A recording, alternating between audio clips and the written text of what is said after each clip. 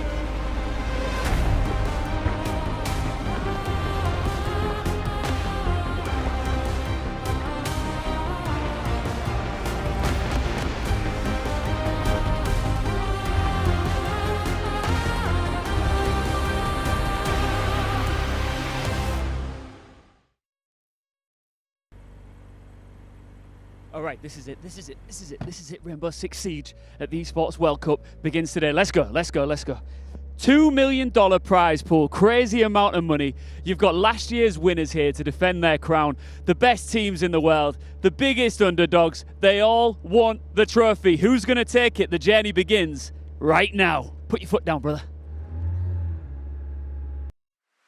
Rise and shine, everybody. Welcome to the Rainbow Six Siege X here at the Esports World Cup 2025. I'm super excited to dive into all of the action.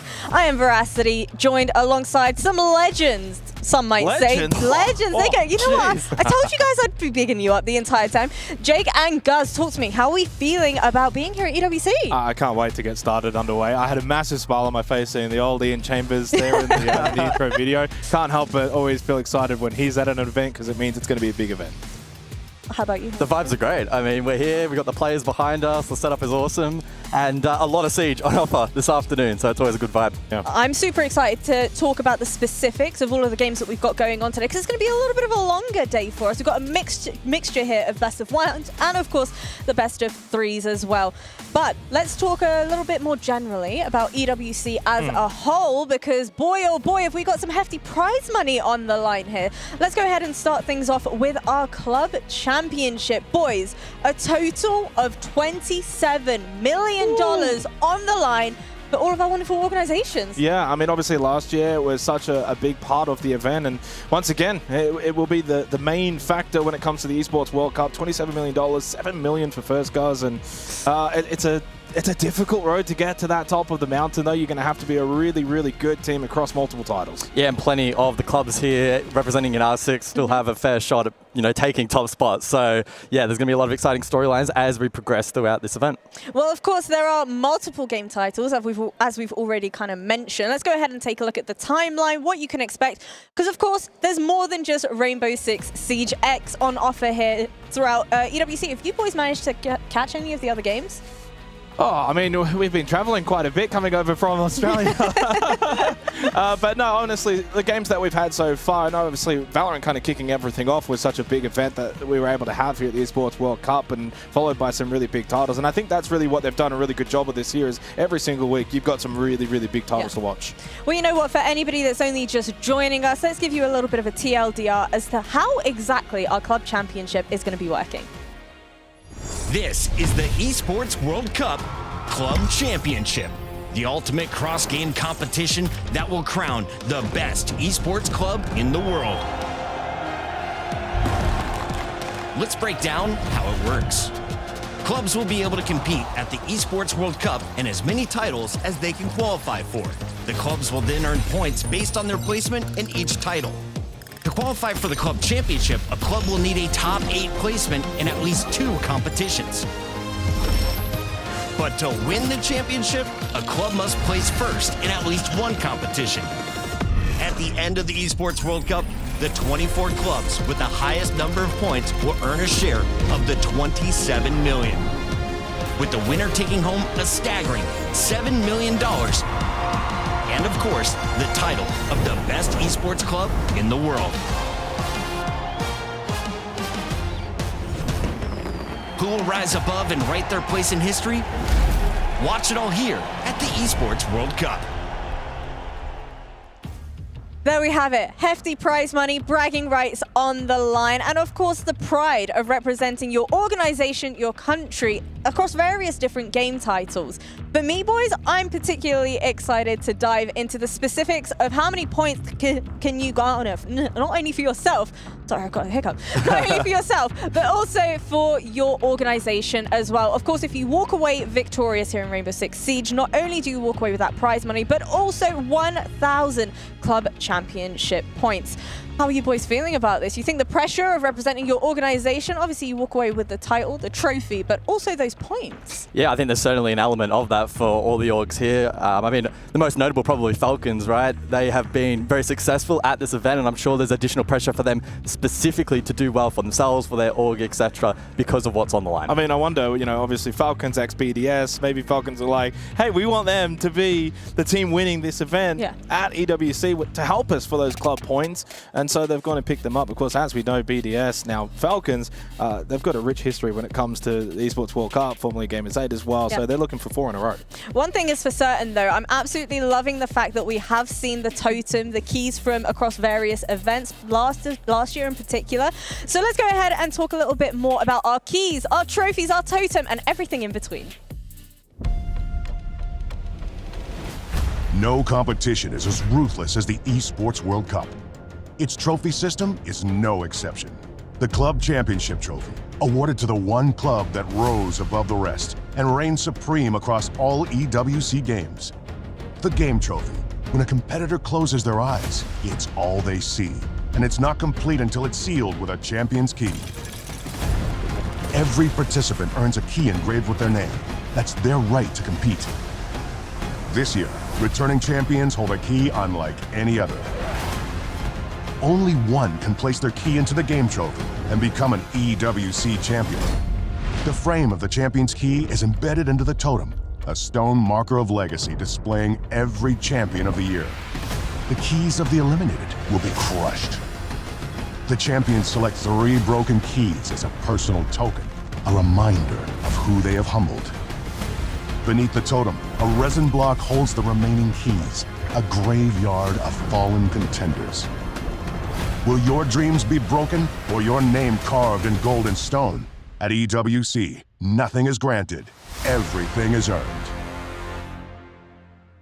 I don't know about you guys, but hopes and dreams quite literally being crushed. It's pretty darn epic, no? Yeah, last year was so cool, wasn't it? Watching those keys get crushed, and then we're able to see the team that ends up winning getting to use those crushed keys as well for their eventual trophy piece. So, I mean, I think it's a really cool element that you don't really see anywhere else. I feel like what would your approach be? Do you pick the keys for the team that you absolutely decimated during your matches? Perhaps a team that underestimated you throughout the It tournament? has to be that or a rival. Even if you didn't knock them out, I think even just adding a rival, one that you know that you've got history with, I'd add them into.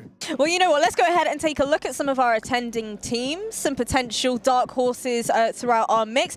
Guys, I want to come to you first. Talk to me about some teams that really stand out to you. Well, of course, we have 16 teams attending this particular event, and of course, hailing from the APAC region. There's a little bit of bias from my perspective. We have 3 teams representing the sub-regions, breaking down APN, SEA, and OS. But Furex, for me, the first team on this graphic. Maybe that's an omen that they could potentially win this event. I think they go in as probably the best contenders from APAC.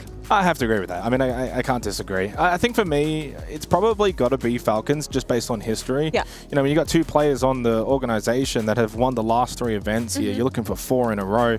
The others then all chiming in. I think that when you have to come to an event like this, Falcons #1. Like, absolutely. Regardless of maybe like previous tournaments in the Rainbow Six calendar, and certainly there's other teams that you would stake as maybe being favorites. When it comes to Esports World Cup, you can't go past Falcons. Well, you know what? Let's go ahead and chat a little bit more about our prize pool. As Ian did mention, $2 million is on the line here. First place walking away with $750,000, and of course the 1,000 Club Championship points as well. Do you feel like this in itself is an added layer of pressure for them? Of course. Yeah. That's a lot of money. And the pressure as well comes, and I would imagine last year we had it where it was a really intriguing and cool world, whereas you kept winning, you kept doubling that prize pool, and it would be largely the same as well when it comes to this year as well. So it puts pressure on every single match, which is what you want. You know, sometimes you can get those dead rubber games where it's like, oh, if we win this but then lose the next, we don't really gain much more anyway. But that doesn't apply at the Esports World Cup, where the more you win, you just keep doubling all the way up. 750,000 for first is a lot of money. Well, you know what? We've got the prize money out of the way. We've got the keys, the trophy, or everything in between out of the way now. Let's go ahead and take a look at our bracket and some of the spicy matchups that we have throughout today. Of course, we have 2 groups. Are there any key matchups that really stand out to you from Group A? Ooh, I think in terms of pure quality, probably the bottom of that upper bracket being Faze DZ. Both of those 2 teams could ultimately be the best from their respective regions, at least in my personal opinion. I mean, the whole bracket is kind of stacked. I would say maybe G2, Gen.G is maybe lagging behind in terms of raw competitiveness on paper, but the other 3 could be real bar burners. Obviously, that's the game we're going to be following first up here on the B stream, so we don't have to probably spend too much time on Gen.G and G2 from Group A, but I'm looking forward to that Faze DZ game. That's going to be an absolute banger. And how about when we take a look at our Group B? I know you highlighted Team Falcons as being one of the teams to look out for. How do you think they're going to fare up against Team Secret? You think it's going to be a quick little sweep? I think it's going to be a really good game. I was speaking to a couple of the boys who were on the A stream today, and they were kind of talking about what their match of the day was. Was it, you know, Falcons versus Secret, or potentially Space Station versus W7M, where there is some rich history from other tournaments. But I can't go past Falcons versus Secret in terms of the quality that you have and the closeness in those 2 teams. It's a tough one to kind of split. Secret have been really, really good back over at EML Stage 1. Falcons, are they at their best? Like, do they get their buff coming to Esports World Cup? We'll find out. Yeah, I mean, absolutely. Expecting that to be an intriguing game. Best of 1. Anything can happen. That's ultimately, for me, one of the big takeaways from this format. Day 1 with so many best of 1s, we are going to see upsets. Very quickly as well, Enterprise NIP. We've got to give some love to those boys as we've got today's schedule as well. I mean, for Enterprise, and we'll touch on them more later, we're going to be on the desk for that. I made sure of it. But it's a team that has got an absolute experienced leader in Fisher Guy, and then the rest are just brand new to it. But G2, Gen.G first up, Faze and DZ. I mean, guys, we really do kickstart today with some banging games. Yeah, absolutely. Of course, we see Stompin on LAN, opening game. That's a massive storyline. We'll get to see how he performs in this particular environment. And then, as I highlighted previously, Faze, DZ, potentially the best from their regions. We'll have to wait and see how they actually perform at this particular event. But that could be a real tone setter. Enterprise and Ninjas in Pajamas. I mean, it goes without saying that when it comes to Enterprise, in terms of the matchups they probably could have got at this event, I don't think NIP would have been too far on their list of who they would have actually liked to play anyway. But, I mean, NIP had a really good run in the South American League. They knocked off some really good teams. I'm excited to see how they're going to perform. So we've got some really good games today on the B stream. We certainly do. I want to talk a little bit more about the Faze Clan and DarkZero. I know we were chatting yesterday prior to the broadcast. Do you think that one's going to be a bit of a sweep? Because obviously throughout today we've got a mixture of both best of 1s and best of 3s. Is this going to be a case of best of 1 really can go in any which way? I think for DarkZero Faze, there is a chance that that best of 1 matchup could very much see a swing. Faze go in as favourites, absolutely, undoubtedly. But when it comes to like DarkZero's potential to win a best of 1, yeah, they could do it. Like it is a possibility, more so than our first matchup, for instance. Yeah, I know we were talking last night about how good their team play is as a whole as well. How much do you think that's going to come into effect here at EWC? For DZ? Yeah. It's tough, right? FaZe are the best attacking team, and they were the second best defending in the strongest region in the world. So statistically, it's going to be really rough for them, but I think the best of 1 buff could be huge. DZ have shown an ability to get that across the line in the past, and I mean, Siege is the kind of game where consistency and finding form early in a tournament historically has been hard for any team at the best of times, so it's going to be really intriguing. Yeah, so I want to talk a little bit more about previous results from the teams that we have. So let's go ahead and talk about our first matchup of the day. We're going to be having Gen.G taking on G2.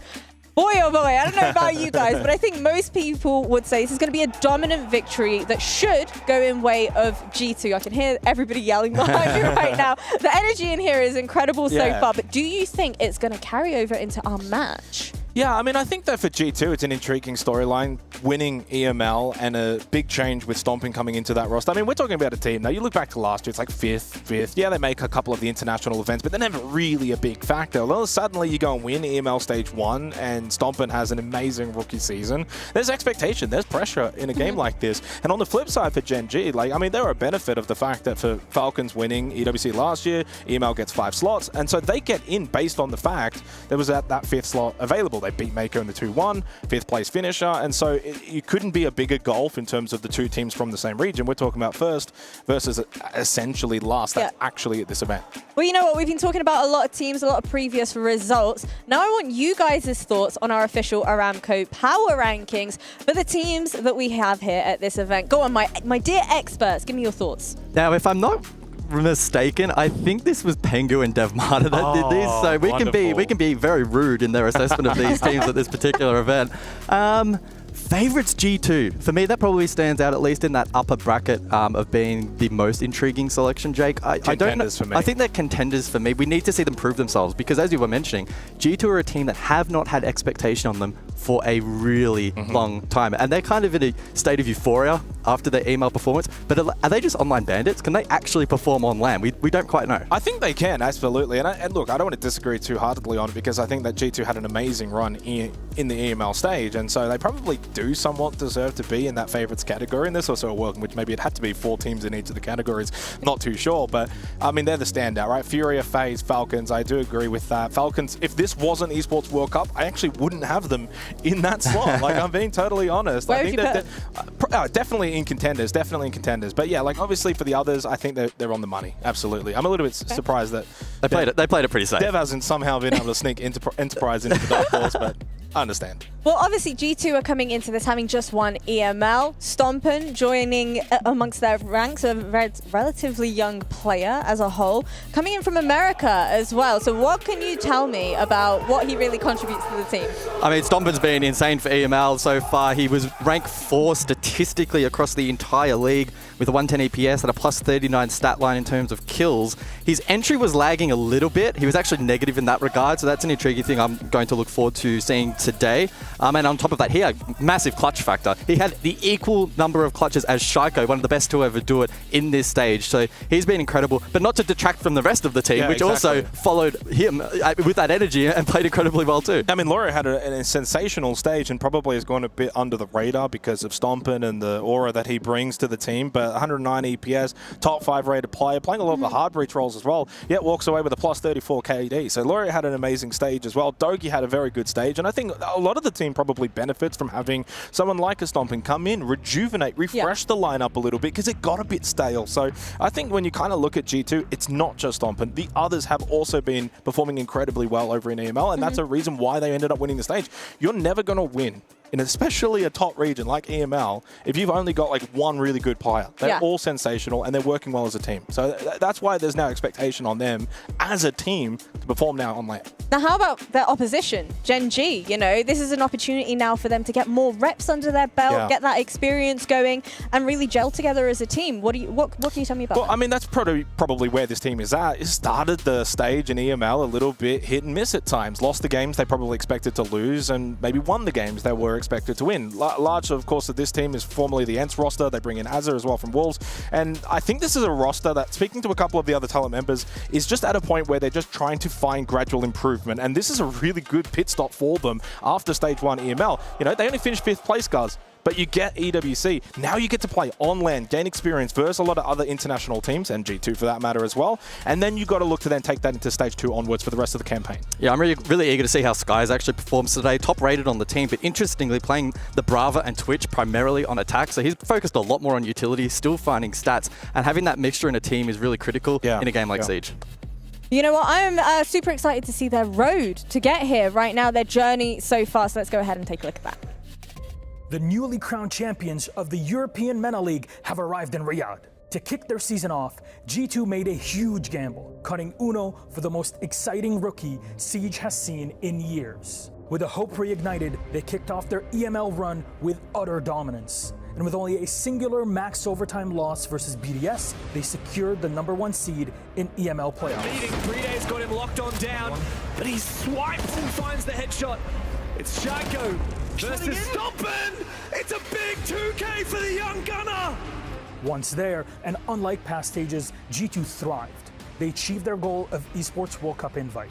And from then on, it was just about bragging rights. And what better way to cap the stage off than by defeating heavy hitters Virtus.pro, Team Secret, and even the true kings of EML, Team Falcons, to take the EML Championship crown for themselves. They're gonna have to clear this barbed wire, and they do. Down they go, Loira finding one, Loira another one! 3 kills before he's put down, it's only League Effect remaining. After proving they can beat the best of Europe, will G2 be able to show that they can do it against the best of NA, APAC, and Brazil? Only time will tell.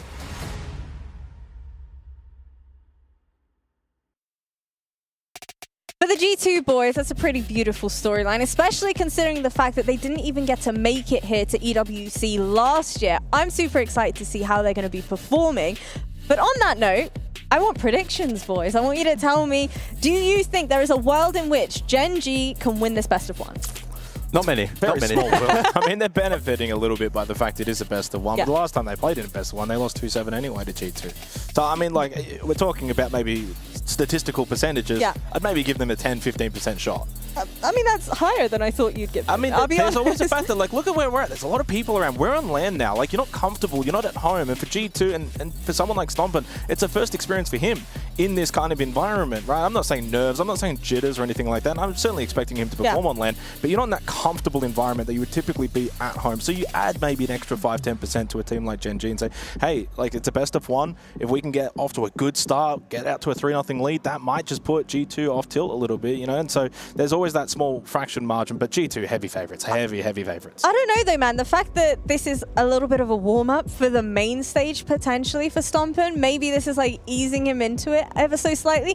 If it were you though, how would you go about easing your player into this? Knowing it's his LAN debut, knowing that he's incredibly young, coming into an environment he's not particularly familiar with, how would you ease him into it? I think you just back him in, right? Clearly he played incredibly well online, and sure there are some minute changes in the way you might play the game on LAN just based on how it feels and no ping, etc.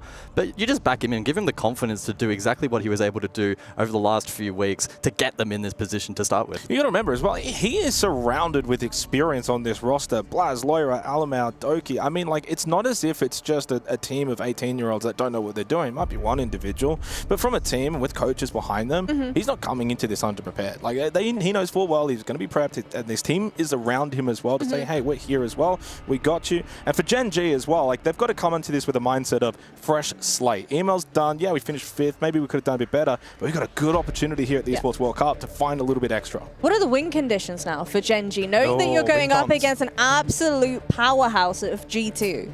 Well, I mean, I'm just going off the fact I think we're going to Skyscraper, and I think Gen.G starting attack. And so therefore, for me, guys, it's going to have to be the entry battle. Gen.G's weakness a little bit are their entries. They're not particularly amazing on that. And Skyscraper is a map where you definitely want to be able to win those entries, get as much map control, especially if you're on the attack, get into the building. And so I think for Gen.G, it has to be come out and just be all guns blazing from the get-go. Try and be in the face of G2. Take it to them, almost running towards the fire, if you will. Do you feel like the best of ones is going to be an environment in which Gen.G are coming into this looking nervous, or do you think the best of threes is really where it starts to ramp up? I mean, attacking into Skyscraper, I wish them all the best. It's probably the toughest part of this entire game, so good luck. Well, you know what, boys? I'm going to go ahead and leave you to it. This is going to be G2 versus Gen.G.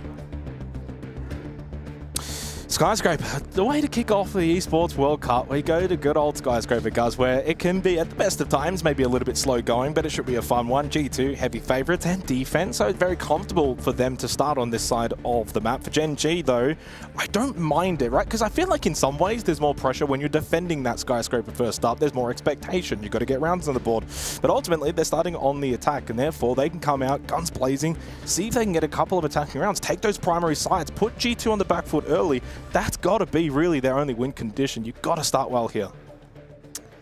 Yeah, honestly, I'm just a little bit confused that we are heading to Skyscraper to begin with. It's not a map that's particularly popular in BO1 formats, so yeah, I'm intrigued to see how this plays out. Gen.G are going to be under a lot of pressure here to start off well on attack. It is, I believe, globally, statistically, the hardest map in the entire game currently to attack into. It's an incredibly low percentage, so they'll be scrapping for as many rounds as they can possibly get.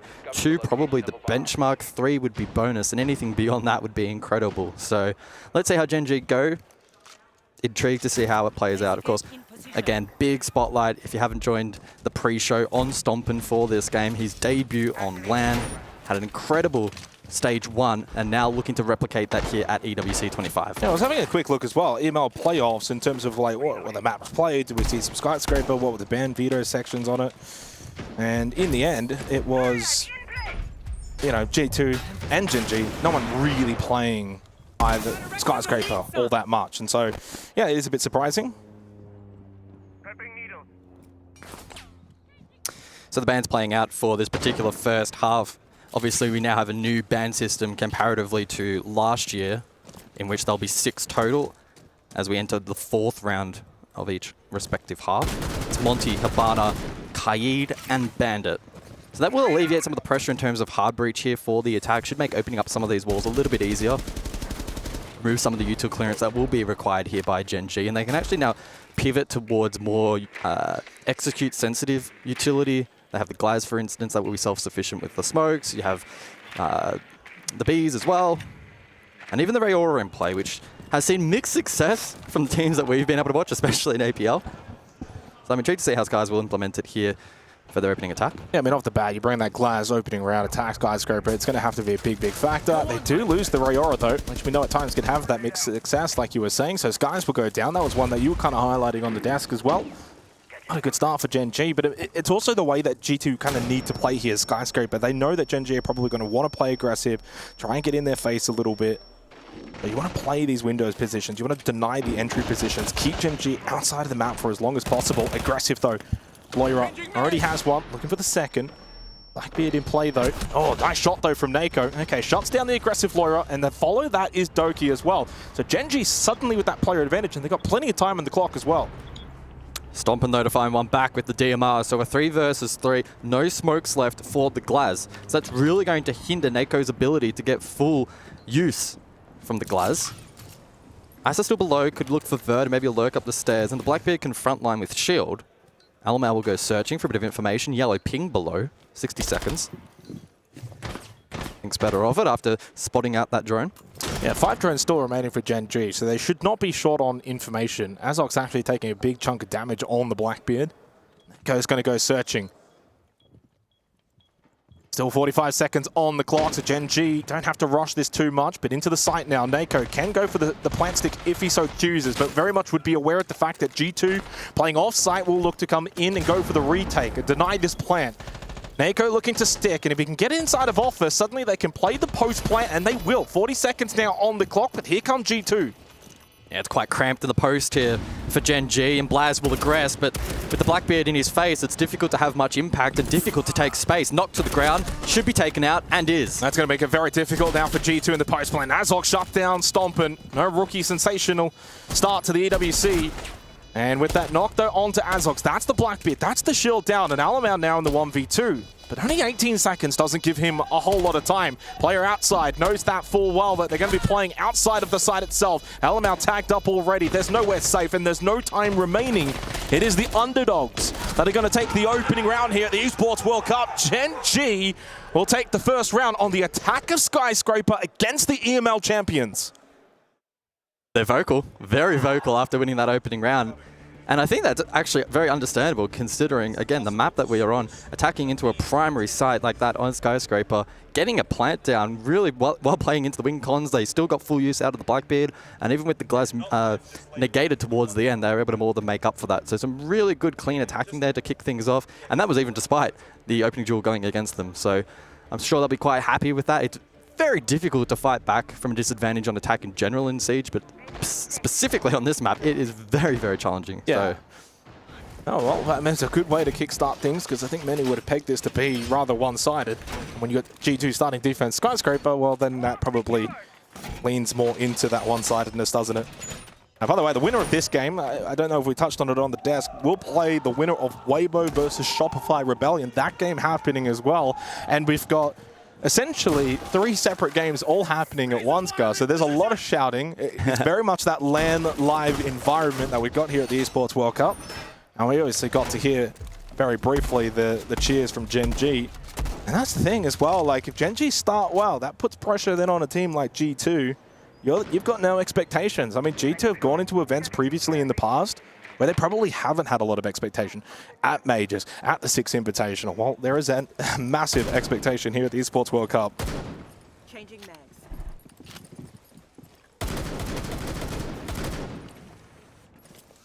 I see DZ and Faze walking into the building as well. Of course, our match of the day here. It's Kangaroo Kenny as well, so we're going to get some real loudness coming in later with the DZ game. Can't wait. Really looking forward to that one. So round 2 then. Bit of a pivot from the attack. We're going to see the Blitz employed. And the Sense as well, in combination with Rayora. So very execute heavy here. Perhaps indicating that they'll look to go a little bit more direct towards the objective as opposed to a map clear. Aided by the fact that Nako's gotten a good lurk established down below. Laura, though, does find the first. That will be the trigger point for the attack now to push through over towards Geisha, but Stompin gets one as well. Yeah, a bit more early aggression from G2. Rather than holding the positions, it's more so seeking to take the fights on their terms. So far, so good in the second round. Tertiary site as well, sorry, primary site. Nice fire back from Azza. Will get the kill onto Stompin. Just keeps things alive for Gen.G. 3v2, never really impossible for Azza and Skies. Got a decent amount of utilities still to work with in terms of the ROU from the Sense. Rayora gates as well, so they can very much block off a lot of lines of sights, get themselves entries. And that's really, I guess, the point of these 2 operator selections coming into a map like Skyscraper. Help alleviate those entries. Barbed wire, noise made. So expecting maybe someone to swing from drums. Laz is inside there as well on the Melusi. Just over a minute left, trying to just poke and prod. But warded off by the gas babe. There was one tucked in left side of drum. That's Blaz. He has not moved just yet. And then if they can find a way to get him out of that position, find the kill, then it's a 2v2, so still winnable. They make contact. He gets taken low, but so does Azza. Another one in drum to help out as well. That Slurrer coming in, and now fully tucked in. But Azza's down. This guy knows that Blaz is stuck in that corner, but he hasn't really got the resources to get him out. Block the door, go for the res, but then there's only 40 seconds left. G2 have definitely got this round on their terms.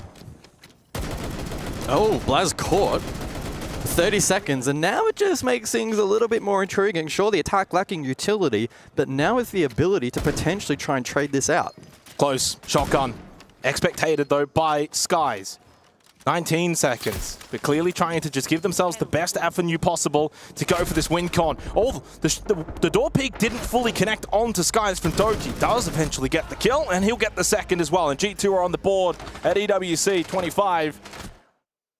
A little bit messy towards the end, but I like the start of the round for G2. Certainly far better, more on their terms to begin that second round. Yeah, and despite it getting scrappy towards the end, I still think they're playing into the correct win conditions there, right? The attack, maybe unknowingly to them, severely lacked utility to dislodge positions. So realistically, the only way you lose that is by overpeaking. And sure, Blaz got caught on a reposition, but the others did not overpeak. They caught their timings correctly, and they played positions that were optimal given the weapons that they also had in hand as well. So yeah, good response from G2, good early round aggression, getting in the face of the attack. And I think that that's kind of the disruptive play style that probably suits them and is going to do a better job in making Gen.G uncomfortable. Now we go over towards bedroom now. This is certainly the tertiary side on this particular map. Most teams will elect to go over towards kitchen first, so a bit of a switch up here. Certainly a site that can be defended well. If you're able to contest above on the vert, make it difficult for Gen.G to disrupt, it can be a very awkward site to try and find entry on and find a plant position. Yeah. Oh, it's a curveball kind of side selection, really. For it's one of the stranger ones in the game. Yeah, it is. It's basically saying to Gen.G, do you know what you're doing when you're attacking into this site? Because you better, because we've got ourselves certainly an idea as to what we want to do. I've got the... I don't think this is right. I'm not going to reference it, but there's 107 rounds played at Skyscraper. I am going to reference it. Only 1 round played at bedroom bathroom. So I don't know if that's actually correct. That's global? Global. Yeah, right. From July to now. Honestly, I wouldn't contest that. 100% defensive win rate. Okay, it's the best side of the game. What's the attack win rate on Skyscraper overall? It's really low, right? Yeah, 35%. So, I mean, we mentioned it before. Skyscraper's always going to be rather defender-sided. So any round, like, usually in the... Like, we would say Gen.G only need probably, like, one more attacking round. Sets them up nicely. And that's why winning that initial primary side in the way they did was clearly why they were so excited. Deadshot now entering over towards side entrance. Salma out. Bit of a distraction now under pressure. Could be prone to the swing. Took some damage. Oh, and almost caught again. Yeah, very lucky there. Oh, also Hey. a chance though. I mean, a little bit scrappy to start this third round. All Salma's now expended, so that wall will not be open from range. Elsewhere though, Nako does find the first. Doki, who got caught in an awkward position near house stairs, finally falls. Yeah, gets rid of the mirror as well. With that, a Nitrocell would be taken off the board. Nako finds a second, walks in, gets rid of Alamau. Deadshot trying to make his way in as well, although Nako does eventually get caught. Blaz will put an end to his escapades over towards Bar. He got two though, so still an advantage for Gen.G, but Blaz finds another. Stompin will fall to Skies. Gen.G already searching for a second attacking round. Loira and Blaz to see if they can hold strong here on the tertiary site, but so far no good. Loira falls. Down to Blaz in the 1v3. Skies to go down. Asa will look to stick that plant. Will do so, and with the Blackbeard in the post plant, it should be difficult, and it is. There's a second attacking round for Gen.G. They're happy, they're pumped. And not a lot of noise made from the camp of G2. It's the benchmark. They have reached the attacking benchmark on this map against an opposition that finished first in their respective league. Again, this is first v fifth in EML. It is a best of one, and so we have to temper expectation a little bit, but still, a loss here for G2 would be pretty crazy, and they're not off to the best of starts. It's certainly salvageable, don't get me wrong. But losing that site, the fashion in which they did, I thought they may have cooked up a little bit. Well, there's always upsets at any tournament. As much as we can look at favorites and we can look at contenders, and who's the, you know, the likely of the two teams to win? Well, everyone's going to say G2, but there's always upsets in any kind of match. It can happen at any kind of game. But so far, as you said, this game's not done. We only played 3 rounds. And I would imagine G2 have certainly got capabilities of winning their own attacking rounds. But I did say on the desk, I said if Gen.G are going to win this game, they need to start fast, attack Skyscraper, get rounds early. And you could hear what it means to them as well, because they know full well, if they can get these attacking rounds early on, it puts less pressure on them in that second half.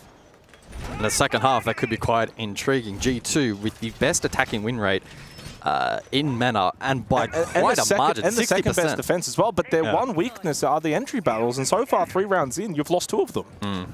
So that's continued to be a theme already. 3 rounds into EWC from EML Stage 1, where you're struggling in those entries. It means you're constantly playing from behind. And don't get me wrong, with players like Loira and Stompin, you've got capabilities of bringing back 1vX potentials, but you can't do that forever, and certainly not against the best teams later on in this tournament.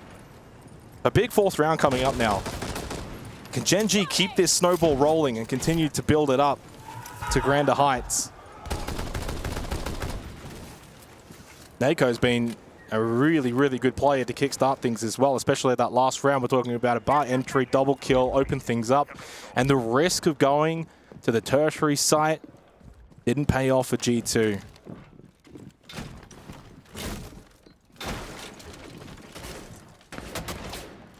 And they don't ban the Blackbeard either, by the way, despite it being quite prevalent in this first half. We did get the bans, Clash and Thermite, to follow up. So double hard breach ban from G2 along with the Montaigne, but it leaves this Blackbeard, which has so far been a bit of a nuisance.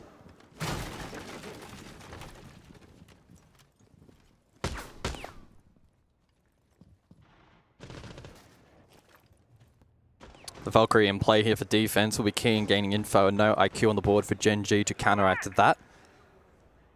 A lot of that info, though, is positioned over towards that first floor. So that will come into play later on in the round. There's only 1 Dren left. That is a very good point to highlight, which is not going to help on this map clear. So you got a minute and a half, and you're going to be rather in the dark here for Gen.G. You don't have a whole lot of information gathering outside of now those logic bombs that Nako's just used 1, has 1 more available, plus the 1 drone, but apparently no issue. Alamau caught down the stairs. Another opening kill, not just for Gen.G, but also for Nako, and Stompin will fall at the hands of Azox. And Gen.G keeps steamrolling their way through Skyscraper. It seems like this map choice has really benefited them greatly. But Loira still alive, and a huge double kill from Loira. He is still a demon. And a 2 versus 2 now. And Gen.G, can they convert from the early advantage? Deadshot captures Doki in the back, and it is all down to Loira. Heads up, though, for the attack. Just the one drone up. Deadshot now in 1v1. A crucial moment. 1v1. 40 seconds on the clock. More to do, though, for Deadshot. Loira has done a sensational job to put G2 now into the more favorable position. Deadshot has to come to Loira, and Loira will be waiting. Deadshot goes prone. Just over towards the terrorist, close by to Loira, 20 seconds on the clock. There's the overhead, goes outside temporarily, but Deadshot has to make his way in through that front door. He has to go straight at Loira and take the fight, and Loira's just better. Huge round for G2, because they looked on the brink of a 3-1 deficit. Now we're all tied up. Yeah, G2 continuing to look quite vulnerable to the Dokkaebi lurk. Caught them out on that occasion, but a really good recovery effort to bring that one back. I think a lack of information as well, potentially making that more difficult as well for Gen.G. A 2-2 scoreline, however, and G2 call their attack timeout. I mean, rightfully so, right? That's probably a round they should have lost in some ways, or at least it was certainly up for grabs. And Gen.G will be kicking themselves for thinking we could have been 3-1 up. Big moment from Loira. And that's what these events are all about, right? Like, you're going to get your moment. You've got to be ready for it. Loira certainly was. Deadshot slow to start so far in this game. 1-4. Everyone else is firing. He did get a good kill onto Doki in that round, but then you're left 40 seconds, 1v1. You're the attack. You've got to push. It's so difficult. Credit to Loira. 2-2 scoreline. And so far, it's just looking to be a bit of a banger matchup. We kind of penned this one as being heavily one-sided in favor of G2. E-Room and Karaoke coming up for the 5th round. Yeah, massive round for G2. 3 on attack for Gen.G would have been pretty crippling. Over to Karaoke then for the 5th round, and an opportunity for G2 to look to establish a lead on this map. No massive standout performers outside of that previous clutch really across the board. It's been relatively well spread. I will say Nako's ability, though, especially on these lurks on the Dokkaebi, has been really disastrous. The SMG has been tearing this defense to shreds, and even where maybe they're finding the util clearance or the info gathering on more of the map clearance and standard styles of play, he's often the one to be the one to, you know, make these plays, and it's been really effective. And he's the 3rd best player in email when it comes to entries. Statistically, only behind Mowgli and Leaky Fact. Nako's 3rd. He's 29-17, so that's a +12 differential. So that's a big strength of Gen.G, and if they're to win a game against a team like G2, it's like, we need Nako pushing in, getting kills, getting opening kills, and on a map like Skyscraper, that opens up space for the rest of the attack to then funnel in, get map control. Realistically, probably should be almost 3-1 to Gen.G. It was another really good start to that round, but credit to G2, especially to Loira. They stand tall, 2-2, and then I think a very, very good tactical timeout to just let's calm down a little bit. It's a bit hot and heavy, it's a fast start. Let's be a bit more prepared for that entry from Gen.G.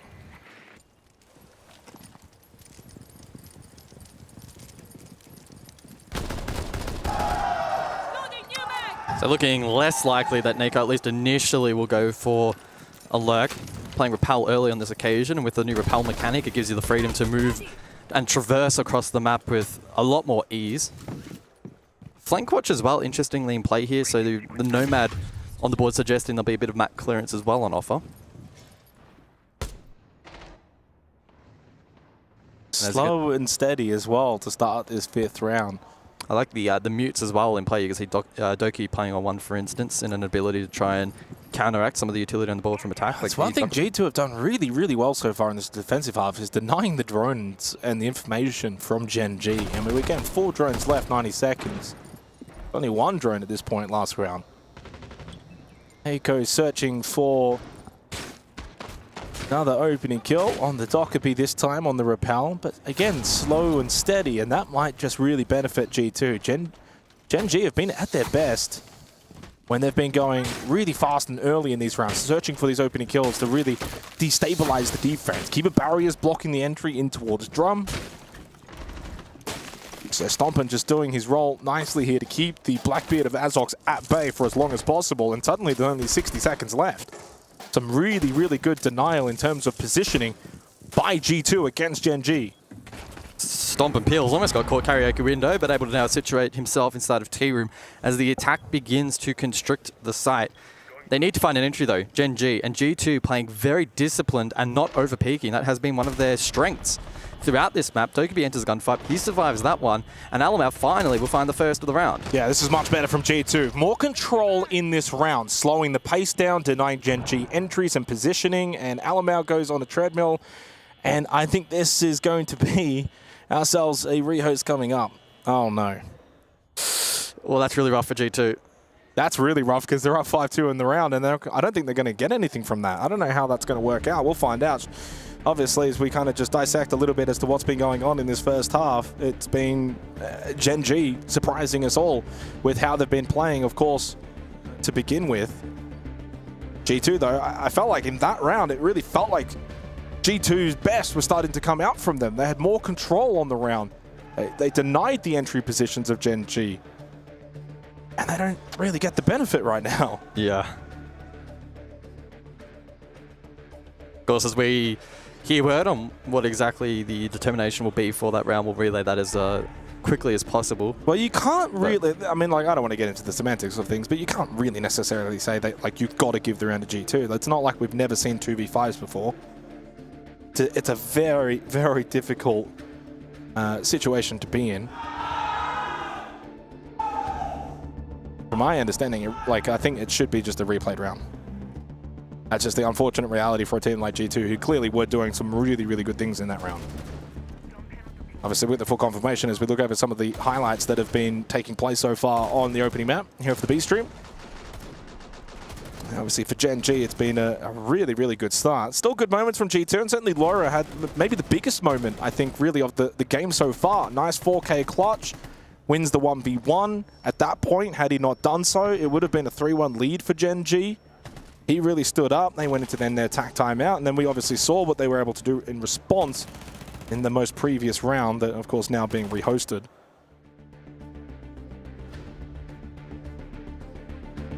Yeah, I was just having a peek over my shoulder as well, and it looks like the vibes are still pretty good in the G2 camp. I think they have every right to be pretty frustrated after that crash in the previous round, but such is life. There's nothing you can really do about it now. It's all about moving on and just you're playing tier and karaoke. You're playing it really, really default. It's all about denial in space and time. And I think it's, though, if you're Gen.G, you're thinking, okay, well, we need to try and do a little bit better and certainly do some different things if we're going to crack that defense on that site. So it really, I'm just being honest, it benefits Gen.G. It really does. It's a round they were definitely going to lose, but never categorically 100%. That's just the reality.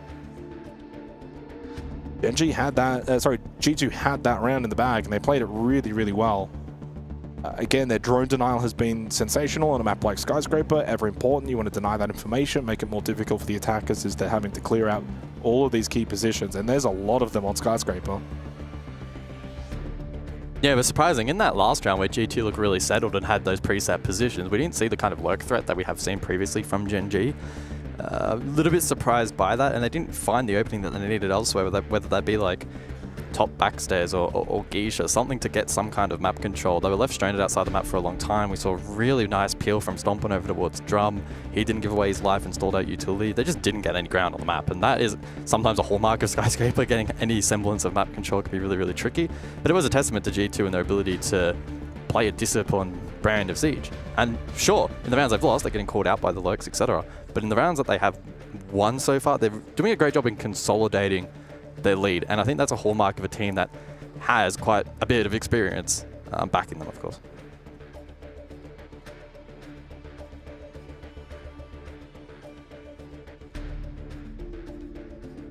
Well, the benefit of Lannets, we can just quite literally look behind us and see how things are progressing.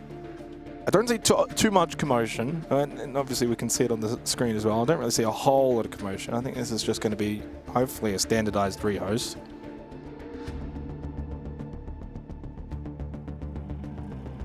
I mean, there's always a case of if there's referee decisions being made in the background that we're obviously not aware of. But certainly some waiting to be done here. And, well, Rainbow Six Siege, welcome to the Esports World Cup. This is what we bring.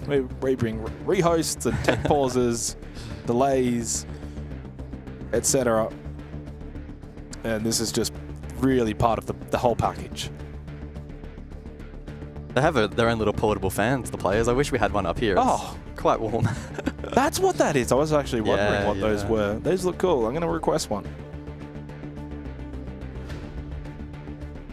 It is pretty warm in here. I'm not going to lie. Why are you wearing a jumper? I don't know. I'll change that for tomorrow.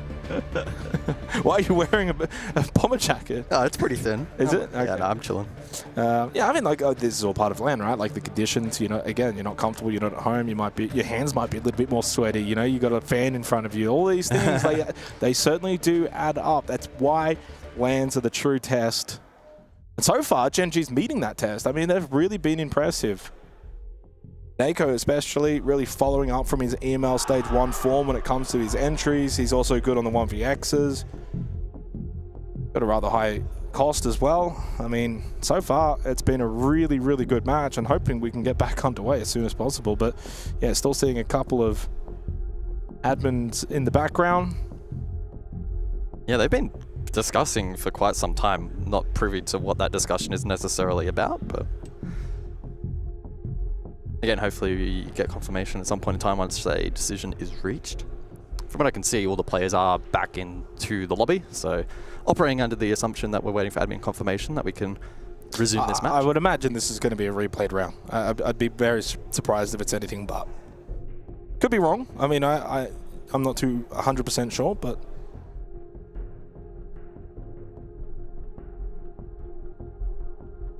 and this break going on now for quite some time, so killing essentially any momentum that's been gathered inside, it will be essentially a full reset. Well, what's interesting is it's actually been Akta, the coach for Gen.G, that's been the one in most discussion with the referees behind us. I'm not too sure if maybe he's contesting something, if he's not happy about something. Whereas Ramallo has not really been in discussions for G2. I can see the lobby is set up, all 10 players are in, so it really, to me, seems like it's almost like waiting for a decision. It's the waiting game. The waiting game begins already. One best of one in for what's going to be a long day as well. We got Faze versus DarkZero coming up as well after this. That's a banging game. I'm not as banging as EP Nip. And then Enterprise versus Ninjas in Pajamas. How do you think Fisher is going to lead the troops? Oh. So, I mean, Weibo's making some noise. Weibo's making a lot of noise. I mean, look, I don't want to spoil, but obviously all the games are happening at once. You got an A, B, C stream. Weibo started waving at Shopify Rebellion. I don't know. I have no idea what the scores are. I can't see. I can only see actually the Weibo players. And they looked quite amped up just then. Yeah. One of 3 representees of APL. Yeah, and I mean, over in the APL region, for those that watch it, you know, we've been kind of talking about the teams like FearX, probably maybe the best coming out of APAC at the present time. But Weibo, for me, I've always been saying is I think they've got the best potential. I think they've got the highest ceiling. And maybe a LAN event, such as the Esports World Cup, could bring the most out of them. Still waiting here, by the way, for our game of Gen.G versus G2, all tied up at 2-2.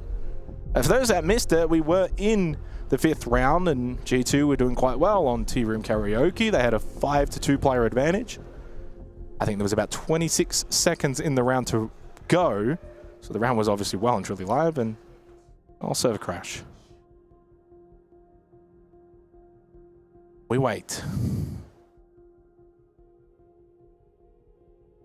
Yeah, I wonder how G2 would be in the back of their minds assessing this performance thus far, because it didn't get off to the best of starts and they've had some shaky rounds. I expected them to be, you know, essentially dominant in this series, and whilst a best of one can be a little bit flippant in that regard, it has been quite close, and Gen.G have, in the rounds that they've won, again, brought a really intriguing tempo that's been fun to watch and catching G2 off guard at times. So maybe after this reset, Gen.G will try to bring the heat once more. Probably important to note as well that during these tactical timeouts, the players don't have the ability to talk to one another as far as I am aware. Every time I've looked over, they've been pretty quiet. Maybe they're just in solitude, I'm not too sure. But I'd be operating under the assumption that they can't be chatting all too much. Stompin's had an okay map so far. Hasn't been a standout performance from him, but the kind of player that, especially first time on LAN, will take a little bit of time to adjust. And if G2 are to progress deep into this tournament, potentially make main stage, that's when I think he'll really come alive.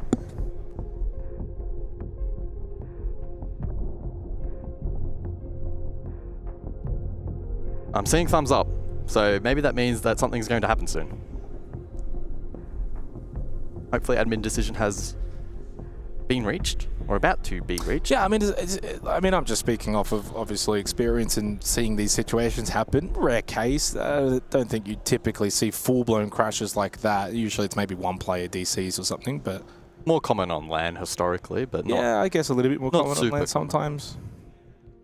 But I would have just felt like my initial instinct is just it's a replayed round. Actor is shaking his head right now. I don't think he's too happy. I wonder if we're getting a decision that it might just be a G2 round win. I'm absolutely speculating just off body language of what I'm seeing.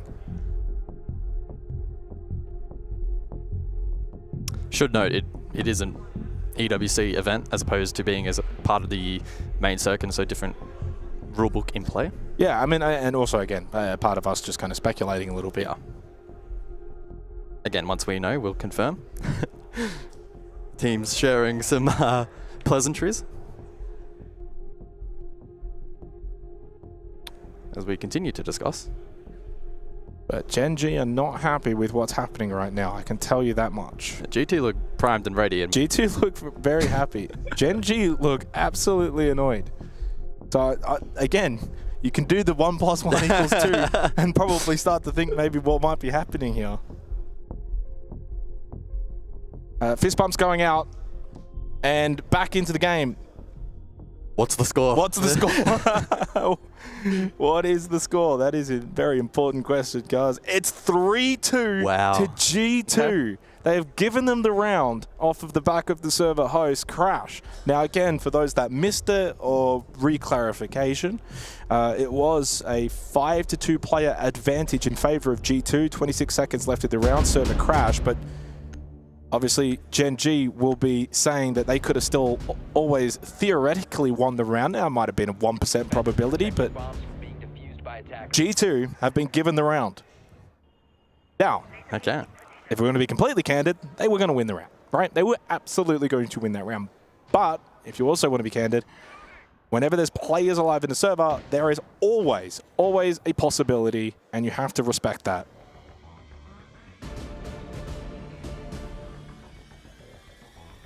And it looks like we're going to get another rehost. Yeah, it was, I think, on the ranked settings, so G2 match point, which is, of course, incorrect. So the lobby will be rehosted once more to ensure that the correct settings are in play.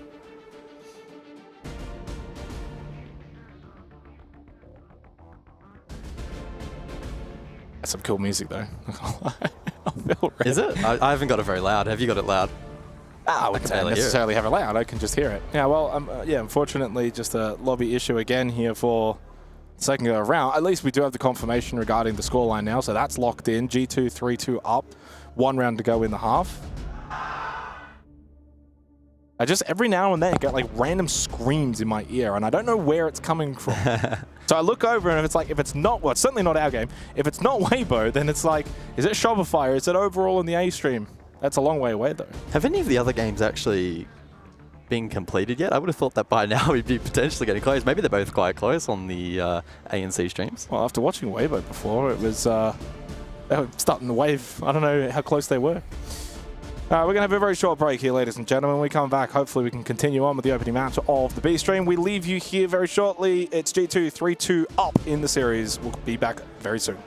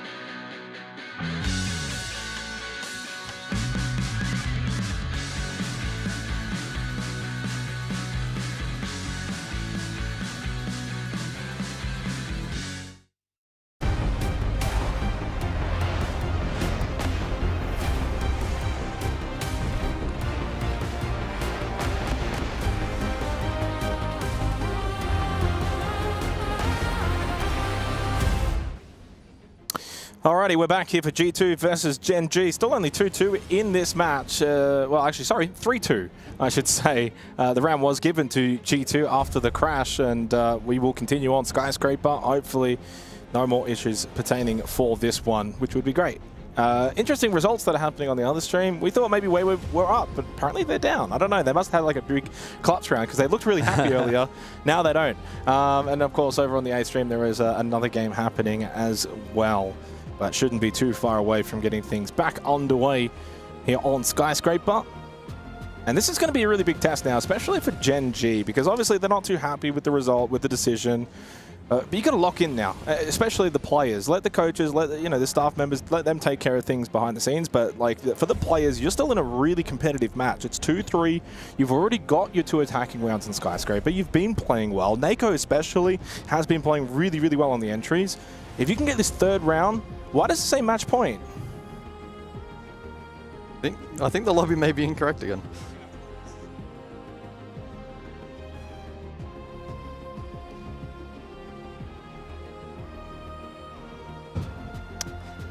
Well, it's going to be another rehost. Add it to the list.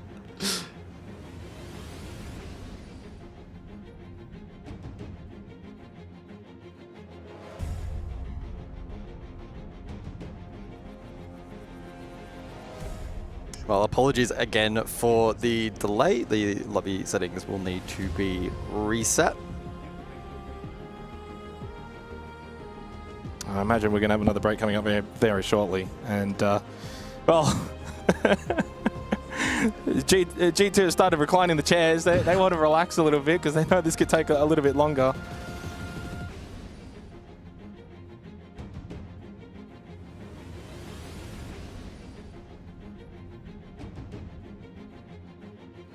It's going to be a long day here. It might be a very, very long day, that's for sure. We've got obviously a lot of games to get through, and so far we haven't been able to finish the first half. These things happen, especially in Siege. We know full well. These things do take its toll on the game, unfortunately. And it takes the toll, obviously, for the players, and that's going to be the big thing now as well. Like, you got to just kind of sit back, relax, try not to be too stressed out, because it can be stressful. Yeah, you have to try your best to not let it tilt you. That's the main thing. Yeah. Just completely chill. Next round is basically a full reset. Don't get me wrong, it's very difficult to kind of like stay locked in now. You almost have to actually, okay, do what we're seeing here and lay back, chill a little bit, take a bit of time, take a breather, reset. When we get back into the game, then we re-lock in.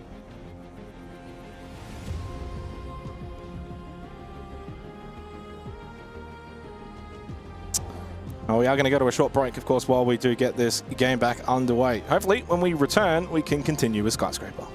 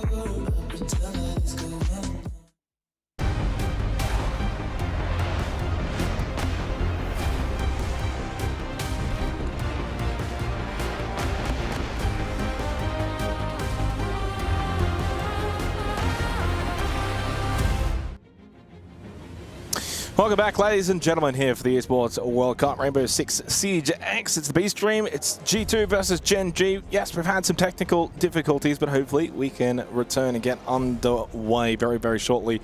3-2 scoreline in favor of G2. One more round to go in this first half, guys, and now we kind of turn our attention to, well, outside things, right? Like, these players are now kind of a little bit more cooled off, not as locked in. It's a bit of a reset for both of the two teams, evenly matched, and it's going to be a matter of who can just lock in quicker, who can start off of this break a little bit better. And obviously for Gen.G, it's still a huge round. You win this, you get a third attacking round, sets you up for that second half. But I have that sneaky feeling. My head says that this might benefit G2 because they looked a little bit more of the two teams a bit shaky at a kickstart. Realistically, they could have, maybe should have been 3-1 down if it wasn't for Lora picking up a 4K and a 1v1 clutch in the same round. Ultimately, these are the kind of moments where if G2 win this next round, it's a 4-2 half, drop down Skyscraper, and then they might just run away with the momentum. So this is a big test now for Gen.G to just bottle this energy and try and put it all into the server and not be too stressed out about what's been happening outside of the server. I'm seeing the lobby load up.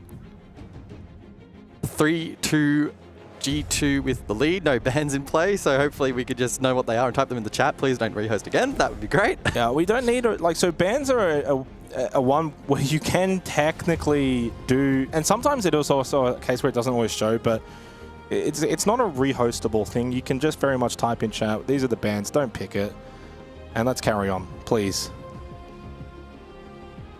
No, we can't.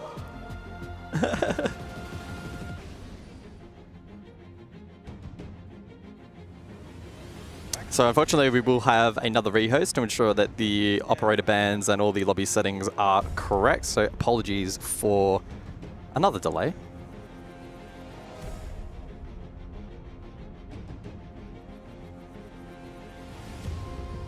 Again, G2 up 3-2 on the map.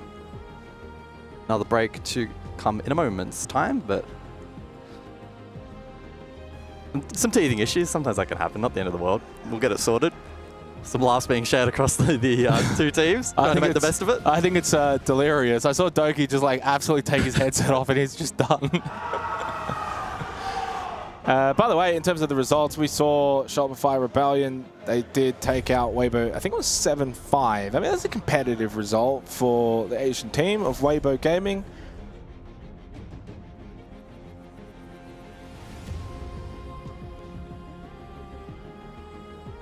I don't think I've seen A-Stream wrap up yet, so maybe that one's pushing OT. Potentially. I don't know. I might have a quick A-Stream's a bit further distance away from where we're currently standing. It's a big warehouse. Let me find it quickly. Ooh, yeah, it is. I mean, I'm watching on the delayed feed, but Falcons currently up 5-4. They're also on Skyscraper, funnily enough. Interesting. Secret looking competitive. That's interesting. Well, I mean, I think the expectation in that particular match was that Secret were always going to be... that was always probably anticipated to be a competitive game. I was actually speaking in the way over this morning with James and Nick, Devin Pengu, who obviously casting that game, and they kind of wanted to put that as their match of the day. Like, they were pretty adamant on Falcons and Secret being a really, really good game, and so far it looks like on the A-Stream that's exactly what's taking place.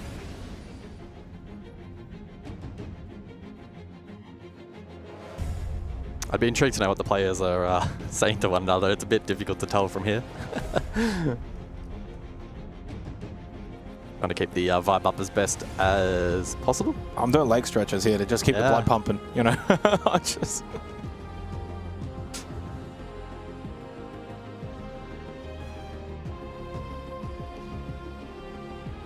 How are the legs holding up? We've been standing now for a little while. We did take a seat last week. We had a quick 2-minute break. That was nice. Little sit down. I need to get one of those fans. We need to ask him, see if we can steal one of those. That'd be great. Run down and pinch one.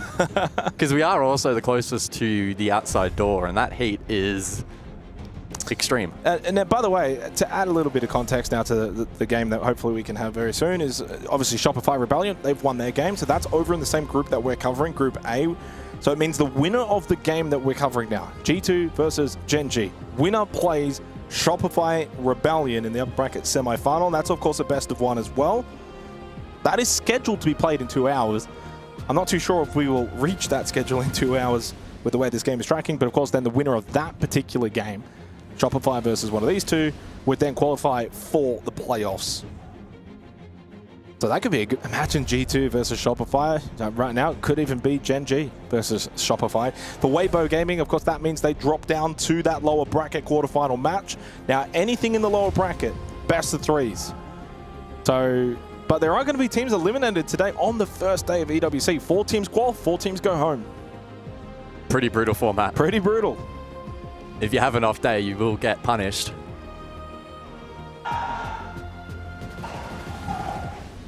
Well, judging by the screams over on the A-Stream, I do wonder who was leading. Was Falcons leading? Falcons are up 5-4 on the delayed feed. Although maybe I would have thought they, at this point, if there's some cheers, it may have been them winning, but I don't see them getting out for their seats just yet. So A-Stream probably popping off. Let's be real, you've probably already jumped over to the A-Stream for some siege action. But get this up on the second monitor and wait. Yeah, absolutely. If you're still here, I don't know what to say. Check out the Jake and Guns podcast. Welcome to the Jake and Guns podcast. We've got to film one as well when we get back from Riyadh and kind of encapsulate and cover all of what's happened stage 1, EWC as well. Just watching as Weibo Gaming kind of walk on by now after their loss to Shopify, but I think you can hold your head high a little bit if you Weibo. I mean, 7-5 is a close result against the top team. Yeah, Shopify is quality. They are very quality. By the way, must I say, for Meepy, in a suit in Riyadh, he has chosen the wrong attire. That is As I watch him walk out into the sun, I can't help but question what he's doing. He looks sharp, He's already melting. He looks sharp, but yeah, he looks like he's melting now as he walks outside. By the way, a couple of the players here that we've got in our game did end up kind of getting out from their desks, I think, to go to the toilet, have a break. I think I might need a toilet break this one, of course, consuming liters of water. Right, the casters don't get a toilet break. But they are all starting to sit back down. Once again, lobby is formed, 10 players in, and hopefully it's 4th time the charm.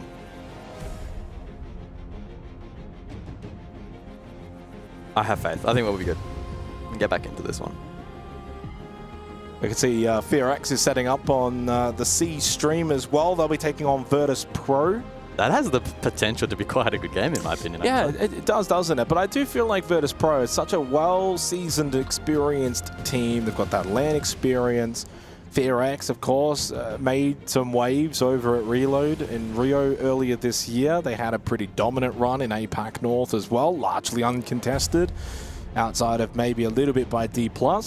But ultimately, certainly one of the teams that we consider coming out of APAC to be the best. Weibo then maybe closely following behind. Virtus.pro will be a tough ask. Winner of that particular game that's overall on the C stream between Furia and Virtus.pro will take on the winner of Faze Clan and DarkZero, which, by the way, I watched Faze and DarkZero walk in probably about an hour ago, and they're still waiting. They're chilling out there. They're chilling big time. Fist bumps go round. Game loads up. Could this be the moment that Skyscraper continues between G2, Gen.G at 3-2? Still with all of the controversy of that earlier 5th round, we move on. Round 6, no match point, bans are in, and we are good to go. As Doki says, good luck, have fun.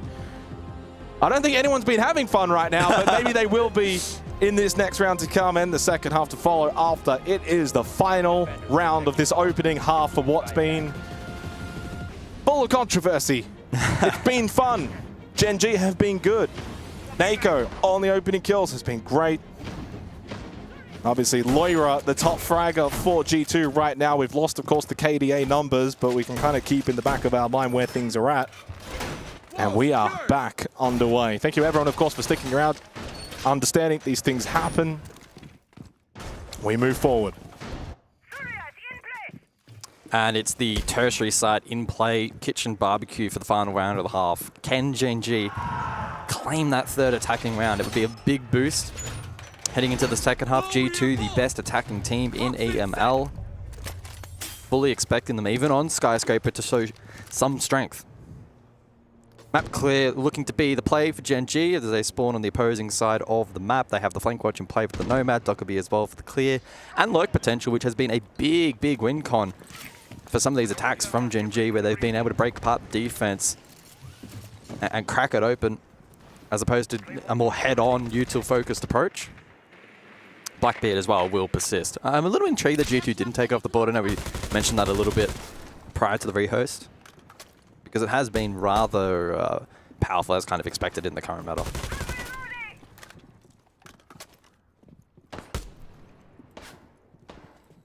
Previous round was Tea Room Karaoke. We go down below over towards Barbecue.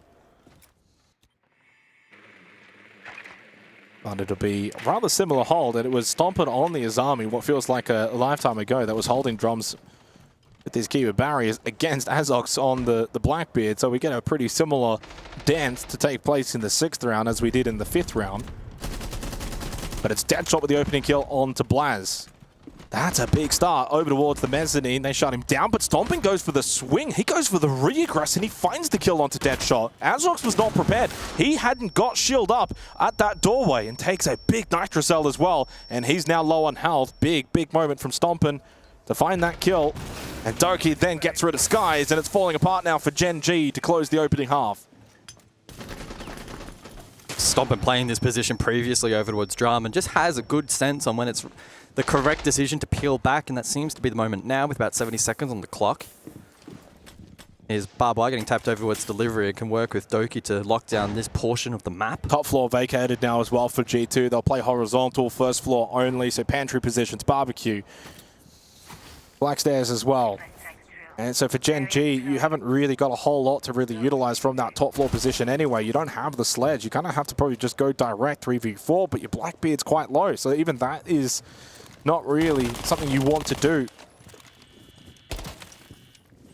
40 seconds left on the clock, and Gen.G still need to figure out how they want to attack this site. And they lose Nako as well to Stompin.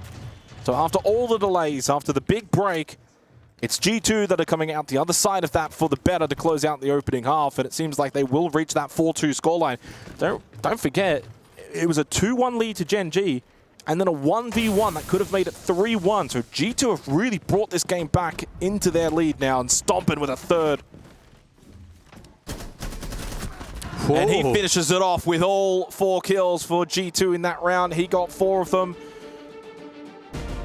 Well, statement moment from Stompin. He started a little bit quiet before the big tech issues, but immediately afterwards, he's the one that comes out the other side looking the better. 4 kills for him, a 4-2 lead for G2, and now we go into the second half. Bans underway.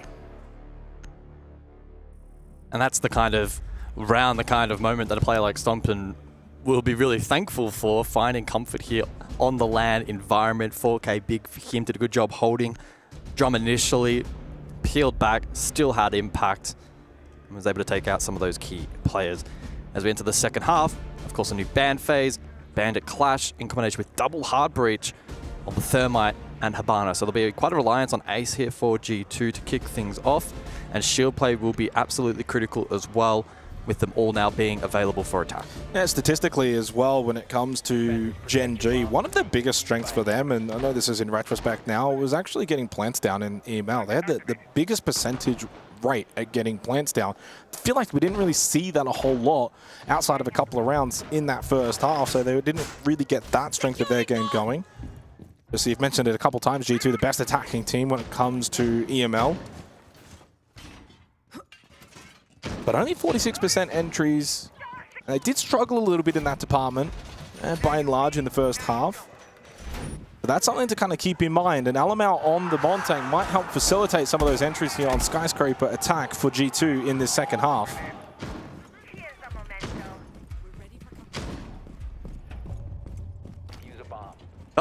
Did Falcons just lose over on A-Stream? I'm hearing some yelling and some screaming, and the body language of Julia didn't look all too happy. So that could be an intriguing result over there. I mean, from where we're standing, we can't really see it at all.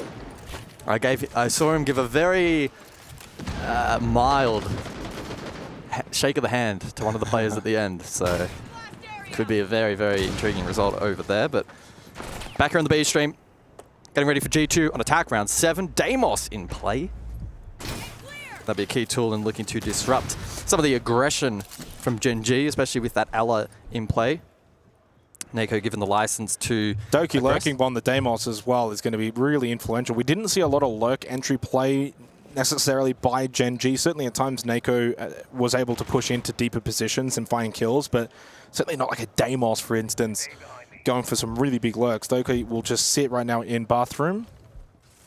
Team Circuit, by the way, did win against Falcons on the A-Stream. That is a huge result. Knocks them straight into that lower bracket. Moira with the opening kill on the entry for G2 though, and Stompin to follow immediately. So since the rehost, 5 and zip for Stompin. I think he was about 2 and 4 from memory prior to when everything kind of started. But that means that for Gen.G, their opening defense is just being picked apart. G2 doing as they please. Blaz then gets rid of Nako. The plant can go down from Alamau, and Adzox is all that remains. He's not doing anything to stop that. Stompin starts it, finishes it, and G2 start to get on a roll on Skyscraper. Yeah, some of that firepower diff now on display in that opening attack from G2. Brute forcing their way into the objective, and the response from Gen.G not quite there, not up to par. This was my fear, and this is where I feel like for Gen.G now as well is they can't use the tech issues and the delays as an excuse, because both teams were affected by it equally. Now suddenly you're facing a 5-2 deficit, and don't forget back EML stage 1 group stage, G2 lost. Gen.G lost to G2. 7-2. Could it happen again?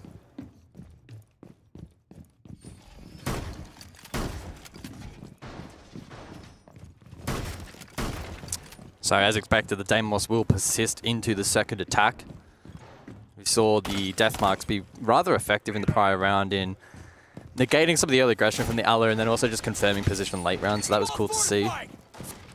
On the side of defense, Sentry in play here, interestingly enough here for Deadshot. Impacts and barbed wire. Shotgun as well. Yeah, not the most typical operator to see on defense. I'd like to see aggression then, potentially by Gen.G, especially from Deadshot. Just try and see if they can counter G2's early aggression that we saw from the previous round. You want to basically try and just meet them at the door. Doki got a nice early lurk. Early kill from Blaz. Stompin did it as he pleased. So Gen.G need to be a little bit more on the forward front foot rather than just sit back, play sight, and allow G2 to get this map control. You can see a little bit of this horizontal defense. Nako finds himself over towards Exhibition. Deadshot roaming around through Shrine.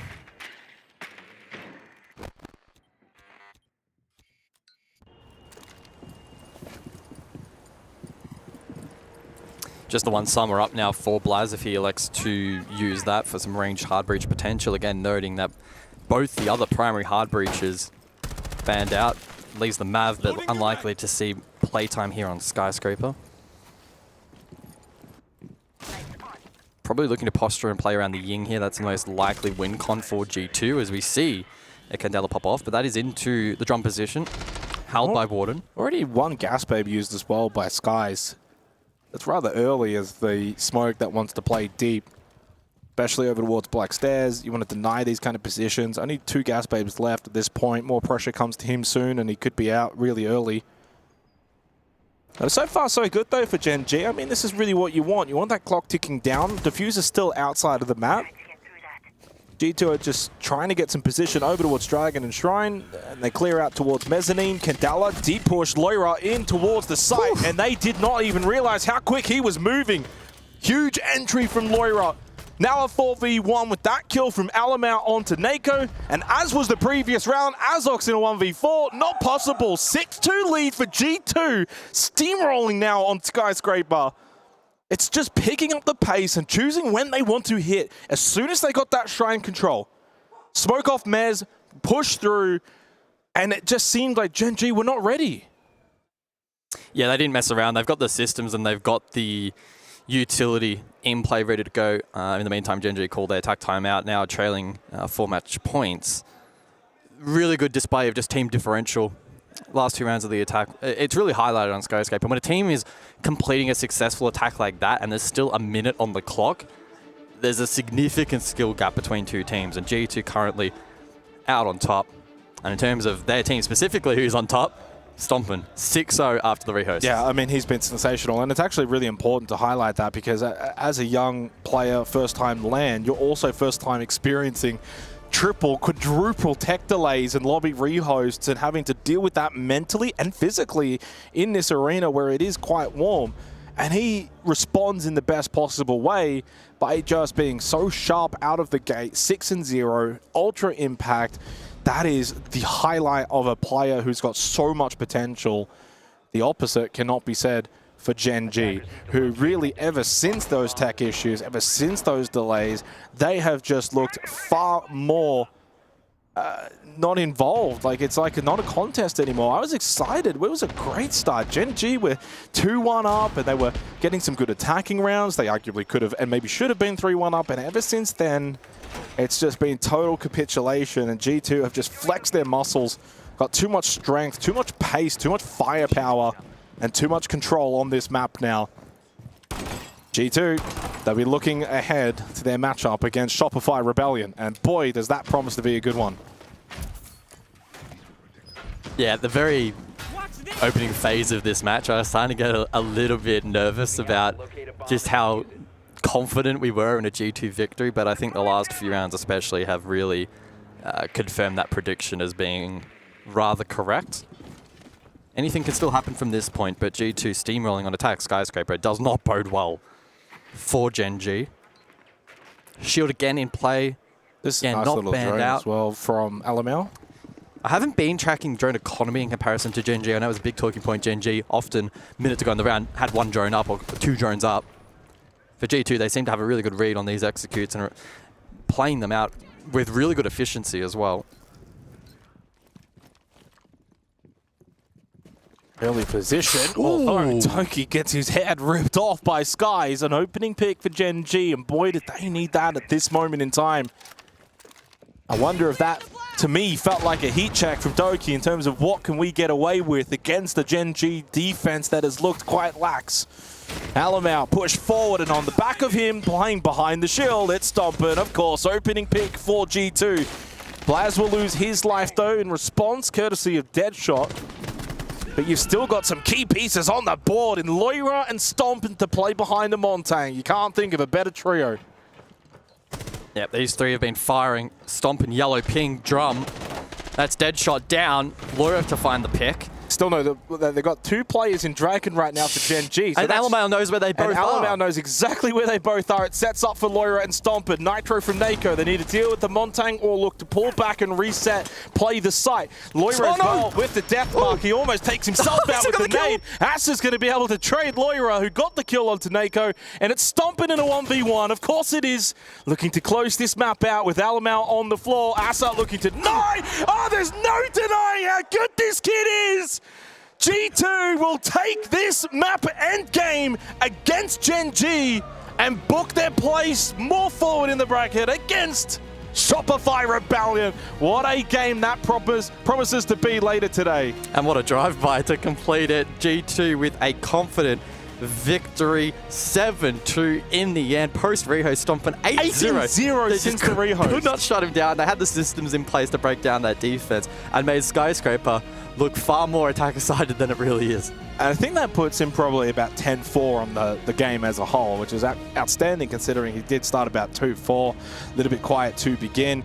At the end of the day, though, for Gen.G, it really, I feel for them. I really do, because they were firstly, you know, at that 2-2 scoreline, the crash happened. They weren't happy with the decision made. Clearly, you could see it on the frustration of their coach. Goes without saying. But ultimately, you have to, at least as the players and as the team, stay stabilized. You can't let these things affect you. And then there's the tech delays, and then suddenly, okay, you lose the first round after that big break. Felt like maybe 25, 30 minutes. Then it's a 4-2 lead, and it just snowballed. It just snowballed so quickly away from them. They couldn't do anything to stop it. And G2 just, they looked better prepared coming out of those tech breaks, and they deserved the win. And in the end, it ended up now actually being really one-sided, despite how close it began. Yeah, they really were in a league of their own in this matchup, especially perpetuated on attack. Into Skyscraper, having a tempo like that and actually being dominant in terms of result is pretty unprecedented. It's quite rare that any team will be able to execute that. So it sets them up really nicely for the tournament. And for Gen.G going forward, unfortunately probably preps them for an early knockout this afternoon, but anything could happen. Best of threes are where things will open up a little bit for them, and maybe they'll show a little bit more depth. Yeah, I mean, I'm not entirely sure who they would be playing just yet, whether it's potentially Weibo or maybe the losers of the other games. So to look at some of the highlights, and yeah, I mean, for Gen.G, they started really well. They got off to a great start. We're talking about attack, Skyscraper. They got entry picks. They were able to get good map control. They looked very dominant, especially the closeout of round 3, for instance. And then from there, round 4 ended up becoming a really good opportunity for them as well. We'll throw it over to an interview. Gibson's with Stompin'. Hey guys, so yeah, as you heard, I'm joined here by Stompin' from G2 after a pretty dominant win on your first game on LAN here in Tier 1. So first off, Stompin', tell me this, what was it like to come here for your first ever LAN and kick things off the right way? It was amazing. Like at first I was a little nervous, but now that it's done, I'm feeling amazing. I'm ready for next game. That's good to hear. And then the next question I have is, obviously you've been very successful outside of esports coming into this, massive following. Do you think having that massive following and all those fans adds any additional pressure to you, or do you just kind of thrive off it? I kind of thrive off it because like I've kind of been used to it over the years, like just with streaming and stuff. So I'm kind of used to it. And then last question from me is, you kind of picked up your whole life, right? You were living in North America, you've moved over to Europe, you've been playing with G2, one of the biggest orgs in all of esports, not just Siege. What's it been like acclimatizing to playing on a Tier 1 team and just acclimatizing to playing in Europe in general? It's definitely different. I mean, I live in Scotland from Texas now, so it's a whole different world, and it's weird being away from family and friends and all that, so it's a lot different, yeah. Doki keeping you right? Yeah, Doki is a huge help, huge help. Well, that's Stompin' from G2. Obviously, all I'm going to do is wish you the best of success in the rest of this event. I'm sure there's a ton of people who'll be asking when does Stompin' play again later on today, hopefully. So, look, thank you very much. Thank you. Thank you. And with that, I'm going to throw it back to the desk. There we have it. G2 successfully walking away with a victory under their belt. Talk to me about how you saw Gen.G were performing throughout that match.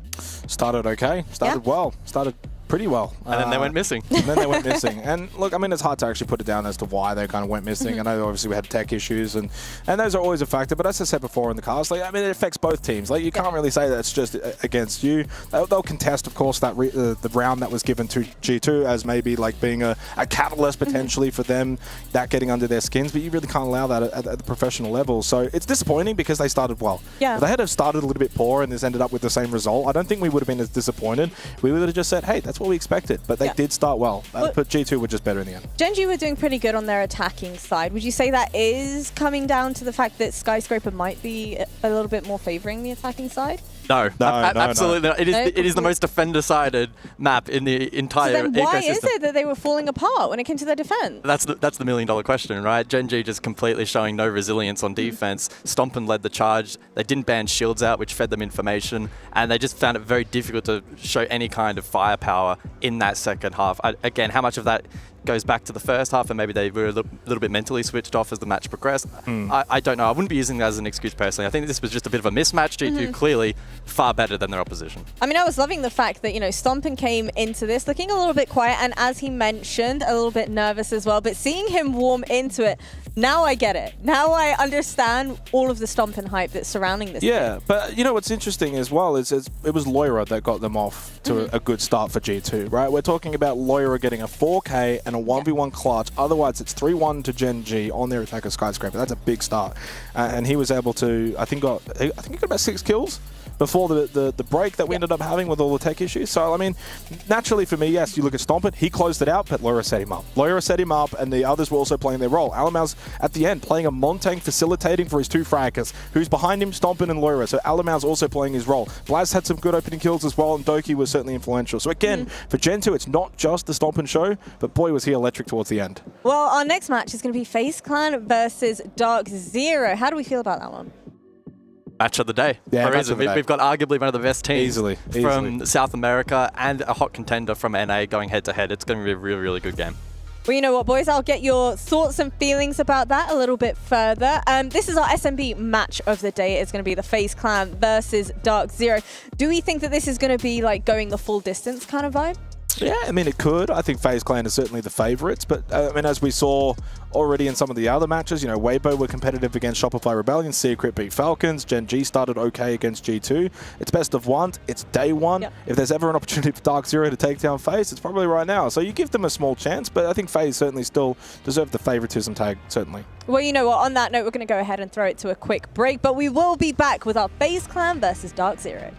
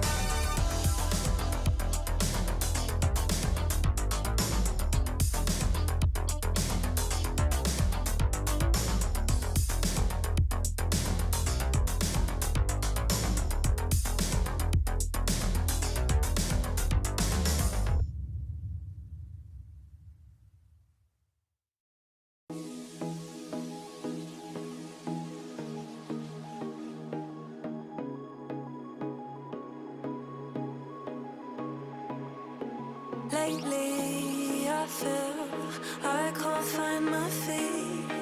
Pushing closer, my heart skips a beat, and now I'm falling deeper than a fly. I can't control it. Dark against the sky, it's not so black and white. It's like I told him, there's things that I can't fight. I just keep going. I just keep going. In my time, I've been dreaming of a space to really fill my place. I wish he'd seen what I had dreamed. Before these darker days, I thought I found my way. Quickly it fades, losing the race, closing the page. In and out, I'll move myself again.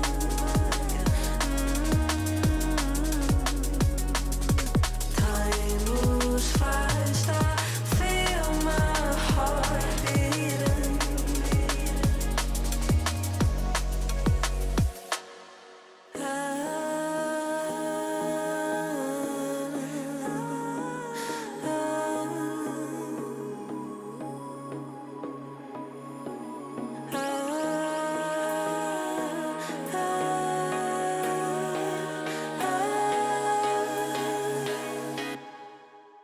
And now I'm falling,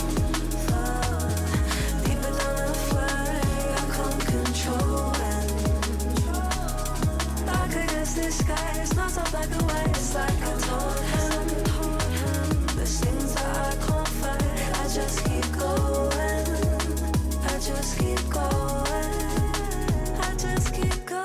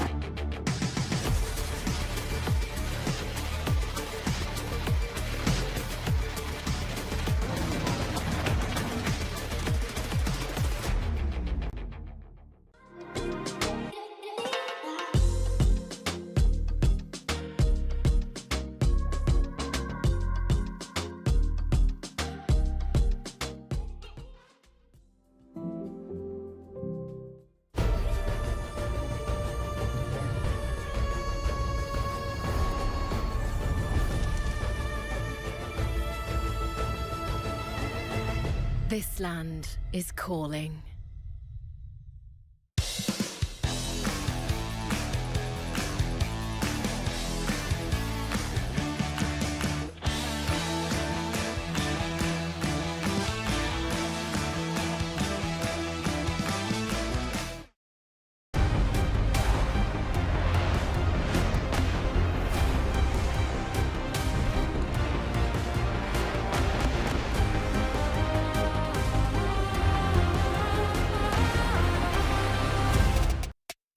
Welcome back, everybody, to the Rainbow Six Siege X here at the Esports World Cup 2025. My name is Veracity. I'm your host over here on the B stream, and we've mixed things up just a little bit. We've got Gibson joining us on the desk now. Gibson, talk to me very briefly about that G2 Gen.G matchup we saw. I think no surprises at all. I think most people watching that would have expected G2 to get that win. I think it's a really big game for Stompin to come out with the stats that he did. I was lucky enough to get to talk to him, but all in all, it's a best of one. It's a map like Sky. You expect G2 to get that win. Well, our next matchup is going to be Faze Clan taking on DarkZero.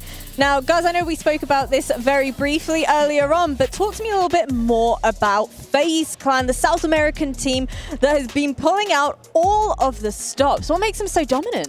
Well, you look at the numbers, right? They were the best attacking team in their respective league and second best on defense. And again, to be completely crystal clear, SAL is the best league by quite some margin when it comes to Global Siege. So they're one of the better performing teams in the best region. So we're expecting them to do well at this particular event.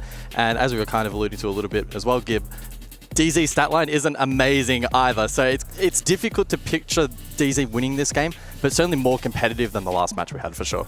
And how would you describe, you know, their defensive play style for Faze Clan? I know you said they're incredibly strong when it comes to attacking. How about their defense? Pressure, pressure, pressure, pressure, pressure, and the ability to adapt. It's kind of been one of the hallmarks of South America for quite some time, is whatever gets thrown at them defensively, they know how to respond. They're so good at adapting on the fly and maintaining pressure. They don't give their opportunity to the opposition to breathe. And that's what makes it so difficult. In a game like Siege on Attack, where you're trying to be the one dictating tempo and dictating pace, if you're not given that opportunity, it's really suffocating inside of the server. So we'll see how they go today. Yeah, I want to add to that too. One of the things that really impressed me about FaZe and just Brazil in general is they play the numbers game better than anyone else. I think I'm not one of the biggest stat nerds out there, but they do win almost 80% of the rounds they get the opening kill on. So if you give them an opening, they are going to win that round out more times than not. And it's just something Brazil's been doing incredibly well, and FaZe are one of the teams leading that. Now, how about the caliber of players that they have? Cyber in particular, Gibson, is someone I know you were keen to talk about. Yeah, in my notes, I just have Cyber as still that guy, right? He has been incredible for years now, you know, all the way by, you know, way back before the Berlin Major. So far this stage, he was going 18-9 on entry, which means he's got double the amount of wins on entry than he does deaths. And basically, with Souls and Vita and their ability to just continually back him up and just stay alive and have impacts on rounds, I think that players like that enable the success Cyber is able to have. Now, how about when it comes to players like Handy? In that kind of support role, how does he kind of benefit the team? Yeah, I mean, he's really good at adapting on the fly and has a pretty good depth in terms of his pool. And he doesn't suffer from what a lot of supports can sometimes do in CJX, which is faltering in terms of stat line, right? Like, he's holding himself up really well. He's got an above average EPS, so his performance is above average considering all roles. So that's a real testament to him. Now, the only one thing I do kind of want to highlight for FaZe is, yes, they've been great. Yes, they're coming off the back of a 6 Invitational victory, but they do have a small blemish on their record. At Reload Rio, of course, they didn't make playoffs. Now, say what you will about the format, but they still just didn't simply win enough games to make it to playoffs. So they come into this event with expectation to rebound, and we'll see if they're actually able to perform. Now, how about their opposition of DarkZero? Team play-wise, how are they going to fare up against a Faze Clan? I think that this is very much a team of the sum of the parts. There's no player who jumps off the the page as someone who's going to have a huge impact on this game. Like, obviously, you've got the likes of Citizen there, who's one of the best cleanup players out there. You know, nobody steps out when it comes to entry. The KDs are all in there and thereabouts, but they can get the job done. They win games. And I think a really good comparison to make goes is, you know, we spoke about Handy and how his stats aren't impacted by his role. On the other side of the coin, Nafe is the opposite, right? He does it for the badge. He gets the case down. His stat line isn't great, but when he gets an opening, he's one of the few players out there who will get the case down, and I think that DZ are very good in the post-plant situations. So on the DarkZero side of things, I know Spirit's under his belt. He's got plenty of experience as well, being part of the Manchester major winning team as well. How do you think he kind of slots into the team? What does he bring to the table? Well, he can bring firepower at times, and as Gibson's kind of alluding to, right, that's probably one of their downfalls on occasion is, much like traditional roles in Siege, they can falter in that regard with support players maybe not making up for the firepower in comparison to the likes of a FaZe Clan. So we're looking at him to be someone that can spearhead here, especially on attack. Because the funny thing is, defensively, DarkZero were actually top of their region, right? So sure, their stats individually aren't amazing, but as we keep on saying, they can get results across the line. Maybe not in the most fashionable way possible, but they're still able to produce round-winning results. So does that translate over now to EWC against arguably one of the best teams in the world? Well, we're going to head to that very shortly. Let's go ahead and check out a little bit more information about the best team in the world. Arguably, it is FaZe Clan and their road to EWC. 5 seconds ago, do they have information on where the diffuser is? He's going to wrap all the way around toward Garage. He finds one and he should be able to clean up, and he does! KDS with a triple kill! World champions FaZe kicked off their SAL stage with dominant wins. But for high highs came a low middle, with back-to-back upset losses against Black Dragons and Loud. Never satisfied with defeat though, they flew back to the top and into playoffs, where they finally ran out of gas in the grand final versus Furia, losing 0-2. Nevertheless, they remain one of the scariest teams in Siege. Is it finally time for the world champions to finally secure the only trophy they've never been able to achieve? We think so. Gun out. Has to deal with long-range fuse. My God, Cons gets fed to the wood chipper. So does Fantasy. 5 seconds. Makina's on the plant. Tucked in the middle. They're trying to cross over. They have the pings. That's 2 players down. How do you beat this team?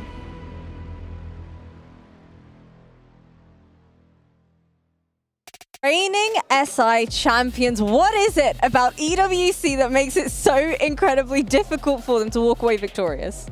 Well, typically it would be Falcons standing in their way. We know how that's gone over on the A stream. They haven't got off to the best of starts, but of course we'll probably recover. It's about FaZe finding that extra gear at this particular event. It's something that they have struggled with in the past, and so we'll see if maybe this is their year, this is their opportunity. And I think too, with the way that they play, it's sometimes there's just matches up that don't work them. Like you spoke about Falcons, they're in everybody's way when we come out to this part of the world. They've dominated it year over year over year. I think that at SI we saw the best version of that team. That was the best we ever saw them play. I know that at Reload things maybe didn't go the way they would have wanted. They kind of struggled through the group stage. But you look at that whole event as a whole in isolation, and you look at some of the teams that made it through to the playoffs, like obviously CAG did incredibly well. I think it's very hard to look at Reload in isolation as how a team performs. You look at the stage, they went back to Brazil, and they were same old FaZe, and I think they're coming in here as one of the heavy favourites. How much of an impact is that going to end up having on them, you know, confidence-wise, going into Reload? Obviously, it was a bit of a wacky format as well. Do you think that's going to be playing on their minds whatsoever? I think by this stage, probably not. It may have knocked their confidence a little bit in the moment, but as we keep alluding to, that event was very much a bit of a one-off kickoff style format. You wouldn't be extracting too much from it. May have been a bit of a wake-up call. Perhaps they were complacent at that event, but as is the work ethic of that region, and that's why they are so successful. I'm sure they would have gone back, worked out exactly what went wrong, and implemented it, not only for stage 1, where they were incredibly successful, but in preparation for EWC. Dare I ask you for your predictions for this matchup? You know what, I'll go first because I know you're going to pick the same team, so I want to get it out there first. I'm going to go with FaZe winning this one. I'd love to see a win for DZ with the heavy European influence on that roster with Nathan Ben, but I think that they're just a little bit stronger, but it is a best of one. Do you think it's going to be close though? I don't say mean things on broadcast, so just to be nice, I'm going to say, yeah, it could be a close. I think like a FaZe 7-4 is probably in the realm of possibility. Well, let's go ahead and dive into the picks and bans for this one, boys. Thoughts and feelings?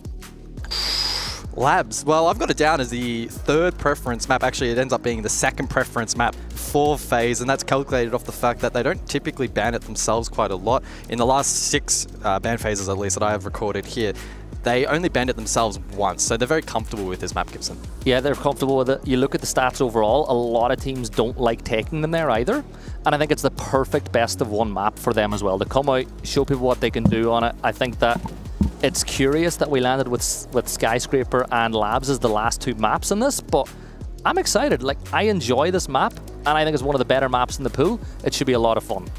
Yeah, having a look through DZ and some of their numbers for this particular veto. Interestingly, Skyscraper is actually left up as a potential decider for them, it looks like. And that's actually noted as their least preferenced map. So that was one that they were never going to actually go to in the first place. So FaZe playing some tricky games there. And yeah, Nighthaven Labs, not a particularly big surprise. I will note, though, that most recently they did play it against SSG in that NA Grand Final where they did lose out. It was actually quite lopsided as well, 2-7 in favor of SSG on that occasion. So how much you want to extrapolate from that?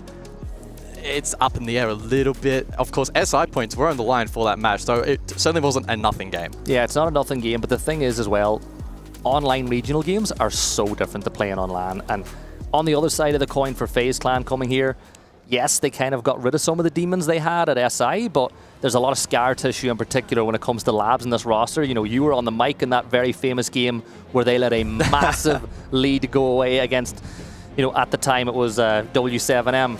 But I think that they've shown enough in the last year that that scar tissue is healed for the most part. Here's an overview of all the playing areas here for Siege X. Of course, Gibson, we have 3 streams running simultaneously. We're on B for best, but of course we have the main stream. C stream also running with Rob at the helm as well. So a lot of Siege on offer. Any particular standouts for you so far? Of course, we've only had a few games, but is it Falcons losing, surely? I think that Falcons losing didn't surprise me. Really? I went into this, I have Secret as dark horses in this event, so it's no surprise to me whatsoever they kick things off. And I think last year Falcons did lose one of their opening games as well, so they're not, not strangers to that. But I'm excited to see Furia, right? This is a roster that dominated for a year, and then they lost obviously at SI, but they bounced back at Reload with a win. They've changed up the way some of the roles are played on the team a little bit. Obviously, you've got, I think it's Herds has taken more of a back seat, and we're seeing players step up. I think this is a really big event for them going into this year, obviously with just one major coming up later on, and then after that, SI. I think this is a big event for Furia. I think it will be a big event just for South America in general, right? I mean, that's a very easy storyline to say. It's probably one of the easiest sentences to say on the mic. It's not too controversial given their success, but they always seem to be in the mix, especially at least here at EWC, but they just haven't been able to take that next step. It's always been Falcons as the blockade. And sure, they may have made the run in the lower bracket previously, but it's still not an optimal position to find yourself in. I'm not entirely sure in terms of seeding, but imagine there's a world in which there's like some crazy Falcons v SAL matchup early on in the piece that could pretty much make or break that storyline. Could be very, very intriguing. Well, that's it. They're one loss away now from going home. That's the whole thing over. So they're going to need to lock in going into this. But I heard a comment online, and I think it was a really interesting one. They were talking about the regions as a whole and the power of it. And somebody was saying they could see the 4th best team in Brazil winning EWC, but they can't see the 4th best team in any other region winning this event. That's how far ahead they think Brazil is. And I think Brazil are really far ahead, but I do think that in particular, and it hurts me to say this, but I think NA have made a lot of strides in the last year. It does hurt as a European Brazil fan, but NA are getting a lot stronger. What did you think of G2 earlier? You know what? They brought in an NA player, and he comes out here and drops numbers like that. I think it's a project that's been hurting since they won SI. Yeah. Maybe this might be the first roster they've brought that can properly compete again. Yeah, I think I would definitely agree on the consensus that it's more than likely going to be one of the top teams from outside SAL that can actually compete here at EWC. Do I think that maybe the top from APL? Of course, it's a bit subjective, but FearX, can they compete? Unlikely. So then you look at the likes of G2's. I don't know how much I would take away from that result today. I think it was good promise that Stompin was able to switch on inside the server, and I'm very intrigued to see a potential G2 v South America matchup at some point to be a real tester as to where they are actually at for this event. Yeah, my big question with G2 is how do they perform whenever they're a couple of rounds down? Yeah. They're one of those teams that when everything is rosy, they can beat anybody in the world. But under pressure, they tend to fracture over and over and over again. DZ getting ready for this one. You and I, neither of us worked that region as a whole, but something that I think that they've done really well since they made the couple of roster changes, I want to see them get Pamba back to the form that he was in way back in Charlotte a few years ago. Some people said, yeah, it was just a Finca crutch at the time. You can remember saying that. I think that Pamba, if you get him in the right form, needs to really step up to beat someone like Faze, because you're not going to do it with the stat lines like they carried all the way through NAL. Yeah, just having a look across at his stats now, in particular, across the last 11 maps in which they played, which I think is maybe the back half of stage 1, posted a 95 EPS, so again below average. Survival rate, I'm also noting as seeing that to be quite low, 25% as well. In fact, they actually have 3 players on 25. I wonder how that compares to Faze, because at least I test it seems quite low, and yet the lowest on the side of Faze is 1 player, 30%. And that's the big difference maker in Siege. If you can have players up late round, and as you kind of alluded to before, Faze playing into man advantage, it's just a huge bolster in your ability to be able to close out rounds efficiently. Well, if I'm not wrong, they, like Faze Clan have 2 players into the 70% for cost, which is well above average. Like you talk about 67% being a good cost. If I'm not wrong, DZ have only got 1 player that's in and around that mark. Everyone else is a little bit lower than that. Yep. I feel like you have to give them credit though. They did get all the way through in NA. They got a bunch of SI points. They're a team that, as you said in the pre-show, not pretty, but know how to get the job done. And sometimes that's what you need. That's the thing. I don't think we should discount NAL in terms of regional competitiveness either. They are very close behind SAL in terms of inter-regional competition. Sure, overseas they don't have quite the same success, but to qualify for events in the first place, it's a real grind for those teams up north. And yeah, I mean, the fact that they're able to make it to this event in the first place with these stats is impressive, and I'm intrigued to see what kind of work they've been able to do behind the scenes, fully being aware of those stat lines. What can their win cons be at this event despite that? What is going to be their edge over the competition? I think they got to get the ABCs of Siege out and just do the basics right. Yeah. Don't give up easy picks to Faze. Like we said, 80% of the rounds they get the opening pick on, they go ahead and get that one over the line. Now, I think it is 78 if you want to get into the exact number, but I'm rounding it up. And the best way to do that is to effectively drone, send two play, don't send anybody isolated. I think one positive I think that they're going to have in this game is Citizen historically has been one of the best flank watch / lurk players that we've ever had in the game. So they shouldn't be getting flanked by Faze, which is something they do like to do from time to time. But just do the basics. Get the walls open, get drone effectively, find how you can get in, and get in particular, how can Nath get that case down? Because that for them, I think that's the win con, playing objective. Yeah, Nath with by far and away the most plants towards that back half, 8 total. Interestingly, no 1vXs from him despite playing that role, but then as you're kind of alluding to, you have the likes of Citizen and JR4 respectively, so they do have firepower in select situations. It's more so just about being consistent, and I'm afraid that in a BO1, they might struggle to tap into that a little bit. In a best of 3, I think DZ probably a little bit more well-positioned to grind out a series as they've kind of grinded out stages, but best of 1, if FaZe bring the heat, man, like, it can be so difficult to flick that switch and be well prepared to take them down. FaZe are the kind of team that they suffocate their opposition really quickly if they're switched on. That's just Brazil, right? Yeah. They do it time and time again. Now, one thing I do want to talk about is the coach of DZ, right? It's Kangaroo Kenny. I've actually followed him step by step in his career. When I made my debut way down in the tiers, he was making his debut as a coach back then. He was always an innovator, and he always drew inspiration from how Brazilian teams played the game. Now, that doesn't really work in NAL because regionally styles are different, but he has always understood the importance of the numbers game. And something that we might see them do against a team like FaZe is if they get the opening kill, they play a little bit more aggressive, because in his mindset, what he said to me directly was, if you have a number advantage, you swing and you win, it's a 5v3. You swing and you lose, it's a 4v4. It's not too much of a loss. So he knows how important keeping that number advantage is and trying to capitalize. Don't give the team you're playing against time to regroup. I think that's the aggression and confidence that has allowed SAL to thrive, right? They play to win as opposed to playing not to lose. And I think that's such a major mental shift that I think a lot of teams over the last year or two are really trying to now adapt and bring that aggression inside of the server to try and, take full advantage of any advantages that they are able to find. But it looks like the lobby is loading up, so we should be able to get into labs in a moment's time. Yeah, looking forward to this one. The ban phase obviously underway. If I am starting on attack and phase, you want to maybe get rid of some of that breach denial on a map like this one, so it'll be no surprise to see a breach denial operator come in, and it is going to be Cade and Thermite, so 2 neutralizing bans to kind of kick things off. Yeah, the intriguing thing will be, do we see the double down in terms of hard breach? It's becoming quite common in the meta, is you go one of 2 ways, right? You either try to have a stranglehold on shields or hard breach, one or the other. And on a map like Labs, where hard breach is impactful on essentially every single site, bar maybe kitchen, it's often the playbook for these particular rosters. And then for FaZe Clan on attack, do they want to aid in whatever remaining hard breach there is by taking down the Bandit and the Kaid combo? We'll wait and see in a moment's time, and that will be the case. Interesting enough though, a pivot there. Brava off the board for DZ. Yeah, Brava's been removed, so that would tell me that they're expecting to use a lot of, we might see Maestro in play, we'll see a lot of cameras in use, so I think Brava ban makes sense.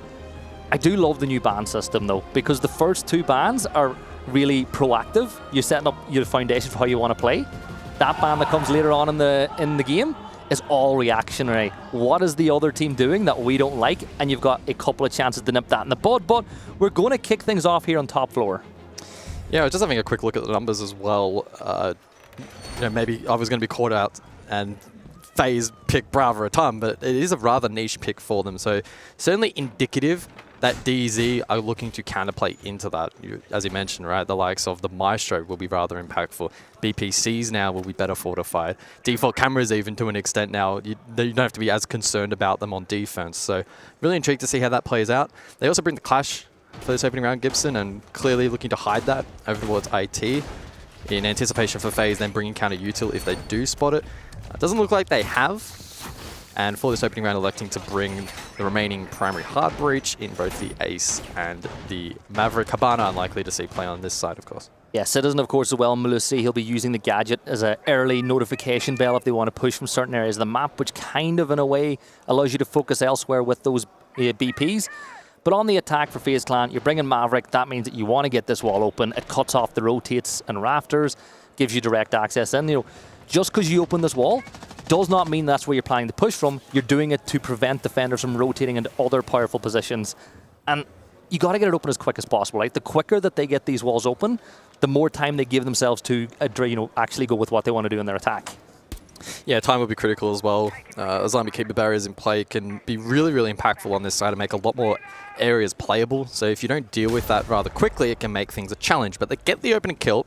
Handy falls, hard breach down, and I don't know if that wall actually got opened up. Hopefully we'll get confirmation on that in a moment's time if we flick across to the other side. But if it hasn't been opened, that's going to be quite the poor start for FaZe. Luckily it is, however they're losing players in the meantime. Yeah, and this is what I said from DZ, making the numbers count. 5 versus 3. Vidiking spots out the Malusi gadget. That'll give away the fact that he wants to push through this rafters door. And in a 5v3 now, you can literally say, right, these 3 attackers or defenders will focus on these angles. The other 2 can float between where they are needed. Clash still getting tons of valuable information on the other side. But as I look at this, drone economy is okay on the side of FaZe Clan. But the utility game, no flashbangs left to utilize. Like, they don't really have the utility they need to crack this nut. And they'll be spearheaded straight towards the Clash, which could just hold the line, and it's going to be almost impossible to push. So this round is essentially over, barring a massive play from FaZe. They have a minute to work with. That's really the only win con they have left to try and extrapolate some picks. There's a Clash shield in play. Good luck pushing that. No tools to clear it. They'll probably be reliant on a backstab look from somewhere, but I don't know where that opportunity is going to originate from. Maybe Vidiking. Good flash. But no follow-up pressure. Good smoke canister in response. Yeah, instantly on the smoke, and really what Souls needed to do was get aggressive off that, even if the smoke's thrown, but he's going to fall at the hands of Spirits, leaving it all down to Vidiking. He's inside IT, they know exactly where he is, a smoke to push him out, and Pamba with the kill, flawless from DZ to kick things off, and I don't know if many people had that on their bingo cards for this matchup. Certainly not. Sure, it is Lab's top floor, but for DZ to win it, and also in the fashion in which they did, where it was great team play, opening pick, denying utility, did a good job in keeping the Clash shield up. Like, they had all the win cons to play around, and they just did a really good job in fortifying that. Didn't throw anything away for free. Made FaZe really work in the last portion of the round at the disadvantage, and understandably, they fell short. And my pet peeve didn't happen either. There's nothing that infuriates me more than when the Clash starts peeking. Yeah. So Nate understood, stayed behind the shield, knowing that if he peeks and dies, that's access into sight. So just hold your ground, and now we'll reset things up. A little bit of an extended roam here to kick things off. We've got those the cap can traps there up around the map, triple on that door, so they've seen something from FaZe Clan as to where they like to enter from. But I think when you're defending down in basement, it is really important to make this map as big as possible. Think back to how SSG set up the original Clubhouse roam. Make the map big, waste tons of time, and even if you look at the lineup, they're bringing RAM. That means they need to get access onto that first floor. So if you can stay on the top floor, you can delay everything they want to do. Yeah, it's definitely the modern meta at the moment, is to expand and just look to deny as map entry and subsequent control as possible. And then the follow-up from that I've really noticed throughout Stage 1, it's really filtering down to leagues like APL, is that mid-round aggression, right? Whether you be at an advantage or a disadvantage, you try to catch the team off guard before execute and throw that chaos ball into play. It's really fun to watch. So that's probably something we'll probably see a little bit more from FaZe, is my expectation in the second half. DZ, probably a little bit more tempered in that regard. But if they are trying to bring a more international meta into this particular event, I would definitely be keeping an eye out for that in the mid to late round as well. If they have, especially those key fraggers up, like Spirits on Vigil is a really good example. If he has the ability and the flexibility to roam around the map a little bit more, he'll try to take full impact in that regard. Early potential contact. Yeah, drone's going to be thrown, and I think it's... Oh, the Oh, no way. will get away. Spritz gets his one, and he gets away. A little bit of damage will be returned, but now they know the jig is up. They know there's a roam, and they're going to go hunting. You've got Cyber trying to hold the cutoff on the other side as he starts to throw those rams down, and he's being forced to use them on the top floor to try make it a little bit quieter for him as he steps up. Now, Handy, he's going to hold the cutoff, so it's a death position for Spirits, but job done. Minute and 20 seconds wasted, kill on the board. That's kind of what you want. Yeah, I think that's a pretty positive trade in favor of DZ. It also handicaps the execute a little bit for Faze. Glaz is so self-efficient these days. If you can post him up in a key position to cover a plan or gain space late, it's really difficult to counter. Fortunately, though, for Faze, they're able to double down now with the advantage. And their conversion from advantage, maybe not necessarily just from entry, but even through the mid-round, is very, very strong. Yeah, they've got the numbers now. They've got no logic bombs left in the back pocket as the goo mines kick off, and that's a great shot from Handy. The trade is there, though, as Panba steps up with a shotgun. 2 versus 3 as things stand. KD's, Cyber, and Vidiking, the last 3 standing for FaZe. They'll start working their way towards site. The defenders, Panba and NGR, will now need to play together in and around that section map. Now, one benefit is with that mirror window, provided the vert hasn't been created, he can stay behind it and get tons of information on the attack. That's a great C4. Clean from NJR, but an even better trade from above. Pamba will elect to go for the trade. The correct decision can get NJR back up. 30 seconds on the clock now for FaZe. 25 seconds now to go. You can see Panba down to about 75 HP. NJR even less so, but the execute's going to come through from FaZe. KDS will go for the plant, and you've got cover on the swing. Cyber will get us one, but Panba wins one of his own. The step out from KDS, and he'll get the kill, and Faze Clan take it, but that one came down to millimeters in the end. And ultimately, the correct decision to get off that plant in a really snappy fashion. Clean work there. DZ just left a little bit startled after that round. FaZe showing a really good ability to force their way into sight there at the very end. And just their ability to very quickly, in those minute milliseconds, identify what the win con is so quickly, it is just a testament to their ability. 1-1 scoreline, keeping things intriguing. And now it is the tertiary site in play, which for me is probably going to be the best tester for these two teams. This site in particular is one that can play out in quite a few different fashions. You have the horizontal clear kitchen side, you can go just direct side and flood, you can go for the top floor clear, you can go for garage legs. There's so many options available to both teams. And so in some respect, it's going to be on DZ, I think, to try and set the tempo as best as possible here and really work hard on that entry battle. Initially as well, I'm spotted that Vidiking is going to switch over to the shield. Now, when I see that shield on this tertiary site particularly, you think direct. In through the window, directly into sight, try to get an early execute. But we've seen things. Big one for me is going to be what you can do with KDS, right? You're going to move around the map. Can you get around undetected and find that opening kill? Because you know that DZ like to play some form of a roam game, and that's directly what they're set up to play against now with this setup. Yeah, if KDS has the patience and the discipline to catch a timing through the mid to late round, that could be really devastating for defense if you're able to catch the mid peel or if they're distracted elsewhere. So that's certainly something to monitor later on in the round, but focus currently on the clear. Doesn't seemingly be the case that it will be direct. The MAV indicating that it will be that said clear and that wall being worked currently. It is a 3-2 split for defense, so 3 on the second floor, 2 below. I mean, at the moment, this looks like a pretty standard stock attack / defense.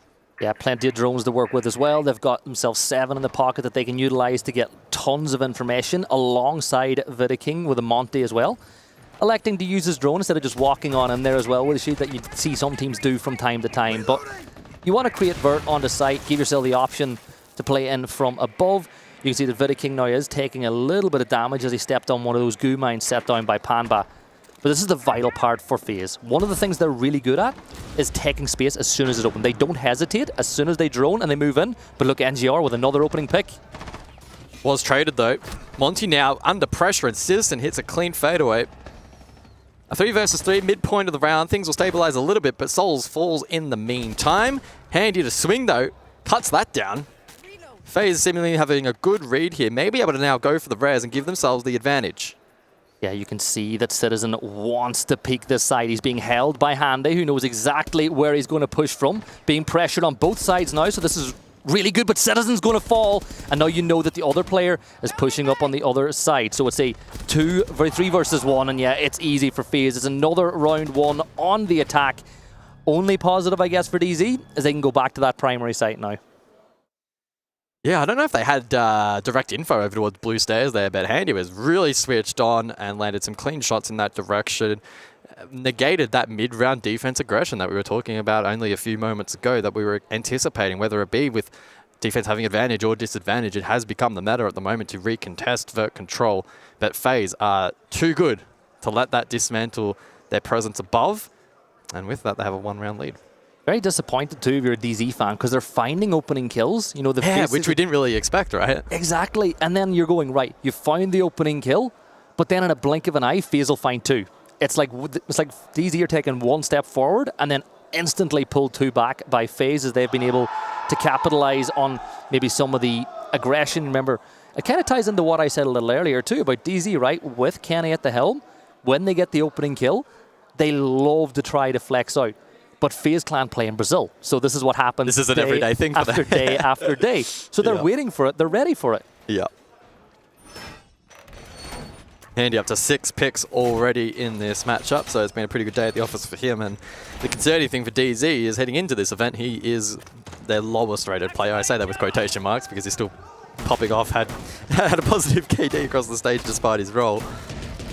So what could DZ do now to try and flip it the other way? Can they aggress into these attacks from FaZe? It's a challenge for any team globally. That's why FaZe quite literally lifted the hammer in Feb. And one thing they're really good at is dismantling a defense once they've seen it once. DZ are bringing the exact same lineup, right? Exact same operators. They're going to play in very similar positions. And you look on the other side of the coin, well, what was the big problem that they had? They couldn't get rid of that Clash shield. They didn't get the wall open as early as they would have wanted to. Now with Deimos from below, Clash can't play that position we saw a little bit earlier. There'll be nades in the back pocket.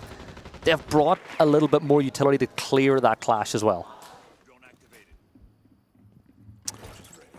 Of course, the Clash really only confirmed the round. At that point, I think it was a 5v3, right? So it was pretty much all but over. But if they find themselves in a position where they maybe find the advantage, or it's even, dislodging Clash late round, getting control in towards that B chassis objective will certainly be aided.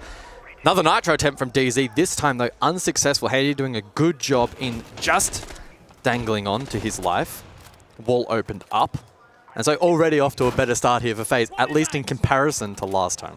Yeah, 100%. You can see they're playing the vert here as well as NGR will just keep an eye below to those pause spots that you could expect to see a Bok or a Deimos begin to wrap through.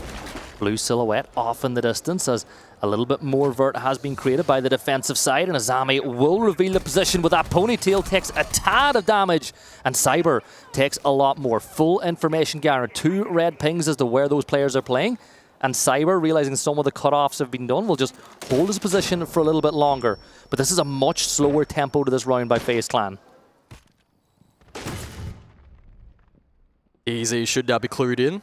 Nafe specifically that he will be under pressure more than likely from below, and KDS posturing currently. NJR though does find the first. And so much like last time, DZ with an advantage in the opening phase of the round. It's also the buck off the board, and so now KDS is under quite a bit of pressure to get value with those death marks. Yeah, minute left to go inside the round. 5 versus 4. Going to use one of those nades now to clear the barb on the stairs as you give yourself another option to push towards site a little bit later on. Nafe with another kill will make it a 5v3 now. Souls stepping in, a lot of pressure coming now on this horizontal plane towards the map. The Selma being blocked by the mute jammer, and there's the value that that Clash has. You peek, you get slowed down. Citizen with another kill. You're trying to bait the kill, but Nafe is not going to swing from this position. This round is basically all but won again, barring some crazy thing happening from DZ. Well, they never got value from the Buck, and they never got value from the Deimos. So on the scale of FaZe's ability to play this game, this is probably pretty far down the list in terms of their attacking rounds. This has been pretty poor, given how good they can be. But DZ deserve the plaudits. despite bringing the same lineup and despite being hard counted in terms of composition from the attack, they responded quite well. They actually did pressure the Vert decently well with impacts, and they were able to cleanly convert. I think, yes, they do. In the end, it got a little bit dicey there at the end, but DZ take the round. Yeah, and this side on back-to-back occasions for FaZe, just not quite clicking. Yeah, and it gives DZ something going into the latter half of this half now as well. They want to get in there. I think, is a 3-3 half good enough against a team like FaZe on a map like this? I don't know, but you definitely need to use that as a starting point, right? You give FaZe 4 attacks, game's over at that point. So for DZ, stretch your advantage. Kitchen, cafeteria this time, so they're changing up the tertiary side again. They don't want to go back to basement after what happened last time around. And with that being the case, look for FaZe taking a lot of Vert again. They've shown that's what they want to do on every site bar, the top floor. Early lineup, they've already got Vida King in place now. They might change up the roles a little bit depending on what site we're going to play, but it's heavy Vert. Sledge is in play. You've got yourself the Ram. You've switched over who's going to play Habana. But the big one for me is how are they going to utilize Souls, right? That's the big one I want to know. Where are you going to utilize the ability to just get information, or is it going to be a plant situation? Is it going to be to take space? I think Souls love it. Look, they've changed it up. They've got rid of it, and they're going to bring the Blackbeard instead. So to Kitchen we go, and subjectively I must protest this site. I really do not like it for defense. It's almost impossible to hold Vert control up above, and then you're so vulnerable to a lot of horizontal lurk pressure as well from the attack, and FaZe are the exact team that are going to go for that. So I'm intrigued to see what DarkZero throw into the mix. Again, this site very rarely selected. It actually globally recently has had a 50-50 split attack defense, but with such a low play rate, it's kind of difficult to extrapolate from that. This lineup to me suggests, especially with the Blackbeard, I think they're going to look to get in the face. You have triple Vert as well, so it's going to be so difficult to have any pressure on site. Maybe DZ eventually forced into retake. The Clash as well may be vulnerable. Like, where do you end up posting NGR in this round? Because if he's getting bombarded from above, there's no way he can play site. Yeah, at least in the early stages, it looks like they were taking that cafe kitchen approach where you play externally. Yeah. So, you don't play on site, you don't give up anything to Vert, but you make sure that the attackers can't really get in there. So they've extended out towards the main reception. They've created that rotate for them to go through a little bit later on. So I think that they're planning on Faze Clan going for this exact style of attack. An impact trick, I think, just happened as well to get rid of some of those Habana pellets that had been set out towards that. So I'm wondering where that had been thrown from. No impacts in place. I think it was just a whiff. Yeah? I've done it. I didn't quite see it, so I looked away, so I can't confirm, but either way, I can confirm that Vida King is in the objective. So this is the pressure from the Blackbeard that we anticipated. NGR is in sight, so not being thrown away from Vert. Vida thinks about the plant. Probably not the best decision. Able to just survive, but will finally be slain. Spirit's traded though, and FaZe will maintain this pace. Yeah, it's a 3v2 now as they start to take control inside of sight. The case is cold, but a quick double from Pamba and Citizen will leave it all down to KDs. Now, with Citizen and Pamba, you look at their position, they're playing the Vert, they know exactly where the case is in play. 1 minute on the clock, doesn't look like he has any drones that he can use. He does have a couple of flash grenades, but I think that going to pick up this case, you are taking a big risk. Now, both defenders have now moved back down towards reception, and that'll give KDs the opportunity to try to get the case down. Couple more seconds, and it will be in play, and we're now in a post-plant situation. Now the pendulum will swing a little bit back in favor of Faze Clan. You don't need to play the auto. That's one of the great things about Siege X now. You can play a little bit more passive, and once you hear the footstep, that's when you go aggressive. Alex not to jump inside, now needs to isolate these ones as DarkZero converge on his position, and they time it to perfection. Pamba with a clean pick, and a 3-2 lead for DZ. And they need one more, though. I still think they're going to need that 4-2 split. I'm going to look behind me, because one of the things I love about this situation is being able to read the body language of some of the players, right? And as we look across, it does look like, despite losing that round, FaZe looks so relaxed, don't they? So focused. Yeah, sometimes it can be challenging to decipher focus in comparison to maybe frustration at times if they're just being emotionless, but you just know a team like FaZe with all their experience at this kind of level, like that, they just don't care. They'll reset. That site's unlikely to be played again at all in this match. It's not going to be seen in OT, so they'll shake it off, maybe take some learnings from it, whatever the case may be. Reset now for the following round, which is really, really important. If they maintain a 3-3 scoreline here, that's pretty big on labs. It's that scoreline where I think neither team are going to be overly happy and neither team are going to be too disappointed, right? It just means that going into that second half, you've got to take advantage of the one you have, especially if you're on attack, right? Starting on or going into defense, get that first round under your belt. You're in a wonderful position. But there's a little while to go yet before we get there. Final round of the defensive half for DZ. The lineup, look at it. It's very familiar. We've seen it before. It's Citizen once more on the Melusi. You're bringing Nafe on the Clash, and then the double shotgun from the Mute Smoke combo. It's really important that they get value out of those smokes, and we saw them do it really well the last time where you threw the smoke, and once you got stunned from behind, to just buy yourself a little bit of space and really slow down the attack.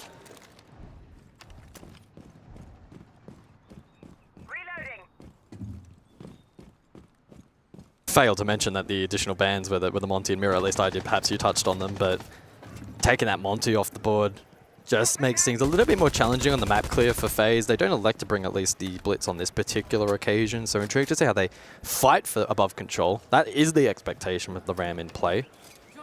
Hard breach on the exterior, well, that should be relatively straightforward. Sure, Mute in play, but even if it was used on the wall, easy to clear. The Clash, though. Bit of a wild card here from Nafe. Very aggressive inside of IT. Posts up immediately, but elects now to fall back. I believe there's an impact trick as well from below. Soaks up some of this attacking util, but the wall eventually opened by FaZe. Yeah, 1 minute and 55 seconds to work with as they will fall back in towards Rafters, giving up IT now as Faze Clan will look to take the site from above. It's really important now from DZ that you don't give FaZe that opening pick that they thrive on. Most of this pressure from DZ on the defensive side is on the top floor. A lot of information being garnered now. You know the players on Rafters trying to just bait a peak to come through. But now 3 players starting to push in horizontally from this side. Clash will step up to get a ton of information, and that baits the kill from NJR as he finds one, but there's Cyber to trade it back. Yeah, Nafe with a crazy jump out eventually fell.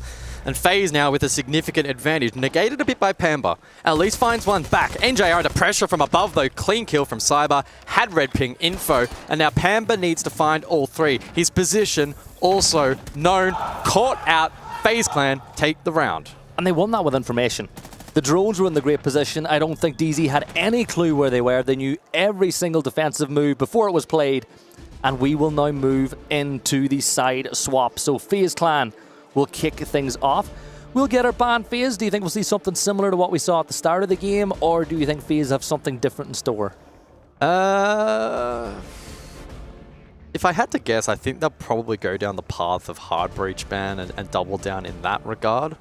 I'd be a little bit more surprised if we saw shields banned out against DZ, but I certainly wouldn't rule it out. I mean, it's a bit of a coin toss in this meta, right? It's pretty much going to be one or the other. The Brava, at least in the first half, was certainly a bit more out there in terms of the bans that we saw. So let's see the first round. Kaid Ying. Okay, so Ying's another intriguing one who, prior to the change in bans, was very prevalently taken off the board. She's so strong post, forces the defense to play around the Warden. Has tapered off a little bit now in the new system, so intrigued to see it played here. Perhaps reading into some of the set plays that DZ tend to play into. Maybe they've got a read on the strat book. I did see a few games where they do like to bring Ying, so it's no surprise they want to get that out of play. Secondary bans, will it be a double breach denial ban on the side of DZ? Well, looking at this, yes it is. So Bandit is gone. Wow, okay. 2 execute operators have been removed, right? Two operators that we see a lot, like Glaz. Pretty rare to see 2 execute off the board. It's honestly rather rare to see even 1 taken out. If it's going to be a flex op, it is typically kind of that Brava that we see, or maybe a Grim. So it leaves all shields, all hard breach up on the board. This is going to be quite the lab second half. It's going to be quite intriguing. It's not every day of the week you see these bans in play on this map. Yeah, and I want to see how that plays out inside the game as well. Like, to kick things off on the defense, Clash, who has featured heavily so far in this game, will feature again now after the side swap. Azami, as always, I like to say conceptually, you look at that section of the map like Clubhouse Garage, you put your Azami in there, you block off lines of sight, you force the attackers to clear that position. Clash, on the other hand, will see something similar again, you know, playing over on the other side of the map, utilizing it to just, if you lose a piece of the map, you put it down by pillar, you hold it. I think all in all, it's nothing crazy on the defensive side. the attacking side, though, Spirits is going to take Monty if it's available. Especially, it's so good at clearing positions like Rafters or clearing over towards Aqua. I mean, that's a point that we probably should have probably brought up when we were discussing it, right? Spirits is regarded by some as being one of, if not the best shield player in the entirety of Siege. I mean, maybe up for debate, depending on how historical you want to go in nature, but at the moment, he's really quite up there. So Faze clearly confident that they can counteract it. Obviously, they would know going into this that DZ are going to pick it if available. I laugh at that because their colleagues from NA were talking backstage and they were like, Spirits is the best shield player in the world. NA are like the team that's setting the tone when it comes to season. I'm going, well, rewind it back. Brazil were the first. So again, Faze Clan know how to deal with this. They know how to deal with Monty. Yes, Spirits is phenomenal at it. Not quite as good as, one of our former, was it Anatun back in APAC whenever he gets on it. But I think the DZ are really effective at using Monty with Spirits to take a lot of space. Citizen will probably play below to try clear space with that Deimos. And I always like bringing Grim as well, right? That combination of operators they have on attack is really good for clearing space. Interestingly, Faze electing to also bring the Warden in the hands of KDS despite the Ying ban. So maybe looking to play the Tuck.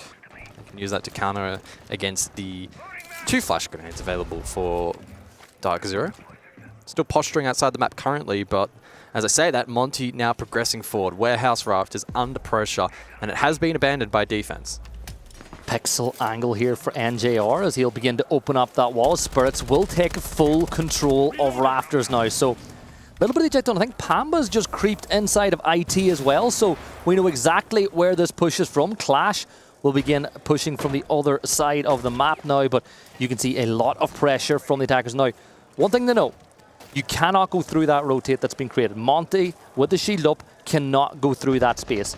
So you've got to feed information to where the rest of the players are as to where the defenders are. Pamba almost falls as he drops down to 1 HP. But if you give DZ an opening now, if they find that opening pick, this could really go heavily in their favor. They're just really struggling to find that initial pick to get going. Citizen went below, had a grenade in hand. He also unable to find all too much. Faze still full HP. They're kind of chilling in this position. 40 seconds. DZ stalled out pretty massively at the moment.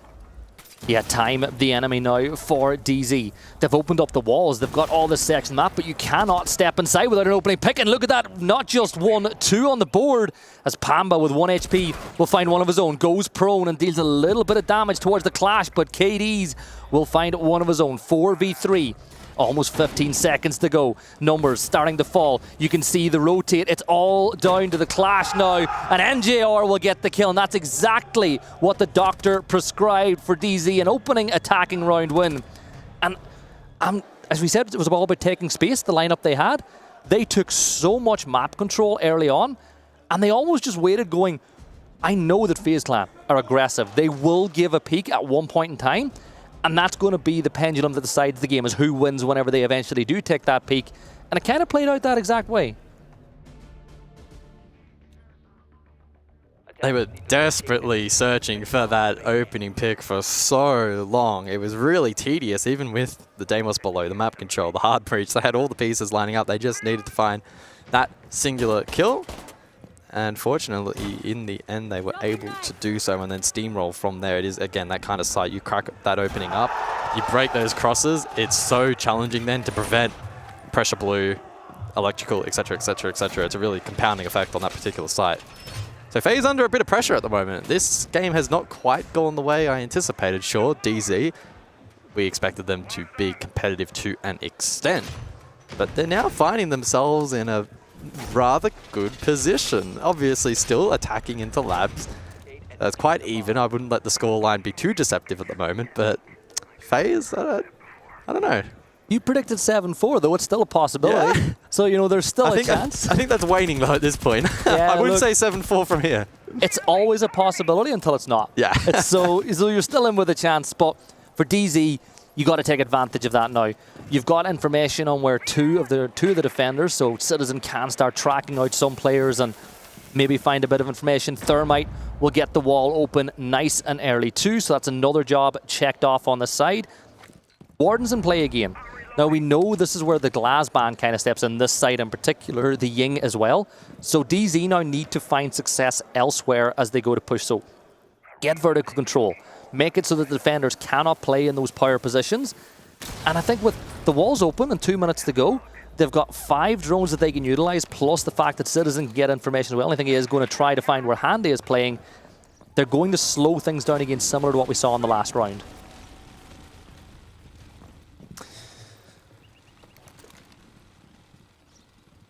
Solace always an intriguing pick. Her play rate dipped massively after she was nerfed several months ago, but still has her niche opportunities to be effective, especially in terms of plant denial and even through the mid to late round gaining information as well.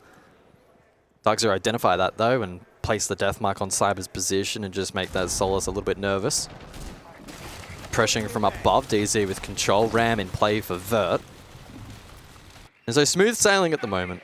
And if this plays out in a similar fashion to the last round where DZ are given the opportunity to set up and pressure the defense with ease, could potentially translate to a similar result. The difference being though on this site, on this objective, very different in the sense that defense has the opportunity to flank, has the opportunity to reaggress, and if FaZe find that window, they will take it. And that's one of the things Citizen is oh so good at. 4 attackers now stacked up as Spirits will begin stepping down those cargo stairs. No footholds at the bottom, but you can see that the defender is realizing we need to give ourselves some form of a line of sight to stop this push, but the shield is a threat that they need to deal with. Solace being targeted now by the Deimos as well, and Citizen will use that information to find the kill. 5 versus 4. This is where DZ really need to make things work, but there's only 30 seconds to go. So time, which was in their favor, is now going the other way. This is where the flames will work out. You can see that Spirits is chasing someone down. Handy finds a kill, but it's a quick double, and Nafe will find one of his own. 2v2 now, with just 15 seconds to go. The case is in the hands of Citizen. He's going to go for the plant. Handy is down, so you just got to cover your man. They're going to go for the res upstairs. The case is now down in sight, and this is all of a sudden a retake now for FaZe. Really, really tough retake, especially into limited information available here for FaZe. They're having to clear so many positions. DarkZero able to move. That being said, NJR now taken low, and Souls tries his best to progress forward. Citizen gets in on the action as well, but Souls still survives. Handy in the meantime off the back of the res, now pushing through Tank, trying desperately to find this kill and lands the shot. It's a 1 versus 1 now, 15 seconds on that fuse. NJR just needs to play time. Handy now needs to stick, and there's really no opportunity now for FaZe to be able to win out this round. And DarkZero will confirm it. A 5-3 lead, looking really good on attack. And what I'm really liking about this is they're hanging with the punches. Whenever Faze Clan counter and hit them hard, they're not panicking, they're doing the right things, they're continuing with the play. Now, Ben is not somebody, like Citizen is not someone you see plant an awful lot. And you saw that while he was going for that, Faze Clan realized in the post-plant we would rather have 2 players alive. Yes, hindsight's 2020, maybe other options were there. But DZ now have advantage in this game as we have a timeout. The question I have is, what are these coaches saying? Because if you're DZ, everything's going rosy on attack so far. So for Kenny, it's going to be just keep doing what you're doing. Everything's fine. But on the other side of the table, you've just lost your opening 2 rounds on defense. Trying to analyze that body language again. Is that focus now starting to slowly transform into potentially some concern for FaZe? I'm not going to lie, looking at them, it's kind of like, this is upper bracket. We lose, it's fine. You know, we can go for a lower bracket run if needs be.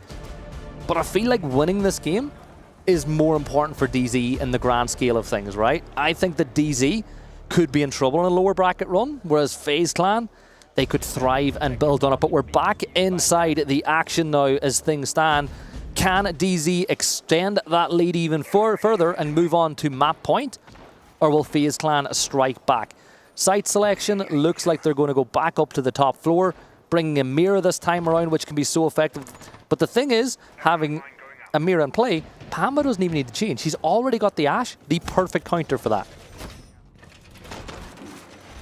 I feel like we're getting closer towards that phase of the match now where questions will begin to be posed. Do DarkZero know how to close out a game? It's a skill that few possess, especially hailing from the APAC region. I know all about teams not being able to close out games, so with DarkZero having this strong setup, this strong lead, can they convert? They've got Faze on their heels at the moment. That's not a sentence that is frequently said about these teams hailing from SAL. They are almost always the ones that are applying pressure. At the moment, they now have their backs against the wall. They need to bite back here. DarkZero continue to have these rather slow-ish kind of setups, almost akin to the days of old for this particular organization, and then executing cleanly. And this is the kind of aggression disruption I want to see from Faze. A spawn pick attempt from Cyber. Why not? Throw it out there. Yeah, it doesn't get the kill, but it does give Nave something to think about for the rest of the round. Yeah. I always feel like one of the things that Faze don't like is really passive teams playing against them on the attack, because they want to do the hardest thing. It's like the anti-SAL, right? Isn't it? The hardest thing to do, and it goes from the very top to the very bottom of the ecosystem, is staying still or doing nothing. Players get a little bit agitated when they've not got anything to do for a long time, and then they make mistakes, and DZ seem to be feeding off the back of that. But what's impressing me most is their early game timing. They're getting walls open early, they're taking space early, and then they're just droning and waiting for that first mistake to happen. And honestly, I love it. And there's a C4 attempt. Pamba's going to go low as well, but that's another vital bit of utility thrown out with no real benefit off the back of it.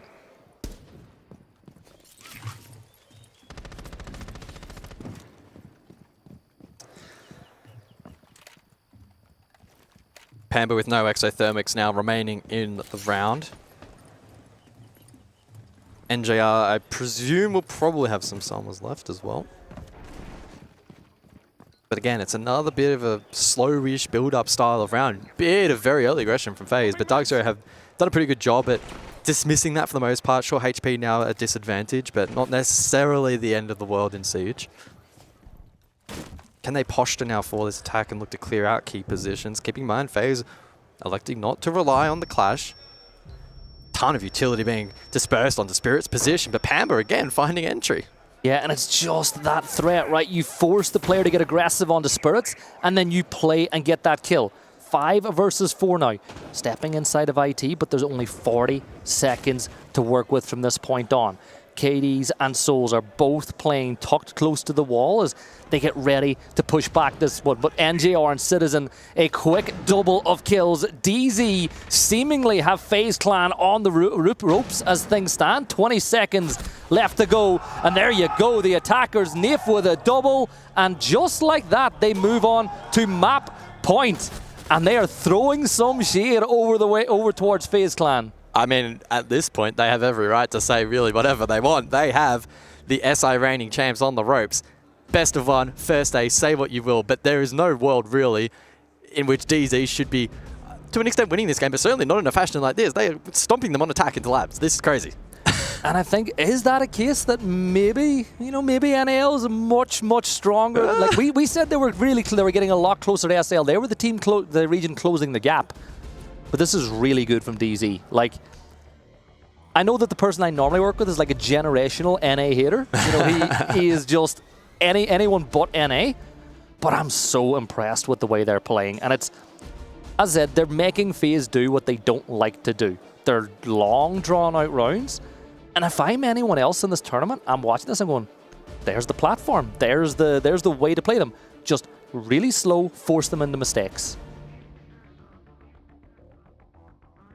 Yeah, Faze left to twiddle their thumbs through the mid-round here, often on defense, and it's making life very challenging late round against a DZ that are firing on all cylinders, and that's honestly in contrast to what we were mentioning on the desk, that statistically firepower for DZ, not their strength typically, but at the moment, really popping off. Additional bans then for the remainder of this half, the Mute and the Deimos.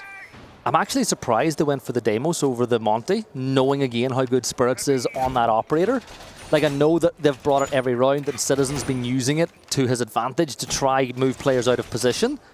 But I feel like the Monty's just been that bit more effective. Full lineup swap here for DZ as we move inside the round now. Blitz will still be in play as they elect to bring that shield. I'm looking at the Brava though. That Brava has to be a counter to the Malusi and maybe the Fenrir. They're the only real ones you want to get, especially if you want to push directly into sight. They're great things that you can steal away from the defenders. Yeah, there's certainly a couple of default cams as well that are pretty impactful in this particular site. Again, encountering mid-round aggression from FaZe if they are to lurk down in that basement position, want to re-aggress, contest vert, or even on the top floor, for instance. That could be valuable. Early hard breach successful, so IT exposed. DZ, though, with this lineup and limited vert, indicating that it will be horizontal. Unlikely to be completely direct. I'm sure they'll look to chip away that utility across to that game's position. That's the most likely route. But they'll probably be adaptable, I think. As this match, if it does continue to progress, they may need to do so. If FaZe eventually get a good read and find a way to just chill and not get caught out by the tempo, then DarkZero may be forced to change. We'll kind of wait and see. But at the moment, it's the exact same blueprint. It's the exact same blueprint we've seen every single round with this slow build-up, the util clearance, just chip away at map control, low risk from DarkZero, and then they'll pounce when that opportunity arises. And even the decision-making over what utility you want and what utility you don't want, right? Nafe was able to get one of the Melusi gadgets away. He could have stolen the vault camp, but knowing the area is clear, it's better for his team if he just jumps in and shoots that. And they're getting more and more and more of that defensive utility every single time we look. And that really hampers Faze Clan the later and later we get inside this round. Minute and 15 seconds left to go. Still hasn't really been a shot fired in anger at either one of the players. But as you look at this phase, with a lot of people in and around site itself, essentially, if you can clear rafters, you've got free reign over so much of the utility because it's only really Vidaking there that's in that area. Well, Handy finds the first, and that's the diffuser dropped. Spirits looking to respond on Blitz, but FaZe, they know how to counter shield play, and making his progression so challenging. Traps in play, slowing him down. NJR, though, has been so good this afternoon, up to 14 kills and a big double to get DZ back in the round. 35 seconds to go. DZ looking to take an upset in the first one. Spirits with another kill, leaving it all down to KDs and Handy. You can see that Handy is below now. 4 of the Americans standing, looking to get this win. Handy needs to pull off one hell of a play from this position, but there's only 15 seconds to go. Time's running out, but Panba finds the kill, and DZ open up EWC for them with a victory against the reigning world champions. And you know what? They deserve that 100% because they played perfectly the way that you need to beat a team like FaZe. It's the classic match of the day curse, isn't it? We pitch it as potentially being a banging game, and it ends up not only being one-sided, but also in favor of the underdog. What a performance from DarkZero. What a way to set their tone for this particular event. Again, much like Falcons earlier today, we are not discounting FaZe. They are exactly the kind of team that will make that lower bracket run, could potentially make it to the grand final, still take it all. But still, what a way to open up the account for both of these rosters. And even more importantly, you keep that extra life. One of my favorite things about the upper and lower bracket is as the longer you stay in that upper bracket, the more chance you have. FaZe from this point on, they have to be perfect if they want to win EWC. They have got to win every single game they play. But DZ have bought themselves a chance. And my favorite thing about it was the players that we highlighted that we wanted to step up again in NGR and Panba really showed up for their team when they were needed. They really felt like the two lighting up the kill feed for DarkZero. They also had Spirits coming in for a bit of a supportive role as well, but in comparison for FaZe, I can't really now sit here and say anyone on the team was really a standout performer. Unfortunately, a roster that typically has those star players step up in difficult moments. They have shown that so many times in the past. Today, it just went completely amiss. So hopefully for FaZe and the fans over in Brazil, this was a one-off. This was just a warm-up game essentially for them. But without that second life, they're now vulnerable as the event progresses. Well, what were they so good at? What do we say that they were really good at when we started that game? Opening kill conversion. Yep.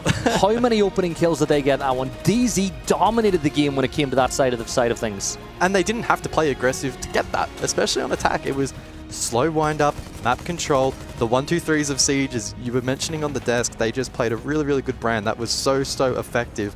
And FaZe just unfortunately looking really unsettled.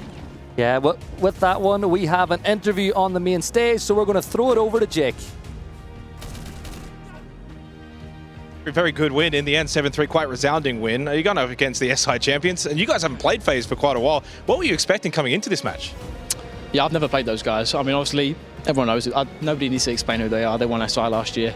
Reigning champs, so obviously there's respect there, obviously from us, but I mean, this event is meant to be a statement for us. Yeah, absolutely. This is one game for us. So Absolutely. Obviously, for NAL, you guys ended up losing in the grand final after what was a really, really good stage. Overall, you would have taken a lot of positives. Did you kind of look at maybe EWC as like, okay, we didn't quite win the grand final, but we know we're building in the right direction. Let's keep going in that direction here at this event.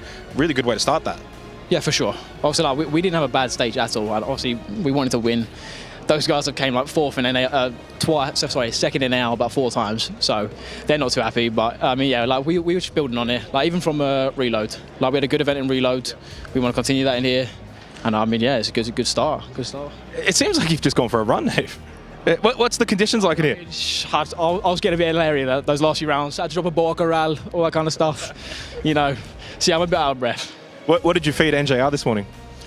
I'm not sure what he had. I think he had some pineapple. I think he had a crepe, and he might have had some French toast. So, there you go, ladies and gents. If you want to drop a whatever, I don't know how many kills he got. That's the mayor. The mayor does what he wants. Last one. Obviously, your next matchup is going to be now Virtus.pro. So you go from a Brazilian team over to an EU team. You thought much about that at all, or it was just kind of one team at a time? Well, the last time I played those guys was a couple of years ago when I was in EU, and by the looks of it, they changed their play style quite a bit. They used to be step 1, 2, 3, so I expect it to be a bit of a crazy game. But I mean, yeah, I always look forward to playing those guys. Well, you guys looked absolutely sensational today. Best of luck for obviously for your next game against Virtus.pro later today, and obviously back to the desk. Well. It seemed like it started going round for round between DZ and Faze until DZ moved on to their attacking side. I don't know about you guys, but I was certainly not expecting to see so much strength, so much firepower behind the DZ boys. And more surprisingly, the fact that they were able to take the strongest, defensive site win over top floor. For me, that was like mind-blowing, just a little bit. It seems to be the day for attack here on B-Stream so far. Teams finding success on what has always historically been the most challenging side of the game. Yeah. DarkZero brought a tempo and a game plan that was just completely incompatible with Faze. And I thought personally that Faze were going to adapt as time went on and they would find an opportunity to settle and reaggress, and that just never came into fruition. Faze were stuck on their heels and had pretty much zero response. I think especially after that timeout as well, I was hoping to see a little bit of a change up in Faze's approach in their game plan. So if it were you, what would you have changed in Faze's approach? I would have... That's actually a really good question. What I would have done is played... If you know that the team you're playing against is going to get all their ABCs done in the first bit of the round and then slow everything down and try to execute in the later game, you got to pack up that late game utility, things that you can bring as a defender to stop from happening. It almost seemed as if whenever push came to shove with 15, 20 seconds to go, that Faze were the first team to peak, the first one to get aggressive, and that usually gave DZ the pick. Because I think the DZ were just like, we're just going to sit here, we're going to wait, we're going to hold this angle, and eventually a head is going to appear, and we're going to shoot it. Yep. I think if Faze Clan just sat and didn't do anything, I think DZ would have made mistakes.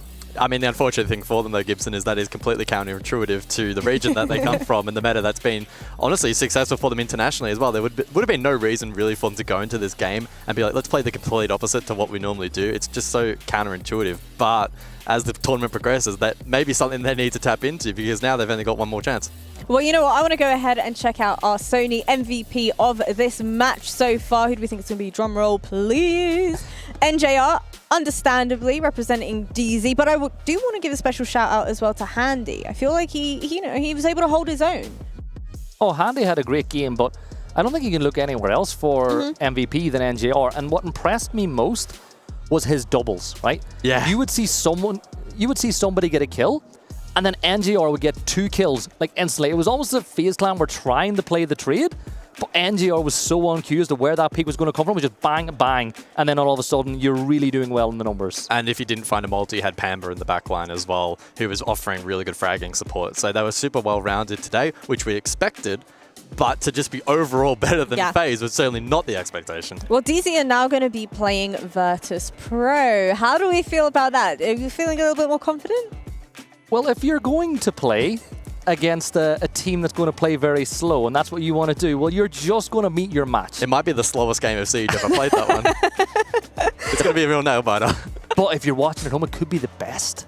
Just because it's slow doesn't mean that it's not going to be entertaining. Yeah. Well, we've certainly been delivering some entertaining matchups over here on the B stream. Next up, we have Enterprise Esports versus NIP. We'll be diving into all of that action very soon.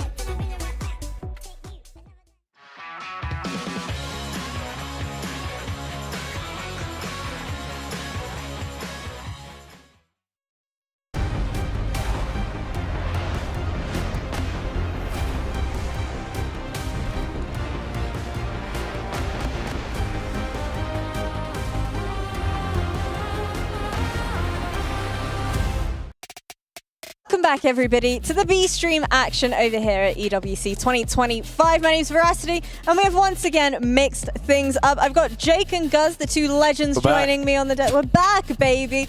And this time around, we're going to be having Enterprise Esports versus NIP. Thoughts and feelings about this one? Ah, the Aussies. The Aussie boys. You got to get the Aussie boys on the desk, obviously, for Enterprise. Obviously, the winners of the Oceania League from APL, and a team that probably surprised, I guess, a little bit. I mean, they made headwaves in the group stage to begin. We thought, of course, it was going to be Chiefs or Gaming Gladiators, but EP definitely showed up as the best team in the region. As for Ninjas in Pajamas, I mean, it feels like it's been forever since we've seen them at a global event. I think it might have been SI24. So we're talking about like a year and a half now has actually passed, but they had a very, very good stage in SAL. I think they ended up finishing 3rd overall. They took down some big teams, so it's going to be a tall order for Enterprise. But if you kind of look at all of the teams here, this is not too bad for Enterprise. Like, it's not the worst. Well, if there's one thing that we've certainly learned over here on the B stream, it's that absolutely anything can happen, because we just had DarkZero beating out Faze Clan. Obviously, it is best of ones, but now for Enterprise Esports, would you say it's fair to say there's absolutely zero pressure on them to perform? Well, yeah, if there's anything we've learned on the B stream, we should just completely put all our bias into NIP that they'll win this 7-0. Maybe EP can snatch a victory. That seems to be the case every single time the underdog's taken the win. Do they have a realistic chance, though, EP? Jokes aside, to some extent, yes.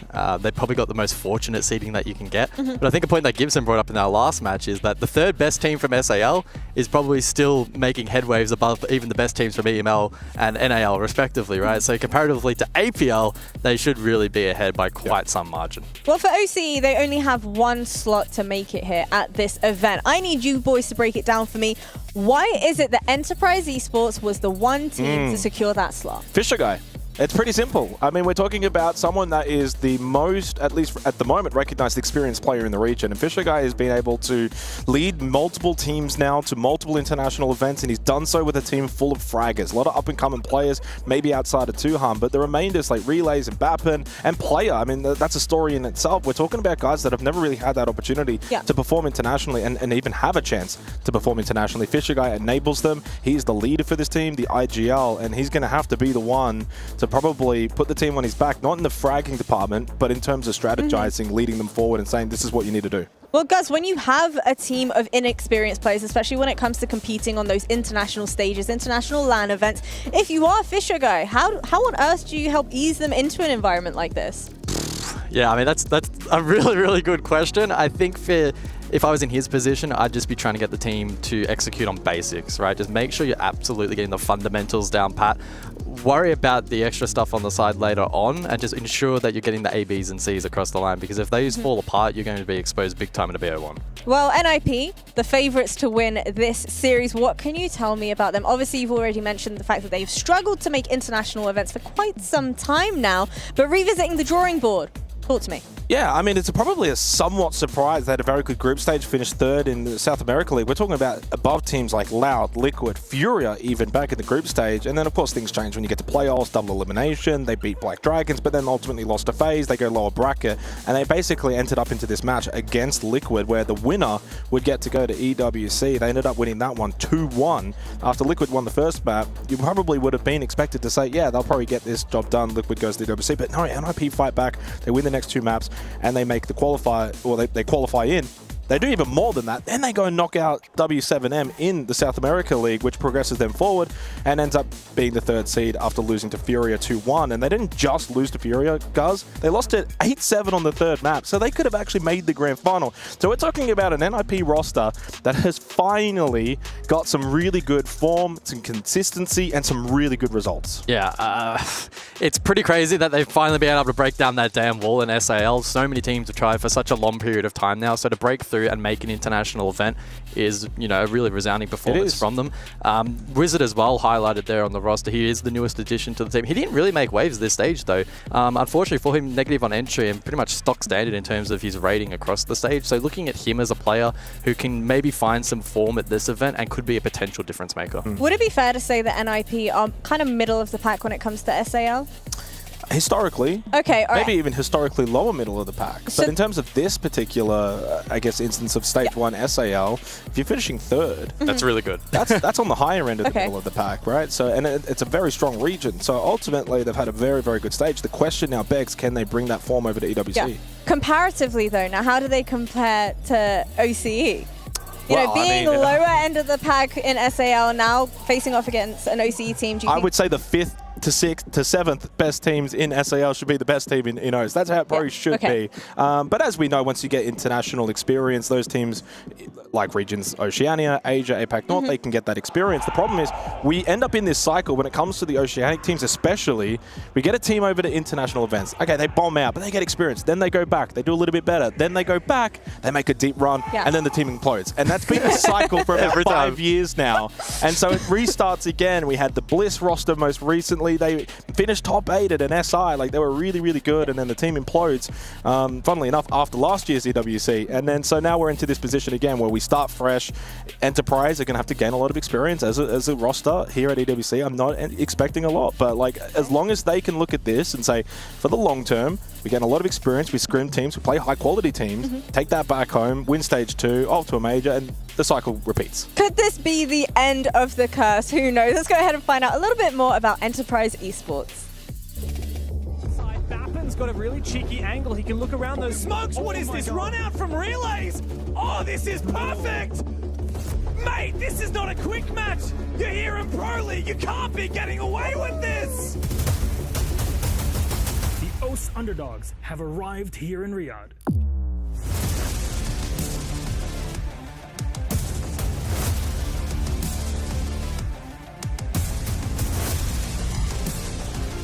Kicking the year off, Enterprise were forced to fight through the Oceania Challenger League, where they only dropped a single map throughout their entire run to qualify for the APL Oceania Stage 1. Their form did not dip in Stage 1, going on a 6-1 tear in their first stage as a team, taking down regional juggernauts of gaming gladiators and chiefs along the way. The new generation of Australian Siege is here, and we fear no one. In the playoffs, Enterprise continued to cut through the competition all the way into the grand finals in a rematch versus Ludovica, where they secured their spot in the Esports World Cup in dominant fashion. They were able to prove to the Oceania region that they deserve to be here in Riyadh. Now, it's time for Enterprise to prove to the rest of the world why they belong here at the Esports World Cup. It's time to prove that OS Siege isn't dead. Get ready, Riyadh. We're coming. You heard it here first. We fear no one. I don't know how much I believe that statement. I'd like to think that it's true, but on the side of NIP, do you think it's a fair statement to say potentially some other teams might be underestimating them, or do you think Enterprise will be indeed fearing them? I don't think EP will underestimate them. I think as the tournament progresses, there may be other teams from stronger, historical results that may be like, oh, they're only third in SAL, whatever. If you're Enterprise, you have to go in. Any team here potentially is probably better than you, right? So you go in, respect them, do your homework, and put your best foot forward. Do you fancy their chances in this?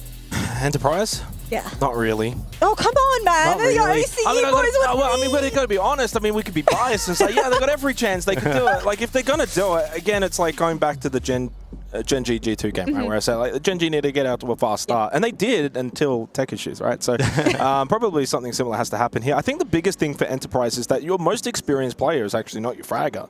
Like, we've been saying back home, it's basically Fisher guy plus 4 fraggers. And so you can only enable people so much, right? They've got to go and get the kill. So you're looking at relays, you're looking at play, you're looking at Bappen and Tuhan. Those are the core 4. And if they can get into the server, feel comfortable as soon as possible, find frags, get entries, which they can be good at, that is certainly a way in which they can obviously find some success. But I mean, we've just got to be frank. We've got to be realist. As much as we want to be biased and we can say EP is going to win this and win the whole event. I'm not liking your negativity right now. You know what? I want the Enterprise boys to walk away with this victory. So without further ado, let's go ahead and jump into the game.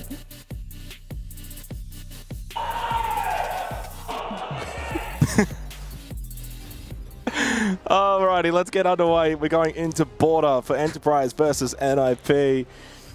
Jasmine doing her best to try and obviously get us a little bit more hyped. I think she has more faith than we do. I'm impressed.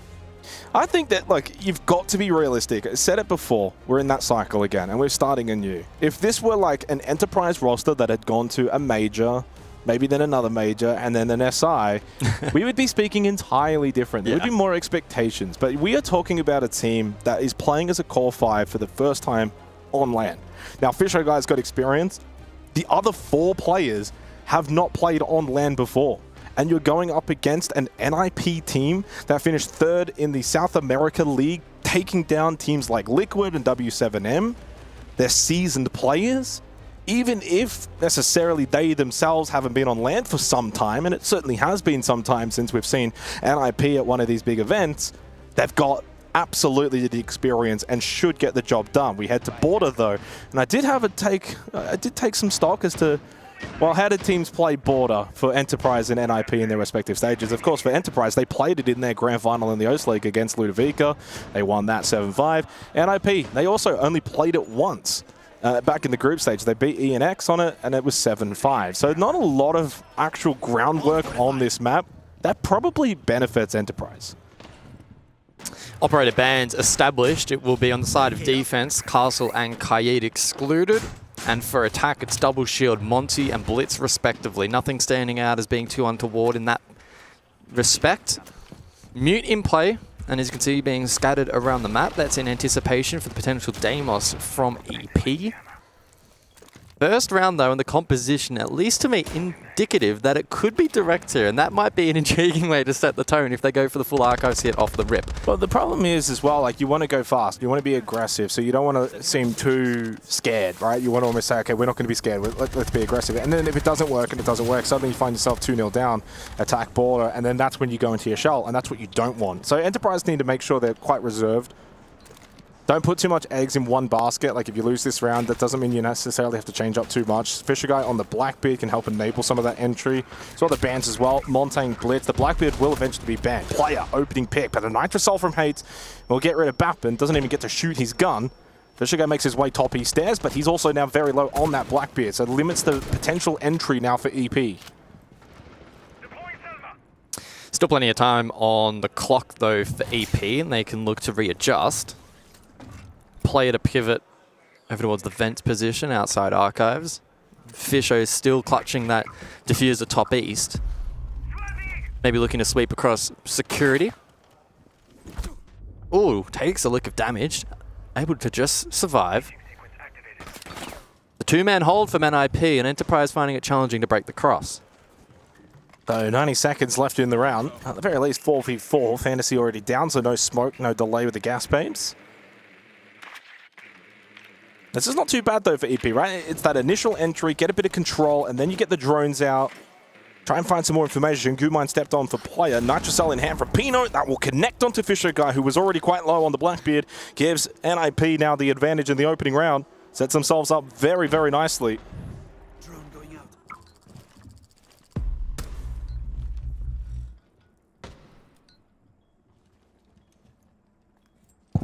Don't really see an in all for EP. Freebie. It was, and Relay is almost able to connect a second. Unable to do so, however, 50 seconds, diffuser recovered. Archive's likely the last position they can try and go for this plant now. Still got time. BPC needs to be dealt with. Player trying to just prep fire a little bit to help out with the entries, but couldn't connect onto anyone. Yellow ping intel for relays, but he's now low. Needs some help from Tuhan towards break. 3 players of NIP, though, are well situated, well set up, and a really good start for the Ninjas in Pajamas. And you can hear them in the background. Really good way to kickstart their campaign here at the Esports World Cup. Didn't have to do a whole lot. A little bit of aggression from NIP at the start of that round. It's Border. You don't want to just allow the attacking team to waltz on through the map, so they were able to be aggressive. Made it a 4v4, wounded the Blackbeard. And that's really what you want, is what you want pressure on, like a guy like Fisher. Fisher on like 5 HP on a Blackbeard means he can't be as aggressive, get that intel, relay that over, call the strats. He has to be a little bit more careful.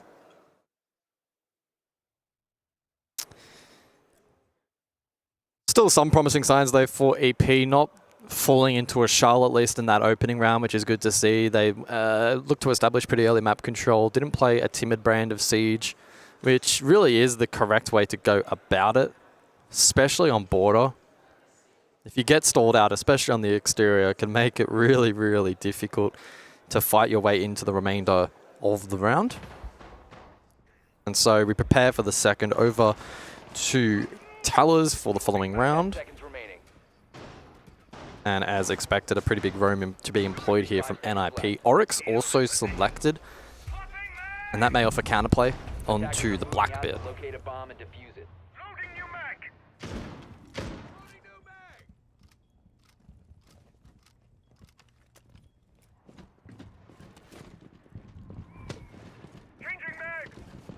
By the way, the winner of this game will, of course, play the winner of Furia and Oxygen.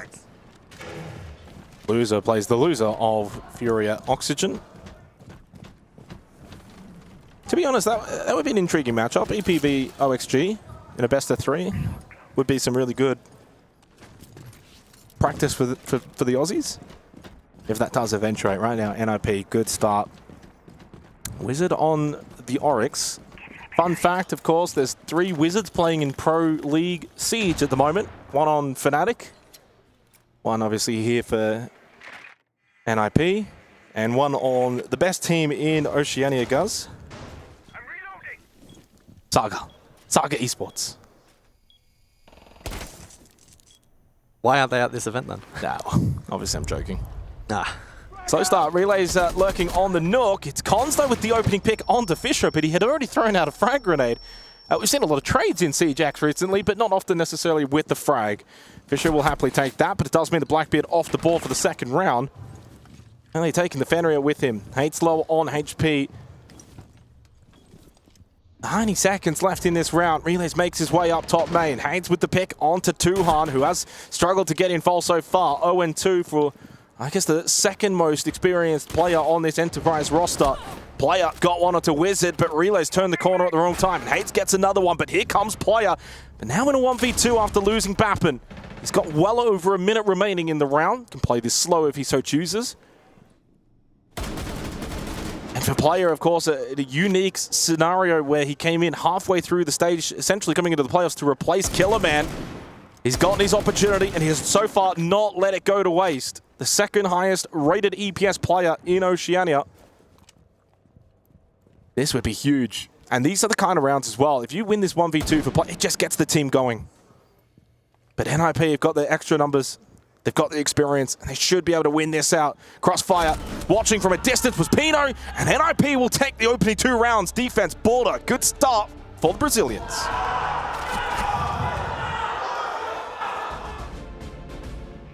Doing a really good job in minimizing mistakes. Enterprise look to flirt above into limited info. Pretty heads up in their approach, and they just caught bad timings against NIP, who did not miss their shots and were able to dislodge that attack. It's a pressure factor as well in a best of 1. When you're already a couple of rounds down, you feel like you're almost running out of room, running out of space so quickly, so early on. You know, you've only got a couple more rounds that you can kind of freely give up. Otherwise, we're talking about a significant comeback. EP, we're talking about border here. They need attacking rounds in this first half. Certainly a little bit closer in that previous round. Doesn't help that Fisher's been under immense amount of pressure early on in both of the 2 rounds. He needs to try and stay alive for as long as possible. Need to try and get Tuhan involved as well. No kills for him just yet. And I guess a player like Bappin, who had such a tremendous stage in Oceania. We're talking about a player that at one point we weren't quite sure, does he really take it seriously? Joins this team, and boy did he elevate his performance in the stage. But so far it's been NIP, their experience clearly shining, and Hates now 5-1. And I would imagine after this round, you just ban the Blackbeard anyway.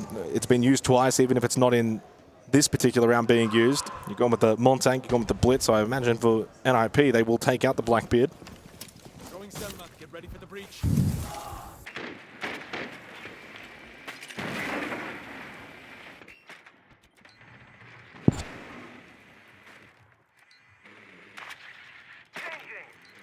So early drone work over towards this security position onto Fantasy on the Solace. Could be quite impactful late round in identifying where that plant is positioned, particularly if NIP regress above and get vert control, which they currently possess. EP's droning suggesting, though, that perhaps they want to go a little bit more directly through said front door. A risky play for sure, but it could well work out. Player sends it, finds the kill, and that's the opener for Enterprise. Yeah, good start from players so far in this series. So Fantasy goes down, deals with the Solus, decent operator to take off the board. I'm not going to say necessarily this is a must-win round, but it becomes a very important round for EP. A 3-0 start for NIP.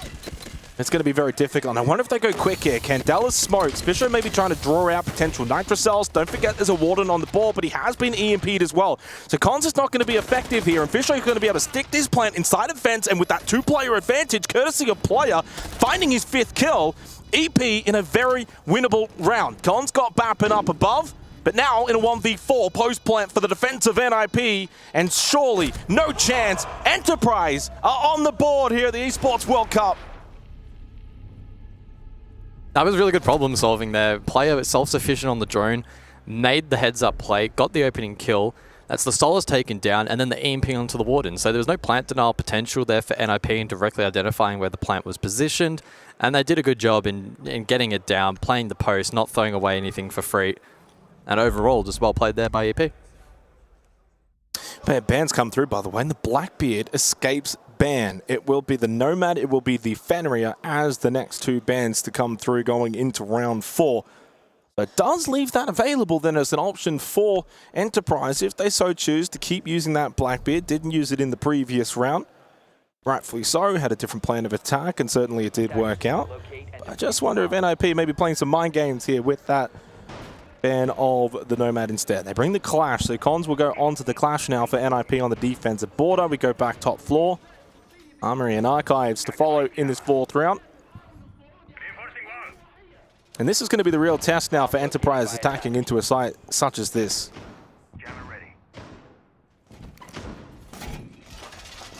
So far though, player has been the player for EP to really stand out.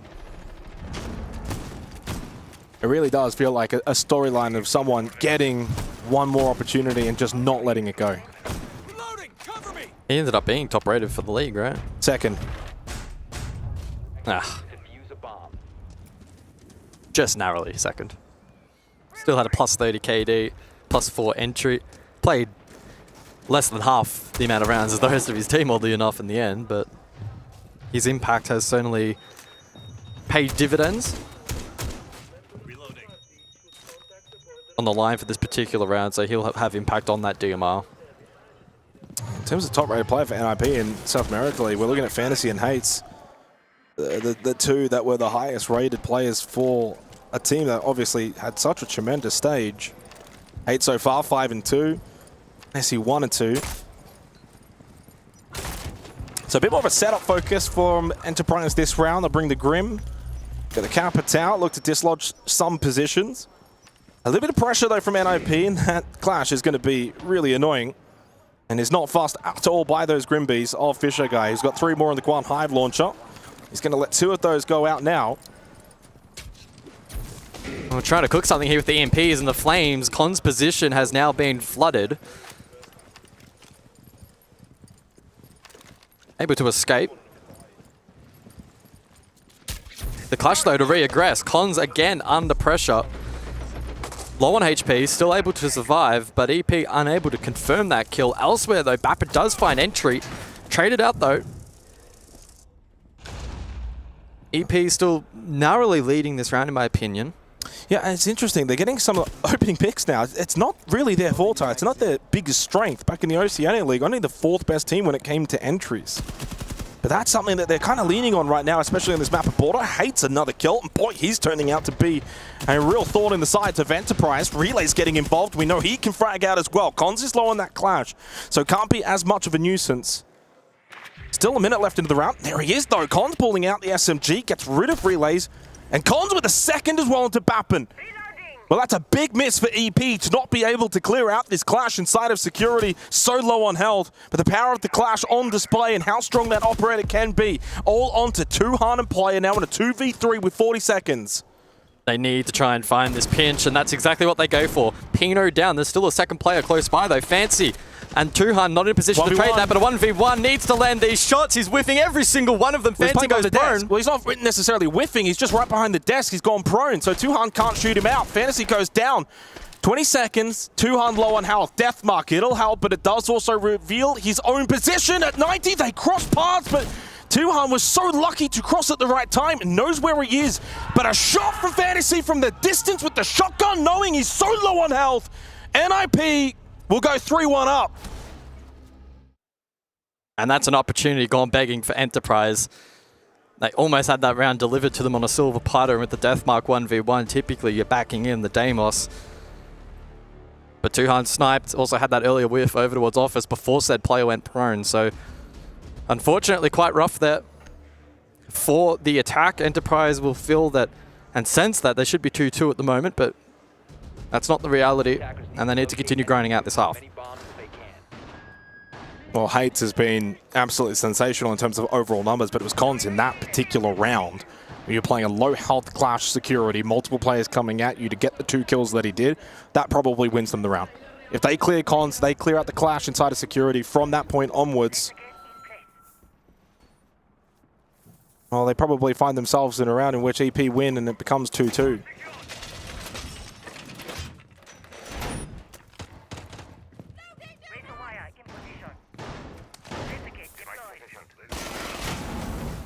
So full comp switch here for EP for the 5th round. Bravo will be in play most notably.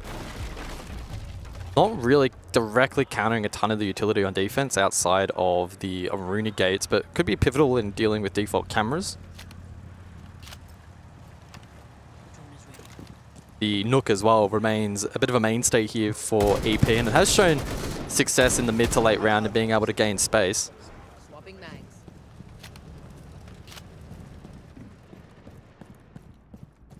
Twitch as well, so it's double specialized drones for the attack. The Twitch typically used as counterplay into the mirror, but not on the board this time around. Again, useful for cameras though. Do you sense that has this been a bit of a misread in terms of composition?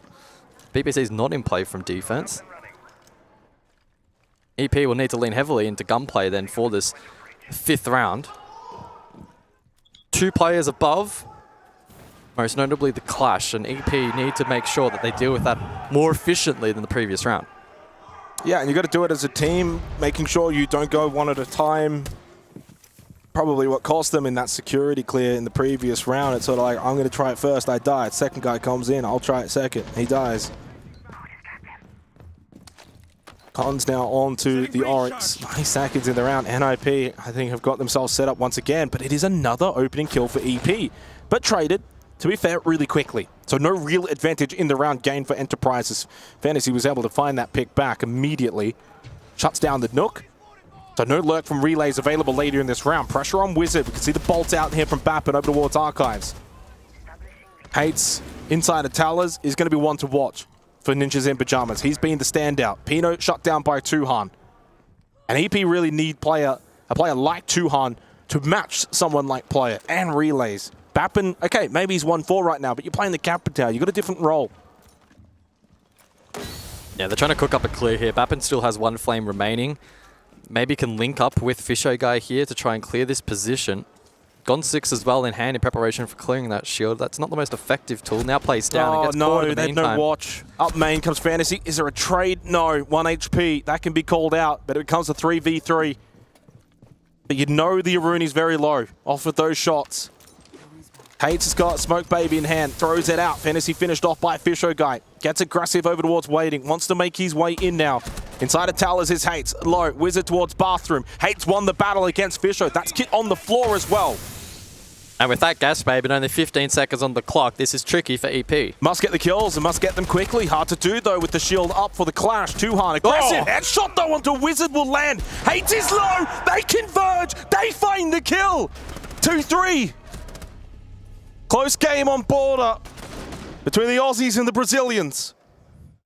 Yeah, that was massive from Tui to be able to find that double at the very end there. Fisho relayed info on the player close, but the shot onto the Clash is always a challenge. You have a big advantage playing behind that utility. So much more dynamic than Clash has been previously, but just that slide over peak and that slight timing there. What a shot down the hallway from Tuan. And yeah, it was super clean. It feels like their decision-making is getting better as they're getting more reps in, more rounds in. It's always the benefit of obviously getting this experience on LAN. EWC is a very harsh tournament. I mean, we're talking about best of 1 into a best of 3 and you could be going home after today. You don't necessarily get a whole lot of room for error, but that just is, that's the beauty of this tournament. It raises the stakes altogether. I mean, there's already a very significant matchup in the lower bracket. Falcons SSG. One goes home today. Wow. That's kind of crazy. Like, that's how brutal it can be.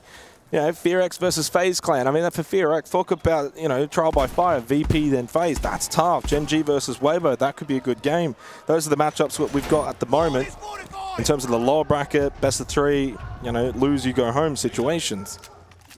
Enterprise, well, they need this third. Maybe not need is the right word, but boy, it goes a long way, especially against a team like NIP, who I think are going to be very strong in that attack half.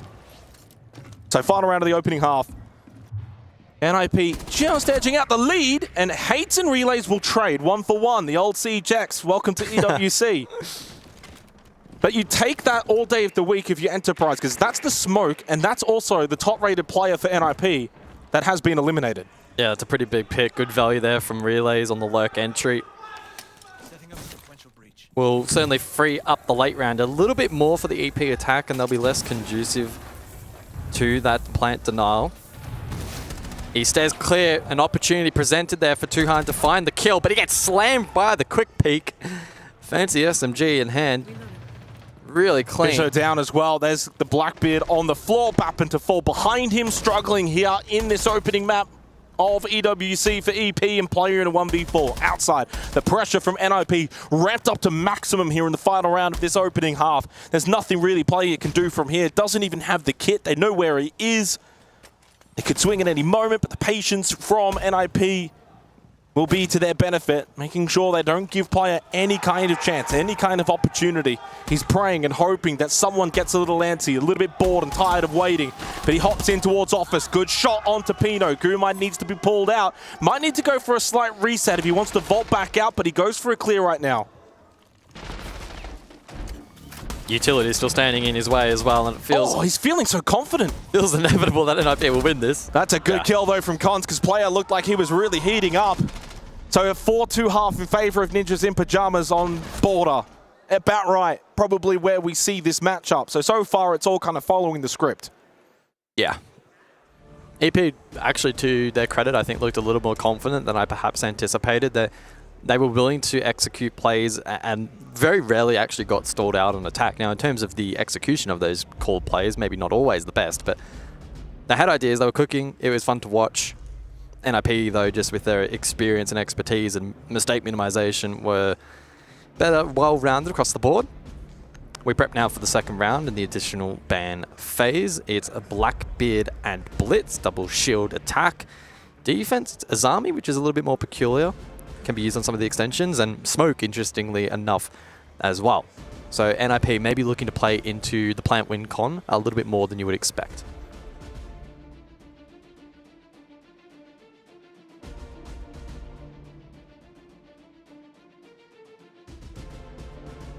I feel like I'm about to go off to war. This music is just like, damn, I'm getting amped up.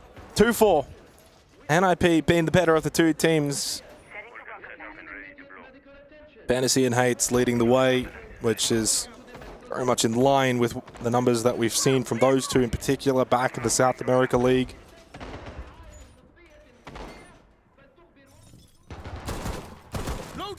Third most played operator is the Deimos as well for Fantasy. Hates most played operator, the Twitch. Just kind of sliding back into how things have been going for NIP as of recent. Their recent form looks like it's coming to the foray. Even still here at EWC. Attackers have recovered their diffuser. Pressure is absolutely on now for Enterprise. Like you're 2 rounds down, now you're on defense border. NIP could get really aggressive, take a lot of positions. How do EP play this? Do they get aggressive themselves? They can't give too much respect over to their opponents. Can't fear them. This lineup, with especially the Osa, is very much pointing towards an Archives hit. In combination with the Smoke ban as well, they should be primed and ready to go for that style of play. I think they'll still do groundwork to prepare for it. It's not necessarily going to be a rush, and you can see that groundwork currently being established. But the ultimate endpoint is likely to be there. That being said, Wizard does have Diffuser on the opposing side. So is it maybe even a bait here from NIP? Could be a potential bait, as you said. You know, you kind of go Candela's in, Smokes, and the also Shield, but then Wizard maybe slips in on the backside.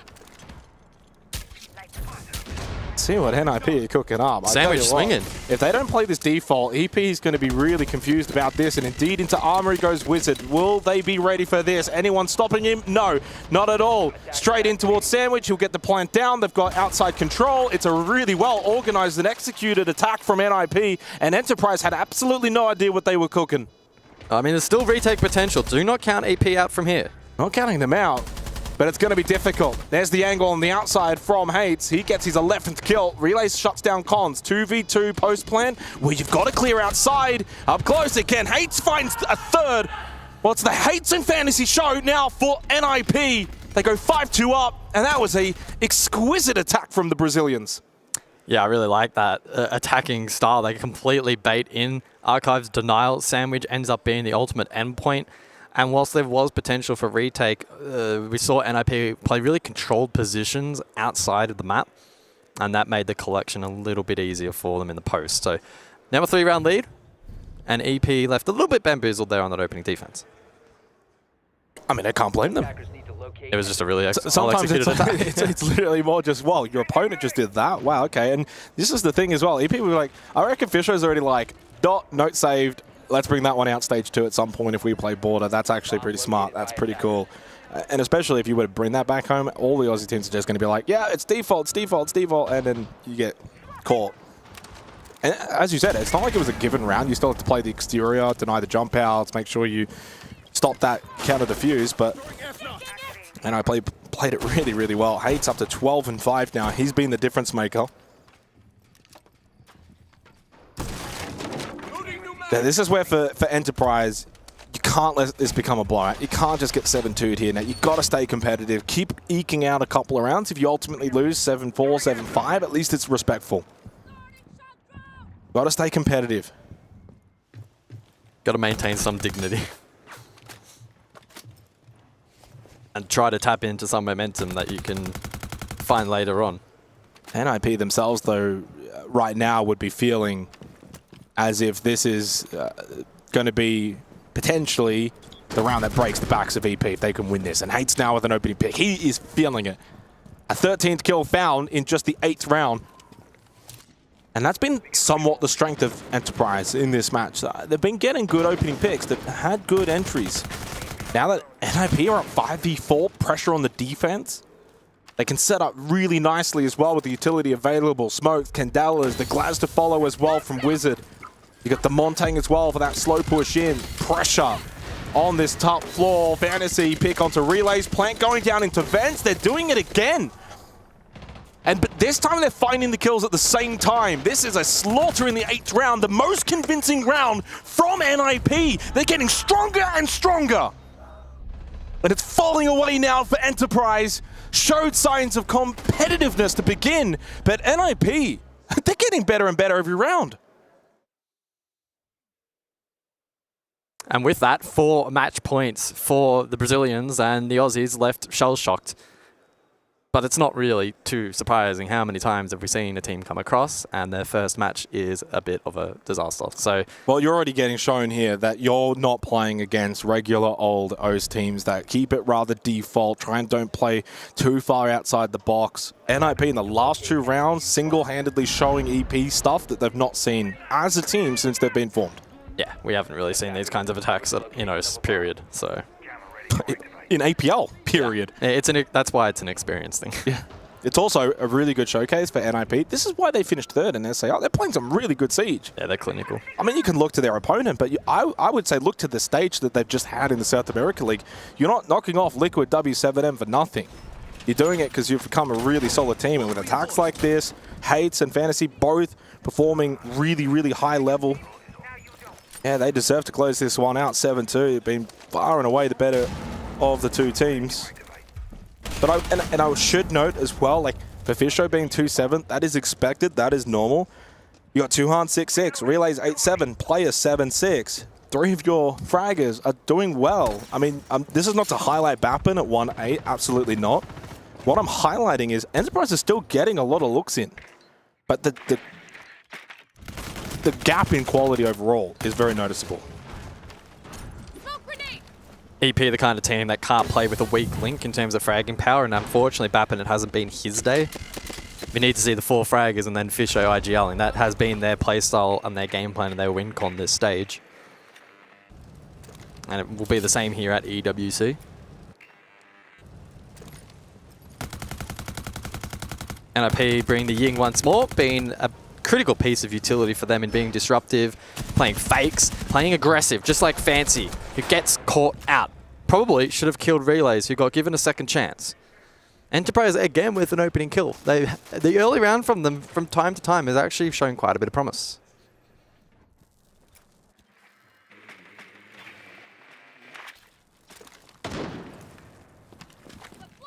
It's definitely been a strength of theirs, but NIP's strength has been their ability to bring these rounds back. EP, it's a long way back. You're 6-2 down, but you've got to fight for every single round. Every round is so important, not necessarily in their ability to win this map, but just being able to gain experience at this event. Wizard, pick, Relays, goes down. Player to fall after a sensational start from Player. He's called off a little bit, and so has Enterprise. Advantage for NIP. Looking to secure this map in a 7-2 fashion. 4 players to the 3. Over a minute. And the attack can start to spread out around the map. And this is the thing as well. Players like Bappin, they've never felt this kind of pressure before. Oh, what a headshot. That's much better. And almost takes down the player at 90 as well. Tuhan falls, though, inside our offices. Retreat, fall back to site. The double stack now with Fisho, guys. Still the advantage for NIP.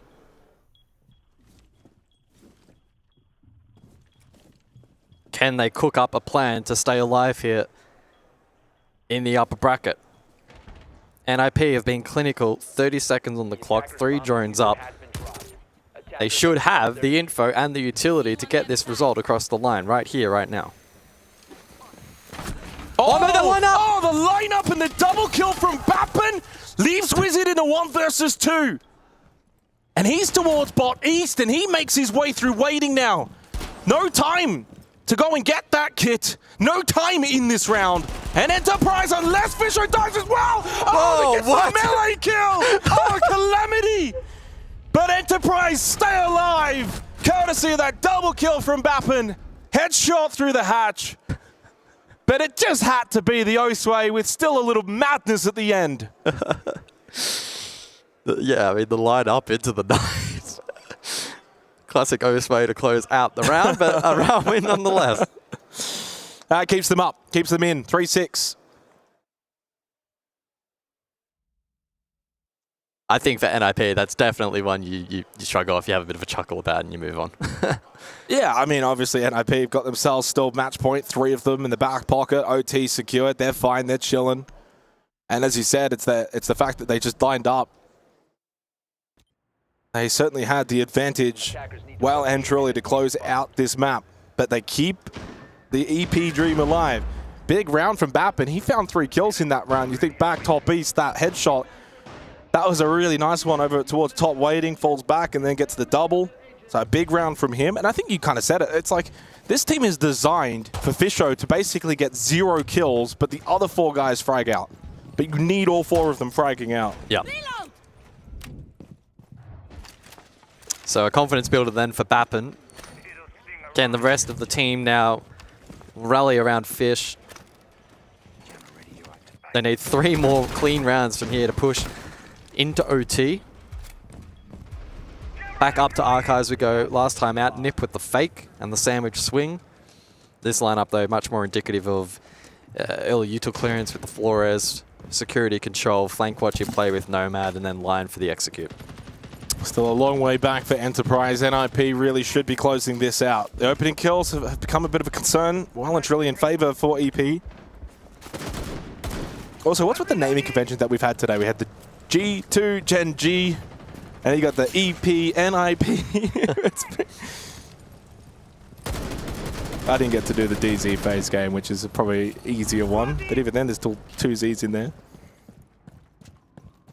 I think another part of that previous round as well is the early kill on the Fantasy. I mean, that's just one of 2 players that are really fragging out right now for NIP. Like, if you can get an opening kill onto Hates, for instance, boy, that limits NIP's potential in these rounds. He's been so influential. Whereas on the flip side with Enterprise, there's not that one in particular player that's really performing. A little bit more evenly spread across the 4. Adrenal Surge activated early. That's going to send Fantasy up towards main. And he's just going to get a freebie. Yeah, red ping intel. Visho goes down. He was on the floor prone. Another one fell as well in relays, but firing back was Bapid, but he got traded immediately. Now it's a 2-player advantage for NIP. This time they will not squander it. Easy clear from Hates, and boy, that man was sensational in this map. Hates went nuclear on border. 7-3 win for NIP. Far too good for the Aussies. A resounding victory in the end. There was one last gasp from EP towards the tail end, but ultimately outclassed in this matchup. But going to plan, going to script, EP can pick themselves back up for a second chance. For NIP though, they will continue their label at EWC 25 as the dark horse. They continue to be, for me, a team that can really do damage. I still firmly believe they will be underestimated as this tournament progresses. They play the winner of Furia and Oxygen, which, if we're being candid, probably Furia, right? And boy, wouldn't that be an all-Brazilian showdown. Of course, in the South American League, they actually played in the lower bracket final, guys. How's that for a little bit of recency? And it was close. As I mentioned earlier in the pre-show, we're talking about a 3-mapper that went through a 3rd map, and it was 8-7 in favor of Furia. So we're splitting hairs. There's every world in which this NIP team, the way they're performing, the way they're playing, could take down Furia later on if it happens. Yeah, absolutely. If they can continue to just build into this tournament, that's going to lead into a crazy game. For Enterprise, though, they'll have to pick themselves back up. Again, they have a second chance, they have an opportunity, but the turnaround is going to be absolutely brutal for them. Can they pick themselves back up, and can we see the Aussies continue their run? We're looking at some of the highlights here. Of course, NIP, really, really good start. It wasn't really until that 3rd round that we saw Enterprise show what they've got.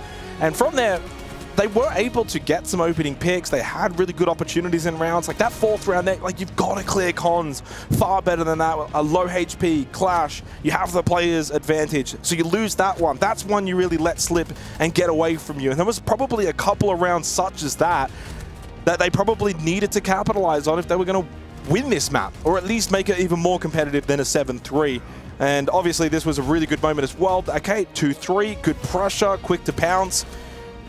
Trade, that's fine, but it's these little moments, you know, a little peak like that. You can maybe get away with that in OS. You can't get away with that against NIP. Yeah, on land against Brazilians, you step 1 foot wrong, the wrong pixel in the wrong direction, whatever, you do get caught out. The one thing I will say, EP went in with a strong mentality for my eyes in this particular match. They didn't play timid, they didn't play scared. We have the interview ready though, let's throw it over to Gibson. Thanks, guys, and I'm joined here by Pino from NIP. So first off, Pino, congratulations. Good way to start the tournament with a win. And I suppose that'll be my first question. How important is it for you going into this event to get a win in the first game? Yeah, it was pretty important. We are pretty happy to be here. Like, we've been there in 2023, and like it became much better than it was. So it's really good event, really good support for us, for the players. So it feels pretty good, and now we gotta do our job and make the playoffs. And obviously you play in Brazil, which is the strongest region in all of Siege at the minute. You've got really good teams from top to bottom. How difficult and how much better of a player does it make you playing in a region like that? Yeah, it's really hard to get to qualify for the tournaments playing there. Like, even the low tab teams like can take a map of you, maybe the series. So it was really hard, and it's good for us, for the other side. Like, we came here so much more prepared, like the quality of screens, etc. So, yeah. I suppose the last question I have for you then is, going into this event, you were traveling here, you just finished the stage. What was preparation like for you guys coming into this event? It's like much for the same we've been doing since the start of the year. Like, a lot of 4 maps a day, sometimes 6. VOD review, a lot of it. Like, we need to fix our mistakes if we want to get to be a constant team. Like, if you want to make there. We were a new lineup with a new IGL, so I think it's going great for us. Everything's going fine, and we're only getting better from there. Perfect. Well, thank you for that interview, and best of luck in the rest of the tournament. From a 4-2 half in way of NIP, they close out that matchup 7-3. For you boys, I know you kind of expected this outcome. My heart broke just a little bit for the Enterprise boys, but it seemed like everything NIP were doing was working out perfectly for them. Yeah, I mean, the first half was pretty competitive. It was fine. You know, at one point it's 2-3. I think there was a good opportunity for EP to probably make it 3-3 going into the second half. But my God, NIP's attacks in that second half was something that we haven't really seen Enterprise have to deal with. And they themselves couldn't figure out how to deal with it. So I think that was a big difference maker in that second half. And yeah, obviously they got a nice little round to get a third on the board for Enterprise, but ultimately they were just outclassed. Yeah, unfortunately, strategic depth was probably the biggest differential in this matchup.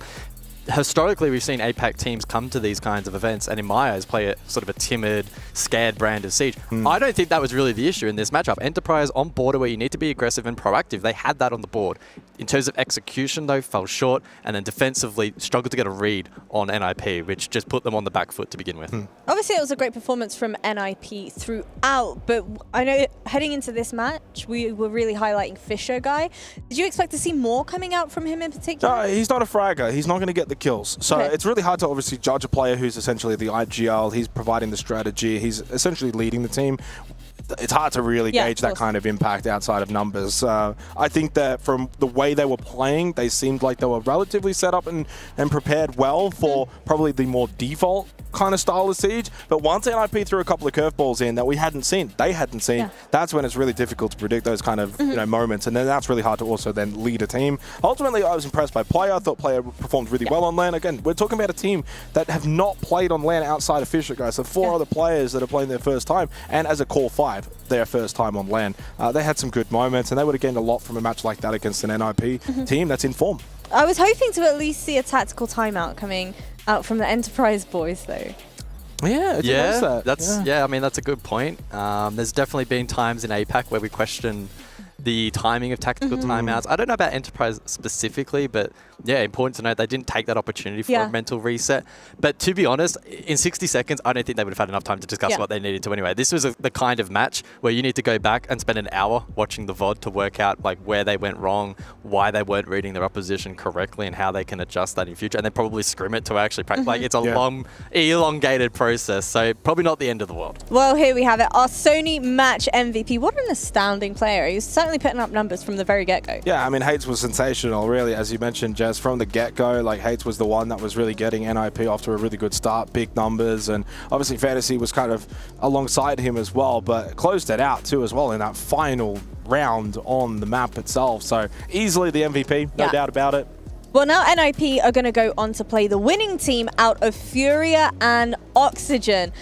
How do you think they would play against the Furia? Well, yeah, it's more than likely going to be Furia. They're expected to win that match. The beauty of all Brazilian games, especially at this kind of level, is quite literally, on any given day, either team could win. I will repeat it one more time. These Furia and NIP played in the lower bracket final only a couple of weeks ago. And we're talking about a 3-mapper, and the last map itself came down to an 8-7. So there's not a lot separating it's really in close. Current form. Like, if you were to go historical form, Furia, easily, right? But in current form, with the way that NIP are playing right now, yeah, they could do something very special. I think that obviously would be a best of one. So again, like, you add all of those elements into it. But for obviously Enterprise, they definitely would be hoping OXG don't show up at this event. They are praying that OXG get absolutely done by Furia, that they can go and play against a North American team, and I think that in the best of 3, they could do something special. But if Oxygen show up and knock down Furia, EP's done. They may as well just be like, nah, we won't even bother. Well, our next series is going to be Weibo Gaming taking on Gen.G. That one's going to be a best of 3. I'm going to get your thoughts and feelings on that a little bit later. So without further ado, we'll be back very shortly.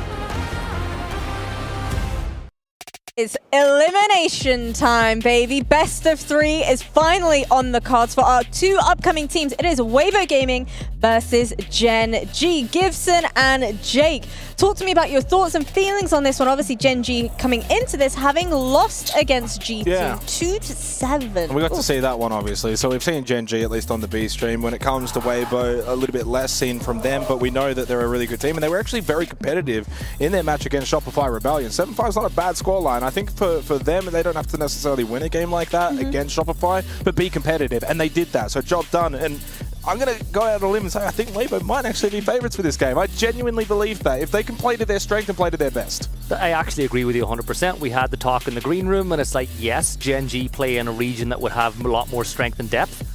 But you look at the experience that this Weibo team have from top to bottom. Players like Reaps, Speakeasy, Turd, all these players have played at an international level and won maps at it, whereas Gen.G are entirely really untested at this kind of a level. So I think that Weibo have to be the favourites going into this one, but it's scary, right? You've already played one game. You've no more spare lives. If you lose this best of 3, you're going home. You're not going to be the EWC champions. That's a rough thought, by the way. On the very first day of the tournament, being eliminated, you only play 1 day's worth of games. I know you spoke a lot about experience, but how about international experience? Which one of these 2 teams would you favour more to have that? Weibo. Yeah. Weibo for sure. I mean, we're talking about players on this roster. Now, in terms of the core 5, obviously is still relatively newly put together. A combination of teams gone by that have had a lot of experience and gone to a lot of international events. Largely for many that would know the X-Bleed roster, for instance, right? Or the old Elevate roster as well. So, like, you've got a lot of experience from these core 5 players. This is not their first time on LAN. And we're also talking about the team that won Asia and the team that many would consider up there with like Firax as the best in APAC versus the team 5th in EML. You've got to be beating the 5th best team in EML if you're being serious. Yeah, it's a massive jump, I think, for Gen.G in this game, and I think that anybody who's been watching Siege for the longest time know that the one thing Weibo do really well with this roster is force teams to fight. And every single one of these players are players that I would back in the situation. Like, yes, Reaps, we all know how phenomenal he is, but, Turd is another brilliant player on that side of things too. Gen.G, as I said, a little bit untested. I know that some of these players, I believe, came to EWC last year as part of the Wolves roster. And I think that, like, Lasmu and Asa didn't perform that time. This is their second time coming back to a LAN. Experience helps. They will have learned stuff last year, but how are they going to cope now under the pressure of knowing this is a game that if you lose, you go home? Who would you back, though, on the side of Gen.G? I know you've highlighted Reaps as one of those players on the side of Weibo, but for Gen.G, who are you going to be looking towards? Well, I know that when we had the G2 Gen.G game, guys mentioned Skies. Yeah. And probably because he's the highest rated EPS player on the team from stage 1. But I'm going to go on a limb now and say Nako off of the game that we actually saw against G2. So going off of the performance earlier today, he was really good. He got a lot of entry kills, and when the game was on the line, and we think about that first, 3-4 rounds when it was really competitive, he was the one getting the job done. And then, of course, as we know, they fell away as the match went on. But I think that's a player to keep an eye on, because you're talking about a Weibo team, as you mentioned, that's aggressive. They like to fight. Well, Nako did a lot of that against G2, so he's going to have a lot of heavy lifting to do on entry battles, first engagement battles, and I think that's going to be something to watch for Gen.G. For Weibo, obviously having lost against Shopify, do you think they're going to be coming into this feeling pretty confident about the way they're approaching this game? I think that going into this one, look, Shopify are one of the really good teams at this event. They lost that matchup. It's a free hit. I always feel like the first round in a best of one is a free hit. You lose that, you kind of just go on to the next game. It's a best of 3 now. I think this is what they were kind of thinking they might be in. You know, they might have told you before the game, oh yeah, you know, we'll beat Shopify, but some teams go into it and go, we're really expected not to win that one, so they're more focused on the best of 3. Yeah, but now that we are in the best of 3 side of things, knowing that it is only the one best of 3 before you get eliminated, is that in itself going to be a moment in which all of these teams are perhaps overthinking the way they're playing? Probably not. I mean, like, at the end of the day, these guys have obviously a lot of experience on both rosters, right? So, like, you don't want to put too much emphasis, even though it is, as you said, a do-or-die elimination game. If you go in with that kind of mentality, you're just putting pressure on yourself. You got to try and come in, relax. You know, it's just a best of 3. It's just like any other game. If we bring our best, we know we can get the job done. And at the end of the day, for Weibo, they've got Reaps. They've got the best player from Asia. We're talking about a player with a plus 58 KD, highest EPS. He's got multiple 1vx's, plants, cost. He's got it all. He's the best player in the region. You've got him on your team. So I think when it comes to Weibo, they know they've got the firepower. That's not an issue. It's just a matter of, can Gen.G maybe bring some EML kind of structured and, you know, play style, strategize game plans to offset Weibo's firepower? Well, I know all of the points that you've made have already given me the answer that everybody knows, but predictions, who are you favoring to win this one? Weibo 2-1. Yeah, I think Gen.G will get a map, but it should be a Weibo win. All right, you guys are sounding pretty confident about that. How much of it comes down to our veto? Oh, I mean, that's a good question, because a lot of the times it does. I mean, it's obviously going to be Border, Nighthaven Labs, and Clubhouse. So Weibo pick Border, goes without saying. We're talking about a very open map, plays into that entry fragging role. We obviously just saw it in the previous game, EP and NIP, and if you can play fast, aggressive Siege, it's going to benefit you on a map like Border. So Weibo, I think that's a good pick for them. I think it suits their playstyle. And then on the opposite side of things, as I mentioned, strategize structure. Where do you go? Nighthaven Labs. Yeah, and then to finish things off, it's Clubhouse, so it's more structure, more strategy. I think that Weibo got the map that they wanted because it's one that's banned heavily by Gen.G. So going to Border, which is just a fist fight, like, let's be real, it is a map that is a fist fight, that'll suit them. I feel that if Gen.G can win map 1 though, like if they can pull it out of the bag and win on Border, the other 2 maps should play into the EML style of play. I will add the caveat that in the Asia League Grand Final against the Brazilian team Elevate, they did play Nighthaven Labs, and Weibo won that pretty comprehensively 7-3. So they've got the recent experience. We're talking like, what, a week ago, obviously on the map itself. It's not like these teams ever go into these maps and feel as if they're unfamiliar. They know what they've got to do. It's just a playstyle difference when it comes to a map like Border versus Labs. Well, here we have it. Elimination on the line. It's going to be Weibo Gaming taking on Gen.G. First best of 3 here on the B stream, Gibson, and it's a big one. Obviously, it goes without saying, when you're qualifying for the Esports World Cup, you're a pretty good team. That means most of the teams here are pretty good, so you're going to get good matchups. But this one in particular really feels like it's closer to that evenness. Like, you could make cases for both teams, and maybe there's a hint of bias for myself or Weibo.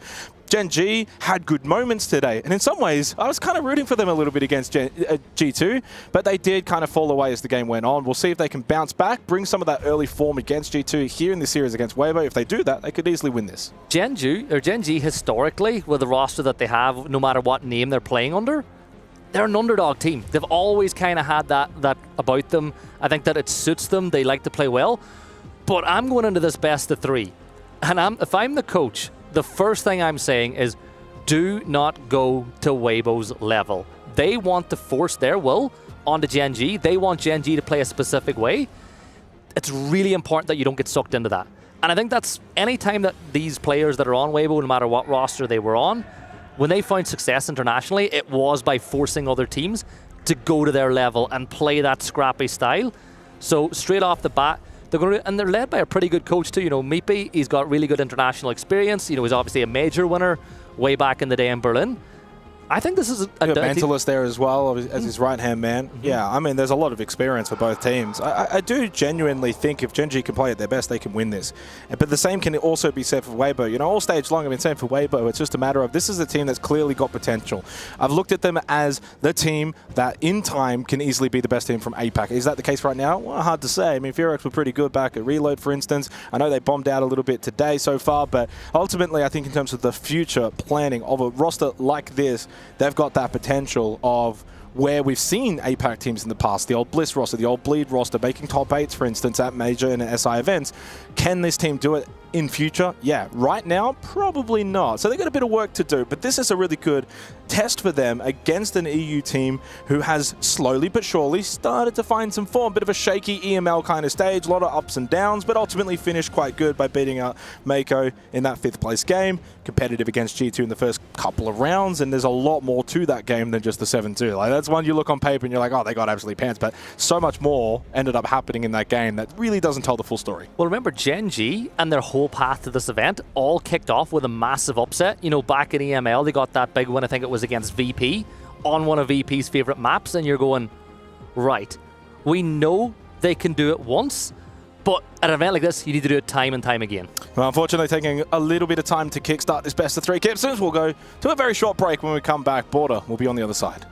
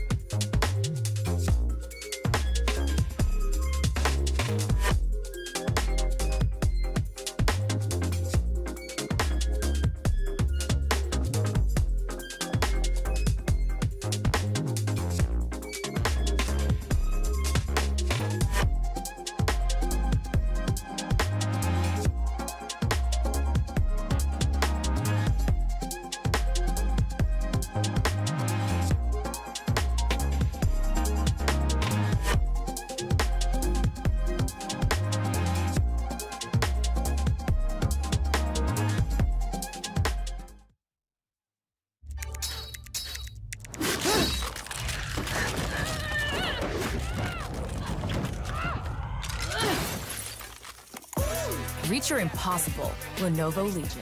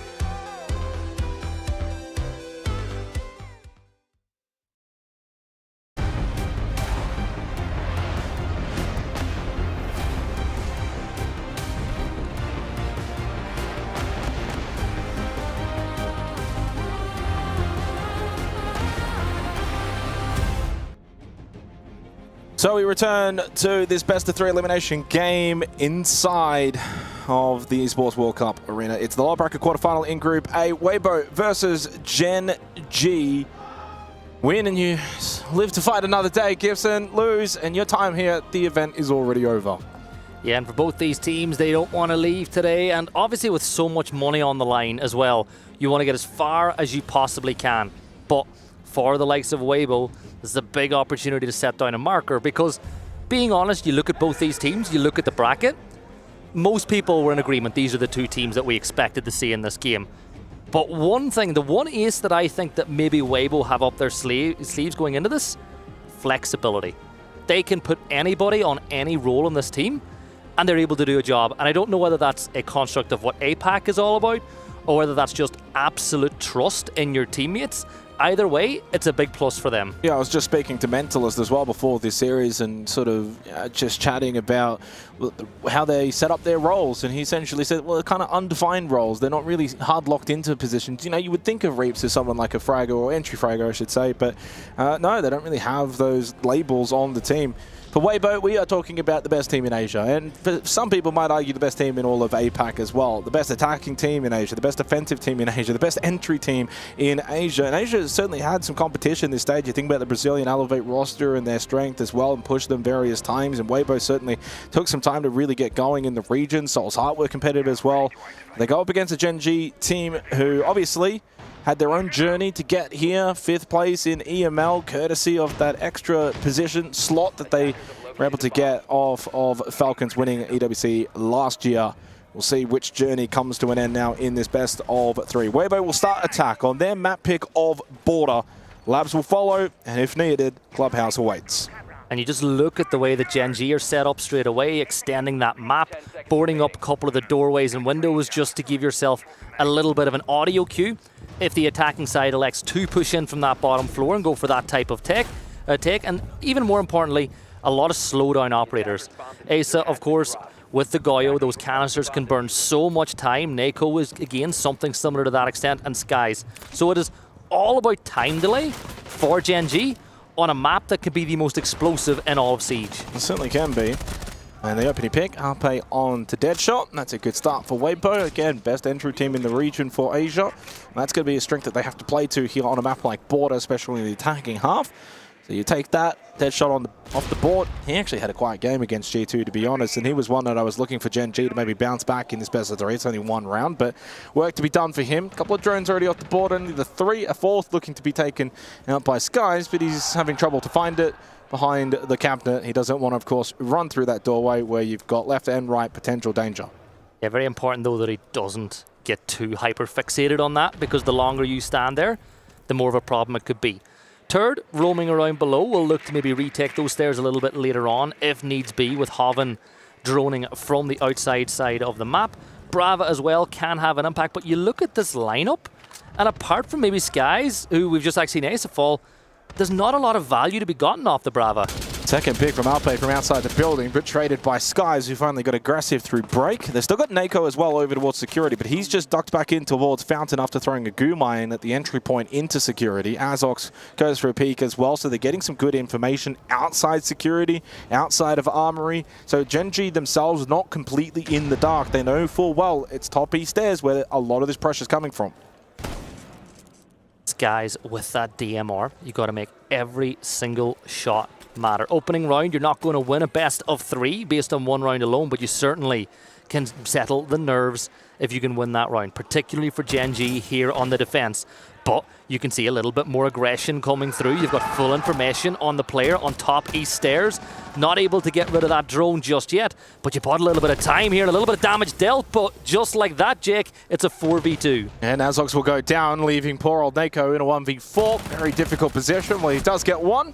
Maybe a second could come his way, but certainly a third after that would be impossible. Hoffen will get the final kill.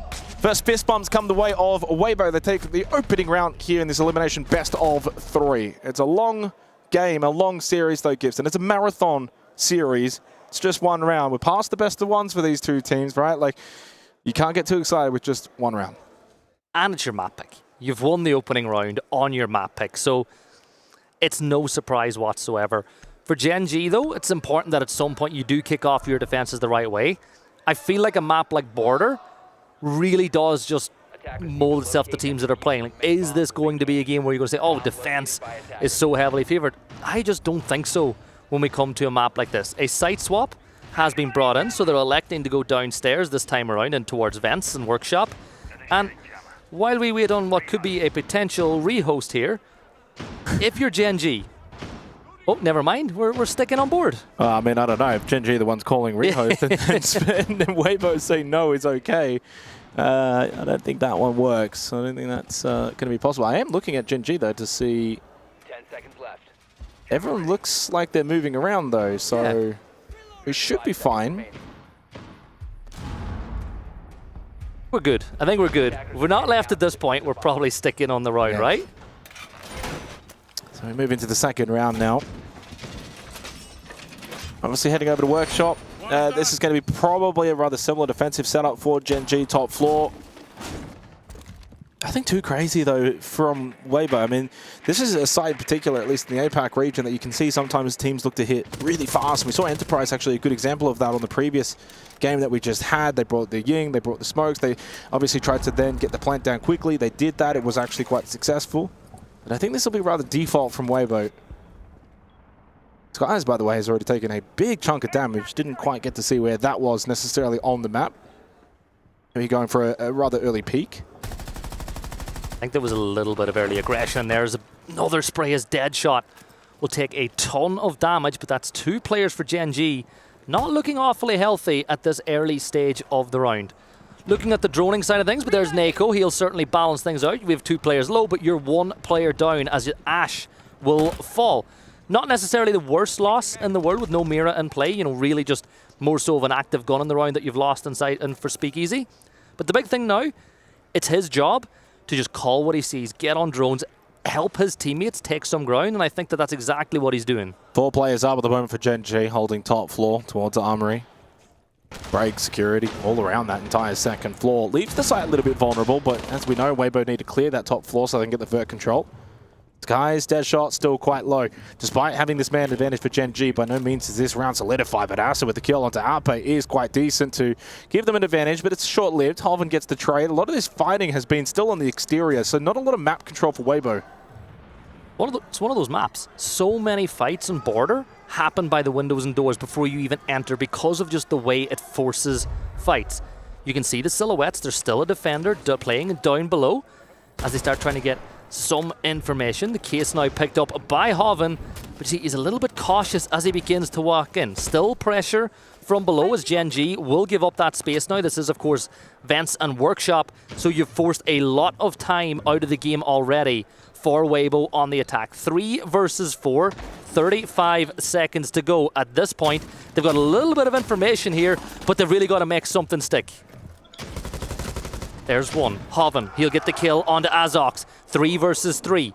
25 seconds to go. Stun grenade at the ready. They need to make something happen, though, with just 20 seconds to go here. Not a lot of time remaining in the round. Plan to go down inside a server from Hoven. You've still got two players that are close by. Deadshot, Nako. Sky's making his way back in after taking a little step outside temporarily.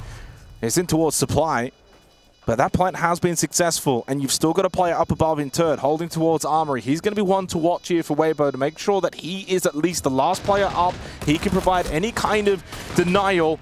With Nako going down, it's only Deadshot that remains. Ritz and Hoven get the last couple of kills. Weibo will take the second round. Yeah, they've taken a 2-0 lead on the attack here. Another round of fist bumps from Meepy to his team, and honestly, that was a really good bounce back round. You lose two players in the early stages, and you just play the patient game. You drone things out, you hold crosses, and a defender runs through one, you pick up the kill. But what I liked most about that was how quickly they just said go. They dropped the hatch with 15 seconds left. The smoke cover was there. They got the case down and had full faith in their crosses. Yeah, I think for Weibo right now, this is the perfect start here on their map pick in a best-of-3 elimination game against an EML team. And it's shown a little bit of form over the last couple of weeks. By no means a pushover, but so far it's all Weibo.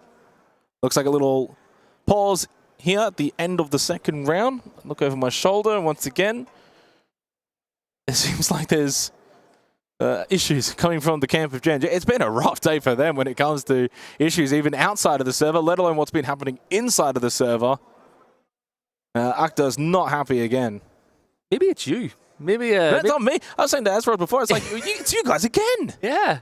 We literally sit down, we're ready to get into the game, and of course we have to throw to a break because they had to sort some stuff out. But it's, yeah, obviously getting kind of worked out right now, so we've got a pause on the lobby. Not a rehost, just a pause on the lobby right now going into the third round, which would be Armory and Archives. I'm looking at the body language as well for the Weibo players, right? And they just look like they want to get going. You know, it's like we're 2-0 up on attack. We want to play. We want to keep the momentum going. I know that at this stage, the players for Gen.G aren't allowed to talk to each other. You know, that's the rules at this point. But the main thing is, it's time to mentally reset yourself. You know, think about what you've been speaking about going into this game. I do wonder, at the start of that round, a rehost was called. Now, I was looking to see if there was someone that maybe was not moving, wasn't able to do anything. I did see pretty certain 5 players running around, and certainly as the round was played out. In saying that, if you call the rehost and you feel like something has happened, then that's probably what Akata is obviously complaining about right now. That's my guess. That's my assumption as he's talking with the referee.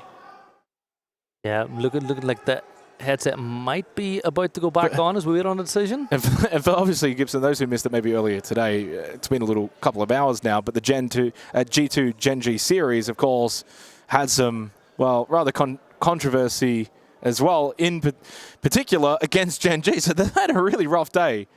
Another round, I believe, that was G2 were winning at the time as well, and there's precedent there that can be set. But I feel like at an event like this, if something's not right, you need to get it up and running with your Gen.G, because this is a do or die game. So make sure everything is right as rain. Make sure you're good to go. We'll wait on that decision. But while we wait, what do you think about what you've seen from Weibo so far? Right, 2-0 up on the attack. They're playing. I think they're actually playing really calculated Siege, right? Like, I think there's always been this general consensus where teams coming from APAC or even explicitly Asia, you think of these gunners and you think about aggression and firepower, and while they've certainly got those capabilities, I think that the region overall, in terms of APAC, has progressed past those days. There's a lot more thinking that goes involved. Look at Enterprise, their biggest strength is really their brain in terms of Fisher Guy. Now, ultimately, the firepower of NRP was too much for them today.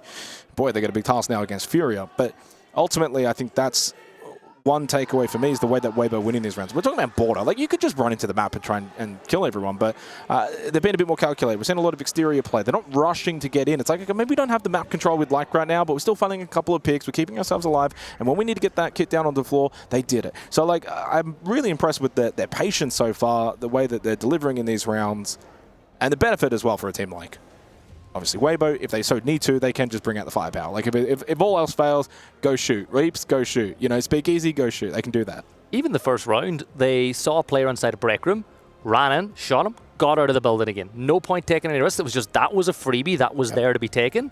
And in a game like this, if you take what you're given 9 times out of 10, you're going to go and win the round because teams are going to make mistakes. Because at the end of the day, there's a lot of pressure on every single player on the lobby. For Gen.G, I feel like there maybe might be less pressure on them because obviously, as you keep saying, the 5th place team inside of EML. We've got 3 referees on the stage right now, by the way, so it's continuing to kick off here.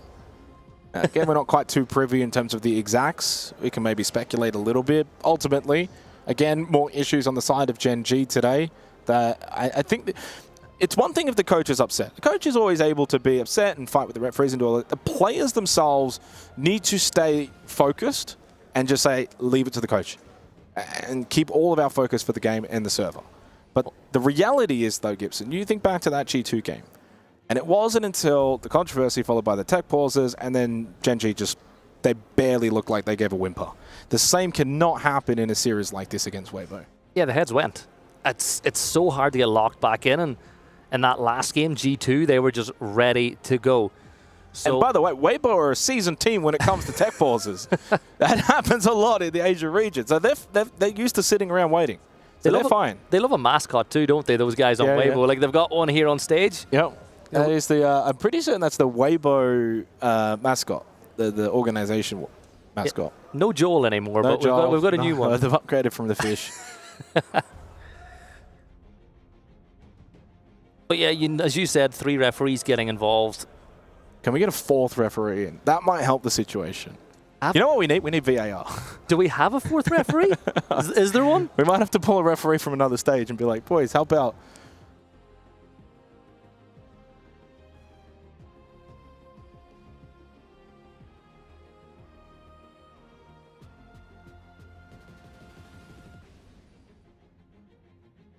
You know what the best thing about all this is? Meepy's on the other side trying to find out what's going on, and he can't even tell the players, so it's just like, okay, so I know what's going on. I want to get a look at his notebook. What do you think he's got written in that notebook? Well, you know, Meepy came in this morning, he had the jacket on, the suit, he was looking great, professional, and I think one step outside, and ever since that first series, he came back in, no jacket, where's the jacket? Well, we've just had confirmation. We're going to go to a break here. At the moment, at current, 2-0 to Weibo in the opening map of this best of 3. Short break. When we come back, we will continue.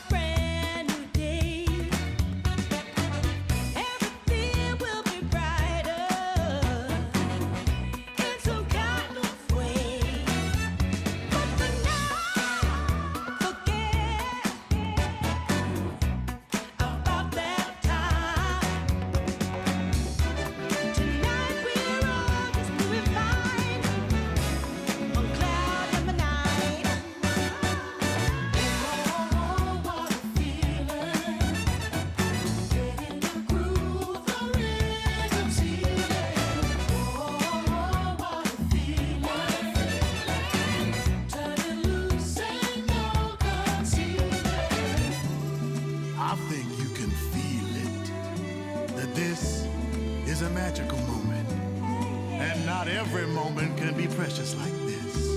So come on, here's something you don't want to miss.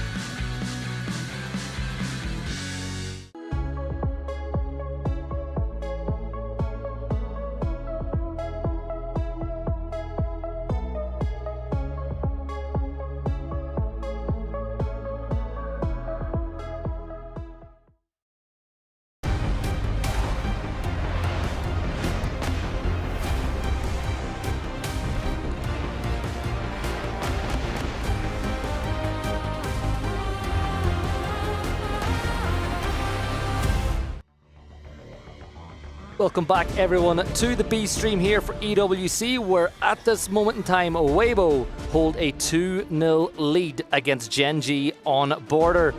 2 good attacking rounds to kick things off for Weibo on their map pick. But after that little break, you'll be hoping Gen.G can come back swinging. Yeah, I mean, Gen.G need to lock in. And by the way, that last round has been completely rescinded. Okay, that's good news for Gen.G. That's bad news for Weibo, though, because they'll probably feel hard done by. But ultimately, we now go 1-0 instead of 2-0. Weibo will need to redo the heroics of that second round all over again. And this time, Gen.G catch a break, because last time G2 got a map given to them. This time, at least for Gen.G, a map gets taken away from... a round gets taken away, and the round was given to G2 earlier. So at least it's 1-for-1 for G2 today, for Gen.G today. My God, G2, Gen.G, my God. There's so many. Too many Gs. Anyway. I heard you guys in the last one saying it. We've got it wrong. I think if you're going to get one back out of those 2 games, this is the one you're going to want in the best of 3 knockout game. The thing is, though, for Gen.G, it means you do have to play the exact same site with a very similar lineup. And last time around, they did do pretty... You know, they got a couple of early opening picks, and you thought that Weibo were on the back foot, and then they just went and wrestled the round back into their favor and got the case down. Similar setup, though, we're seeing. You know, they're closing up a lot of the doors and windows, again, just audio cues to give them an idea of where, if a horizontal push is happening, it's like an early warning bell. All right, well, this is going to be intriguing. If Gen.G win this round, then it becomes 1-1, and Weibo then will have their mental tested, right? Like, that's an absolute fact, because you're kind of looking at thinking, well, it should be 2-0. We have to do this again. Like, that, those just get into their minds. This is where you got to lock in now, for Weibo especially, because Gen.G don't... They get a freebie now. Oven looking for that early fight, as Skies will sit on the opposite side with that DMR at the ready. Absolutely dangerous weapon in the hands of the right person. But at this point for Weibo, it's just about droning things out. Try to get rid of utility. Look, we can see that the Twitch has already gotten in. Burned a couple of those Goyo canisters, which is going to help them a little bit later on in the round if they do want to go through a plant on the window. And the opening pick will be found by Reaps, who I believe was on that upside down rappel. He was. Yeah, 4 versus 3 in the blink of an eye, and Weibo looked like that little break hasn't affected them at all. Yeah, they bring a more aggressive lineup with the blitz, and then they get some good players into some good rappel positions. Early pressure from Reaps as well. Good kill through that hallway. Poor old Deadshot having a rough day today, and then with that kill onto Nako, that's a lot of firepower now off the board for Gen.G. Pressure onto Azox towards Workshop, but completely outdone by Arpe, all things considered. This now looks really difficult for Gen.G. Yeah. I don't think he went. I don't think he wanted that door. Yeah, you need to be fully ADS'd if you want to get the window a little bit further away. I think he shot it a little bit too early. But it's a 4 versus 2. Speakeasy Nappy takes a lot of damage, but Reaps on the window again. 4v1. Look, Asa has information, but it's not quite bang on the point where it needs to be. And it looks like after all that, Weibo should be about to regain their 2-0 advantage. Yeah, they really will. There's no world in which Asa's going to win this one, even if he got a freebie. And he couldn't even hit the shot onto Arpe, who he was trying to clear for quite an amount of time. 10 minutes just to lose. Now, Weibo like their trash talk. They love it, especially Turd. Turd is the king of the trash talk when it comes to the Asia region. And rightfully, like they get it back to 2-0. Because, I mean, look, whatever issue was there for Gen.G at the start of that round in the previous one before the rehost, probably warranted. But Weibo still won that round, right? Like, and they still won it quite convincingly. And there wasn't an issue that was pertained throughout the round. They get their round back, 2-0, and we're back underway. Yeah, so we'll resume the game now. 2-0 lead for Weibo. So we're kind of back to where we started before, but the main thing is whatever problem Gen.G had has now been resolved. So they'll go into this game and they'll be able to play it. Yeah, but their mental has got to be tested now. Like, as Toad just said it, like 10 minutes just to lose. And don't get me wrong, they're doing their due diligence. They're doing the things that they need to do if they feel like there's an issue, that if they feel like there's something that's wrong. But Gen.G's had a rough day. With the G2 series, and now with the start to this one, a delay to begin, and then, of course, the whole issue in the second round, etc. They've got to stay locked in and stay focused here. And I think what Gen.G really need is just a couple of rounds. Just feel like you can play some good Siege. Because they ended off that match against G2 getting obliterated from a 2-2 scoreline to 7-2. So they haven't won a round for like 7-8 rounds of Siege. It's been a whimper. Like, they finished that game with a whimper, and look at this lineup that they're bringing now. The aggression that they have with the Blackbeard, with the Blitz. You've got Sens to really assist you with the execute when push comes to shove. And third, on somebody like Deimos, the damage that you can do on a map like this is just insane. Nade's going to be used, so you don't really want to give away what operators by the window. Third will find the opening pick, but I like that use of the nade because if you shoot with Blackbeard, you know which gun it is. That is going to be all day long in this series, by the way. If you're Gen.G, you've got to be mentally prepared. I don't know what the trash talk is necessarily like at EML, but when it comes to Asia, Weibo are the kings of it, and so Gen.G need to be prepared for ignoring a lot of that chat. They've got to be also prepared for these entries as well. Speakeasy not only able to get in, get that plant down, they found kills elsewhere. 4v3, Gen.G trying to fight back, but that plant's now already been confirmed. You've got to deal with 2 shields. One dealt with, though, the down onto Speakeasy's good. You've still got Reaps up, though, on that Blackbeard, and still numbers overall in favor of Weibo. This is a tall order for Gen.G. Yeah, 3v2 as Deadshot will give them a fighting chance, but just as they get it, Turtle get the kill. Oh, wow. And then it's just bullying at this point. Hoven will get the kill. And the in-game abuse has now gone vocal as they shout across the stage. But again, there's no answer. And one way, yeah, you could say Gen.G aren't playing as well as they could. But you got to give Weibo credit. Like, there was no hesitation. Once they realized they could get that kill and just step into sight and plant, they were straight at it. They sensed off the cutoff so that nobody could get any kills from the opposite site. And that's just really good play. And it's going to force us now to the next ban phase of the game. And it'll be Blitz that's been removed. And Blitz has been a problem. You've left the Blackbeard up anyway. So, yeah, Blitz has been influential. And as you said, it's been a bit of a problem. But you've still got that Blackbeard to play off as a shield. This is looking tough for Gen.G.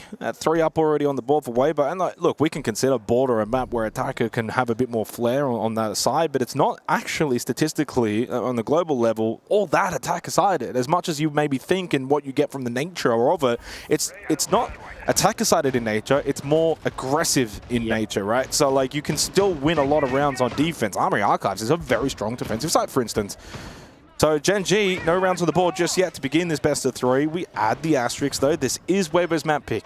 So Gen.G just kind of, they don't need to win this map, but they need to get some form going then into Nighthaven Labs. Well, as you pointed out, since they won their first couple of rounds, again in that game against G2, they've not won anything. So that's what, it was 3-2 after that break. So they lost 4 rounds in that and 3. They've essentially gone 7-0 in the last... Well, they were up 2-1 against G2. So you lost 6 rounds straight there, 3 rounds here. That's 9 rounds in a row. That is so it's a long time between drinks in terms of that feel-good factor. You're fist bumping. Everyone's had a good round. It's something that Gen.G really need right now. Go back to Workshop and Vents for the 4th round. There is that Blackbeard, by the way. Speakeasy will stay employed on that particular operator. And Hoven back to his corner towards top east. He'll drone it in, drone it out. I actually like this attacking lineup. With Nomad, you can cut off a lot of the flanks. The Lions, your kind of 3-2-1 signal to take some ground. A little bit of timing there as maybe Speakeasy got caught a little bit. Doesn't get the kill, but you can still see the aggressive push. The smoke canister will push him back off for this position. He'll go somewhere else. He'll buy a little bit of time, but to me, if you're forcing the use of smoke canisters in the first minute of a game... And a nitro. That's great usage. And oh, no, it's a Corey. Well, I mean, Nico does get 2 kills. One's a teammate, 4v4. That's just the way it's going for Gen.G right now. We didn't quite get to see it. Sometimes it's a case, it's actually funny you think about it. It's usually the guy kills his teammate, he's the one at fault. But how many times do we see someone run in front of that person? Aox does now give the advantage to Gen.G. So 4v3. These are the rounds you must convert. Minute and 35 seconds to go. Case is in the hands of Reaps, but you are numerically challenged this time around. Silhouette's still there, so there's still a presence over by CCTV. Reaps' camera, just go a little bit more. Come on, you'll work out exactly. Well, now you know exactly where they are as Hoven almost loses his head, pushing past that break room door. But a minute and 15 seconds is still a large amount of time. You can clear the player out of break. It looks like Asa is ready to drop. Maybe he has already. He's going to go through that hatch, and that's what happens. So, at this point, Gen.G, with a minute left, have surrendered. Oh my, it's a 3 versus 2, but you've given up vertical control. Big from Azox. And Azox is just going, like, he's retaking the top floor, and yeah, this is much better from Gen.G. So finally, that success they've been searching for, longing for, in terms of a round win. Well, it's close, but Reaps is the best in the Asia region for a reason. Maybe even the entire APAC region. 5-0 since the rehost. Drop down, still has Azza and Deadshot to deal with. Goes for the fake plant to just see if there's someone close by. No one around the corner, no one really close by at the moment. Deadshot's all the way over towards Customs, as is in Bathroom. Reeps has a little bit of space and can certainly isolate and create 2 1v1. Still has time, 25 seconds, playing to that time. Headshot onto Asa, and this could be a disaster for Gen.G if Reeps pulls this off. He will stick the plant the whole way now. Enough time has passed. Turn, giving some words of wisdom to Deadshot in the 1v1. Oh, no. Reeps does not make the first contact, though. That came from Deadshot. Yeah, 35 seconds to go. It's a 1 versus 1, and this feels more than just a round at hand. This is a big round for Gen.G. You're up against one of the most mechanically gifted player. You missed the chance. You see it now. But Reeps wins it for Weibo, and they are way into the lead now in this one. Keanu Reeps is here at EWC. 1v3 clutch. And Weibo go 4-0 up off the back of the superstar from Asia. And the way he played that was actually really good, right? As a lot of people were saying, oh, well, Gen.G had the numbers. But he dropped through the hatch. He threw the smoke. He tried to bait the peak. It didn't happen. What does he do? He does the exact same thing again. He throws another smoke. He goes for another fake plant, and there's a move. It's a fraction of a move that gives him the audio cue. He knows he can take that 1 versus 1 and instantly goes for the plant. Reeps just annihilating. He's 7-0. In the last couple of rounds. He is just playing so well here against Gen.G. And Gen.G, I mean, the way that they systematically played that, you had the 3 players remaining group up, play together, play the trades, use the numbers. They're all isolated, they're all separated. That makes it so easy for Reeps to go 1, then to 1, then to 1. And even then, Deadshot still had the first point of contact in that 1v1. But ultimately loses out to Reeps, 4-0. So Gen.G still don't call a timeout, by the way. They don't use their tactical. Do they need another break? I mean, maybe they do, though, with the way things are going right now. Weibo, clean start, 4-0 here, opening map of this best of 3. So this is we said that was a big round for Gen.G. They should have won it. It's now 4. Those are the rounds you got to win. Yeah, it's now 4-0 to Weibo on attack, on border, on their map pick. It'd be a very brave man to say at this point that Gen.G are going to make a comeback in this game. Now, stranger things have happened, particularly when APAC teams are involved. You know, we both love the region for the, you know, I think it's one of the most fun regions to watch in the world. But look, straight up, another early engagement. Speakeasy takes a ton of damage. Why is Azox even peeking that? You're playing Warden, you don't need to be at the door. It's a little things like that where for Gen.G, you feel like that pressure is just overwhelming you and you think, well, what's the answer to that? Let's maybe be aggressive, but then you're over-aggressive and you put yourself in a position you don't need to be. And if you're someone like Azox and you think, well, my teammates have all got 1 kill each, maybe I've got to be the fragger. Turt then gets rid of Deadshot. 2-player advantage for Weibo. And the big thing I like about it is all based off intel. You're getting red pings, you're getting aggressive off of it, and when a player gets red pinged, there's always a little bit of you know, panic as they move, they try to push. Now, it's really important that Skies is able to find a kill from this position. The mute jammer making it able for him to rotate from pillar to post in this situation. But for Weibo, 1 minute and 30 seconds, you look at the drone economy, they still have 1 drone each essentially in this game. They've barely used any of their utility at this point, so they've still got tons of nades, stuns and smokes. They're in prime position to take this round, but if it is all about where does that next player fall, because if someone from Gen.G falls, the round's over. And again, split for Gen.G. Asa, though, gets a big pick. Needed that one onto Speakeasy, who's been a bit quiet. Up close, Asa again, but losing out to Reeps, who's now 8-0. And Neko on the floor leaves only Skies in the 1 versus 4, and he ain't Reeps. It's Weibo that go 5-0 up, and still no timeout from Gen.G. They must talk things over. This map is falling away from them rapidly. Reeps is just insane in 1v1s. Like, that was a great flick. You should have been dead to rights. You're using a DMR up against a SMG at close range. You're thinking the SMG wins, but with Reeps, that is never the case. 5-0 on the attacking half. They're 1 round away from a flawless half on attack on border, which you don't see all that often. And what I love about it is all these Gen.G bans, it's like, oh, well, we're going to ban Ying because Ying is great for executes. We're going to ban Monty because of how oppressive it can be. We'll get rid of Blitz too, but you've still got Blackbeard. And the thing is, one of the things I love about LAN, DMRs are so much better on these zero latency situations, and you can see it. Weibo are bringing 1 or 2 around, and they're having so much fun with them. And obviously for a team like Weibo in a region where ping is usually a factor, in the current day, maybe not as much when it's contained into just the Asia region, but they're certainly used to playing on slightly higher levels than those, say, from other regions. They get that. It's almost like taking the training weights off, right? And when you come to land, it's like, wow, this is nice. We get to play on no ping. Gen.G still not looking to talk things over. Finding themselves getting absolutely decimated here on border, and now that streak continues all the way up to 14 rounds straight against them. They have not won a round of Siege for 14 rounds played between the G2 game and now against Weibo. And this is just a big confidence boost for Weibo, and they certainly are a team that plays on confidence. If you can get, if the numbers were reversed right now, Weibo would not be talking, they'd be in their shells. It's so bad right now for Gen.G as far as the situation they're in, that even if you win a round or two, you're not going to silence Weibo. They've got such an advantage. Now, we've got a bit of a standoff. So as you can see, Hoven is just holding the angle. You can see the silhouette off by Fountain. But it's really important that Gen.G do not give to Weibo the opening engagement. Security. Yeah, and this is big. So you finally get rid of the Blackbeard. That's much better. It's a 4 versus 2. Beautiful from Gen.G. There it is. Shows signs of life. There's the pulse. It's all down to Hoven at this point. He's waiting on another one of those logic bombs to reload so he can make a call. But Gen.G, so much better that round. Yeah, I mean, Neko, incredible to hold his position, but I also felt like Weibo kind of mistimed the numbers that they sent in towards security.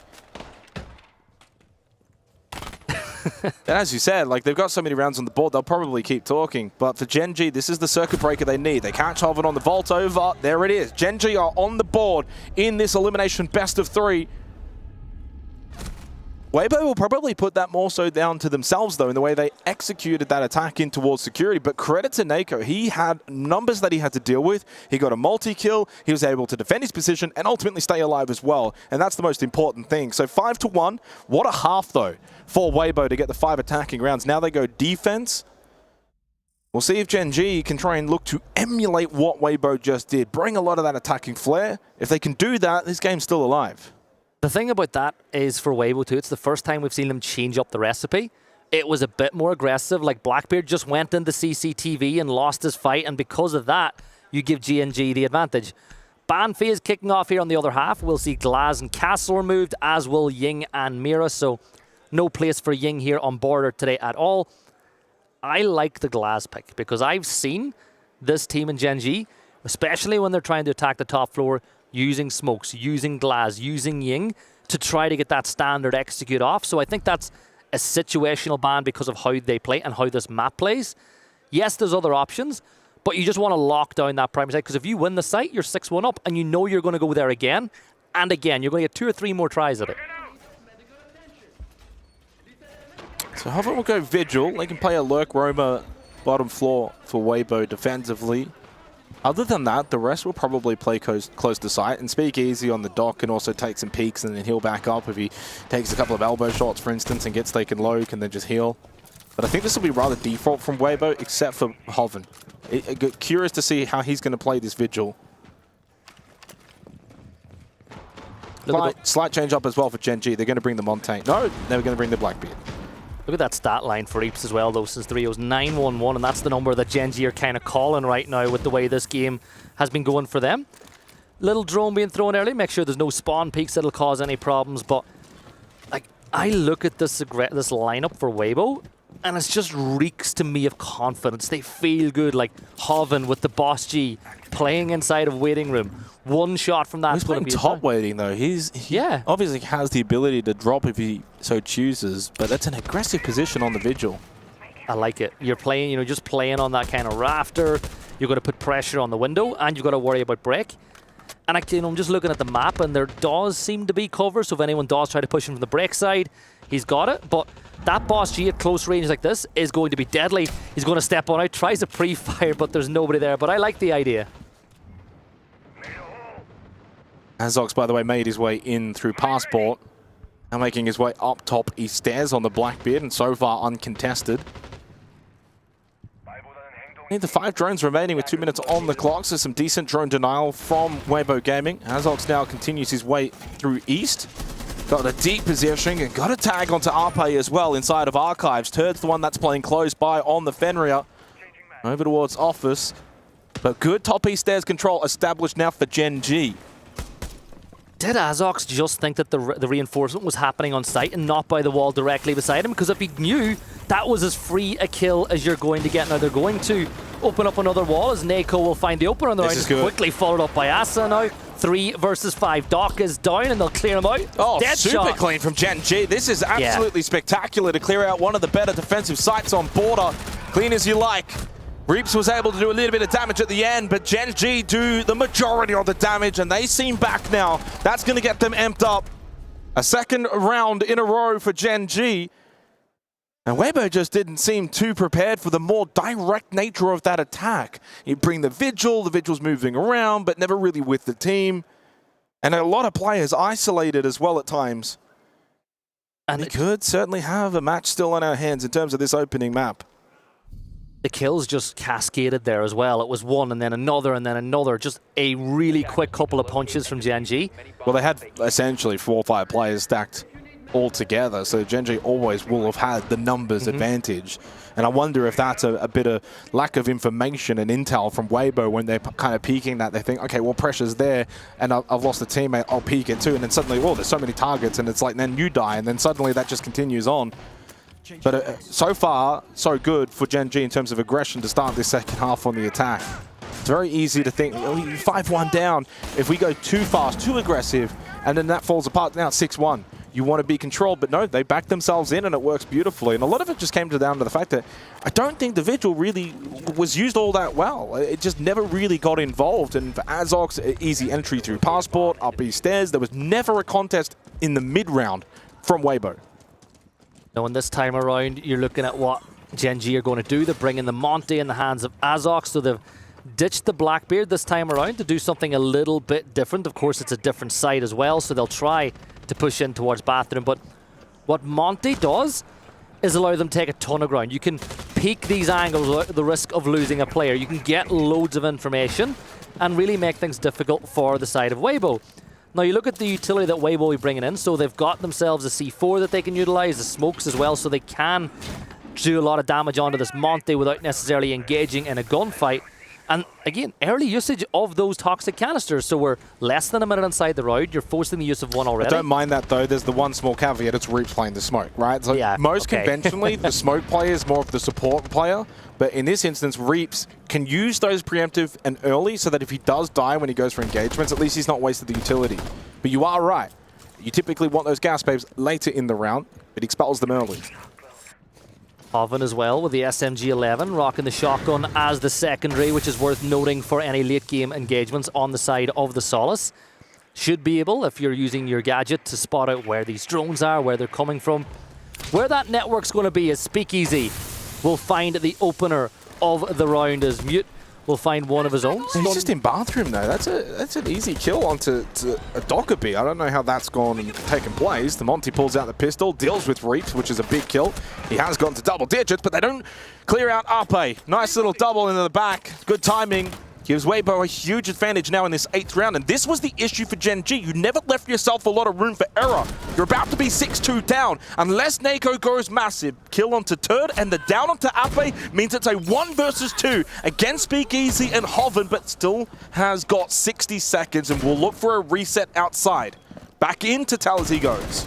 We've been here before, though, a DMR and a 1v2, but the script is different this time. Speakeasy will swing around with a shotgun as Gen.G call their first timeout of the game.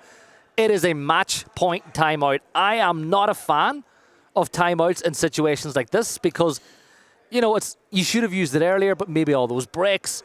Either way. I think, and don't get me wrong, Gibson, I'm usually in full agreement with you here. I will play small devil's advocate, and you've been saying it as well with all those breaks, right? Like that's a factor that you wouldn't usually have. If we were playing a clean map of Siege, you'd probably call it earlier. And I think for Akadara, it's almost like, I want to let the boys try and bring this back themselves a little bit, try and stabilize. And while it didn't necessarily happen straight away, when it got to 5-0, that's when I was thinking, okay, do you take a timeout? But then They don't take the timeout. Bang, bang, 2 rounds in a row. And you think, oh, okay, maybe they've got themselves sorted, but you've left yourself with no room. Now it's 6-2. Now you take the timeout. And then on the other side of the coin, Meepy's allowed to talk to the team as well. And if you're him, you're going to say, look, what we're doing with the aggression is working very well. We lost a couple of rounds back-to-back, but at this point, all we really got to focus on is doing our jobs. We need to win once. Gen.G need to be perfect. Right? That's all they need to do. So Weibo can lose the next round. It's fine. The one after, they just need to win once, and they take their map of border, and we move towards labs. Now, there are areas of these maps that are conceptually very similar to how labs play out, but we'll pick on that when we get to that game. Lineup set up by the defense. We're seeing the use of Maestro for the first time. Now, when they spot that out, you'd like to see maybe a Brava being brought in to deal with that, and at some point... Now you got the Twitch. Yeah. I still think that I'd like to see maybe a switch to Brava, but at the end of the day, they've just had their time out. They're going to have something in their minds that they want to do. Big one for me, using your logic bombs with Nako properly. Clearing space and winning. DMR on the operator, extremely powerful, but the big thing is that global, and yeah, we do have that Brava switch as well that you've just spotted. So match point round for Weibo, their first one here in the opening map of this elimination best of 3. And seeing the Allah as well get brought to the round for Weibo. And as you say, I mean, Gen.G need to be perfect now. You got to go win 4 rounds in a row. They've not done that at the tournament so far. So their limit has been 2 rounds in a row. They haven't gone beyond that. It's going to be a very tall ask. The good news for them is it's a best of 3. They go to their map pick of labs to follow this. And as I said before, it's all about form for them. It's not necessarily a matter of you've got to win this map. You just don't want to lose at 7-2. If you bring it back 7-4, 7-5, but fall short and the hurdle's too much, yeah, that's fine. At least you were competitive. You go to your map pick. You start to feel a little bit more lukewarm in the series.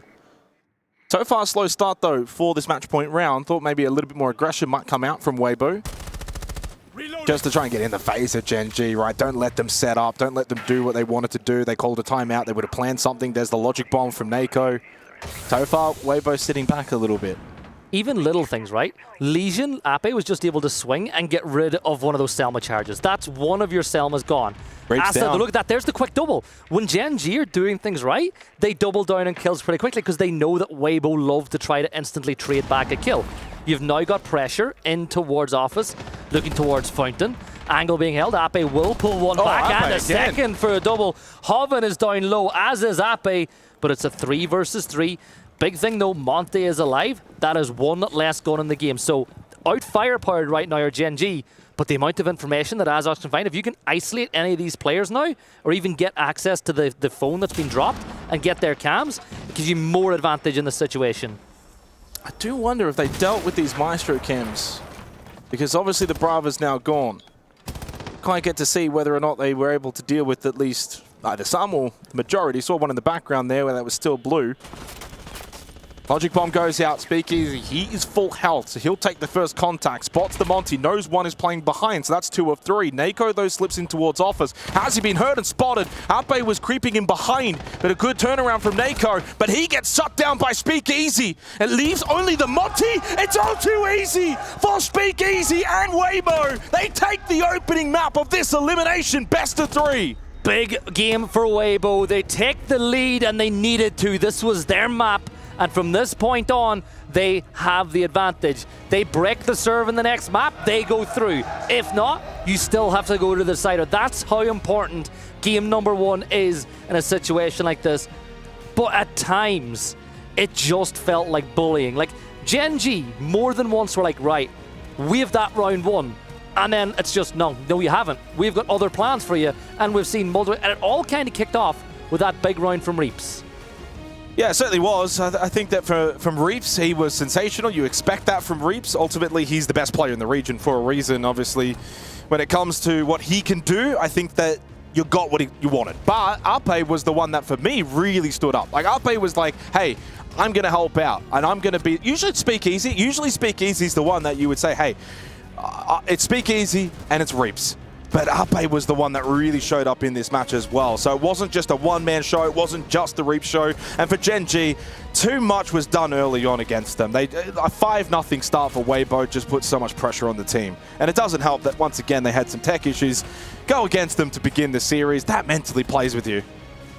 Yeah, and honestly, I think that they'll be really happy. This is a team that you keep saying is the best team in the region for a reason.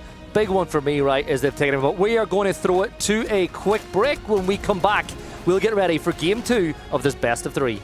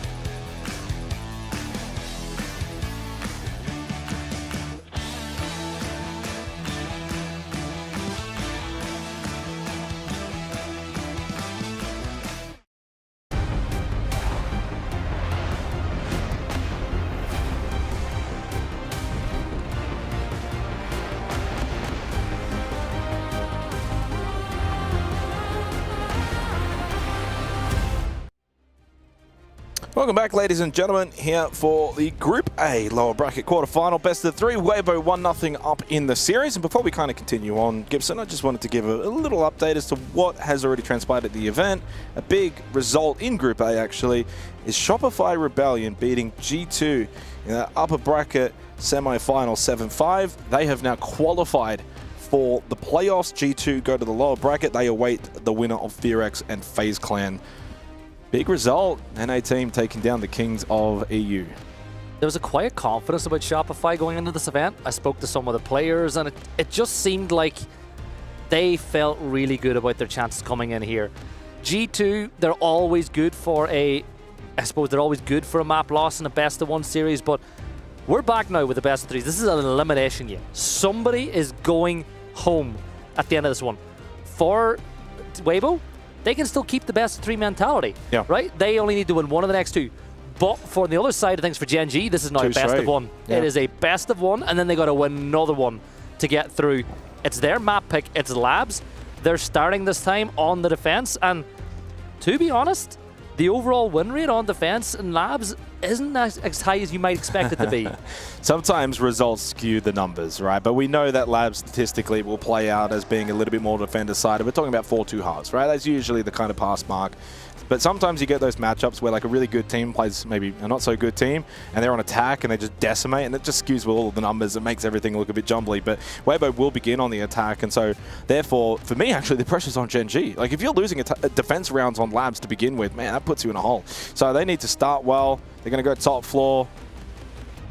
And we go into the second map of this series. Gen.G have lost now 2 maps in a row.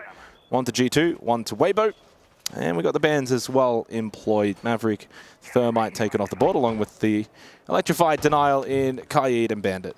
The full breach denial setup, right, with the way that we've gone. Maverick, of course, we see a lot of tricking on this map, and I think that with that being the case, Mute will be effective, but not incredibly so, right? Because you can always open up the top of the wall at this point. There's only so much of a range that you have. But I like the fact that Weibo are thinking on attack, we want to get the walls open because we know how important it is on a map like this, and Gen.G are like, well, we don't want them open. We know that we're going to leave some breachers there.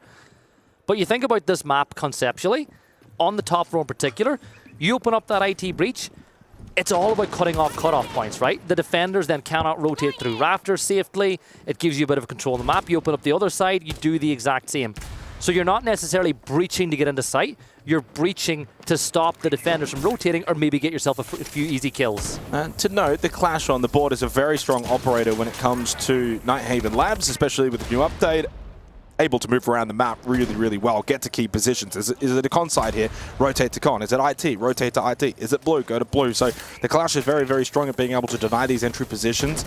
Early smoke thrown out. Turd might get aggressive off the back of this. Speakeasy with the pistol gets the opening pick onto Deadshot. How is that even allowed to happen? They start to get some rafters control as well. Now Turd is blocked off by this key barrier, so couldn't get involved, and they lose Reaps. Yeah, but another smoke grade's going to be thrown, and another peek will come in from the Glass, who will try to make his money in this situation. C4 burnt, but Turd still on his feet. Another smoke getting prepped, but they're just walking in. It's another kill for Ape, who went huge in the last game. A shotgun swing from Azox. Misses the first one, but will get him at the second time of asking. Hoven's coming in on a backside flank through con, but Azox has just allowed him to push in. But Azox is coming in behind. It'll be a free kill. It will be indeed confirmed. 2v2 now. Shield. Azox versus Turd. Turd low on health. Just over a minute left, and really Weibo are going to have to think their way through this. The Clash is a good counter to the Monty. Speakeasy goes for an early plant attempt, but gets off it. Azox is going to hold electrical for the time being and not get too close to help out Nako.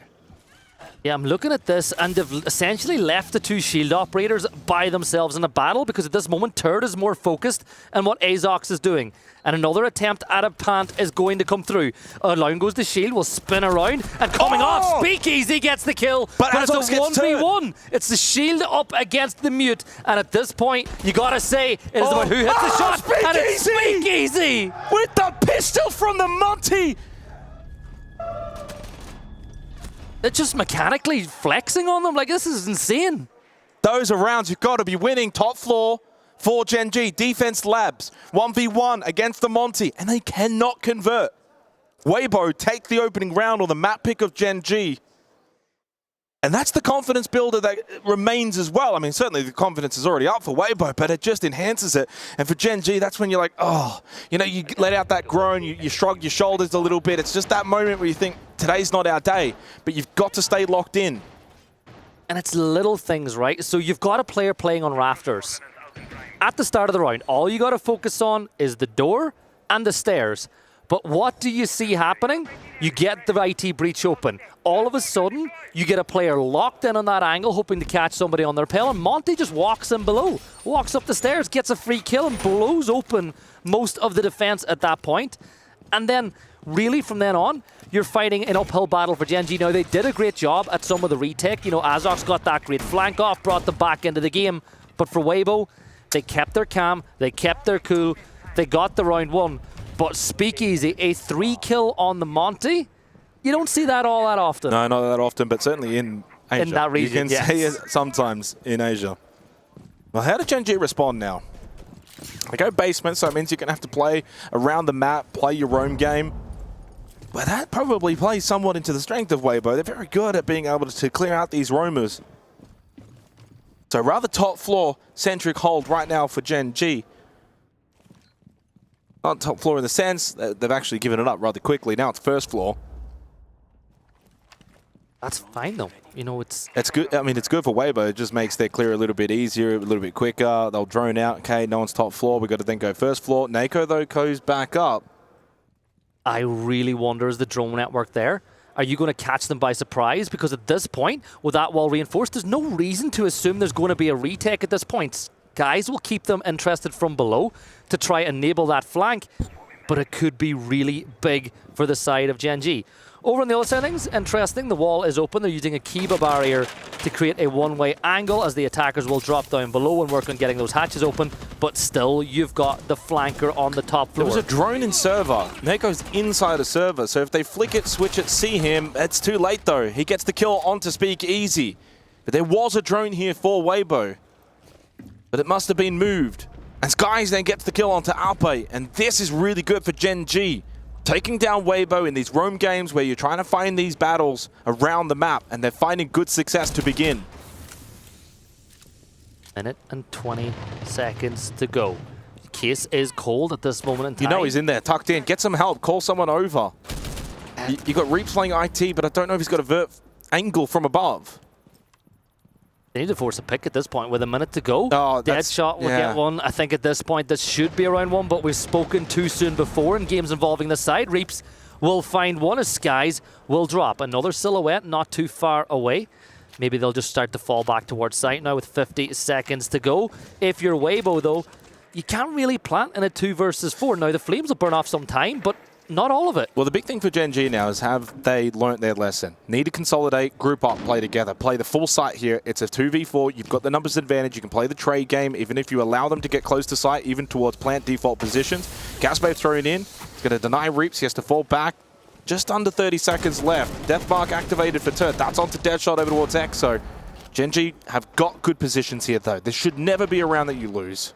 This Kiba helps them on the far side as well because they can't swing through the door. So for Reaps, you just need to cover on the door. He's going to step up, hits a head, or almost hits a headshot, but Reaps will go down to 1 HP. He's done round. It should be dusted at this point as Gen.G will level the sides, and it's much better than what we've seen from Gen.G so far. Yeah. And look at here, the shouts, and they know that was big for them. It's not a flashy finish like the opening round in terms of the Monty pistol, but it's clinical. And that's really the best way to get back into this series for Gen.G. Nice clinical round.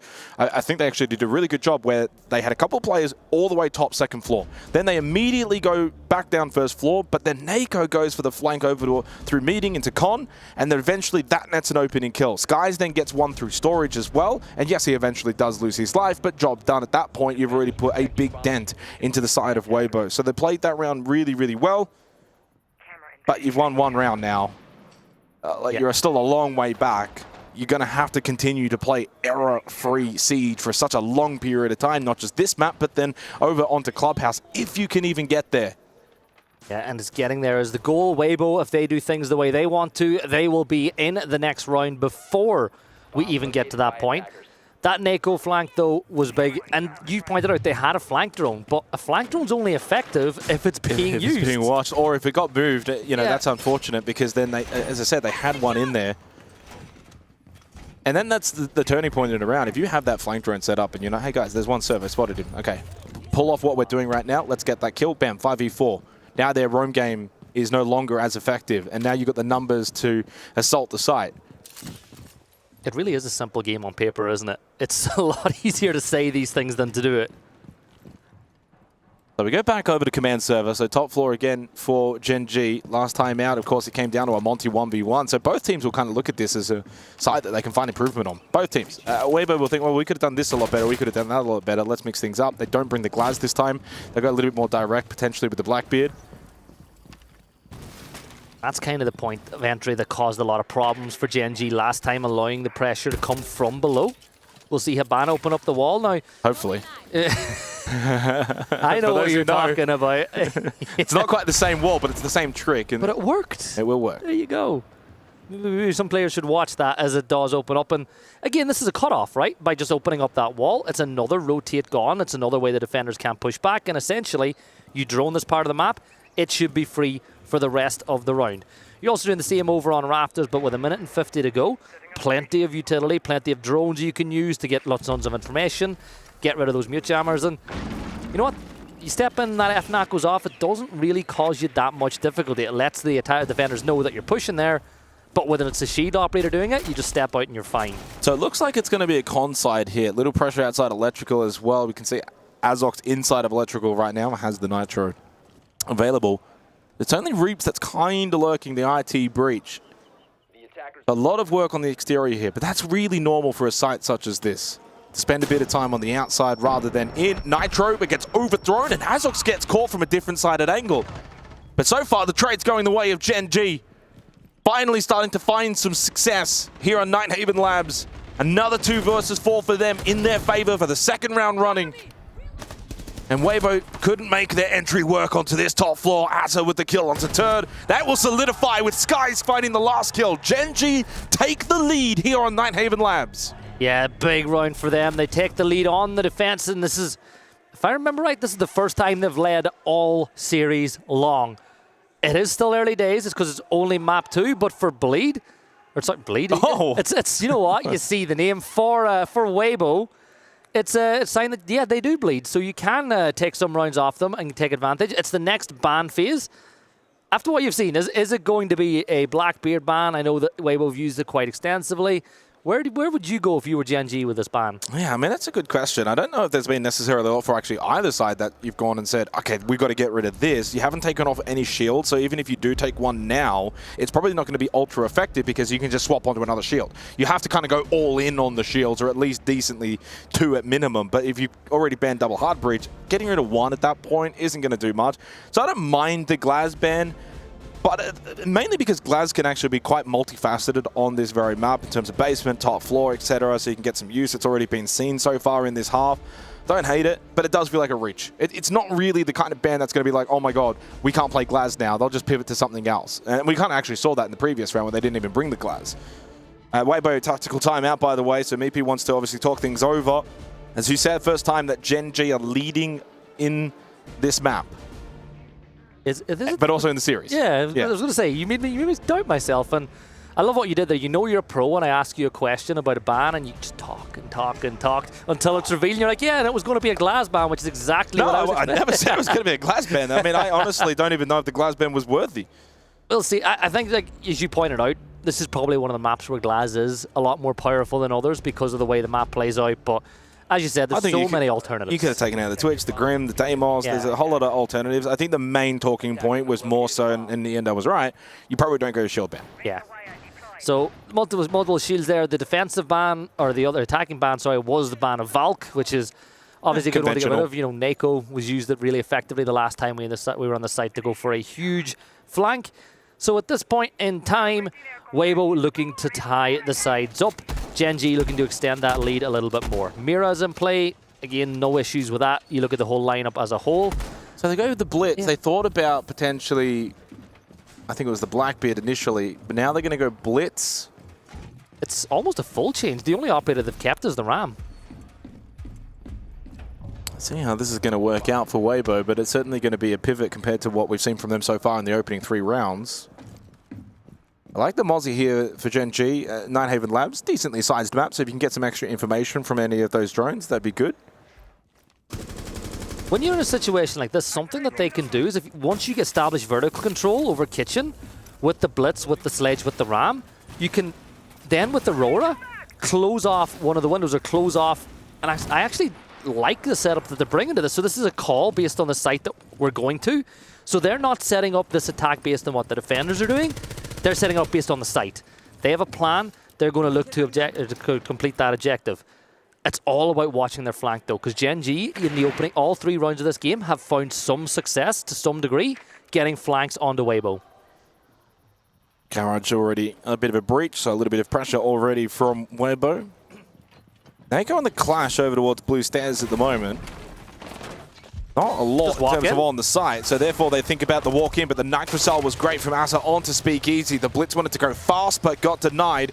But there are more players there to try and reconvene, get that plant down. Nitro thrown above Skies, but he lost his life and couldn't get any impact from the Nitro as well. Big pick from Turd, gets involved, but quiet so far on Labs, but a huge kill there, and the plant will be successful. And with the player advantage now in a post plant where you've got to clear out the exterior, this becomes very difficult for Gen.G really quickly.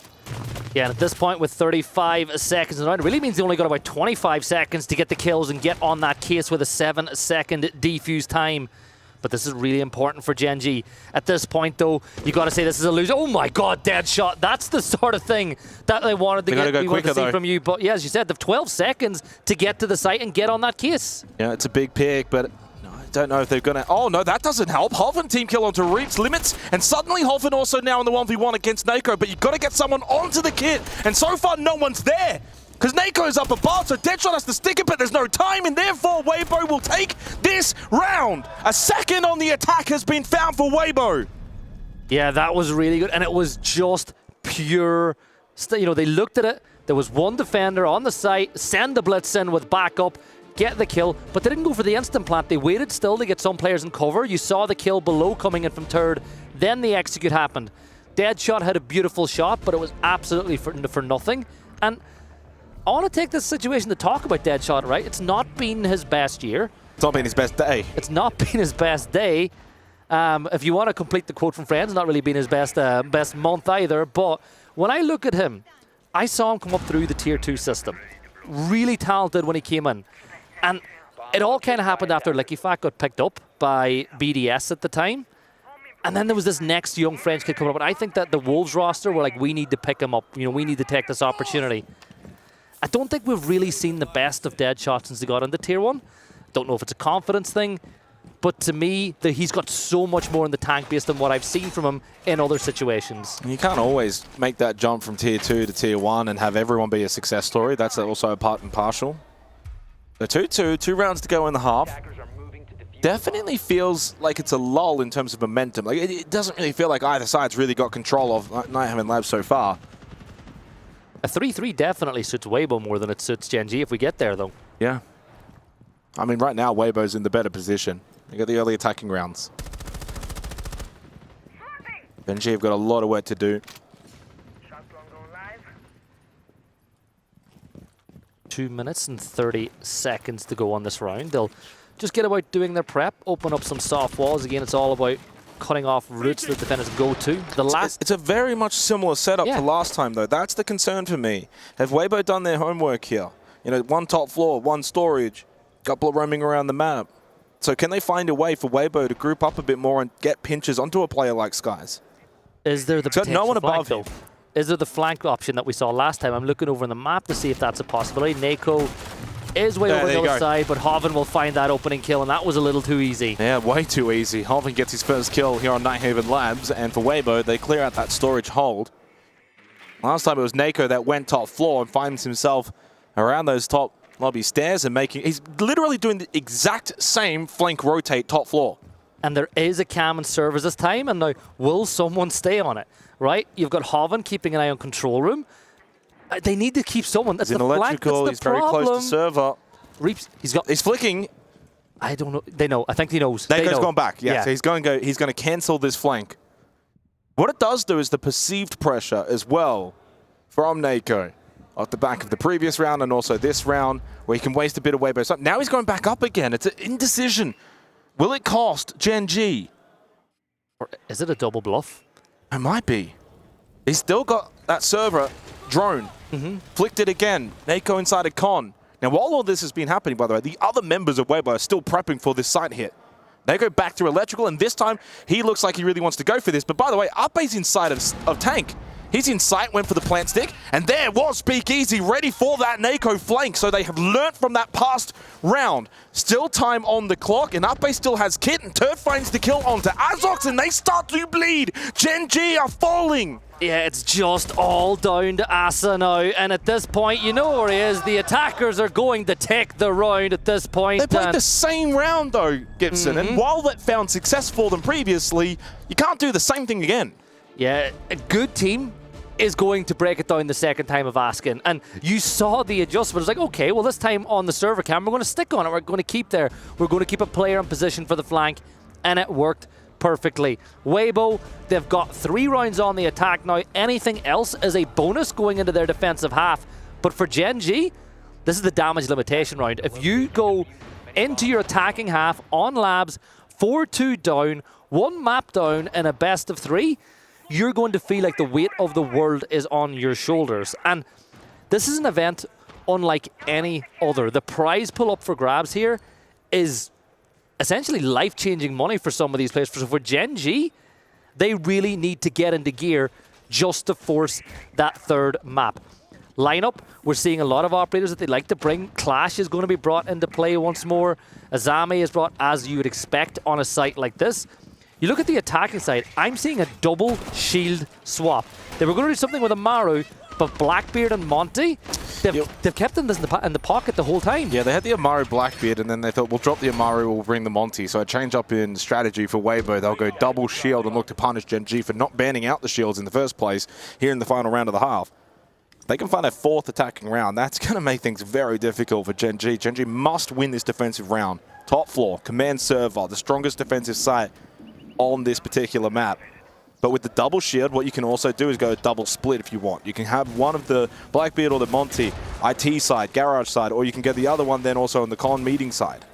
Reaps is bringing the shotgun, by the way, on Ying, which tells you that he wants to get close and personal here. You think of it, if he's playing electrical, it's nothing but close angles. So this is really smart. Aggression from Reaps, but Sky's his own shotgun, a little bigger, a little bit better. Turd, though, gets the trade. Outplay to follow onto Deadshot. They're bringing the pace and the aggression. But a 3v3 as Gen.G look a little bit more prepared. They're playing the site, so therefore they're ready for this. Double shield still up. We know the Blackbeard is deadly. It's not like a Montang shield. Hoven's still in the server. Speaking of that Blackbeard, Turd with a 2nd kill in the round. Shuts down Nako. Azox and Azza must win a 2v3. Plant going down as well. Yeah, Speakeasy will get it down at this point. Azox and Azza have got a ton of work to do.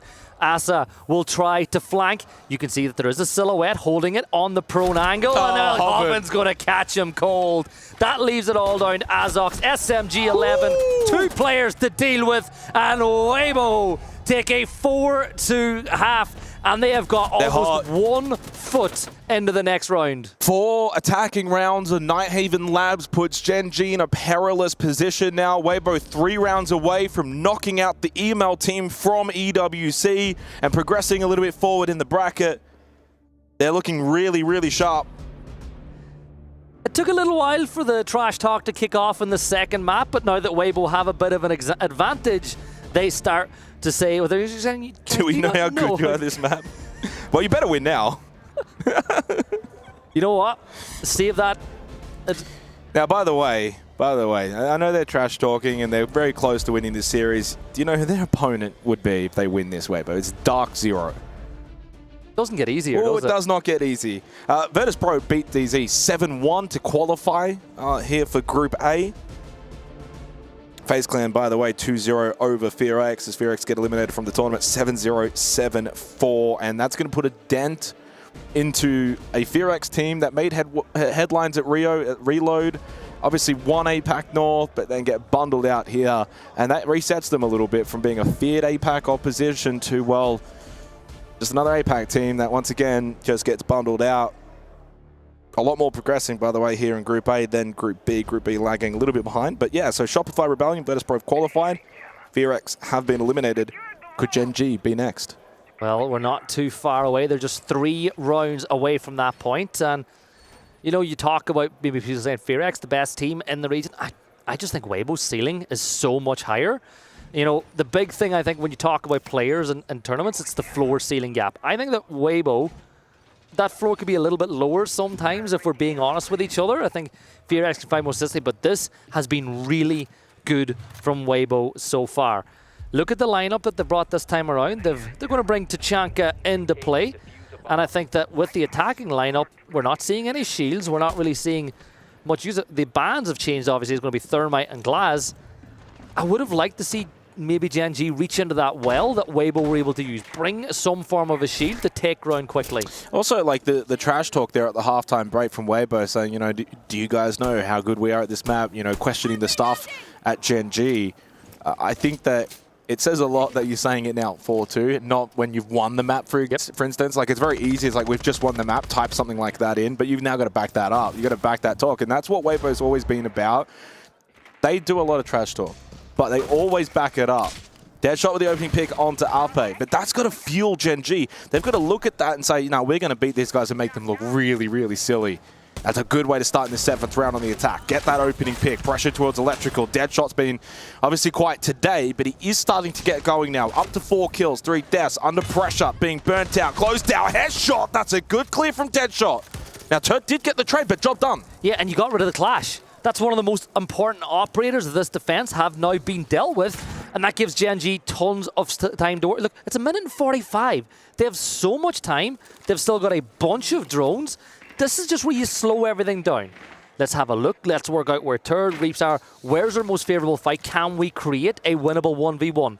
A yellow ping has been done, so I think they have found someone that they want to isolate, pushing into Electrical. But the problem is there's still a cross being held from that pillar side. And if this cross falls, the player in Electrical becomes very... Oh my... Turd! You gotta behave what yourself. A headshot!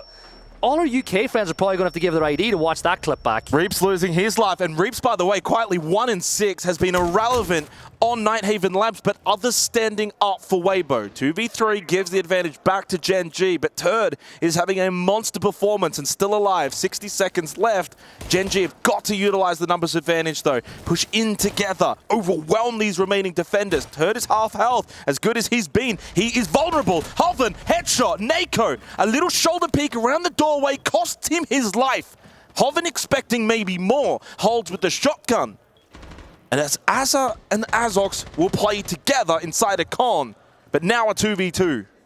Yeah, and you sprinted there. You gave the advantage to Hoven, and now we're in that 2v2, and the defenders have the advantage. It's 25 seconds. Asa will take a ton of damage in this situation. Turt's got a long angle. Flashing, and Azox will find the kill, but he takes a ton of damage in return. They're both so low. Turd, can he clutch up in the 1v2? Hailing from New Zealand, but it's Azox that shoots him in the head and shuts him down. Much needed round for Gen.G. That could get them back into this map. I'm not saying they're back, but they've given themselves something to work off. 4-3 down now. They're still on attack. They've got so much work to do, but that is a big, big round. And it all came from Deadshot. The aggression pushing in from Electrical. Not all kills are the same. Yes, you got traded out. You got your 2 kills. You were traded, but one of the players you killed was the Clash. That is vitally important operator to deal with. And I think you offer that to Deadshot every day of the week. You offer it to his teammates. They will take that trade every day. So 4-3. Big attack around for Gen.G. Just puts a bit more onto Weibo to say, oi, you guys are going to need to actually perform here on defense. It's not going to be a walkover. Now we go basement. So now Weibo will play that roam game. Arpe onto the Pulse. You've got the Valkyrie for the information. You're even bringing Castle for the barricades to block off some position to maybe funnel the attack into certain areas on the map where you want them to go. I was just watching that whole drone phase, but I spent it watching the Gen.G players. Barely a word spoken between the 5 of them as they were droning that out. Now, whether it's because they knew what they wanted to do already, but you'd like to see more communication in a situation like that. Castle's being brought up here to cut off some points, to slow down this attacking lineup. I think you look at what Gen.G are going to bring. They have brought the Blackbeard this time around. When you bring the Ram, it's a massive signal that you intend to take vertical control and push them. I like this aggression from Turd. You're playing really close to that castle barricade. At that point, if there was going to shot, he was going to swing, but Nako will get that opener. They're getting going. This is a concern now for Weibo. Pulse too. It's the pulse. It's a C4. You talk the trash. You got to back it up. And Gen.G just look like they're starting to find some form. 2 opening picks in a row. Doing well on the attack to begin. Maybe Weibo thought that going defense, they would feel secure, safe, and ready to close out this map and series. But more work to be done. Deadshot looking for the headshot peak angle onto Turd. Neither of the 2 players connecting. A stalemate. Blackbeard unable to push in where he would like. Forced back for now. As long as Gen.G don't make any large errors, though, they've got the slight advantage for now. See that Reaps is just playing so close to this rotate. He wants to get involved in that engagement, but as you said, it's the Blackbeard. It's a very difficult fight to win. As he begins to step, and the Reaps will make it a 4 versus 4 once more. No logic bombs now from the Dockerbee. Yeah, but you're in Exo. You've already got some Exo control. You've got the Vert on it as well. Like, at this point in time, even though it's a 4v4, yeah, but you're still got to play, like, it can play cargo stairs, go for a first floor flank for those that maybe looking to play the hatch over towards garage, for instance, so you don't have the logic bomb to help with that. That is a big pick back. 4 versus 4, minute on the clock. As probably expecting, you know, someone to be moving around. Hazox, as you said, though, he's got so much control. There you go. You essentially, now you can, I don't know if there's any Vert. I've not seen the map just yet, but you can go for the plant now, and that's exactly what Gen.G are going to do. But the C4 is perfect, and that'll be the kill. Turd with another. Deadshot trades it back, but it's all down to Skies. Well. Yeah, this is tough. This should be a round 1 for Weibo, and I think they needed a little momentary respite of what was a pushback from Gen.G. Weibo will jump back inside the lead and shoot this. Hoven, it's not that easy. Not that easy. It's not that easy. And to be fair, I don't think there were many covering in the right position enough to actually deny that C4. 5-3. I mean, Gen.G, again, they did some good things in that round. You get the opening pick. You know, you think about on a site like Basement, having the extra numbers advantage, you can get more map control and then really corral that defense. But a good answer back from who? Reaps. He was 1-6 coming into that round, and it finally pops off, gets some impactful kills, has a big moment. Slight little pause here. I'm not too sure what the issue is, but I don't think this is going to be a long pause. We're just waiting to get one player back into the lobby, but you brought up the point there. Like, they're doing good things, but it's not about the good things you do at the round, it's about what you do at the end of the round. Well, that's the thing. Yeah, exactly. You do some nice things at the start, but you've got to do better things at the end. Otherwise, you're finding yourself 5-3 down. Weibo now 2 rounds away from knocking out Gen.G from the Esports World Cup. And honestly, on defense labs and the way that they've been playing, like, Gen.G can just not afford to go now back and forth between rounds. Like, they have to now go on a bit of a streak. They've got to win the next 2 rounds.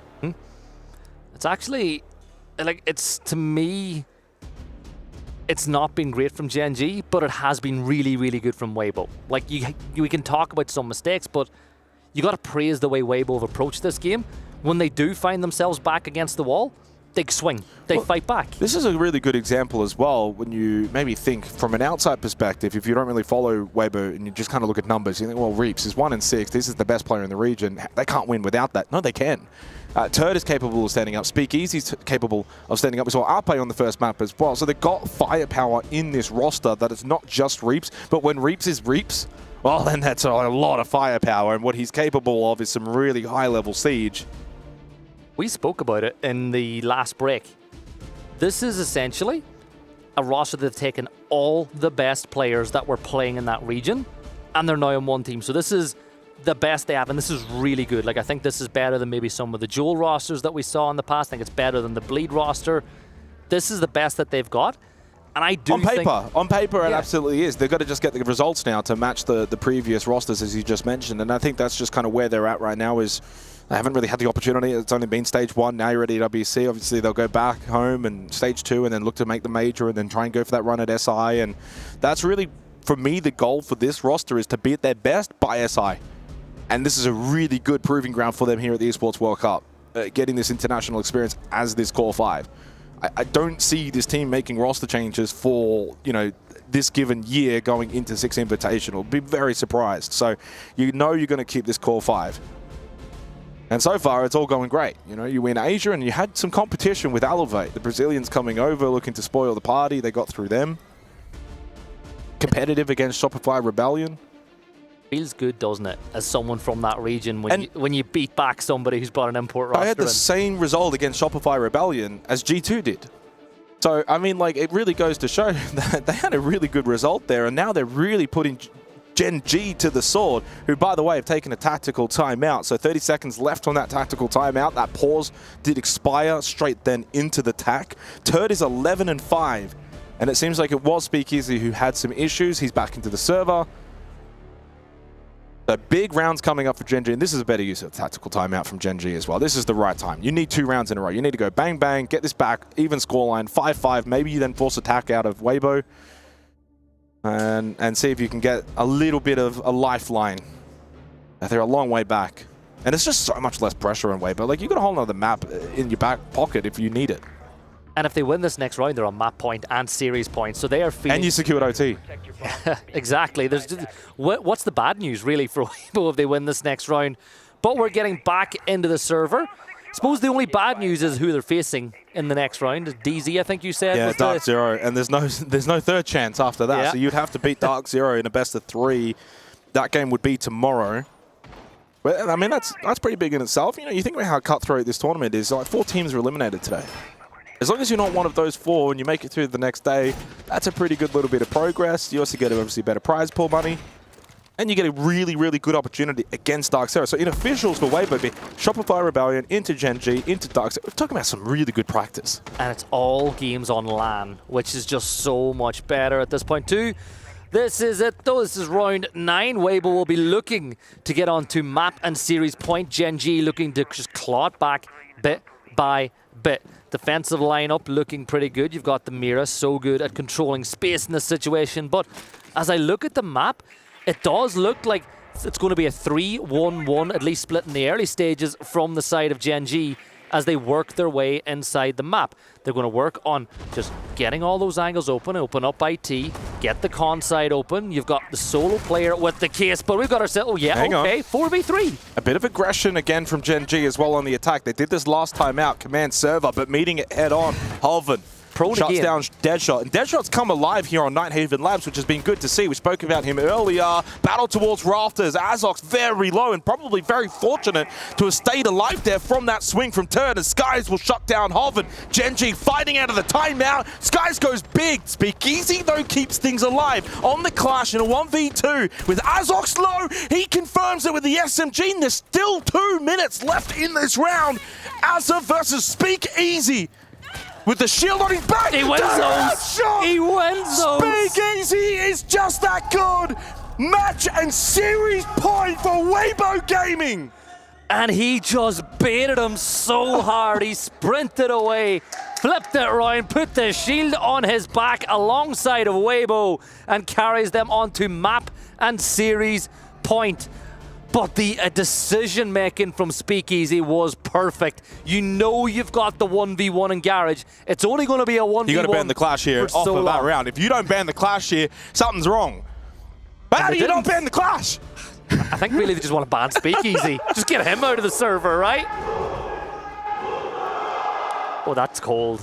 I don't know if you heard that in the broadcast. Oh, you would have. But that's cold. Way off in the distance. Weibo, though, map and series point for them. And now. deserved absolutely. They've been better overall. They've been better in those kind of clutch rounds such as that. You think back to the Monty pistol round, for instance. Then there's the Clash SMG rounds. So all the 50-50s, all the 1vx's, everything has largely gone the way of Weibo across both maps. How deep is that well, though?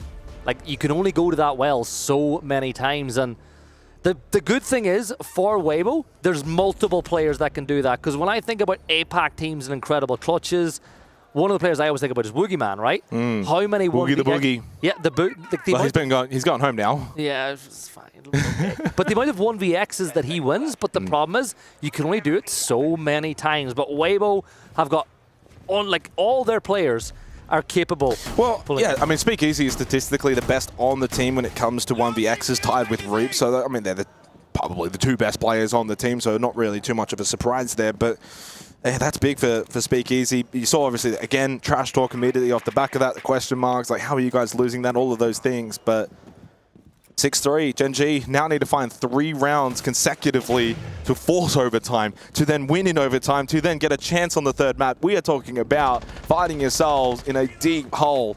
Can Gen.G get the shovel and start digging and get out? And I think they're just going to go for broke. You know, you think, get the blitz in, get the buck into a good position, 1st floor, open up the floorboards. Control storage, though, so never mind. I don't know why he's actually over there. At least go down swinging, right? Yeah. Go down swinging. You've opened up the vert. The problem is Buck. I guess Nako wants to play below, but he was just playing. Yeah, okay. This makes sense. Yeah, Buck, of course, the only. And there's no one below for Weibo, so this will be good for Gen.G. He'll obviously have to drone it out. We've got the vision. He doesn't, but this is actually pretty good. You've cleared out most of the bottom floor. There's no silhouettes off in the distance, and this is all good news for Gen.G. So you know that section of the map is clear. You can start bucking below to force players out of positions at this point, whereas Reap's way over on the other side of the map is just holding that angle with the SMG. But no one's really in position, Gibson. This is the thing, right? So where is this buck going to be influential? Control, storage? Well, no one's really playing those sites specifically except for Speakeasy and Control. That's it. And when it comes to storage, there should be vert denial from above. Gas Babe, shot from Holven. You can't just try and walk straight into storage. Guys, what are we doing? The blitz is gone. Like, how do you let someone play an IT? You should not allow anybody to play an IT. It's like, you've done a lot of good work, but you skipped what is the most important Was it a missed drone? Did they think it was safe? It's confusing to me. And it might cost Gen.G now their spot here at the Esports World Cup. Unless they can recover without the blitz. 4v5. Under a minute. And you've still not cleared top floor. No. You've not cleared top floor. You've only got 50 seconds to go. You're a man down. Nako did nothing down below. Nope. Ass is going to try to reach into the well again. They're going to try to get the plant Can he get it off? One more time. A couple of seconds. Another smoke. But he'll stick it. Oh! But he got it. It's down. He's got the kit down 4v3, though. Weibo have got the numbers to try and play this. They'll have to be quick. See, they're creating the angle from the vert. They want to play this from really far away, but that could open up the opportunity of a long arm if 2 of your teammates fall. You've got the Claymore, like you said. Is it going to bait someone to jump out? I think that Weibo have been here before. They know Guys, that that's we need to not pick up there. this pace. This is too slow, too lackadaisical. Maybe they're not aware of the fact that there's a good vert angle watching this. He's going to double stack over towards the kit. Again, Claymore can't jump out. Now you've got to stick it. Reaps has to hold this the whole way through. And the Claymore ended up getting the kill onto Turtle. Will they deny Reaps? No way. He No might just way. stick it on the last second. He will be denied. And Gen.G stay alive. They were so this close to just botching it. Oh my. We are going at least one more round in this matchup. But Gen.G, they pull that round out of the bag in the post plant. It wasn't great, it wasn't pretty, but it was effective and it got the job done. But they've still got to do it 2 more times just to force overtime. And that was the tertiary side. We're talking control storage. There's a bit more winnable when it comes for attacking teams. So now you're thinking about 2 opportunities for Gen.G, but one of them will be basement right now. The other one, then you've got to go back command server. That's tough. These are tough sites to now win for Gen.G to find 3 straight. But hey, that's a really good round for them to do it. In that last one, I thought that once the initial blitz dies to the Nitro, that's probably done. I don't know how then Weibo allow the secondary plant without pressure. It's the best of 3 siege in a knockout game, things like this. There's a reason why both these teams are in this situation. So, things changing up a little bit. Reaps is going to create some vert from above. Remember, there's no real denial in position. So you've just got the mute. And it's not overly effective. That's why it should be easy to deal with. Now, one of the best ways to deal with that is to either open the breach up really high and toss a nade in, or get the vert if you're on the attacking side. But I look at this lineup. When I see Blackbeard, when I see the likes of Lion, and you think it's going to be all about getting vert and then pushing down and going for that exo tech. That's usually what you get in a situation like this. first floor hold for Weibo around storage and cargo and vending and all these positions. So they've completely foregone that top floor entirely. One player on site. Yeah, that's fine. I mean, it's basement. So far, conventional right now from Weibo. Because what they're essentially controlling are all of the stairwell positions to get down to basement from first floor. So they're contesting these kind of positions. Looks like Gen.G are going to attempt to push it from the vert side. So it's nothing too surprising at this point. And with the logic bomb being deployed, it'll give you tons of useful information as to where a lot of these players are going to be playing. Speakeasy really the only one whose position wasn't revealed, standing in the effective range of the mute jammer. But this is okay, right? You've dealt with a couple of cameras, you're clearing out space piece by piece. There's half the round left to deal with as well. There is one defender just playing on those vending stairs. And Reese just, Speakeasy just going to step up and get the kill. And he's going to throw a C4 looking for a second. Oh, he doesn't know he's there. There is a good timing here that he loses his life if he oversteps. Never mind, actually rotated off of that breach. That could have been an easy pinch there for Gen.G. Speakeasy's very fortunate. And by the way, as I said, Reeps is still inside of storage and has not been cleared out. Yeah, and you can see that the cam, or they're still getting yellow pings as to where some of these players are. Now they clear him. Now they clear him. That's big. Minute left, so you finally deal with that first floor pressure. This position right here. Speakeasy is the most important defender in the game right now. They're going to push 3 players this way.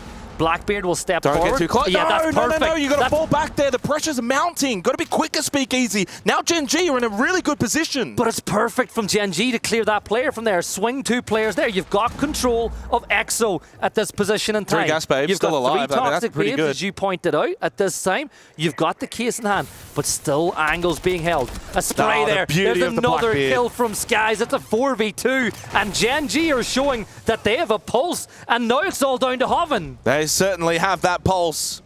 A heartbeat that flickers here for Gen.G. The Blackbeard that's so monstrous through that doorway. Signs of life for Gen.G at 6-5. This one's not done just yet, but they are still on death's door. So one thing's for certain, we have seen every single round in regulation at this point in this game. It's as simple as this now. Have Weibo taken their tactical timeout already in this map? Don't think so. Did they take it really early? Maybe after 2 or 3 rounds. I think they took it really early. Either way, no timeout here. That's all that matters. At 6-5 now, we go to the top floor once again. Command server, as always, will decide this map. This is going to be the final task and arguably the hardest task for Gen.G. But if you overcome this on your map pick, they should have double defense, usually. And that might then set them up for potentially Clubhouse. Imagine from 6-3 up, second map, Weibo lose this map, lose Clubhouse. My goodness, that would be a travesty. And that's the pressure they put on themselves with all the trash talking they do. And I was just about to say, the trash talking, they were saying, do you not know how good we are on this map? They started waving when they went 6-3 up. So, it's as simple as this. Weibo win the round. We are done and dusted. Gen.G win the round. We are guaranteed at least 2 more rounds here on Labs. The attacking lineup is set. We're seeing some wrinkles, some changes to what we've seen in the past. Nako will bring the gridlock. Not really excellent for flank watches and actively know where people are, but it's an audio cue. You either shoot it or you take damage walking through those track stingers. This will be a really defensive lineup from Weibo. Or at least it should be based on what they're bringing. Warden shouldn't be peeking early. Don't want to lose a player like that. Keep him late game. Now, the Jaeger, technically, from Ape, once you place the ADSs, you can be a little bit more aggressive and free. You've kind of done your job. But the Azami, keep alive. The Clash, keep alive. So when you've got enough of those kind of players and operators where you really want to kind of keep alive, the whole team really should be playing on the same mindset. You don't need 1 or 2. Like, if the Mute and the Jaeger feel like they've got the license, and then they go and die, that's a 3v5. So you've got to be very much compact, stay together as a team here, play into this philosophy of we're going to bunker down, play sight, and use the Clash as the deterrence. So as you said, it's those set and forget operators, but it's all about decision making. So like you said, well, the Clash is over towards blue right now, but it's a push coming in on the con side towards electrical, so that's going to have to be a quick rotate from Speakeasy. Yeah, look, a call's been...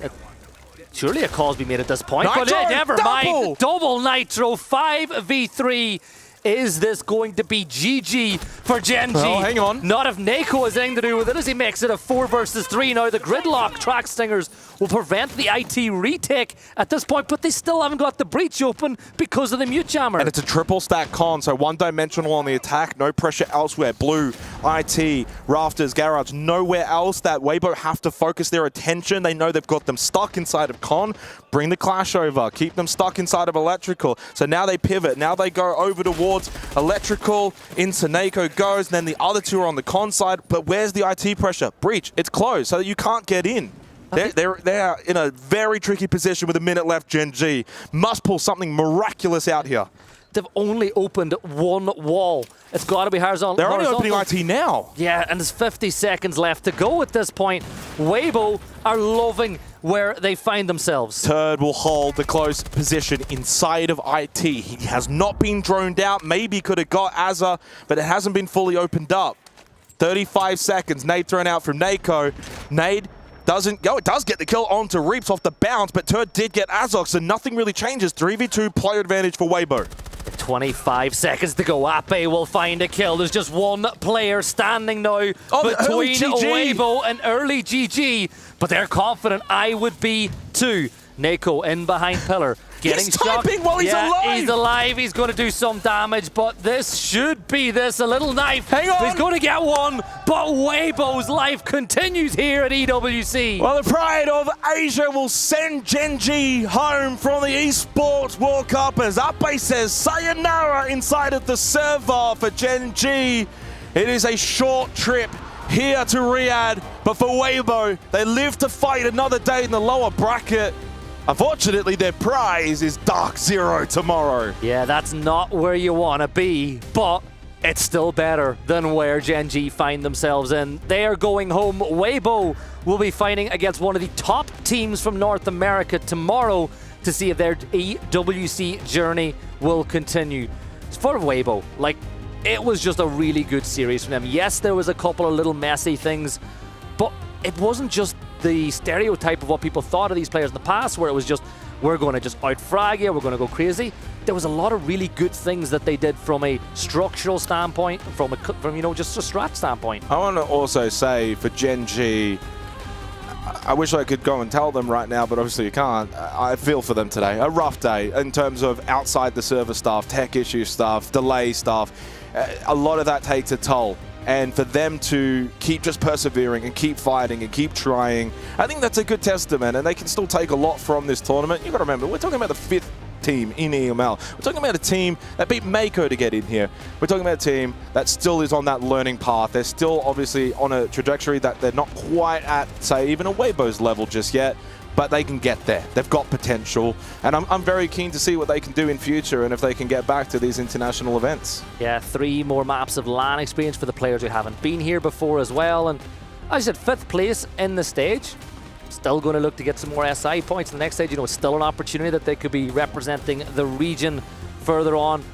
But for Weibo, at 2-0, you and I thought it would be a 2-1. We thought it might be a little bit tighter, but honestly, I'm delighted for them. I think that they really played well and they deserved that win. I can't wait, by the way, to throw to Guz as he's going to be doing an interview and he's got Turd alongside him. By the way, they got the full tracksuit on. I love the Weibo. It's not just a jersey, it's the full outfit. They are going full kit. It's a way of life. It's the Weibo way it's of life. It's a way of life. It's Weibo. It sounds like a cereal brand. Yeah. All right, we're going to throw it over to Guz with an interview with Turd. Yeah, thanks, gents. I'm joined by Turdstar, obviously. Firstly, congratulations, really good performance there, especially on map number 2.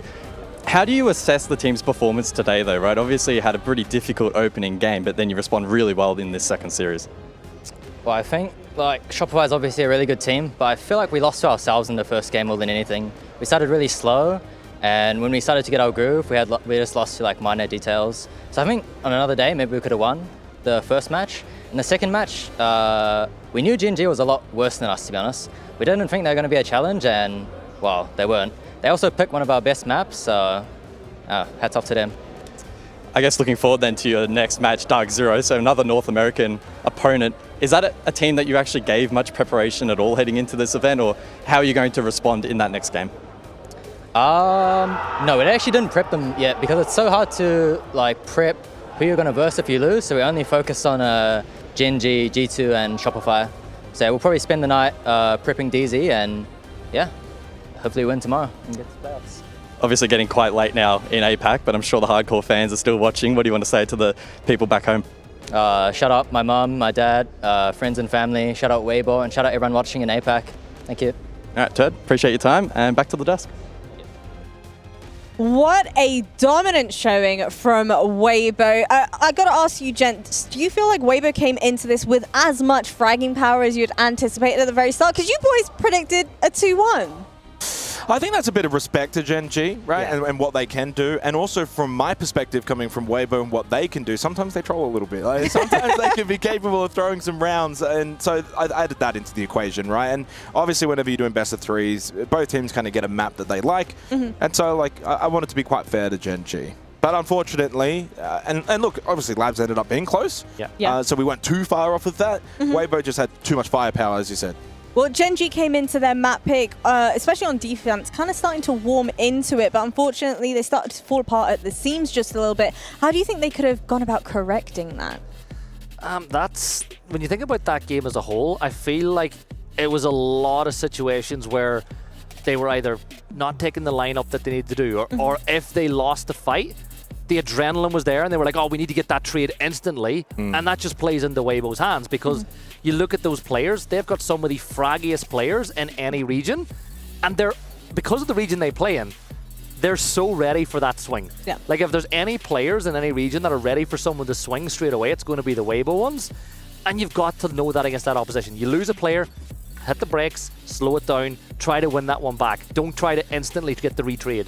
Well, Turtster was a heavy fragger when it came to the second map that we've just seen there, compared to the first, where we saw Reaps really stepping up. How do you feel like Reaps performed throughout the duration of that series? Well, Reaps was sensational back on Border. That was absolutely where we saw the best of Reaps and what he can do, but then actually quite on Nighthaven Labs. At one point it was 1-6 Gibson, where you're like, oh, I completely forgot he's even in the game. But that's where I think the power of Weibo comes in, where you've got then a player like Turd, who actually had a really, really good map on Nighthaven Labs in terms of the individual prowess, saw some big moments and big clutches from, you know, Speakeasy and Arpe. So it's not just the Reaps show, and that's the strength of this roster. And maybe in the past, you think about like old Bleed or Joel rosters, maybe they were relying on Reaps. I don't think so anymore. But it goes back to what Mentalist told you before the game. They don't have set roles. So in that first map, it might have been Reaps that they wanted to carry the burden for the team. And then you go to the next map, it goes on to somebody else. So it's that flexibility that I think works for them.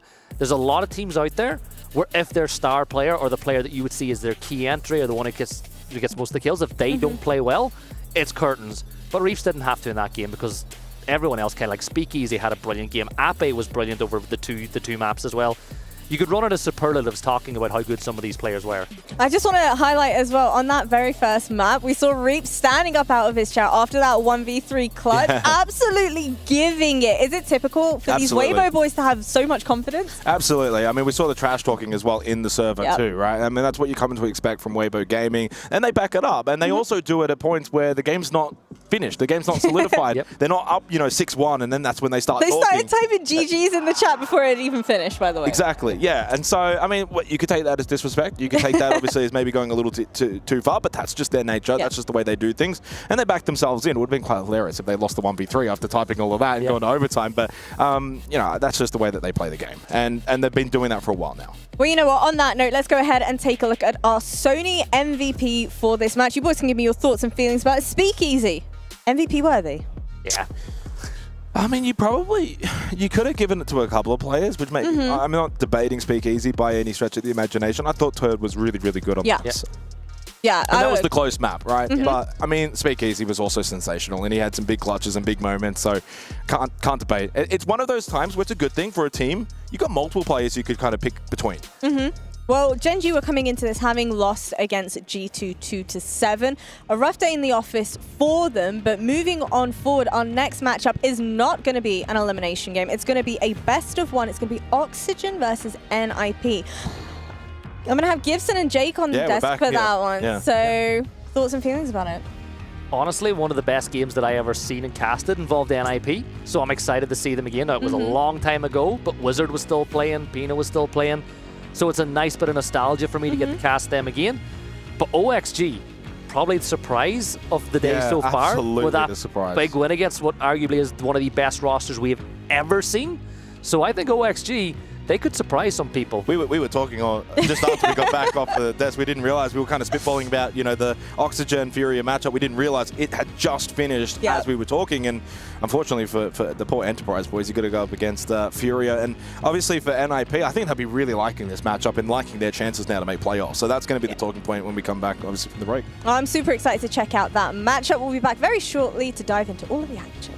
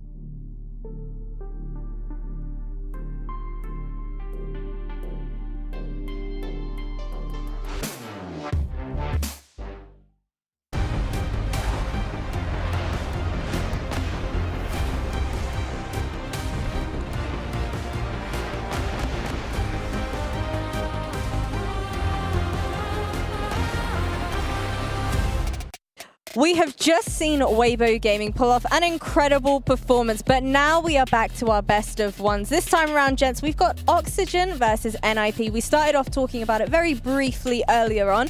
Oxygen coming into this after a 7-3 victory over a very dominant-looking Furia. Oh, it's a surprise result, probably maybe the surprise result of the day. I don't think that would be out of the question. Oxygen 7-3 over Furia earlier in the upper bracket. Quarterfinals here in Group B. That was on Clubhouse. Now they take on Ninjas in Pajamas, who probably had a relatively comfortable time against the Aussies in Enterprise. So it's going to be a really good matchup. How do you feel NIP's chances are in this one? I think they got to be going into this feeling maybe a little bit like the underdog after the results in the previous round. Really? I think so, because I do think they're the better team, but you've just seen OXG beat the best team in the world, so they're going to be feeling really confident and a lot of things are going to swing. Like, NIP are playing in the toughest region, and they're not someone people sing about when they're saying, oh, you know, people talk about Furia, they talk about Faze. They don't talk about NIP too much, and I think they don't mind that. I think they'll like going into this with like a chip on their shoulder. You know, when we were talking about NIP earlier on, you boys mentioned the fact that teams will underestimate NIP.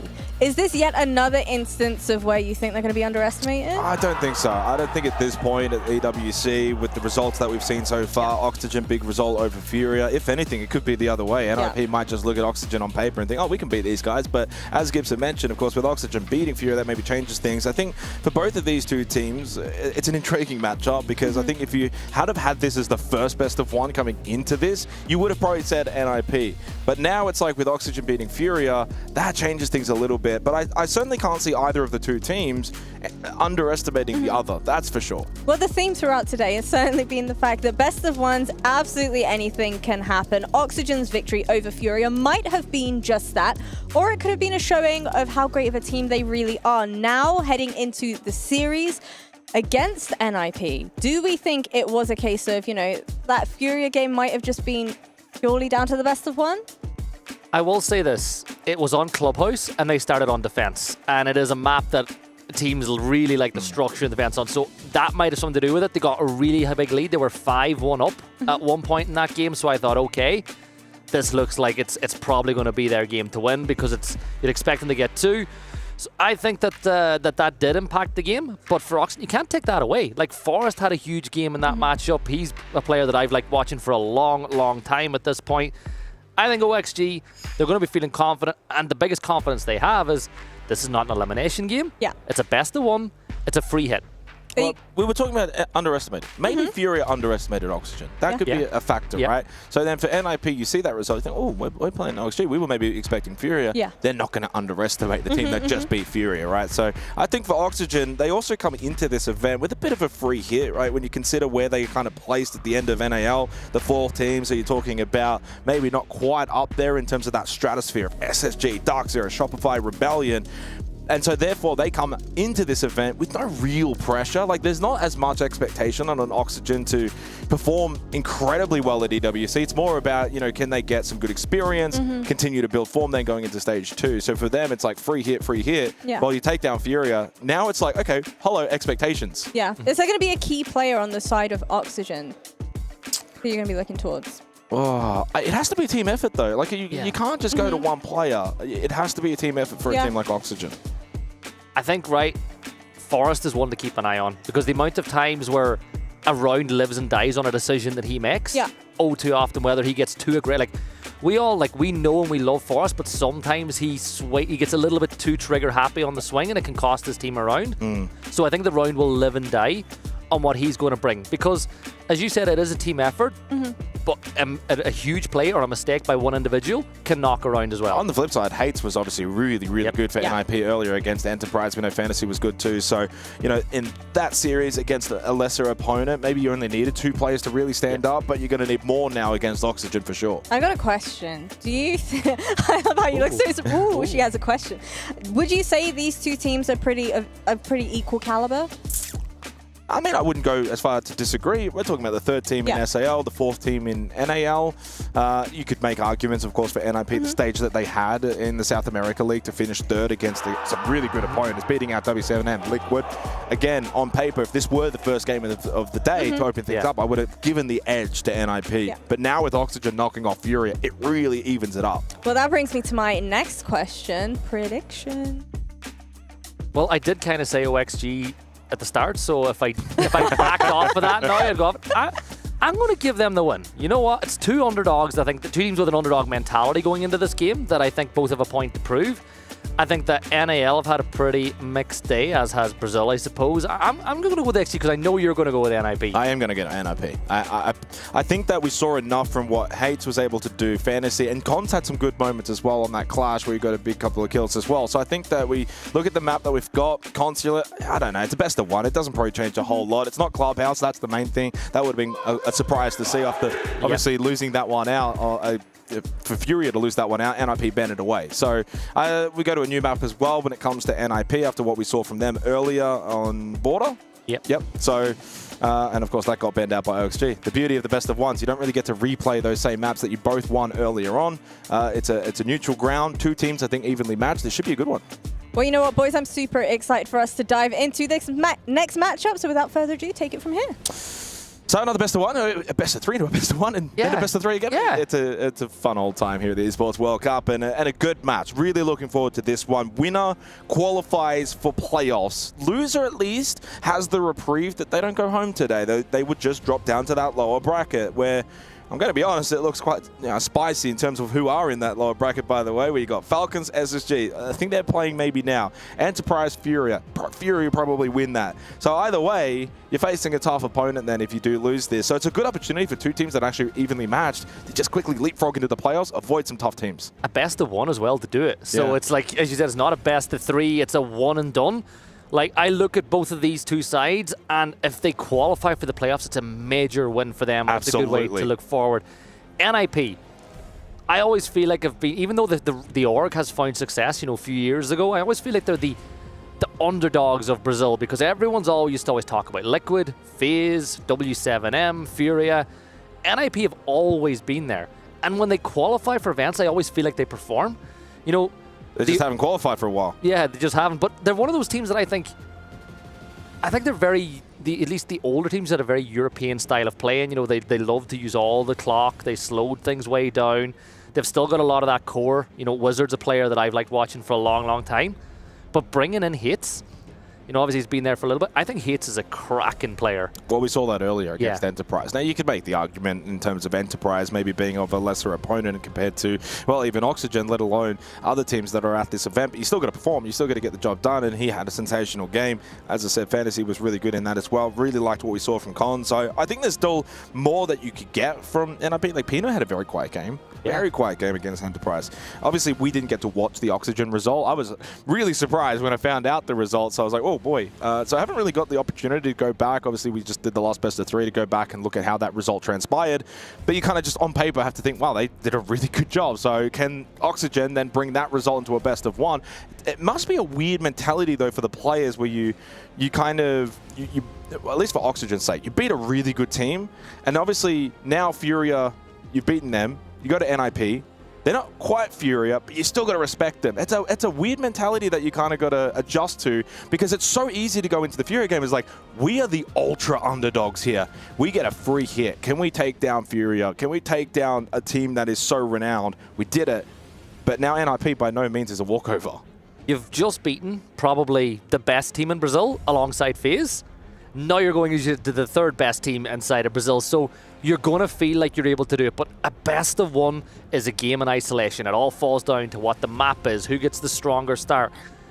I feel this is a statement game for OXG. If they can win this and secure their way through, they'll be feeling so good about themselves. And the one thing I will say is, looking at the results, neither team was really tested in the first best of one either. So they're both coming in fresh. It's not as if one of them had a 8-7 overtime game. You step in here now and you're feeling a little bit tired. They're all going to be relatively fresh coming into this game here on Consulate. So as we head into Consulate, it is the final best of one for today. Of course, we've got another best of three to follow after this. There's still a lot more Siege to be played out on the B stream. The winner of this moves on to the playoffs, though. They get to skip all of the shenanigans over the next day or two. They get to, or at least the next day, they get to skip quite a bit. And they get to also avoid some really good teams that are going to be in that lower bracket. So there's a lot on the line when it comes to this best of one. Not just the qualification, but you go to that lower bracket, you might have to actually play a better team than your current opponent. That's what I love about events like this. Like, Falcons lost earlier today. They're in the lower bracket. A lot of top teams. Their group, it's have you seen the bracket and how it's shaping up, by the way? Like, G2 FaZe will play tomorrow, loses out. Like, what is that? Two teams that people probably thought were some of the favorites coming in to win the whole thing. Yeah. It's getting really, really spicy towards the end of day one here at the Esports World Cup with Rainbow Six Siege X. Heading into Consulate, you've gone with OXG, I've gone with NIP, and I think the one thing I would be quite disappointed in is this ends up being just a complete one-sided. Either way, doesn't matter who it would be. I'm really hoping that we're talking like either OT, 7-4, 7-5, needs to be at that kind of level for two teams that we think are pretty evenly matched. We've not really had a big game like that on the B stream today so far. And look, if I'm going to let everybody in the secret, I only picked OXG because I knew you were picking NIP. It's our last cast together today, so I was like, one of us can be right at least. That's true.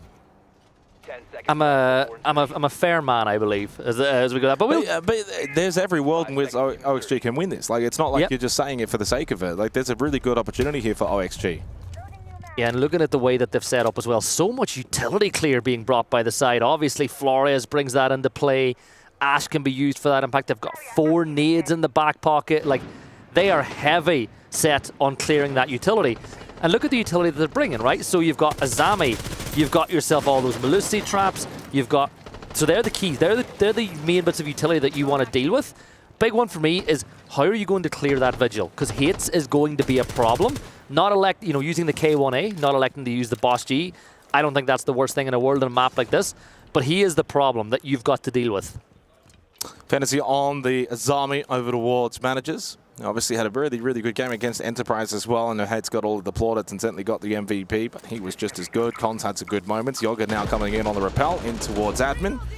So far, so good, and almost got the pick onto Fantasy. Talk about making your timing on the dash out. Yoga, we think, geez, that was a really good opportunity to find an opening pick. Not just that, but also getting rid of the Azami. Timing at its finest here as Yoga will begin to work through Printer, so it's a full horizontal take at this point in time. You can see that the Azami is still not too far away. You've worked out that there's a player at desk as well on top spiral, so that's not too much of a surprise as Gomez will find the opening kill, clearing that Azami and clearing a bunch of space. No real attempt at the refrag just yet. As you can see, all the defenders are essentially giving up that section map, playing the front line, but Hates, I said it would be a problem. He gets himself a double pushing up those spiral stairs. And Pino getting rid of Adam as well, despite the opening kill for OXG, completely then falls apart as they were looking to push past vending into long desk and they got obliterated. Despite the fact that only Cons was actually towards default inside of meeting, they could have kind of pressed and pressured the mute. They just went over to where the stack was defensively for NIP, and Oxygen get punished. Gomez, who got the opening pick, now the only one alive. And, well, what started off decent enough for OXG, and is going to fall apart in the opening round, and a really good response from NIP. No surprise to see Hates, of course, get heavily involved after what was a really good game earlier. Wizard completely caught napping. Gomez towards vending, still one spiral. That's going to be, of course, Hates on the Vigil, making contact. The EE1D is not going to do a lot at this point. You're going to take the fight anyway, and he does get the kill onto Hates. Gomez needs to get the ace to clutch this round. 30 seconds left to do it in a 1v2. Presented with another opportunity. Going to wrap his way around. Takes a little bit of damage, but found himself a little bit of space on the other side as he pushes through Baguette now. The question is, can he get the case down? The defenders are on the hunt. They want to get this kill. He can probably get the plant down here. He's got 13 seconds to go. It looks like the defenders are sprinting. They're going to play as a 2. He pops off it because he hears the noise, and Cons will win it for NIP. Ooh, Gomez, though, talk about doing as much as you possibly can in a bit of a bad situation. He got the only kills in the round for OXG. The first one, that matters, and then he was also able to keep the round alive, despite it being a 1 versus 4. A decent effort, but NIP, they won the round in the mid-round, and they got the job done when they needed to. That's the main thing. Hate's really good over towards Spiral. He came in from bot Spiral. They just weren't expecting it because they're fighting long desk. He pops up, finds the angle, double kill, and then the rest obviously able to convert as well. So a good defensive round for NIP, despite good admin control early for OXG. Gomez catching a kill. We almost saw, and what you said was Siege timing Fantasy almost got taken out early on the Azami. So it could have been a bit disastrous for NIP, but they stabilized, got themselves into good positions, and they get a deserved round despite the heroics of Gomez. Yeah, and with that too, Gomez, he decided to come off the plant. I don't think there was a wrong decision to make in that in the 1v2. It's a 50-50 call whether you just full stick or you go for the kills. Yeah. Now, going to the other side of the map, we're going to go to basement now. Pino was reinforced over by Secret. Mira, pretty common operator to bring when you're defending on this basement site. Looking at the defensive lineup, they've brought no denial whatsoever, so there's no way to stop that breach from being open. And with that being the case, Glass is going to get brought, Thermite's going to be there, Ying is there. So what you would expect in essence is you open up that main breach, you poke and you prod with a Glass to see if you can find a kill, maybe on the Mira playing the window. That might just open up an avenue to step in and get the case down. Yeah, basement for the second round, Pino bringing out the Mirror so they can bunker down over towards Kitchen. Wizard backside. Hates is also going to be involved on the Vigil once again. Of course, had a big influence in that opening round.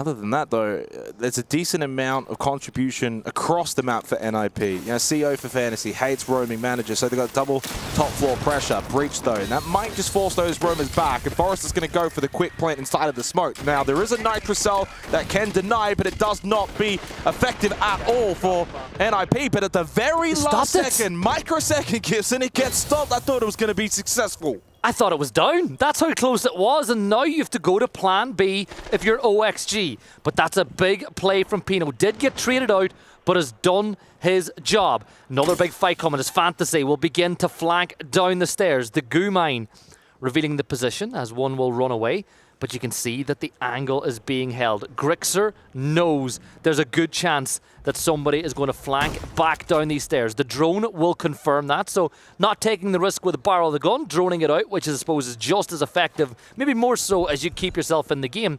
But we're halfway through the round, and it has to be a full reset here from OXG because plan A didn't work. Yeah, you got to go to plan B, and typically if you're employing this kind of strategy, you will have that backup plan because you know full well what's going to potentially go wrong, which is the plan to losing their life. And so then it's a really easy one to actually strategize. But it's a vault in, and at that point it's a left or right decision. You don't clear the right side, you die. It's an easy one for Cons onto Gomez. Atom's going to fall as well to Fantasy. And for the second round in a row, NIP find themselves in a 4v1, but no shenanigans this time, not coming through from Yoga. NIP, 2-0 start. But you jump in benches. You've got Candelas. You know, you jump in blind, you look the wrong way. You can make that fight a little bit easier for yourself, but take nothing away from NIP. They won the round. It all came down to Pino denying that original plant on plan A. You and I were both in the same book. We thought that the case was guaranteed to go down because he swung really wide, but he hit the shot that mattered. Glaz had one task to do and wasn't able to execute it. But all credit to NIP. They take a 2-0 lead here on Consulate. And we're going to go to the tertiary site. We're going to Piano. And this is a site where historically it is not defended from Piano itself. It is all about the external hold.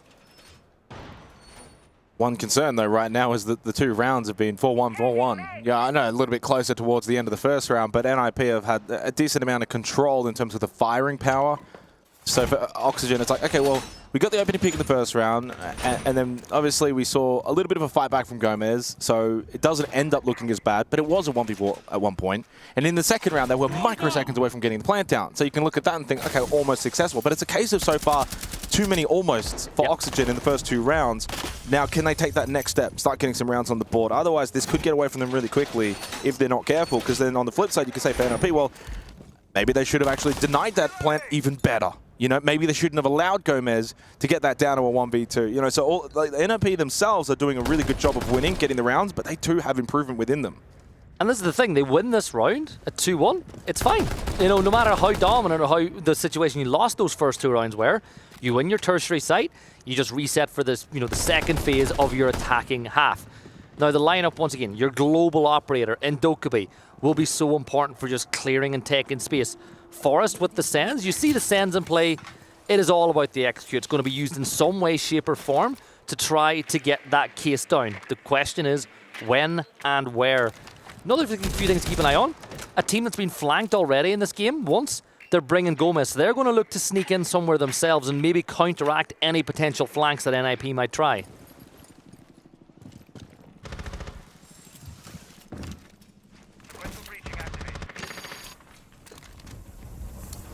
That drone's going to be immediately destroyed after the Mozzie Pest was able to obviously hack it. Final round of the half before we get bans again. And obviously a double shield from NIP to begin. Will they follow up with a third? It's not like we've really seen Blackbeard be all that employed here by OXG. Quiet start though to this third round. I mean, we've got 1:20 left on this clock and really not a lot of action. 4 drones remain for OXG, so and make that 3. Talk about timing, where they're going to have to now pick up this pace. It's a complete reset of pace so far on this round from EXG. Obviously, they tried to rush in the second round. The first round, they got themselves into the building super quick. But with only 1 minute to go, there could be a potential fight. And down in basement, it's Hits that will find the opener. And he had himself some company because they expected if nothing's happened for all that time, you expect that maybe an attacker will try to play from below. You lose a lot of pressure now from that Deimos not having the death marks available. Grixer falls to Pino, and it's all falling apart for OXG for the third round running. NIP just dominating in these moments where it matters. 1v5, so 1v4 to a 1v4 to a 1v5. It's getting worse now for Oxygen. Like, they're getting absolutely decimated here on Consulate. At this point, if I'm OXG, I'm just staying alive and having an ad hoc timeout. You know, just have a talk. That's what he's doing at this point. What's going wrong? What can we do? And look, we're looking at the players. That's exactly what's happening. So Forrest is talking to his teammates. They're like, right, this is another lost round. what do we need to do to change things over? And is there, like, in a 1v5, this is the right call to do, because you're not going to win against a team like NIP. It's funny as well. I mean, the beauty of LAN is that NIP also just kind of looked up a little bit, saw Forest talking, and they were like, all right, well, they're just obviously talking it over. I just heard, don't worry, is what Forest said after that one. Put his arm up, waved a little bit and said, don't worry, don't worry. Well, they should be worrying, to be honest, because they're 3-0 down. It's a best of 1.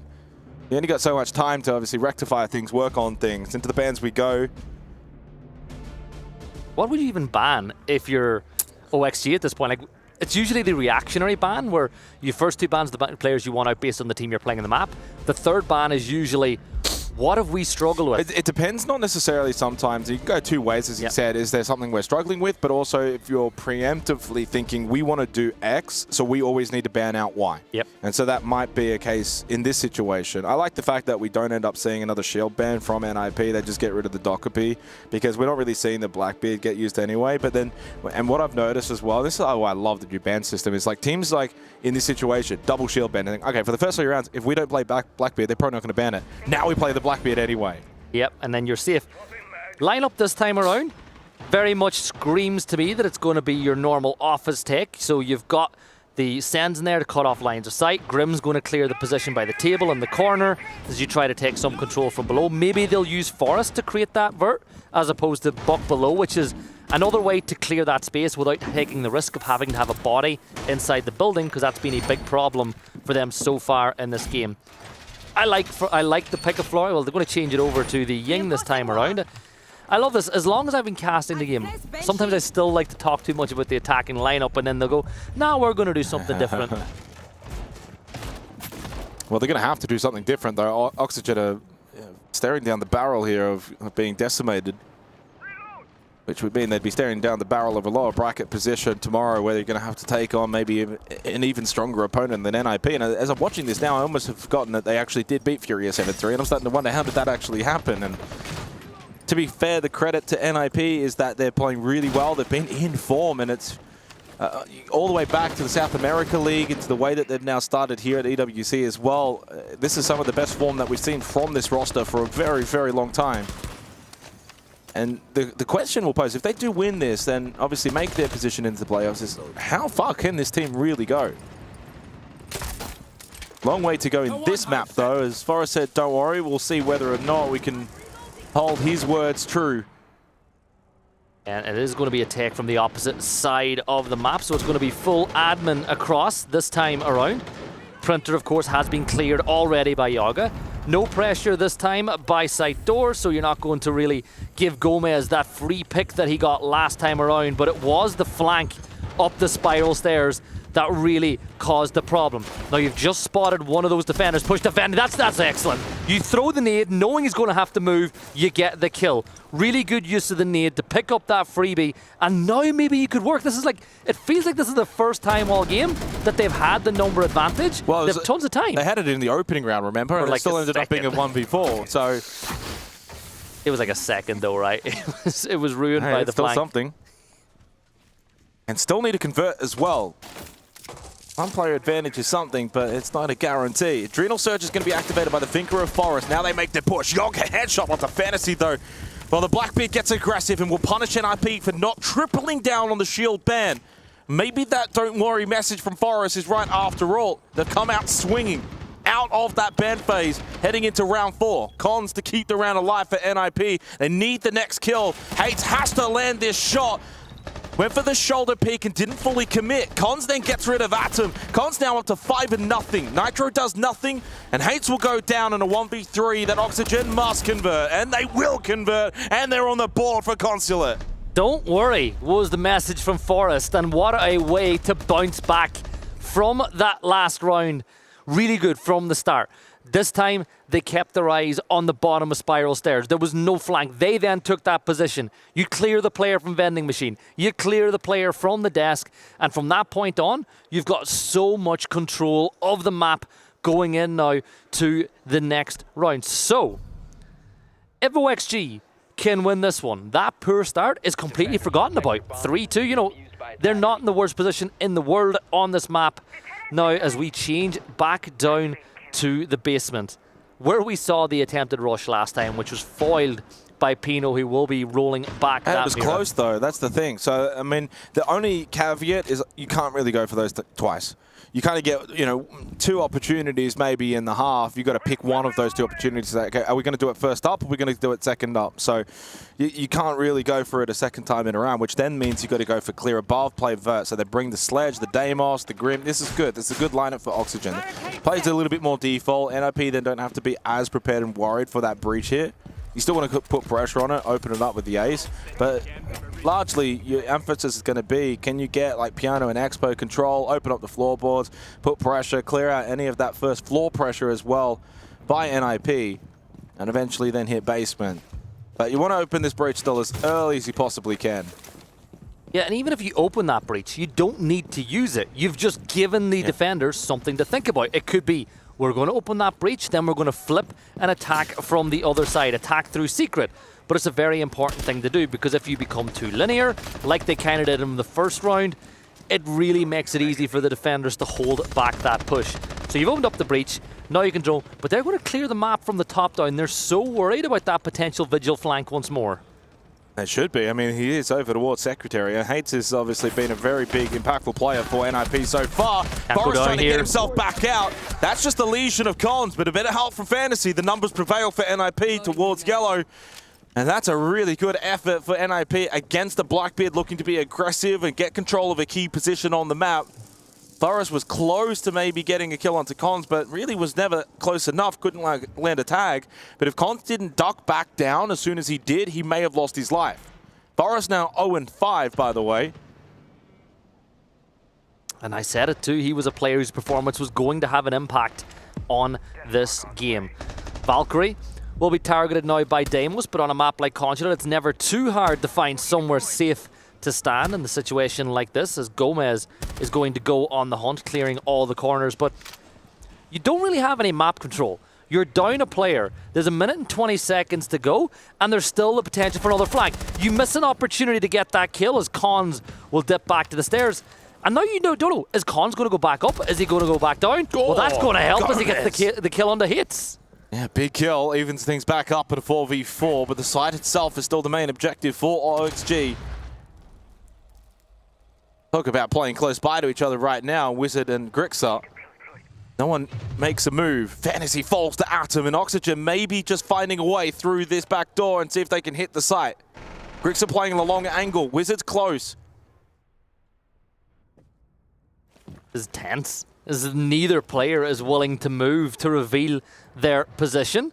You've still got Cons, as he's going to sit at the bottom of these stairs as well. So OXG got to be very careful as you step down now. The pre-fire will let them know that there is someone down bottom. Yellow Wizard will get that kill onto Grixer, so he was probably the one to blink. Pino finds another one as he sprays on through the mirror, having an impact again. You've got 2 attackers left alive, but it's a 2v2. Adam will find one of his own, and him and Yaga will work, but Pino with another on the round. Make that a third, and NIP take command once more. It was said before as well on the desk as well. Pino a bit quiet in that Enterprise game, and there was others that stood up, but it seems like he's now performing really well on Consulate, adds more firepower to this roster. They go 4-1 up. That's been probably the number of this game. A lot of 1v4s, now a 4-1 scoreline in favor of Ninjas in Pajamas. Final round of the half. It's been a half, though, where maybe the scoreline is not totally a proper representation as to what we've seen inside of the server. There's been good moments from OXG, and maybe on another day, maybe it's 2-3. You know what I mean? And it's a little bit closer, but that's the reality that we live in. NIP have been able to secure themselves 4 defensive rounds of Consulate. They get a free hit to close out the half, look for that 5-1 lead. And you mentioned it before on the desk, this is something that OXG kind of did back on Clubhouse against Furia. You start defense, you get a 5-1 lead. It's just too much to then claw back. Yeah, if I'm OXG, the only thing I would be saying is earlier on today, we got a 5-1 half on defense, so we can do it, but it's one thing starting at 0-0 and doing that, and another one trying to claw your way back from that position. Now, if you are just joining us, this is not an elimination game, so if you're late, if NA is a couple of hours behind, so if you're just joining, you don't have to worry if you're an OXG fan. If they lose this game, they will go to that lower bracket where things you'd like to say get easier, but they really don't. But at this point in time, NIP are the commanding force in this game. But one round here from OXG, a 4-2 half, is certainly a lot better than 5-1, and it gives you something to work with. All I want to do is have them be... And look, they know who all the defensive lineup is, so that'll help. And confirmed now, by the way, that the loser of this plays the winner of Falcons SSG. Oh. So you're either playing the reigning champs or the team that won the NA, right? Okay, that's fine. Easy, I guess. But it's But not. I see that Secret have also beaten W7M, so they're through to the next stage. Yeah, Team Secret taking down W7M. That was on Cafe for Group B. So they're through to playoffs. My dark horses for the event, by the way. They're the team that I said could surprise everyone. This is the last qual game for the day in terms of who actually qualifies for playoffs from the upper side of things. Of course, we've still got another best of 3 to follow after this. Gomez and Cons both lose their lives early in this final round of the half. Makes it a 4 versus 4. We're going to be honest, that Oxygen probably deserve a second round. I think a 5-1 half is very harsh against them. But nothing is deserved. It's only earned in Siege. That's what I was about to say. You get what you deserve in the end. But they've got a little bit of map control. They've got information on where 2 players are playing. Forrest, oh, that's a great pre-knife around the corner. And with that fantasy, Elsewhere gets a kill. Pre-fire from Forrest, but the kill feed will light up. And it leads us back into a 2v2. Grixer and Yoga versus Pino and Hits. Pino, the player of the game so far through the defensive half. All he's got to do, all the defenders got to do, is use the time and potential mistakes that OXG might make going for this execute. But this 1 versus 1... Well, the site's completely open as well, by the way. Yeah. So you got to go back up Spiral. So Yoga has to actually go away from the site here. They don't have the kit just yet, close by to Grixer. Time will become a factor. So for Pino and Hates, you want to just play into that time for as long as you possibly can. This next fight is vital. You really feel this next fight is so big. Now, Deimos will get on the information again. They pick up the case. Timing. He misses him, but he might catch him by the door. Big fight coming through. You know where the player is. Oh, my God. You've got to make it happen. You pre-fire. You think he's going to peek the door. He does peek the door. Grixer hits him with a double as he just completely read what Hits was going to do. 15 seconds. Pino in the 1v2, but he's stuck in his closet. There's 10 seconds to go. They're not on site. They're going to get the case down. They don't even have the kit. You could drop here. Grixer falls 1v1. No time now for Yoga to clutch this up. Time runs out. NIP making a 5-1 half. Oh, that was just perfect. They didn't have the case. You get the kill. You drop the hatch. Again, it's another round, Gibson, though, where it comes down to fine margins. OXG could look at this scoreline and think, lost, but close. We were almost there. Or this could have gone their way. Every single round, they had fingerprints on it, but just could never convert. For NIP, that is a big statement half. They are 2 rounds away from playoffs at the Esports World Cup. And they deserve it so far. Like, as much as you say OXG have had their fingerprints on some rounds, NIP took it. Yeah, right? Absolutely. They forced their way in. They did not bow. They did not break. The round that OXG won was an excellently executed attack. But NIP are 5-1 to the good, switching to the attacking half on Consulate. The bans have come through, 2 shields to kick things off. Ying is going to get removed, as will Mute. But if I'm NIP, how's your nerves, right? You said it. 1 round away from the playoffs. And the big thing about that is think about the extra prize pool that you get alone from that. And if you're living in the Brazil region, that extra bump is a lot. Yeah, 2 rounds away. There are those added nerves.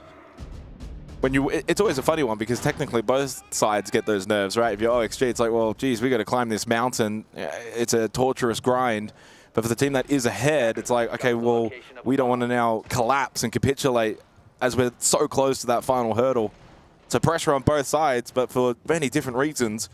But you'd rather be in NIP's position, well and truly. 5-1 up into the second half we go. They go attack side here on Consulate. We go basement to begin on the defense for OXG. They ban out the Montaigne, they ban out the Ying. Clash Mute from NIP.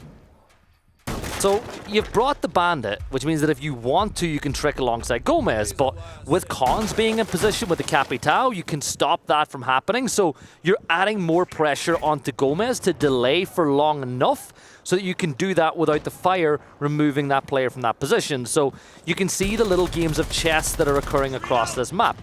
Grixer on the Echo, ability to deny the plant if push comes to shove, ability to just drone as a defender as well and work out where they are. But I feel like if I am on the side of NIP, you can't breach. Like, just talking about that, they don't have any breach apart from the arrows, and Adam gets a big nitro. Well, a really good start to the round for OXG. Another repel to come in. So straight through admin goes Fantasy. Now, it does have a logic bomb available, but opting not to use this here on the top floor clear. Now slips down server stairs. Aggressive movement here from Fantasy. There's a silhouette. You can see the blue silhouette on the bottom of these server stairs. So as the call comes through, it'll give away the position. A pre-fire is going to happen, and Adam is going to win that fight. That was the big opportunity. Now, Adam was downed. It is, in effect, a partial trade, but you would assume that the members of OXG could probably get that player back on their feet. But that was He's up. Yeah, that's a big round so far from Adam. A big round so far from OXG. Hello, peek around the corner. Forrest pops his head up, free kill onto Cons, and this attack from NIP is going to be squashed immediately to start the second half. We might be just looking at a defender-sided Consulate. Every world in which OXG can bring this back with the defensive masterclass of their own. Leaves Pino and Wizard with a lot to do. Forrest full white falls away, playing bot Spiral, knows this one close off the back of that death mark. Forrest gets the kill onto Wizard, that's Case as well, and that's the round. Oxygen will make it 2-5. Yeah, a minute to go, but there's no way Pino wins the 1v5. Case is still being held at this point. Down, and you step down, the Echo will get it. Forrest does fall, but Gomez is there to play the trade. Do you see what they did? They put Forrest prone, and then they had the player holding it. So it was a high-low. So there's no way you can win that fight with that hold that was being held. And Forrest needed that round too. You know, Forrest wasn't really having the game that you'd expect. 2 big kills, holds this Case on Spiral, job's done. But the overall job not done and not even close to being done. You're still 2-5 down. It's a good round. It builds a little bit of hope for OXG that if they can continue to play at that level for the defense of Consulate, they can claw that deficit back. We go to servers and tellers. We go split here. That's a bold statement in the second round of the second half to be going to this site. So that's a big call here for OXG. Only 2 C4s. Usually when you see the split site, you'd expect a couple more C4s. Really, you don't put anybody there. You play from below and try to deny the plant above. But with only 2 C4s, it's not as powerful as you'd like it to be. Now, Forrest has brought himself to Cade, so he's probably going to electrify the hatch by the door, and that's exactly what he's going to do. So that gives him a little bit of more protection when they're playing inside a basement. So they've thought this out with the lineup that they've brought. The question is, what is the rebuttal going to be from NIP? What are they going to do based on what they've seen? And straight off the bat, double hard breach, you're going to bring the Twitch. That Twitch's job is to get rid of those Cade claws. That's what you need to do. Yeah, you got Grismot mines as well. You got F-Not mines as well. There's a decent amount of utility that Fantasy can, of course, deal with the shock drones.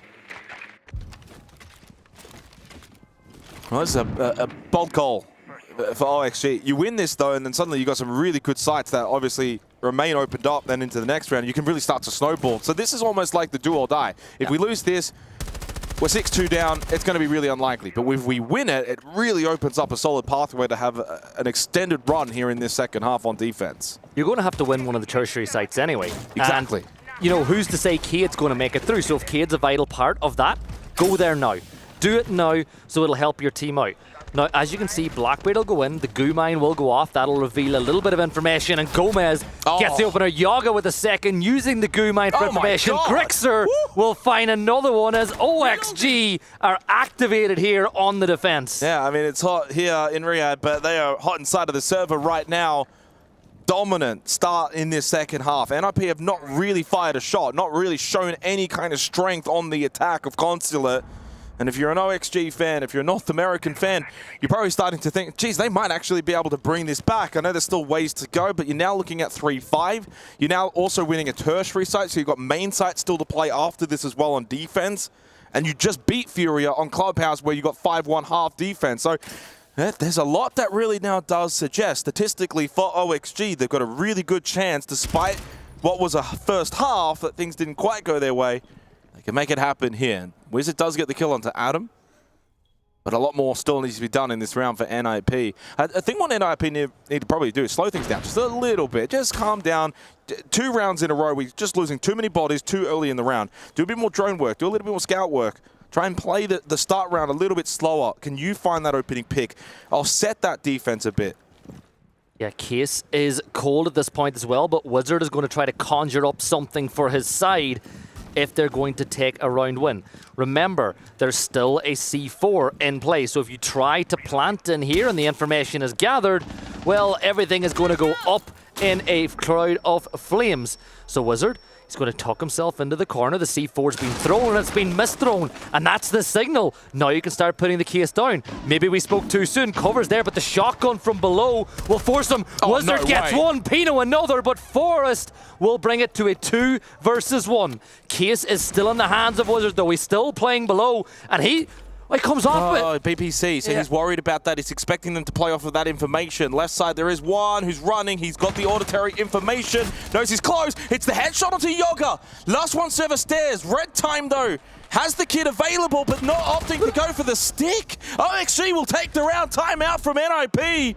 It got a little bit too close for comfort, but it's still a round that OXG deserved to win. And much like the situation on the second round of this game where OXG had the case in a 1v2 at the end, same, damned if you do, damned if you don't. He thought that they were going to get aggressive, maybe peak a little too soon. They didn't. Some people at home will say, well, why didn't you put the case down? If he goes to put the case down with a BP there, he's a dead man, so he's trying to find that kill. But OXG, we said it, they've won 5-1 already today on the defense. If they've seen NIP do it against them, they know that you can do it on a map like this. The timeout called by NIP, though, that tells me they feel they need to snip this OXG momentum in the bud. They want to get this round, get the 6-3, and that puts all the pressure back onto OXG. Timeout will expire now for the Ninjas in Pajamas. So 5-3 from a 5-1 lead, 2 in a row for OXG. Fighting back here on Consulate. Reminder, this is a best of 1. Winner goes to the playoffs. We go to Piano and Expo here for this 9th round. And typically, teams that come out of that timeout, usually do quite well. And NIP haven't really shown a lot of promise so far in the early portion of these attacking rounds. It's constantly OXG with massive advantages, winning a lot of the early round battles. And yes, NIP did bring it back in that last round. Certainly a surprise to me. And they carry that form now into this 9th round and get off to a better start. As I said, you just got to maybe slow things down just ever so slightly. I know you can play Consulate fast pace. Slow down. Play the Deimos. Get the drone work. Try and clear out these defenders. Keep them moving around. Open things up. Try and get map control. Don't have to just rush in. I say that. Let's go blitz. Yeah. Well, there was a guerrilla warfare aspect to the first 2 rounds of the OXG where in the first couple of seconds they hit them and got out of there. A lot of damage had been dealt. You spoke about... And they dropped the Deimos. Yeah. You spoke about the timeout. Like you're saying about how it's so often teams win the round after they take the timeout.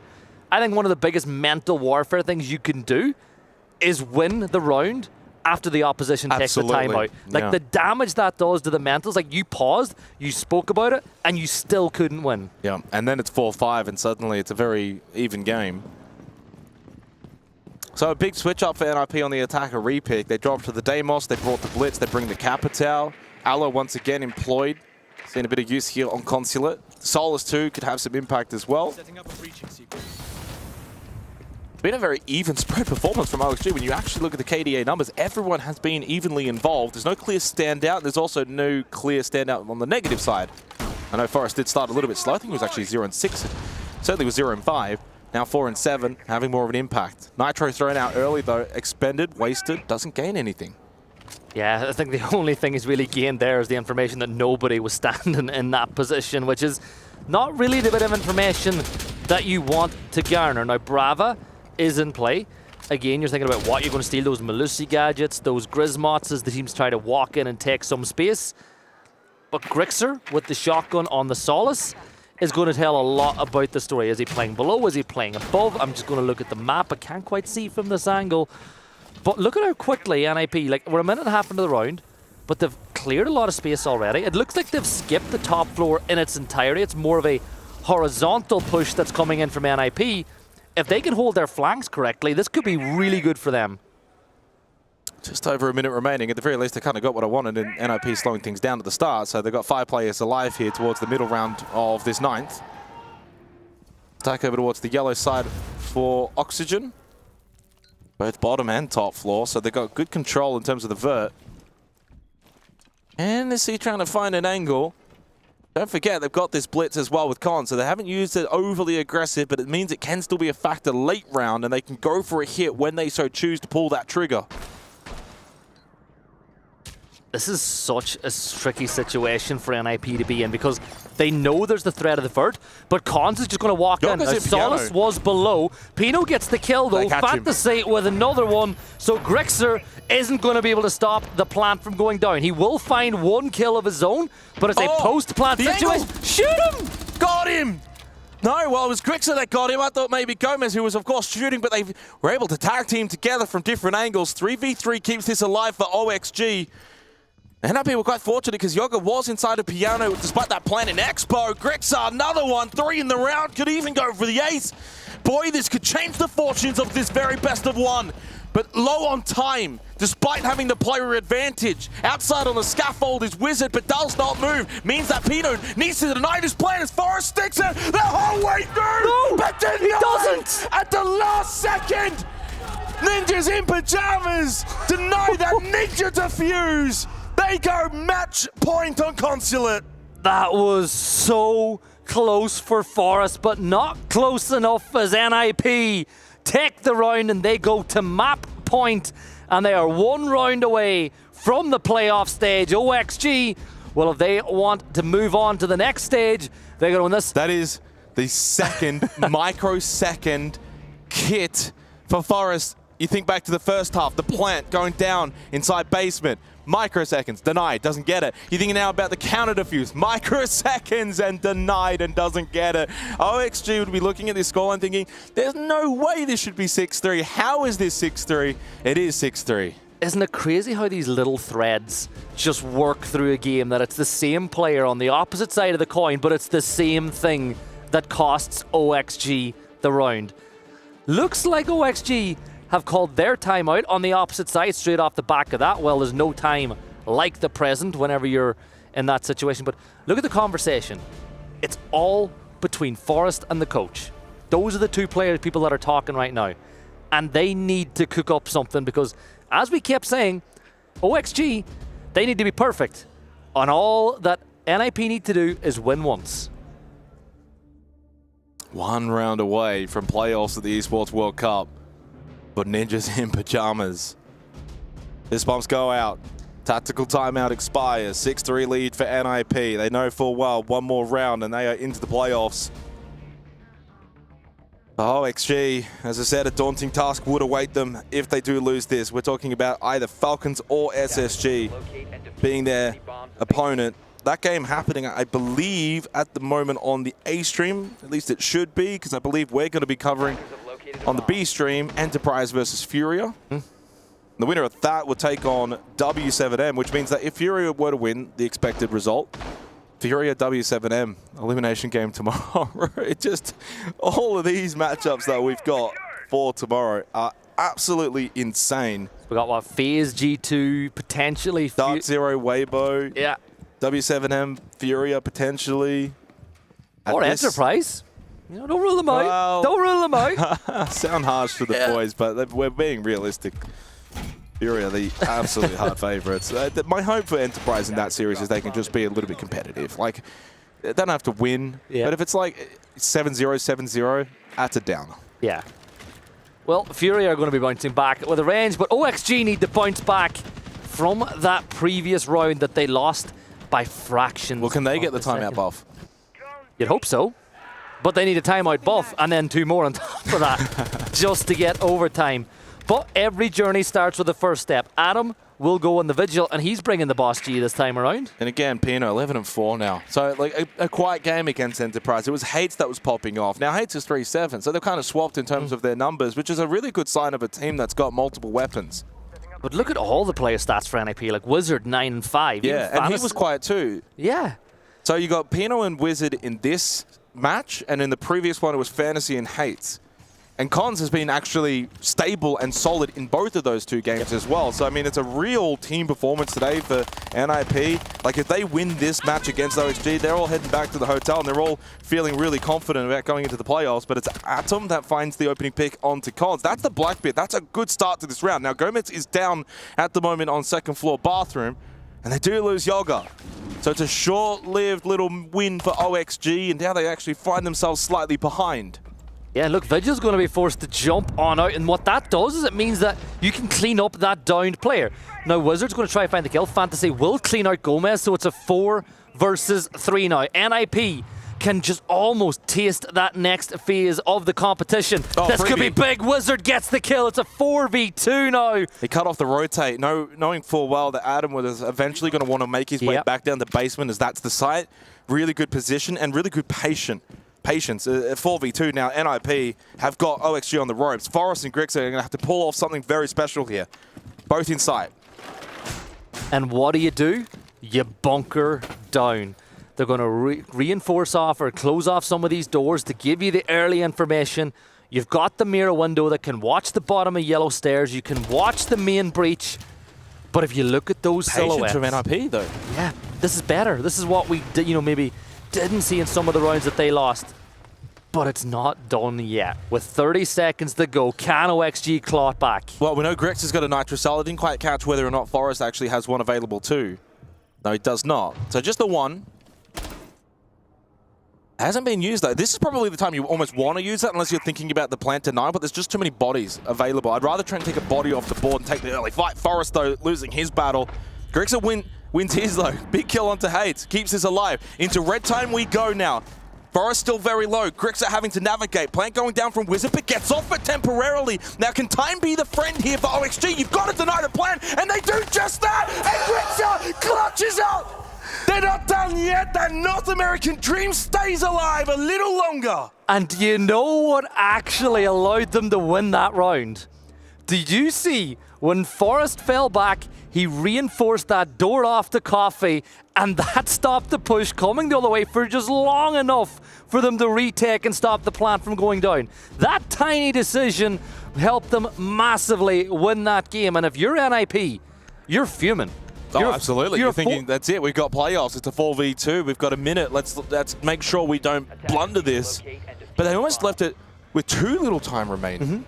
So that when that plant was denied, there was 3 seconds left on the clock. Now, if it was 13 seconds, you can navigate that scenario in many different ways. But with no time left, OXG then basically won the round off of that. Yeah. So OXG, one step. 2 more to go to force overtime here on Consulate. We're going back to that split site once more, where, let's be real, even though it came down to the wire, it was a dominant round, and realistically, it was a 4v2. It was. It did come down to a 2v2, but... A little bit of troll time. You know, you get in that situation, you do it just a little bit. But that doesn't mean it's all, sunshine for OXG, because it means for NIP, they'll be looking at this as if they lost it convincingly. Not so much that they actually brought it back. They'll think about, well, what went wrong at the start? What can we do better? Was it the way we entered? Was it the way that we obviously treated the round? So they'll obviously change up the way that they're going to play this. It's not going to just be a given here for OXG. Something's happened elsewhere. Well, the A stream is actually quite a distance away, by the way, from where we are located. The C stream was really close, but the A stream is really far away, and yet we still heard that. So obviously, Falcons SSG taking place at the moment. I believe. Should be. A little bit quiet for an SSG game, right? Usually when they play just a tad longer.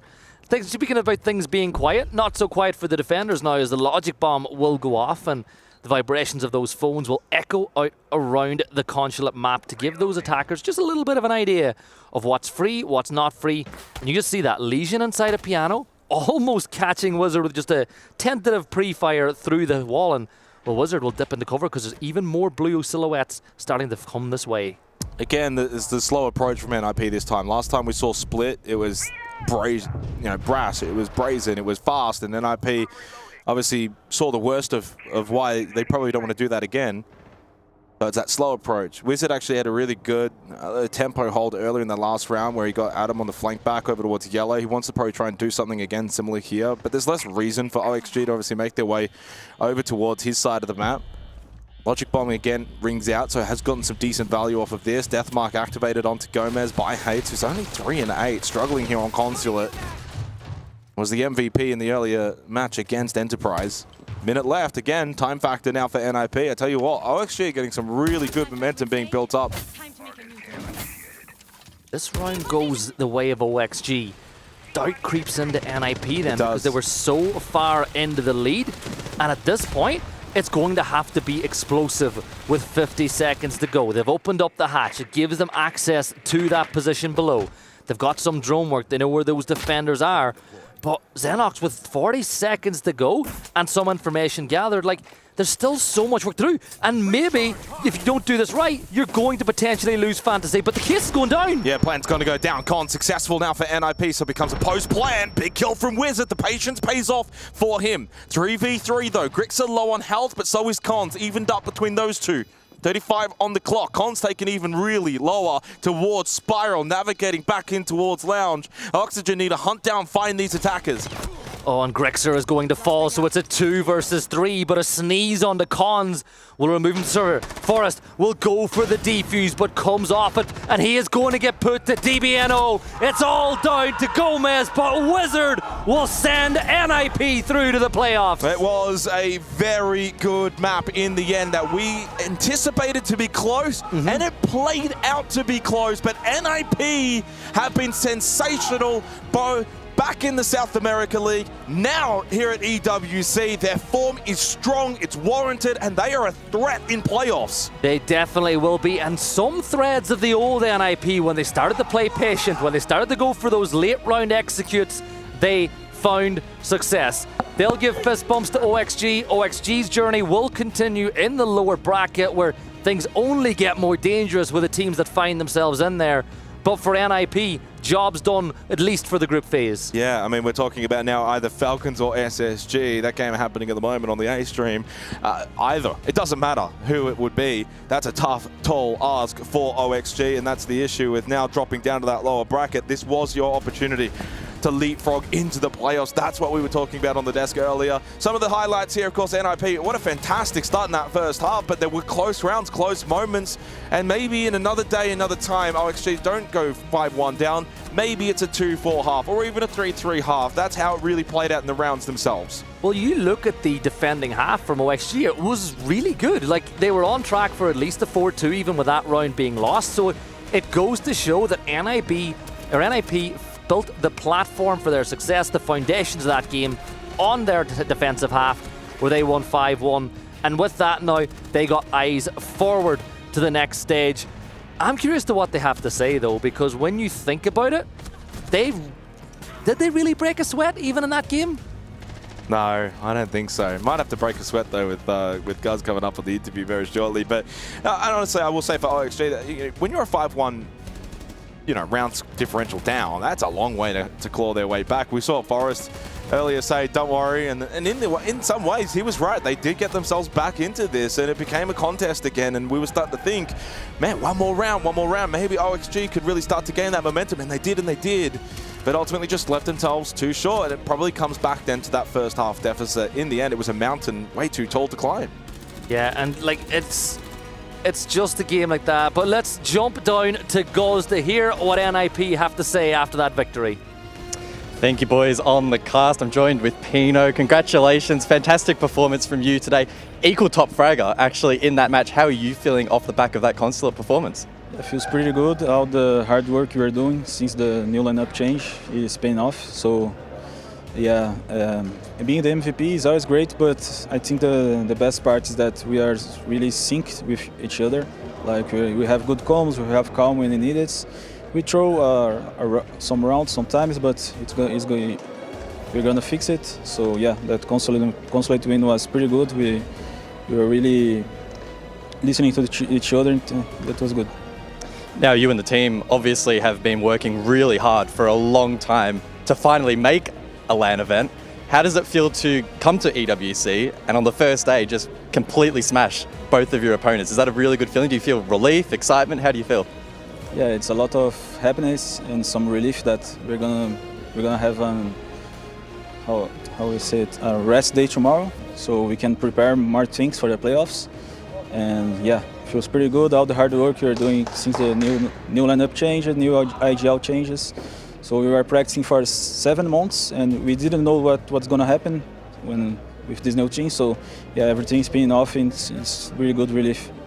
Now, finally, I'll give you an opportunity. Obviously, the Brazilian fans are insanely passionate. Is there something you would like to say back home in Portuguese?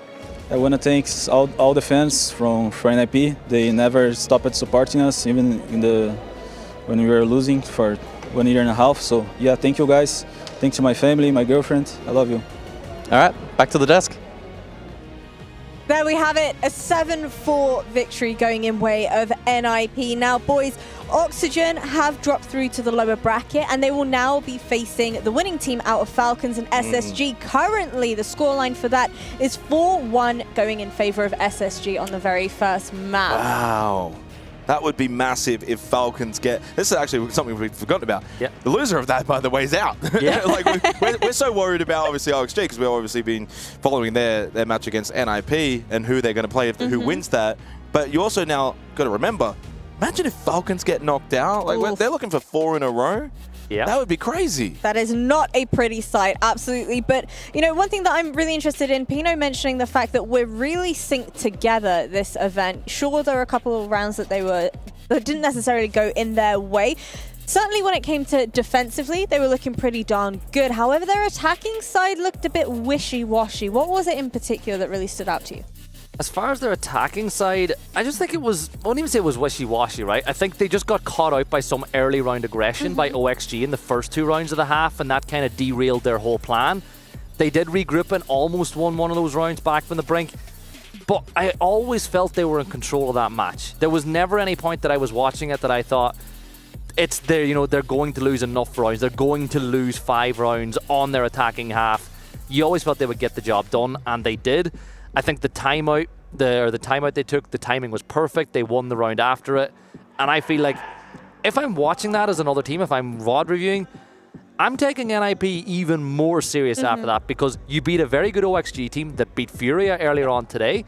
NIP are the real deal. You got to take any team seriously here at this event, though, right? Like that's the core nature of it. And maybe that was the costly mistake for Furia against OXG. Maybe they did not take the team that finished 4th in NAL all that seriously. Hard to really say. Like we can't really speak for them, but ultimately for OXG, it's so far been a really good day overall, though. Like you beat Furia, competitive against NIP. They can't be too down in the dumps. They get another opportunity tomorrow in a best of 3. So I still think overall I would give a tick of approval for the day for OXG, but you would have to maybe give one of the bigger ticks to NIP and what they've been able to do at this event so far. Would you say the caliber of performance that we've seen coming out from Oxygen was worthy of having beaten Furia? You think this is the kind of play style you expected to see from It's hard to say because we didn't really get to see the Furia game. So it's hard to say if they maybe performed even better there. But there were good quality moments from them on Consulate. And I know that I'm playing a lot of devil's advocate for them because I think there was a lot of moments where they could have and maybe should have won rounds. They just didn't. Yeah, they definitely did. Look, I thought that they deserved that win. And I think that going forward, they're going to have a lot more fun. And at the end of the day, even for OXG, they're still here. And rightly so, our Sony match MVP is none other than Pino. What did you boys make of his performance? Well, I mean, I highlighted back in our first game against Enterprise, and it's good kind of following the same team in both games, where it was Hates and obviously Fantasy, and maybe Pino was a little quiet. Maybe Wizard was a little quiet. Well, Pino was just sensational here. In just one map, obviously in the best of 1, he was the one that really stood up, got a lot of the kills. Hates was actually underperforming. He was like 3 and 8. So he was really struggling after what was a really good game against Enterprise. Ultimately then for Pino to stand up, Wizard also stood up as well. You mentioned that a couple of times. That was a really, really telling moment for NIP, that it's not like 1 or 2 players. You got 5 players that could perform and had performed throughout the 2 games today. Yep. That's the whole idea. It's a team game, right? You got to know that if you're playing really well in one game, but if things going to slide for you, someone's going to step up and pick that spot. And 2 or 3 players did for NIP in that game. So they'll be feeling pretty good. Guess what time it is, boys? It's another elimination match. It's going to be coming up very shortly. It's going to be Enterprise Esports versus Furia. We're going to dive into all of the action. We'll be right back.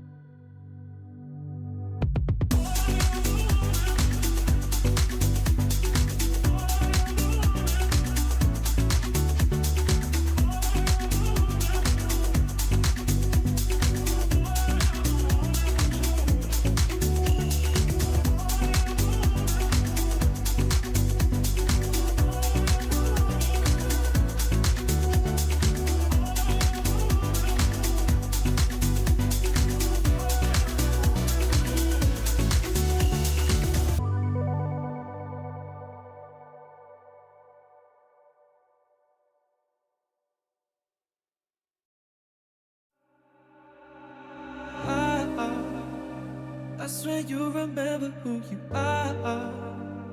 I swear you remember who you are. I swear you remember who you are. Remember who you are. I swear you remember who you are. I swear you remember who you are. I swear you remember who you are. Remember who you are.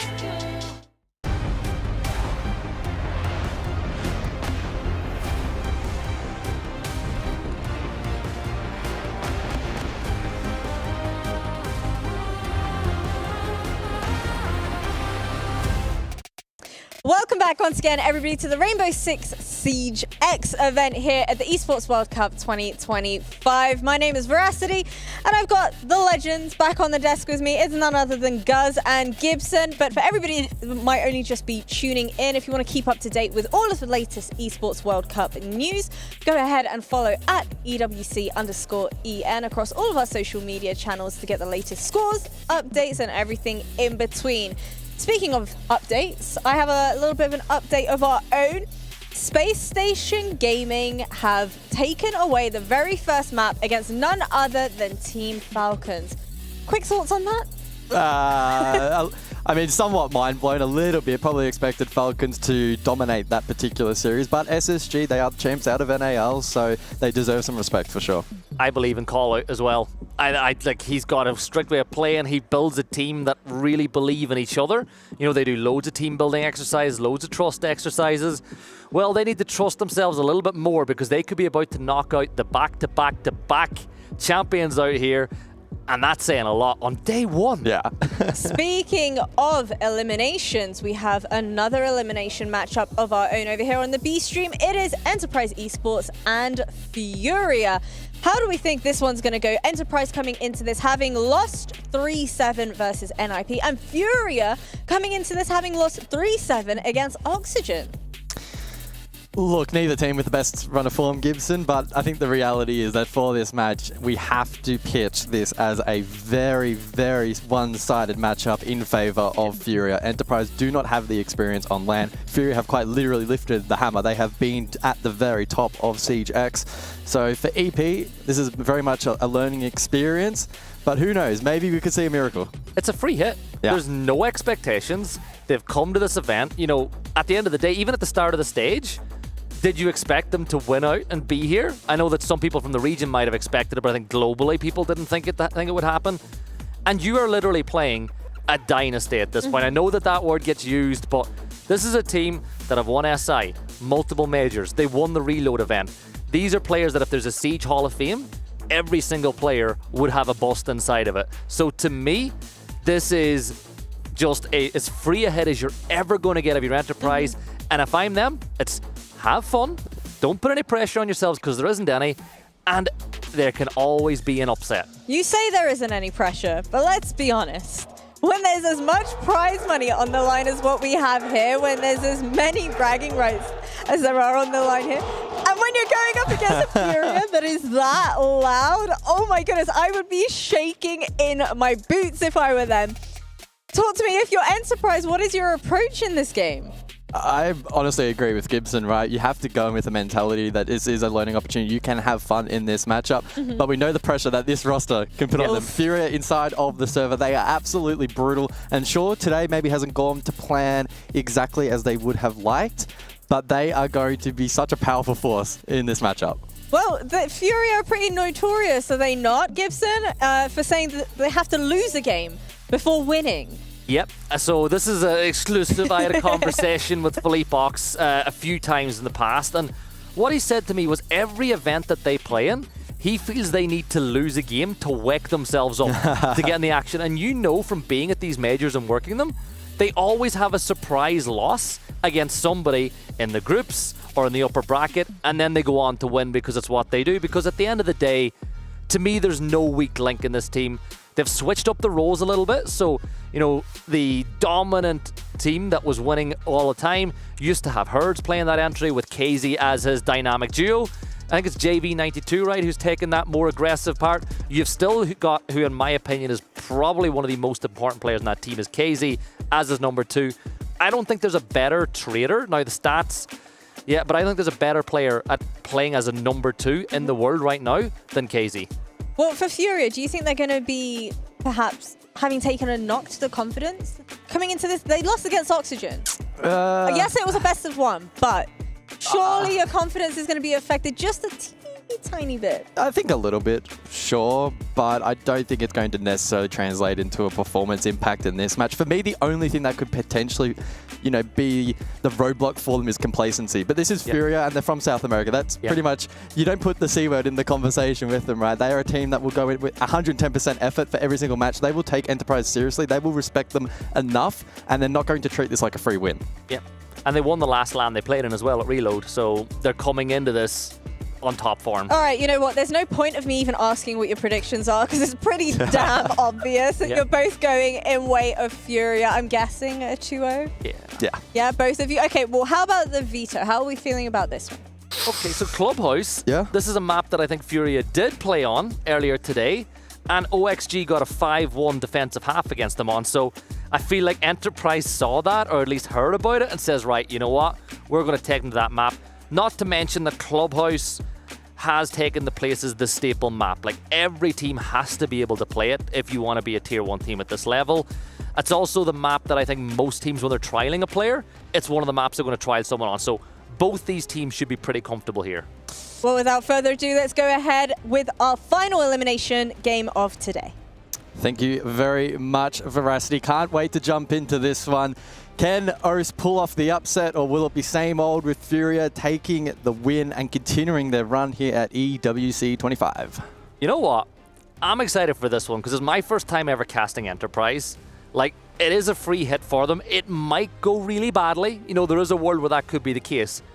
But let's rewind. Look at where they are. They've qualified to play here. Like, they upset a team, you know, one of the biggest orgs in the world in you know, Gen.G, who were down there, who everyone thought was going to build some form of a roster. But Enterprise proved that they are the real deal. But man, oh man, have they got unlucky with the draw. Like, I know every team here is a really good team. Yeah. But to be in this, you know, to be in an elimination match against Furia, they would have been thinking they could have been playing OXG here, not Furia. Yeah, absolutely. And I wonder if to any extent that may have interrupted preparation for this event. Speaking to Turd earlier from Weibo, I mean, it doesn't seem like it's that much of an influence. And we're kind of in this modern era of Siege where a lot of the focus for most teams, and I think for Enterprise specifically, would have been on themselves as opposed to worrying too much about their opposition. They want to go in and just play good fundamental Siege. And that is what is going to get them across the line potentially in this matchup. Clubhouse is going to be a really good showcase of that. If they have their basics down pat, they can be competitive here. Clubhouse is not a map where you need to have extravagant strats. You need to throw up new stuff. If you keep it basic and do it well, you can get round wins. And even if they do lose today, think about that experience that they're getting, the scrims that they're getting here that they're not going to be able to get back at home, the caliber of player. They're going to go back to OS a much better team, regardless of what happens here. We saw it happen in the past with Team Bliss inside of the Oceanic region. You know, obviously some of the older rosters, like, to me, teams that go to international events from a region like that go home so much better. It generally just takes time, right? We have so much historical precedent of APAC as a whole, but specifically Bliss, Chiefs, Fnatic. It all took them multiple appearances overseas to have impact and to become, you know, common names at these particular events. So again, that's why we're setting the bar so low for them here. If they break expectations, win a map, win the series, I mean, God forbid, that would be insane. And I'm sure the Aussies back home, it's probably like 5 a.m. They'll be staying awake for that for sure if they look competitive. But it's more so future looking for them. For Furia on the other side, though, it's very much a story of trying to retain form. Winning at Reload, bouncing back from Boston, that was a key storyline. Imagine an EWC win on top of that, and then heading into November, the rest of the main R6 circuit. That would, you know, probably return them to the kind of dangerous level we came to know them back in 2024, right? Where they were just pretty much impossible to beat. Well, there was one point where you looked at them and says that they're guaranteed to win every single event. Yeah. Like, it was a calendar year of dominance from start to finish, and it even started before them. With obviously they lie, you know, the couple of core players of this roster, they were involved in that SI defeat to G2 a few years ago when they were playing under the W7M name. They brought in Philippe Box, who's been IGLing for the last couple of years. I spoke to Pengu about it, you know, kind of where does he rank in the, like, power rankings. Wait, Pengu, the tier 2 player? Yeah, Pengu, tier 2 Breach champ. Put some respect on his name, but he thinks that he's up there, right? Yeah. I was like, who do you think the best IGLs in the world were? And he says, obviously Fabian, for what he was able to do. He says, Lickyfac has put himself into that conversation, as has Canadian.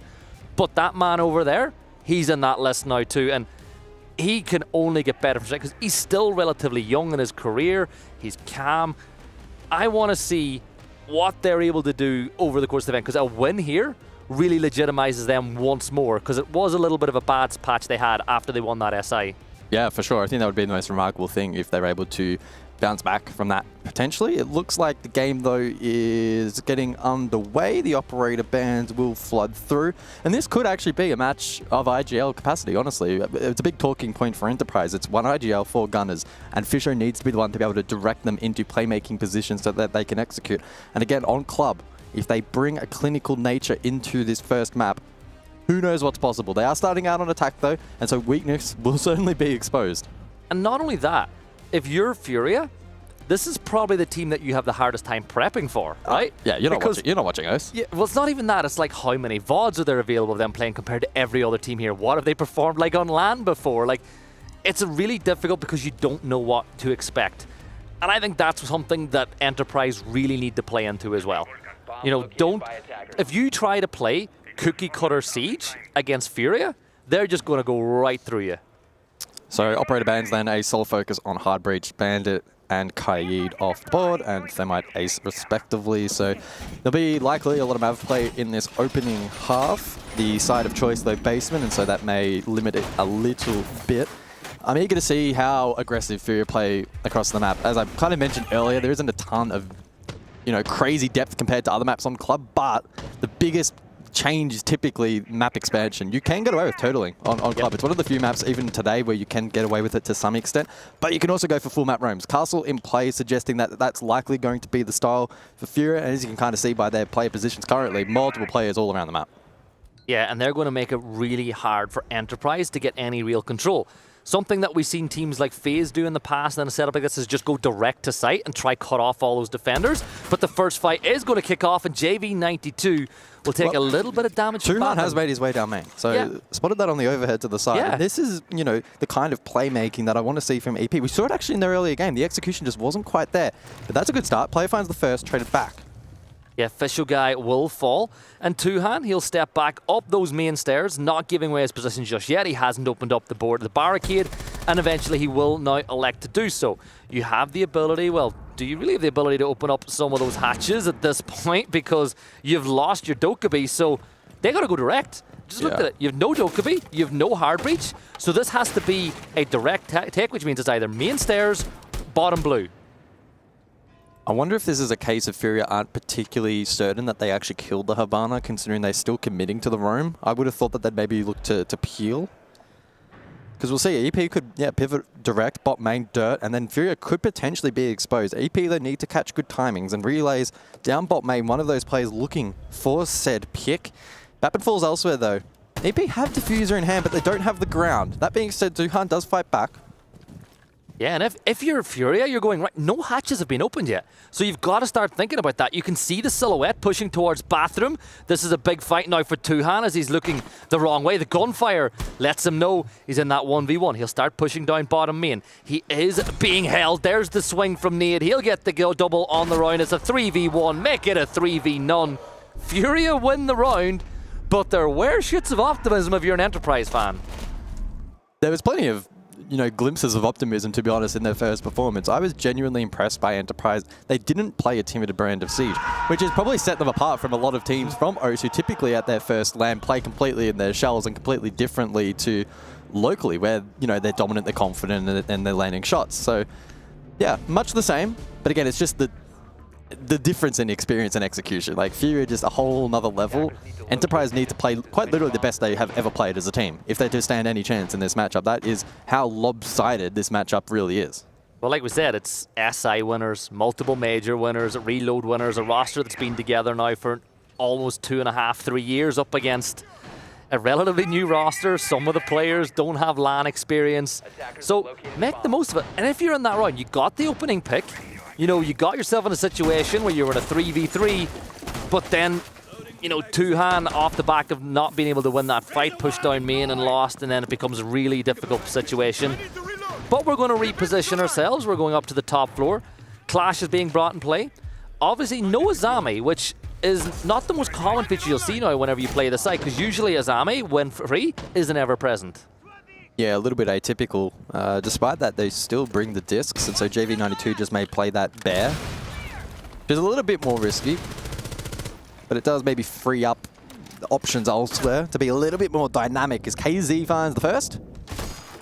Relays on the Ash to fall, and that will limit some of the explosive potential for this attack. And we were praising Enterprise in the last round for the entry, and then unfortunately, Relays get slammed in the follow-up. So early pressure here on EP. Fortunately, they still have the Mav for hard breach, and they're getting to work on that currently.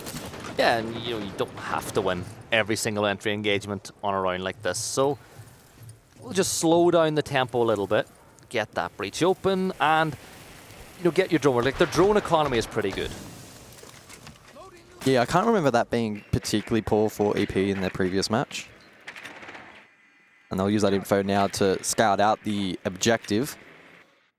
Tuhan's found quite a bit on this one that's been able to enter over towards that cash drone hole. Maybe a bit of info over towards top red. They'll know there's a hold likely on rafters as well. How do they look to break this down? It's a difficult position to find yourself in. Good teams, though, can problem solve this. All about that next kill. Can Enterprise find something to give themselves? When a Clash is going to peak, there's attempted reswing, but JV92 will make it a 4 versus 3 now. Trying to find a kill to work things back the other way as player will just step into sight, but JV92 will find another one, making it even more difficult for the side of Enterprise. They don't have the case. They don't really have any pressure on Raptors. The pistols, why? JV92 with a pistol and a triple on the round. Well, you know the saying, don't mess with a two-hand, but JV92 with a pistol. Is that a little bit mean with a revolve? A little bit. Yeah, we saw some over-aggression there from Furia in that round, and despite saying on the pre-desk that I thought Furia would respect their opposition, that round may be a bit contrary to that point. They got themselves the early advantage, then they started really over-peaking, pistols in hand. Fairly confident they could win that. To be honest, I don't blame them, you know, right? Like, BPC's still up, Clash still up. They had so many win cons to play around, and the clearance there from Enterprise, whilst it was okay, just wasn't quite good enough. From that position, you have to play absolutely perfect Siege, especially to clear rafters, and they just didn't quite have it in them. Well, you can't really push onto the bomb chassis behind the inside CC if you don't have rafters control. You're just asking for trouble at that point, but losing the opening pick really didn't help them in what their plan was going to be, because if you want to beat a team like Furia, everybody has to do their job to perfection. So you're looking at the lineup that they're going to bring. It might just change, but when you've got operators like a Maestro in play, you'd want to see maybe a 6th pick over to a Brava, but it doesn't look like Enterprise are going to do that. There's a Mira there as well. Another thing I think is worth pointing out, they don't really, other than the Twitch, they've got no direct counter to that Mira either. Yeah, very good point. So Relays, whilst maybe struggling a little bit in the frag department, could have big impact in this round from a utility standpoint. And this, I mean, match taking a step back is really going to test the depth of these players on an individual level. How flexible can they be in terms of their ops and their specific roles, whether that be entry or util clearance, etc. They need to be dynamic in this game. Otherwise, Furia are going to have a read on them, and then that's only going to amplify the differential in skill. Diffuser in the hands of Fisher. Over towards Raft is currently on the Blackbeard, and he's able to burst through in towards CCTV. Switch of his positioning here as well, as the Mira will swap over with the JV92 on Fenrir, but they're going to start clearing some ground. So this is a little bit better, but the problem is there's still presence inside of Cash. You know, I think they've fallen back from there at this point now, but you've used a minute of time. You've cleared a significant portion of the top floor as you look to take over towards Master Bedroom and Gym. And I think this is much better. They've not got a kill, but the pacing is looking good. They've got a little bit of map control. They've got drones that they can utilize to clear a lot of space, but they need to use those nades to clear, you know, things like the Maestro Cam. Those are things that Furia are going to be able to use to just stop any attempted plant. Yeah, BPC as well in play, and Nitro. So late round for Enterprise, the utility will be critical to deal with at this point. Herds, though, able to find a kill. Bappen responds. So not bad from EP in this opening round, but still lacking some map control through Con. Clash has been able to reposition. Relay's probably next in line to contest that. Fisho probably eager to jump in for a Waits plan at some point in time, but just needs to be patient. Bappen, I'm presuming, still has his belt of utility, and that will be really important for holding back this defense when the plan is to come into fruition. Don't skip any steps. It's so important for Enterprise now. Fisho guy, if he goes for that plant, he's got to be careful because he's 1 HP, so that Maestro Cam, take him out. Yeah, Philippe Box tucked in the corner. There's a blind spot. KZ will get a kill with the Maestro Cam, and it's all down to Relays and Bappen as the final two, as well, Furia will go to show you. We will punish any little mistake you make. And, you know, let's be real, right? That round was won. Can you really blame Enterprise for not thinking of droning that corner by the door? Like, that's something that I think Furia took advantage of. They're like, you're not going to expect someone to be there, and you get the kill. I mean, personally, I feel like I've probably casted 1,000 rounds of Clubhouse, and I can't think of too many where a player's tucked in that position. Now, it was facilitated by the fact that they're not opening Jacuzzi, of course. A player's not going, it's very unlikely to be there with perceived pressure from the breach, and so maybe just something EP will, you know, put in the back of the mind and learn for future, but it's already done now. Furia aren't going to play out that round in a similar fashion going forward, and they've already gained themselves now 3 rounds in a row. That will prompt a tactical timeout from EP. I like that call. It's a good opportunity to reset. You've now seen the setups from Furia, and you can formulate a plan going forward. Of course, the question mark will be, do we see a bar from Furia, maybe to just throw a spanner in the works? I mean, there's potential for that. But EP will at least, at minimum, have a retry on 2 of those objectives, so we can see if there's improvement. Yeah, and with that, you'd assume that the timeout Furia are saying too as well, they're going to look to think about what we did and try fix it. But I want to go back to your point about like not opening Jacuzzi. A lot of the times people at home might say, oh, well, why are you opening it when you're not planning to push? Well, it's, as you said, perceived pressure. It's cutting off a rotate. If you want to go for that push, even if you don't push through there, you can't come down to office, you can't push up the main stairs if that breach is open without worrying about getting in a gunfight. So it's all about the element of pressure, and just by not having it open, you give Furia too much room to play with. So the tactical timeout has concluded, and with that, we have an additional ban per side. Clash taken out by EP. It's been quite a powerful tool from Furia, especially on these map extensions and even late round. So an understandable decision there. And then, yeah, for Furia, they go triple hard breach. EP now solely reliant on the Maverick. And as expected, Furia to go basement first, where that Habana typically thrives. Yeah, so it's going to slow everything down as well because of the time it takes to use Maverick and all those matches, which takes a gun out of the fight for that period of time. It means that your teammates need to be even more alive to the threat of flanks because everything's just that little bit slower. And there's a limited amount, a finite amount of gas in that tank as well. So, well, if you want to open up the hatches, does that mean you're not able to open up dirt? Does that mean you'll get rid of another area of putting pressure inside the team? One good thing to do? Well, yeah. They've just brought lots of can openers because at the end of the day, it is hatches that you're trying to open. Here's the main thing. Yeah, the K8 is banned out, and so that should mean, at minimum, you get Moto, you get Stock. Yep. Kitchen might be a bit up in the air depending on the util dump from the defense. Dirt as well should also be opened up. So it's not the end of the world. No impacts from Fury either, so they can't really impact trick that. Yeah, that's true. You know, I didn't want to talk about can openers when we were doing that because I was like, no, I get caught out too often by calling these things early before the lineup's been set. But thematically, you've got a lot of opportunity to clear space in and around site. Fuse will be really effective in this scenario for just opening or getting rid of anybody that could be playing directly below that main hatch inside of Kitchen. You can create vert by main stairs, by player, so he'll be able to do that with the Buck. Honestly, I like the setup that Enterprise are bringing here, but it's one thing liking the theme of it, it's another thing executing it. Yeah, on paper, fine lineup. I think they've made the correct tactical decision. I don't think their decision-making fundamentally so far here at EWC has been all that poor. Again, it really just comes down to a lack of experience and the small mistakes in execution that get punished at an international land like this, unlike local Siege. You just see, oh, there we go. Okay, there we go. We'll find one. He could have gotten 2. You know, he wasn't standing just far enough to spot the near angle, but that's an opening pick. That's KZ dealt with. That's the Warden dealt with. So, you know, even though you've only got 2 flashbangs in the back pocket, you've dealt with an incredibly effective player for Furia. Now you hold your flanks, a minute and 20 seconds. Like, they've got so much time to work with. Felipox in the meantime as well taken incredibly low, and if he continues to play that gem position and gets flushed out by Bappin on the Capital, which is kind of the typical play style, he could be finding himself very low here. Does get caught though by the catch. Jaeger now catching Capital bolts. Yeah, and the thing about it is too, you could have used the stun grenades, but they might be seen as more essential for later on. Herds will get a very late trade indeed, as player will now fall, but it's still full steam ahead for Enterprise. Fuse with the shield at the ready.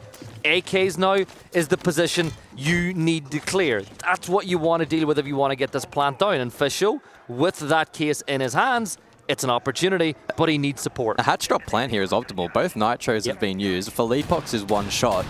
You drop turtle, plant on the B side, it should probably work out here, provided this crosses hull. Yeah, if Two-Hand can hold this thing, and then you can get the... Yeah, this is what they need. So the case is going to go down. You're going to force the AK players to swing and eat... Oh, no. Where was the cover?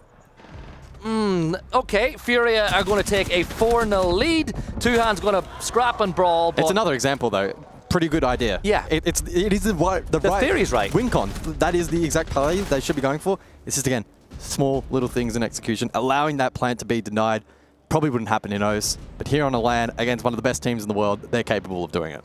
Yeah, and it's kind of a theme that we saw, especially me and Jake when we were casting earlier, was Team's doing a lot of good things at the start and the middle of the round, but that's not really what matters. It's what you do at the very end, and it's the scoreline that counts. In Furia, they've got a 4-0 lead here. Big important thing for Furia on a map like this is having lost earlier on today to OXG here in Clubhouse. Pretty decisive loss at that.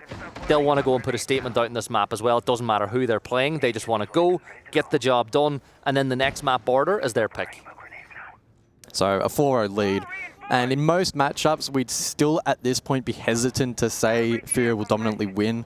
Enterprise could 2-4, and that's stock standard. That's the benchmark. However, considering the decisive nature in which this match has played out thus far, the minimal mistakes that Furia are making, the freedom that they've had inside of the server, and Enterprise just not quite being able to find that extra 5% required, I think at this point we can say with quite a bit of confidence, a high degree of confidence, Furia should be walking away with this one. So, I mean, it opens up the rest of the series then. Can we see Enterprise maybe bite back on border? It's a very different map dynamic. Yep. So, there's still potential, but maybe if you're an OS fan back home staying up late, well, look, you might be going to bed a bit earlier.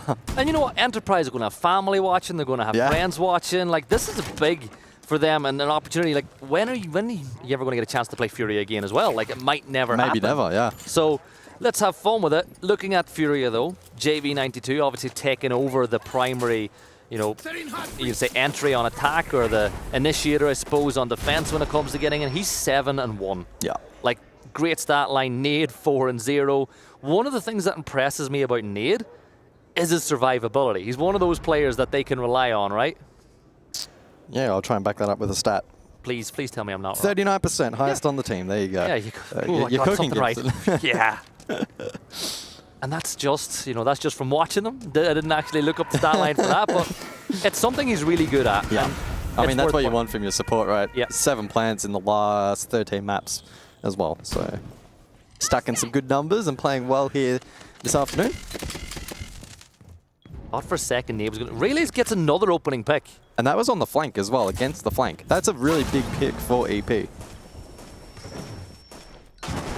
It feels like, again, that the early to mid round has been rock solid, and honestly, late round, they're identifying the win condition. They're just not quite able to convert. But is this the opportunity to finally get around?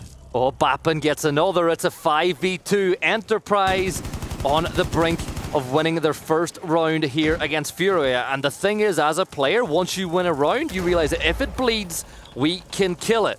Red ping is coming through though for Nade. They're going to open up this construction wall. That'll force him to go back into cover, but Player will find a double on the round as Fisho will go to get the case down. Nade through the smoke will find one on the Player. No survivability this time though, as Tuhan will get Enterprise on the board.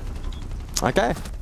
Maybe the tale could come true. A 2-4 half now is in contention. It's in the realm of possibility. And they've not done an awful lot wrong. That's what's so frustrating watching this game. If this was any other opponent, I think Enterprise would have a decent shot. Maybe it's my bias, I'm not sure. I still think that they're playing pretty good Siege. Again, just outclassed by an opposition with longer tenure, more experience. We could rattle on all day about what the difference is. But that round win, Gibson, I mean, it keeps them in the conversation. A 2-4 half would be remarkable. It's a game of 2 halves, and EP on defense could hold firm potentially. And the last time Furia played on attack on this map, they got 5-1. So, and that was against an NA team. Exactly. And look, I know that you're a little biased, but it's okay to get emotionally attached, right? It's your region, it's your home. I can get it, I can back it. And when it's a game like this against what arguably the best team in the world, play into it, right? Every round it feels like a map win. Yeah.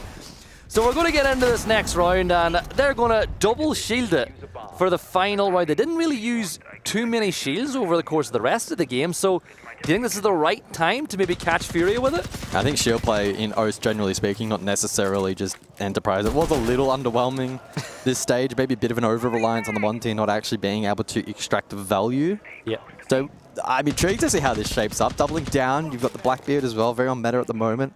Bappen had a bit of a rough start on his first match this afternoon, but then found a little bit of form towards the tail end. But here's a big responsibility in this round to get value from that particular operator. Fisho guy elsewhere, he'll be aiding and playing the front line on the map clear.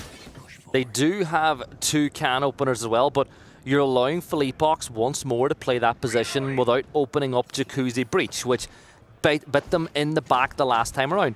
They've only got 2 of them as well, so they've got to be really careful with where they elect to use them. So they didn't open up the wall on Cash.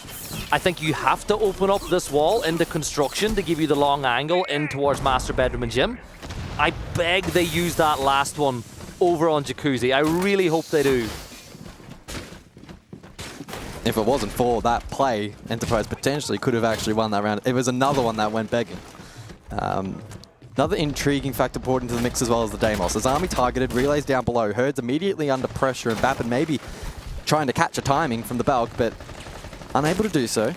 Herds retreats deeper into the objective and his armor barrier for protection as we eclipse the midpoint of this particular round. And that position is being played once more. There's no way they don't clear it.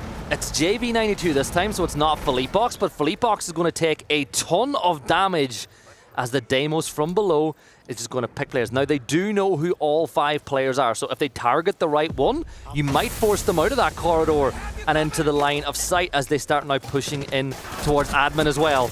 But JV will find the kill on the Bappin, but it's a 4 versus 3 here at this point. The Maestro Cam feeding that information, but they're in another really good position here, Goz. Player caught between a rock and a hard place, but able to survive, and the rest of the team now can get to work.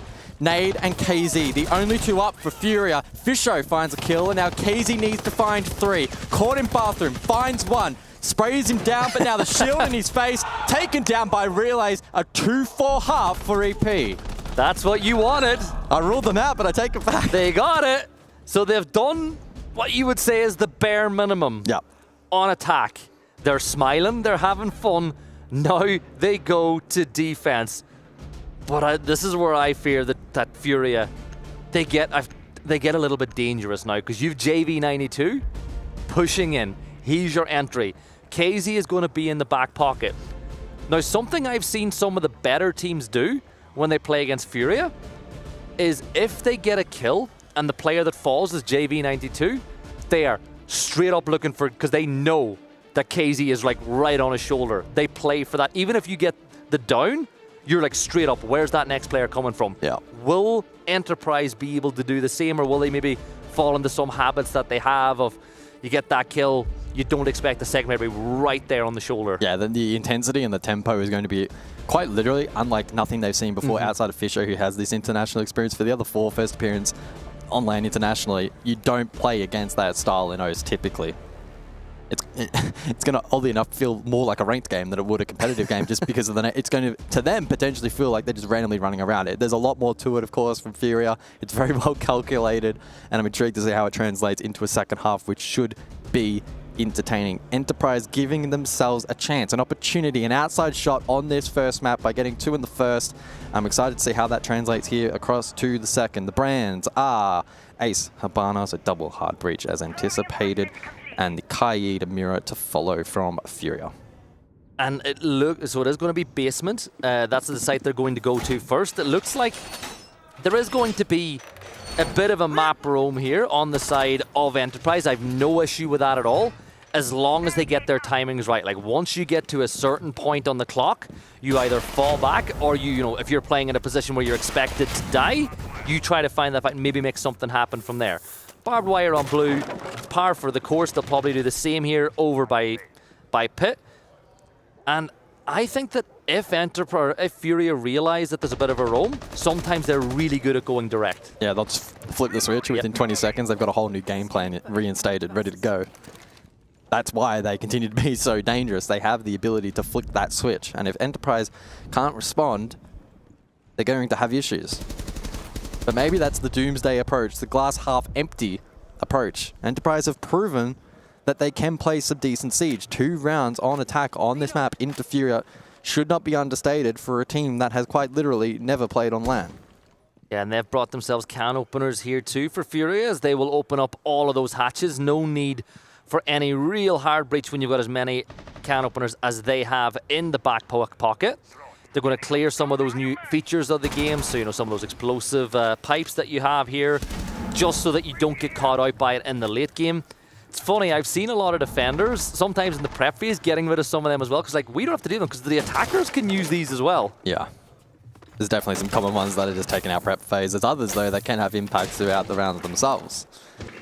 Furia have taken map control as we close on the midpoint of the round. It's all going to come down to the execute. The final minute, maybe 45 seconds or so of this round as the hatches are open.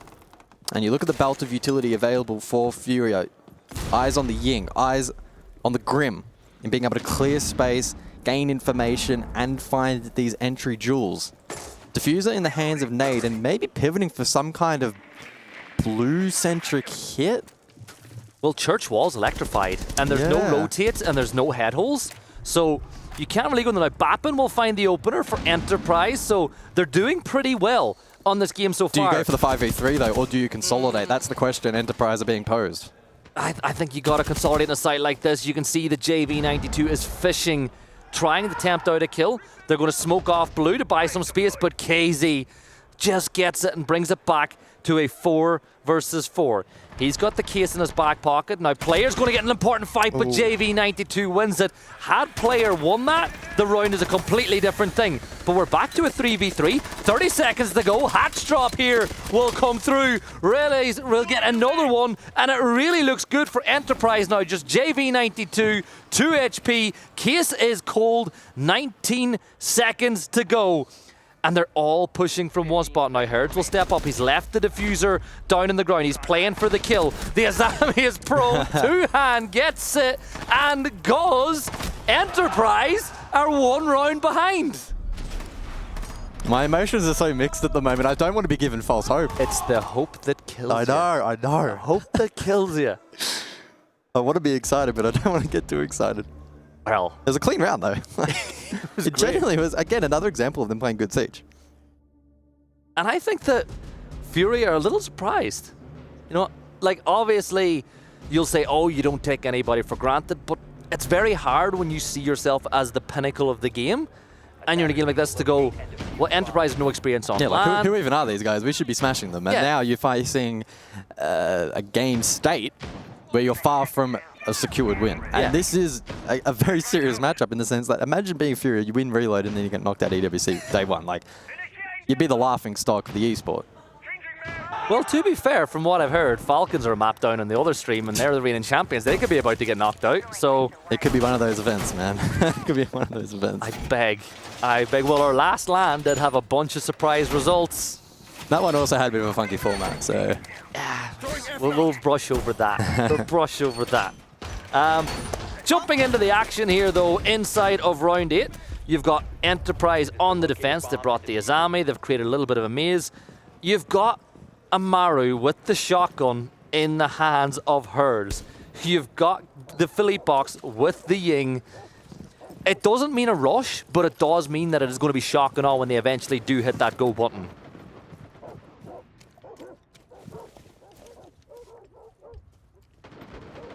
Yeah, it's a pretty high risk, high reward composition from Furia.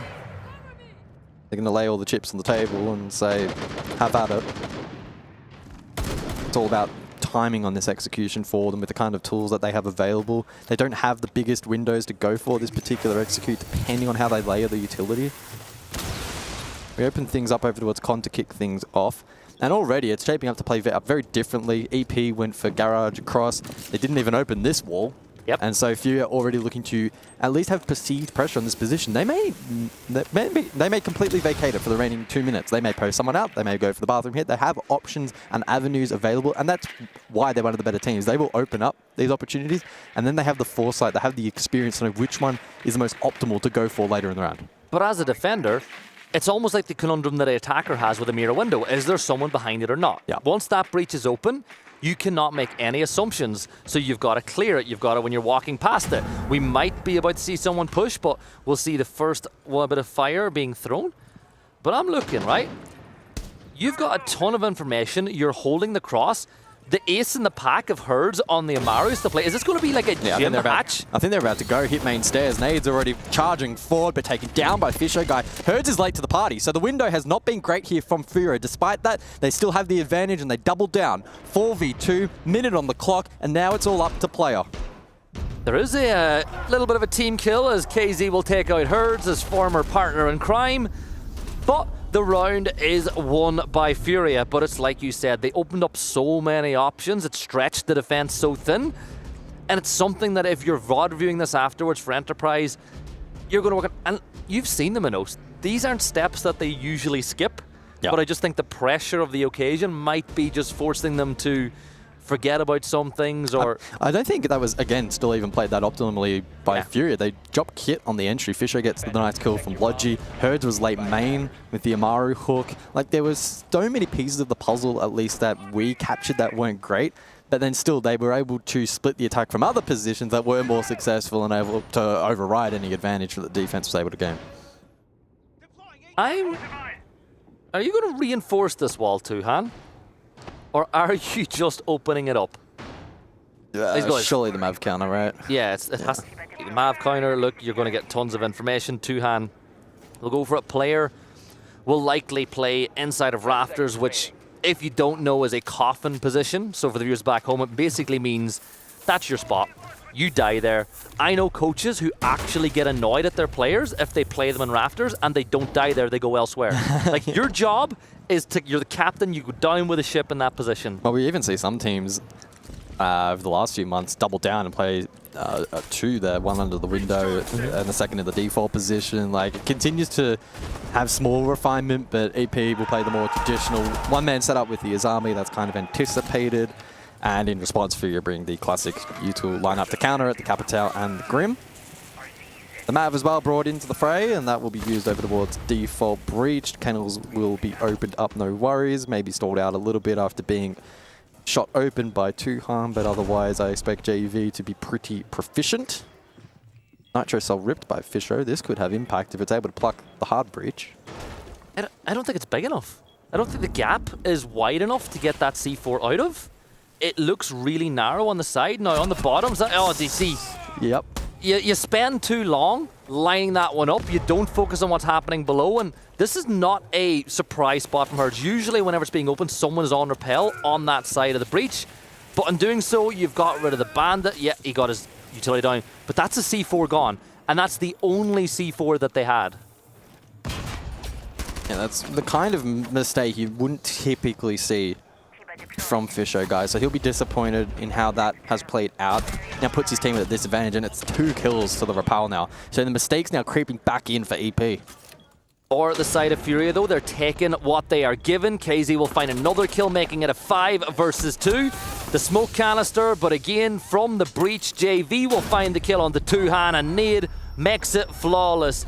Here's the thing, we could talk about maybe some mistakes, but a team like Furia will always take what you give them, and they take that round flawlessly, and they are on match point here, and it's a long way back for Enterprise. Dunna, dun, dunna. You're like, you don't want to, you're like, I just, you know, it is what I expected. Seen it before. One more hard breach taken out. It is the Thermite Bandit for defense. Again, linking up with the Qaid in that regard. And that's why I didn't want to get too excited before. I still think the first half was pretty clean from EP to close out, and obviously they did a good job to get an additional round of defense, but the mistakes have crept back in a little bit. Furia have refined things a touch as well on attack, at least in that most recent round specifically. It was far more clinical than the 2 before it.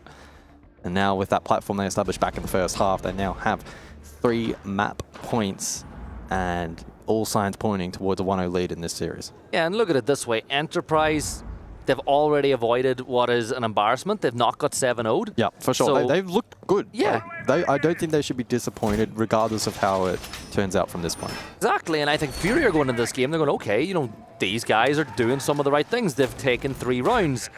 At this point, it's just bonus. Like, if Enterprise can get a round or 2, make this game even tighter, but for Furia, they just want to get this done with. They want to go to border, but you got to win the rounds to get there. Defensive lineup has been set. They're going to have relays on the, the K1A with the Vigil. That's somebody you need to deal with. They almost deal with each other as both players take each other to in and around 50 HP. But Relays has been involved in almost everything when it comes to entries for the side of Enterprise. Yeah, he's been super active inside of the server, as you are alluding to, especially through the early to mid round. Looking to disrupt the attack as much as possible, and that would have been a really massive pick. If you take the Capital off the board, the ability for him, especially with the fire, to exercise crowd control late round is a big difference maker. Yeah, well, that Capital is for clearing A case when you're going for this kitchen hatch drop. Kitchen extension, by the way, yeah, from EP. You know what? If you're in your point, like, what are we expecting? Good use of the Kiba, drop back. Now you set up the Kiba barricades over by A, or you go the other way. You could be wrong with that one, but you've still got the Capital firebolts. That's going to be really important to clear this position. What you'd expect to see Furia do now is open up dirt, which is what they've done. Push down. So if you've got kitchen hatch control, you've got dirt control, you're getting all of your pieces in a position now to execute. But I've seen a couple of blue silhouettes that are still active on the on a few floors above. Did I? Yeah, still a few above, and the Monty now under pressure. Nade, Fisher guy, 1v1. Actually, it's a 1 versus 2, and they're desperately looking to drop that diffuser, and they do. But now, both trapped. Relays needs to be the one to aid his team and help them get back towards the objective. Two members, all three members. They lock themselves in. Okay, this is high risk. Yeah, 2 versus 3. Philippox gets the kill, but you're inside of dirt. You're in a tunnel now as things stand. Furia, they're going to send it on a pre-fire towards the stick. The BP feeding tons of information, but you don't need the peek, and JV will get the kill on the Bappin. Fisho guy, 1 kill on the game so far. Needs 3 more in 50 seconds. He will dodge his way away from that first set of Candelas, but Philippox follows it up, and Furia will take the map. You know what? They gambled on themselves inside of dirt. It didn't work. But it was another round where they did a lot of good things in the early stages. Yeah, respectable performance from EP. I think they can hold their head high after map 1. Border will play out in a very different fashion, so you never know what could take place on the second map of this series. On the side of Furia, probably maybe a little bit dismayed in how their execution shaped up in a couple of those rounds, but overall, they got it across the line in a rather dominant fashion, so they'll be feeling quite comfortable. I think the fear for Enterprise going on to Border is it's a map that's going to test your mechanics a lot more than what Clubhouse is. Clubhouse is a map where you can rely on strats and structure, whereas on Border, your mechanics get really tested, and I think that's why Fury have picked that map, because they're not going to show anything for the later stage of the tournament there either, and they just feel they could maybe bully Enterprise on that map. I mean, locally, EP, you back them in as being the gunners. Again, the storyline, 4 gunners plus Fish, who can tell them where to go, what to play, and when to do it. Furia, though, arguably some of the most mechanically gifted, plus strategically in-depth teams in the entire world. So it's a tough matchup going forward onto Border, but I wouldn't rule EP out. I think they can still show some signs of competitiveness. Well, that's it. We just want them to be competitive. Yeah, for sure. We want a good game. You know, they've traveled all this way. They earned the right to be here. They beat some good competition in the region, and they've managed to attend this event. And if you're going to lose as well, if you're going to get knocked out, well, we got knocked out by Furia. You know, it's not something that it's something that I'd say a lot of teams in the past have said. So we'll see how that goes. We're looking at some of the good things, but we're going to jump to a quick break. When we come back, it will be Border, Enterprise versus Furia. Furia win, and Enterprise will go home.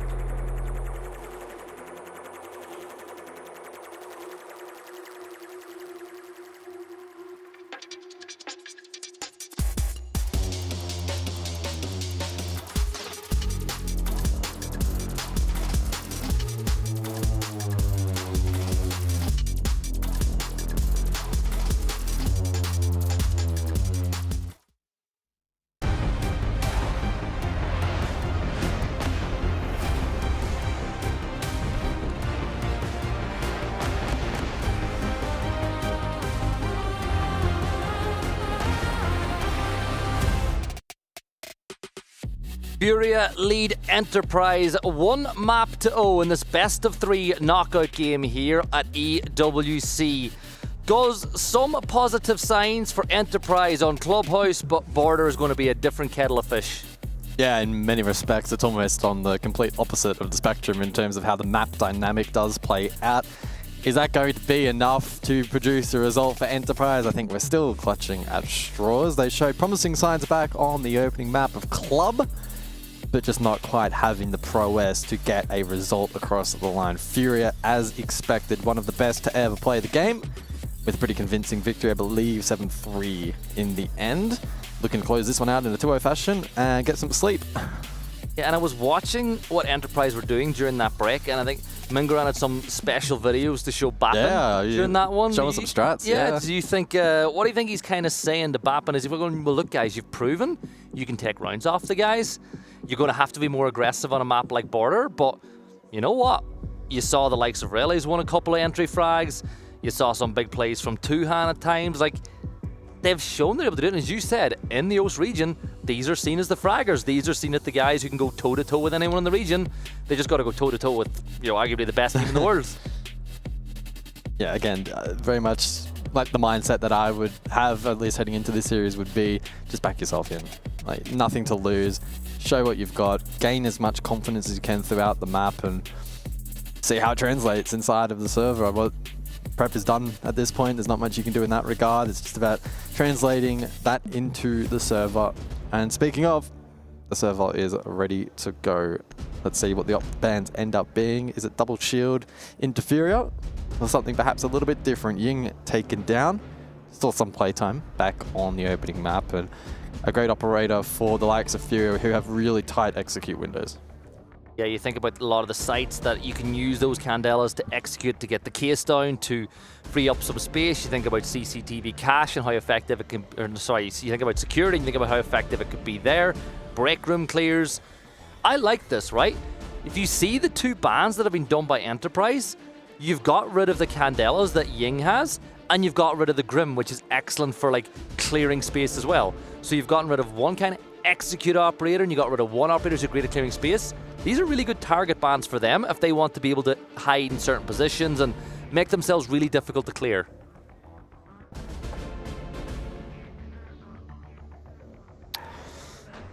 So then, Border is ready. Let's jump into things. Again, Furia kicking off on attack. And they'll be the ones to set the tempo here on Border. Do we see aggressive direct hits? Do we see more of an emphasis on map clear? We're probably most likely going to see a bit of both in this opening half. Archives is a site where you can go for both styles. And in fact, I mean, even this operator lineup and composition indicative that we could see either style as well. So intrigued to see what gets brought. Enterprise perhaps anticipating direct with the Goyo in play, but again, they have versatile tools in play, like the traps from player that can be used elsewhere, and even the F-Not mines as well to try and catch the lurk.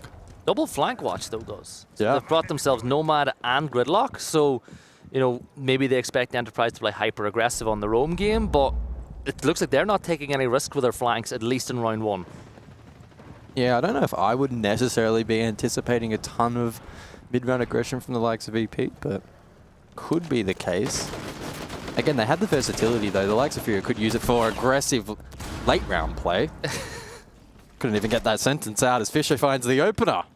That's not a sentence you say every day, Fish getting the first, but on a map like Border, again, it's such a different dynamic. Everybody has a role to play in map denial and entry denial. Yeah, he's 1-0 entry against Herds now, so there's always that. Put that in the stat book. If you want to look at it, but I feel like that was Furia going, let's just test them early. Let's see what the resolve is like. It's, you know, it's a way of maybe trying a big play early on to see if Enterprise were sleeping. KZ though, as he so often does, is going to find it, you know, a trade as late as it is. Fleetbox with one of his own, as it's all down to player Tuhan and Bappin now. The stun grenades go out, Bappin will fall, his nade will burn him with the Capitao firebolts, and player will be the next one to drop. There's a knife, as KZ will have his will on it and leaves it all down to 2. And he finds one, but it's a long way back now and he's being oppressed. Minute 30 on the clock, but time not a factor. Furia stomping EP in the opening round. Yeah, and you could see it. That was kind of the plan, was to hit them with ruthless aggression from the very start. They pushed in. They lost the opening one as Fisho got the kill, but it didn't slow them down in the slightest. They were like, as soon as KZ got that kill through break door, they just went full send, flash grenades, in they push, and they take the round win. So, Furia, as expected, take the opening round on their map pick, and it'll be another run at defense here for EP. Looks like they took that loss and they've decided to change site. It'll be Vents Workshop this time around, and with that lineup, is there anything, like, you know, you look at Player, he's brought himself, you know, a little ability. Usually you see it to slow down breaches, so we're expecting him to play above inside, you know, Armory and try to keep that wall solid for as long as possible. Where do you see Player in this round? Yeah, it looks like that's exactly where he's going to be. Yeah, most likely he will play for that hard breach denial above. I mean, the only other idea I could possibly think of is it's a stall-out tool for a front door rush, but that's a bit more niche. Yeah. I doubt that would be the case. You don't really think Enterprise are going to try to do that either? No.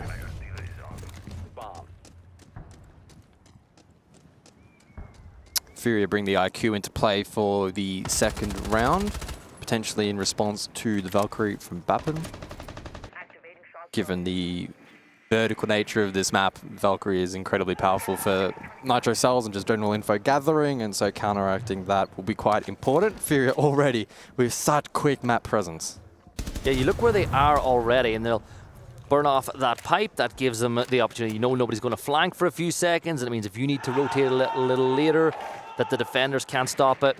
You've spotted out another one of those Val camps below. You spot out a defender who's on their phone inside a bathroom, and thankfully, the doors are broken, so you should get the audio cue. He comes off the camera, but you know exactly where that defender... Look, he's still on his cam. It's really important, yeah. That camera being shot out will let Fisho Guy know. Fisho Guy going to be the entry engagement again here. Now looking to peel away from this particular position, or perhaps fortify it a little bit longer. Some vert angles in play. As Furia look for more info across the map. Herds takes a touch of damage. That would be a big kill for EP if they're able to find it. Not quite. Very intriguing head-to-head here over towards Office and Fountain, but Bappen, his head taken clean off. And there's nearly really nothing you can do about that either. Like, Herds just painted the wall with his brains. Tuhan will get one, Relays with another one as things are fighting back, but Philippe Box with the backstab. Quick double for him, the IGL of Furia, and it's all down to Tuhan and Fisho Guy now in a 2 versus 3. Herds, of course, very low, worth pointing out. A goo mine would get him down, so it's something that worth keeping a note of. But Tuhan isn't really doing the best in the health department here either, and now he's got no help, and now he's gone because JV92 wins the round. I don't think we're quite seeing the same glimpses of promise here on the second map like we did back on Club. It's a different map. You know, it's everybody knows how to play Club. You can stall teams out. You can, you know, work angles in your favor. But I think when it comes to a map like this, your mechanics are going to get tested more than anything else. And, you know, name a team in the world that Furia haven't beaten. Probably a team that they just haven't played. That would probably be the only ones on that. I was waiting for you to like throw out the most random OST team name that I've just never been to a LAN before, like Man LFO. Well, yeah, haven't been Man LFO. Jeff has never lost to never lost to Furia on LAN. Yeah, that's technically true. So then, can Enterprise dig their heels in and find some resilience on their second map? Because so far, Furia wiping the floor. Even with the early round at times being a little bit up in the air, they're finding these trigger points in the round to go bang, and they'll respond, and they'll dominate. And Enterprise aren't able to crawl back into these rounds. Border naturally is the style of map where you see the snowball effect. That's what I like to call it, where the dominant team, once they find a pick or two, the round, I mean, you may as well just close your eyes and the round will be over in a couple of seconds. We're seeing that early on here in this matchup. And Enterprise need to find some kind of resistance. They need somebody who's going to step up and be the floodgate. Otherwise, this is going to spiral out of control. Yeah, and 2 rounds on the attack for Furia. They're looking to make it a 3-player. Will find the opener on the 2 row using that ACOG to its finest. Might be about to get in another engagement, and he one-taps Herds. It's a double for a player on the round. He's going to reinforce off Fountain. He's Like, I've done enough. I'm falling back to Fountain. I'm not giving up myself, and that's a good decision as well, right? You get your 2 kills, you fall back. A lot of the times you would see players, they get a kill, they get another, and all of a sudden the adrenaline takes control, and then they take a fight that they shouldn't take and they lose. But he's fallen back. That's actually really good restraint from player. Surely Enterprise can now get around on the board with a 2-player advantage. Sure, Furia have 2 minutes to work with, and their problem-solving skills are some of the best, but they don't have the manpower needed, and there's still quad nitro on the board, Gibson. Yeah, 4 nitros and a Vulcan. There's one of them just on cue. Player with a triple on the round. Can he get an ace against Furia here on LAN? Tubarão with that DMR. Holding the angle, looking at the rest of the map, it does look like there's still a lot of external pressure coming in. The case is still hot in the hands of Nade, who's playing inside of Break Room now. Some information is being dealt with, but it's really important that you just stay close together. There's a quad. Give him the ace. No, he's going to fall at the hands of Nade. But this is a really good proof that any individual can win a round for a team if he makes the right decisions. And a 4K against Furia, like, he's going, boys, I've done the round. If I can do it, you boys need to follow. Yeah, just close the round out. Oh, no. Nah, we're not quite in Ono territory just yet. 1 more kill and then I'll start getting concerned. I'm looking to see where the cross is being held. So you've got a player on side of square. He's looking the long angle. You've got 1 player on site. Like, it's in a way a bit of a cross, but they could maybe play a little bit more aggressive. It's these 2 players, the bathroom and square, that you're hoping are going to work. Oh, Bappin. Got a little bit sketch, but you know what? He heard the nade being pulled. Like, he knew it was the perfect time to swing. Oh, shot. Yeah. Still not as good as the 1 tap from player in break at the start of that round. Yeah, he'll be feeling himself after that one. I had a look over my shoulder and he was, even after dying, had a pretty big smile painted on it. Can't really blame him, right? It's not every day of the week you get to say you get a 4K against Furia. And he had the chance to get the ace. Yeah, he almost did. But the main thing is Enterprise win a round. Now, in the last map, you were saying you kind of wanted them to get that 4-2 half. If they want to get a 4-2 half on defense and take the lead against Furia for the first time, it's going to take a miracle. If I were Enterprise, I'd just be going for 3-3. You know, get your 3-3, win this next round. From there, you've got a chance. But it's another round 1, and it means that they're not going to get 7-0'd, and it means that they've got something else that they can be happy about.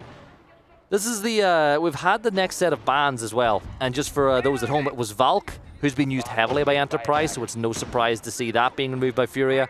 And then on the other side of things, Enterprise are going to get rid of the Twitch. Yeah, that's probably to fortify the mirror, despite that it won't actually be picked for this particular round, but perhaps rounds 5 and 6 it will make a reappearance.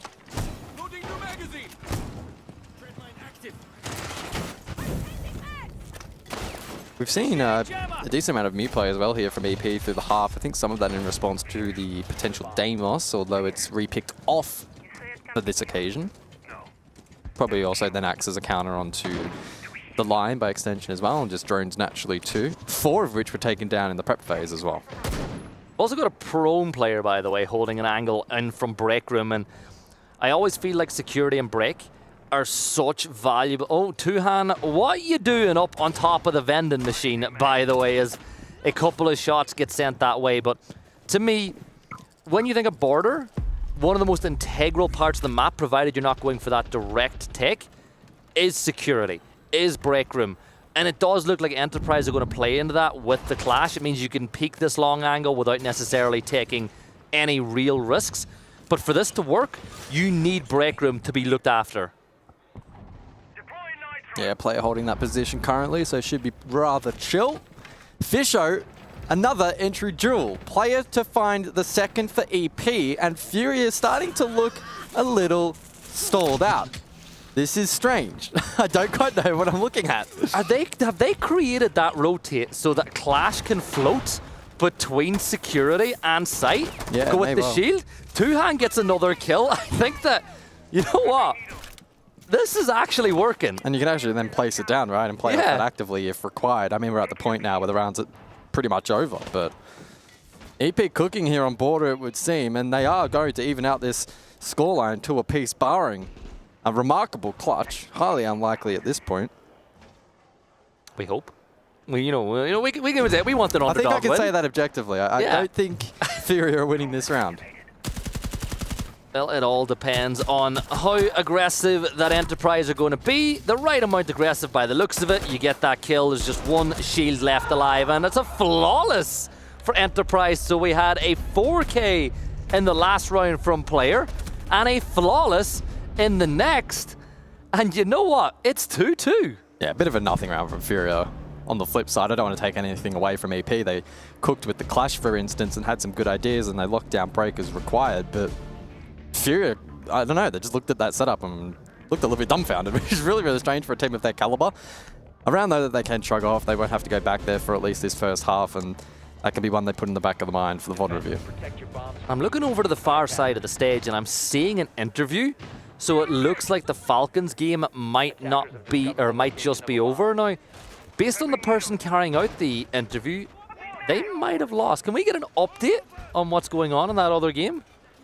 Yeah, production's on it, mate, so hopefully we'll get an answer in a moment's time, because I'm not quite sure how that has played out. Whoa. You can say the update is that SSG have knocked out Falcons from EWC, and that means we are going to have new champions regardless of what happens. Wow. I mean, look, SSG, not to be underestimated, but I certainly didn't think that Falcons, at least in isolation, would have been taken out day one. That is insane. I believe in Callout. I've said it. I believe in him as a coach, and he's got the job done. Long way to go, but Falcons, that's a disappointing one for them. Also disappointing for Enterprise is the fact that KZ will find the opener as player, who's going 6-4 now, will fall for that side. Much better statistically on average for Enterprise in the opening rounds of this game than maybe what we would have seen on Clubhouse. Player in particular having himself a nice game so far. Another Lion scan will go off, though that clears out a bit more space for the side. But there's 2 minutes, right? Fury have not really taken a massive amount of advantage of ground off that pick yet. So if I'm Enterprise, just stay calm. You know, maybe someone will overpeak and you can level those sides again. Pace is kind of stalled out a little bit. Not necessarily a big negative for Furia at the moment, but it may give Enterprise a bit of an opportunity to try and reconsolidate position and look for a bit of info. Shoulder peak 90. That's Bappin, but he gets slammed from elsewhere. I believe that was KZ through the wall, at least finished off ultimately by Philippox. In the meantime, Fisher did trade, and so EP not trailing by a huge margin in this round, and in fact, no margin. 3-3, KZ falls, EP continuing to look competitive. 3 versus 3. As you said, Enterprise looking to take the lead for the very first time in this matchup against Furia. You got a nice angle being held by Fisho Guy. He's got multiple silhouettes pushing this way. Do they know? Well, they know now, because Fisho Guy will swing and get a double and will drop the hatch and fall back to sight. Numbers in the favor of Enterprise now, as Nade is down to about 50 HP. He's got to work with Herds if they want to get this round over the line. But for Enterprise, great bounce back having lost that opening pick. Don't give me hope. Do not give me false hope. Tell you what, at the moment, it looks like that may actually come into fruition. Unless Furia can pick something on Vert, there's very much the possibility for that. Still 2 breach cards available here for Herds, but those opportunities not really presenting themselves currently. 30 seconds on the clock. Can EP hold on for the lead here on border? A little dangerous dance being done here between Nade, but Fisho Guy will find a triple on the round.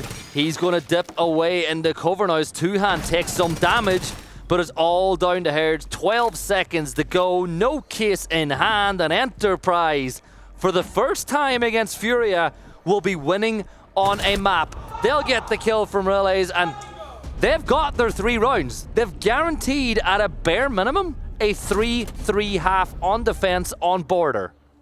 That's good. That's really good. I can see the struggle. I can see you fighting with yourself to stop from letting the hope get to you. Yeah, absolutely. You've got a great read. I'm trying to put on my best poker face. Clearly not working at the moment. They've stepped it up. Last few rounds have been great, and Furia continue to just look like they're having these teething issues in these rounds, which is pretty unlike them, especially against this caliber of opposition where they're very much far ahead in terms of rating. So let's see, though, if they can recompose for the final round of the half. Correct me if I'm wrong, but Furia electing not to take their attack timeout throughout that first half. So clearly not feeling the need to correct anything at the moment and backing themselves into 3-3 the half and pocket it for later if required. Yeah, and I think, you know, they got to trust that Philippe Box is able to say the right things in the server for them. You know, they'll still a chance at a 3-3 half. If you're 4-2 down on border, maybe it's a bit of a different story. But for Enterprise, it's, as you said, you don't want to get too much hope. They've still got a lot of work to do if they want to close this map out and maybe force a decider over on Bank. But I'm looking at the lineup on the other side of things. They're bringing themselves a Brava. Now you look at it, there's 3 BPs on the other side. There's a lot of default cams, so you can get a ton of value for KZ on Brava. And I have no real issue with that. And you can get the FNATs as well, which can free up space to allow you to enter the building a little bit later on as well without setting off those alarms.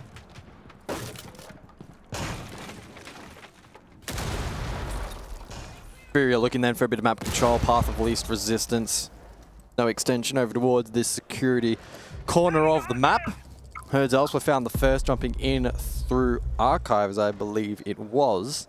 And so now there's pressure on this top floor. Couple of players, though, still above here for EP, eager to contest, probably not wanting to peel now that they're at disadvantage. Probably a little bit more inclined to try and find a kill back, and now they get caught. Fisho falls, and Furia posturing for a 3-3 half. Yeah, getting closer now in that 5 versus 2. Bappin and Relays will need to do a ton of work to pull this one back from the brink. Spray does a little bit of damage. Relays will find one on the JV92 and a double as he catches Nade, and well, suddenly there is a bit of a chance. Not a big one, but it's something, and just as you get a glimmer of hope, Philippe Box will close that door. It's a 3v1. Bappin with a pistol in his hands is going to fall, and Furia secure. Well, I was going to say Furia secure a 3-3 half, but I'd say more as Enterprise have got themselves a 3-3 half. Yeah, especially considering how things begun on this particular map, with Furia looking rather dominant, EP able to not really just stabilize, but also genuinely look like the better team inside of the server for a select few rounds. Furia, they bring them back down to earth, equalize 3-3, and sets us up for an intriguing second half. The additional bans to come through, Kaid Blackbeard to begin. Probably likely to be followed up by double shields, and maybe a Monty, and then maybe mirror defense. We'll see what plays out. Yeah, we don't have to wait too long. It is going to get revealed in its Clash and Blitz, cool. So that double shield that you expected. So I think teams, you know, you get to ban the 2 operators that you want to. I think for Furia, they don't want to have to deal with the shields on a map like Border. They want to force it into a gunfight, but as you would expect, Enterprise on this map will still bring a Monte, at least in the early phases. They can change out of that depending on what happens. But the Furia lineup is set. They brought the Tachanka back into play. KZ will have the Mira. Philippe Box on the Azami. You'd expect that what they're going to do is try to set up a bit of a fortress inside of security and break. And then KZ will work with Mira to keep that main breach locked in and feed information to the players on CC on anybody pushing down long.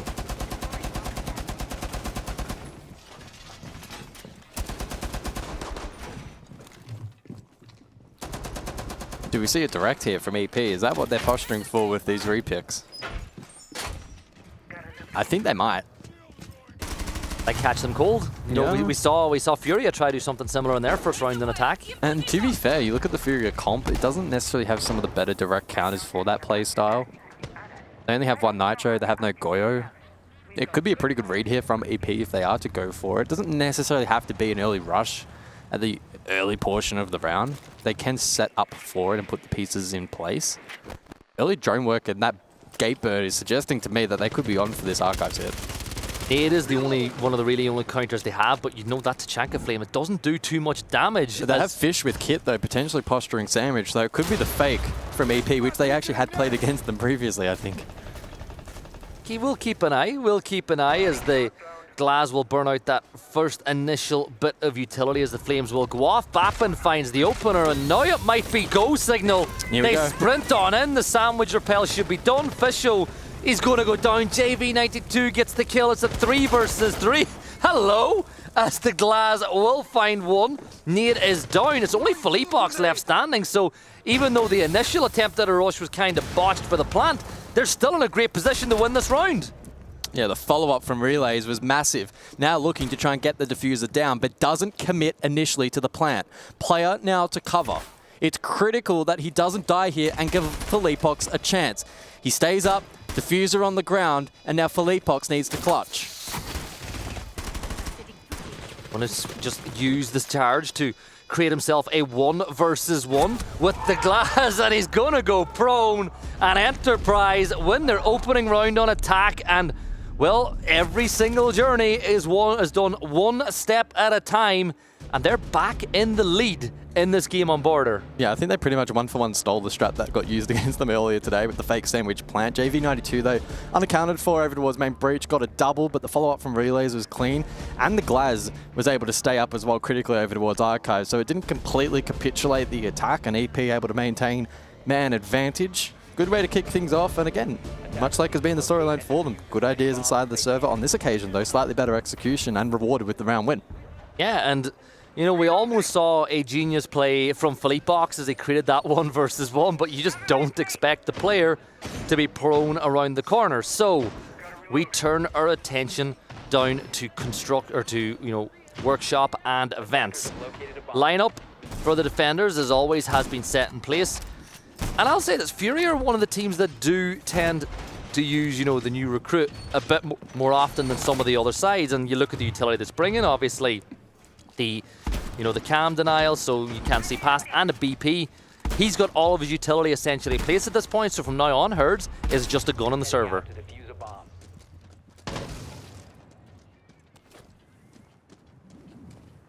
Yeah, there's been a lot of, or there at least was when they first came out, a bit of debate surrounding the Sentry, especially on defense, maybe not being the most optimal pick in terms of utility, but it's not awful.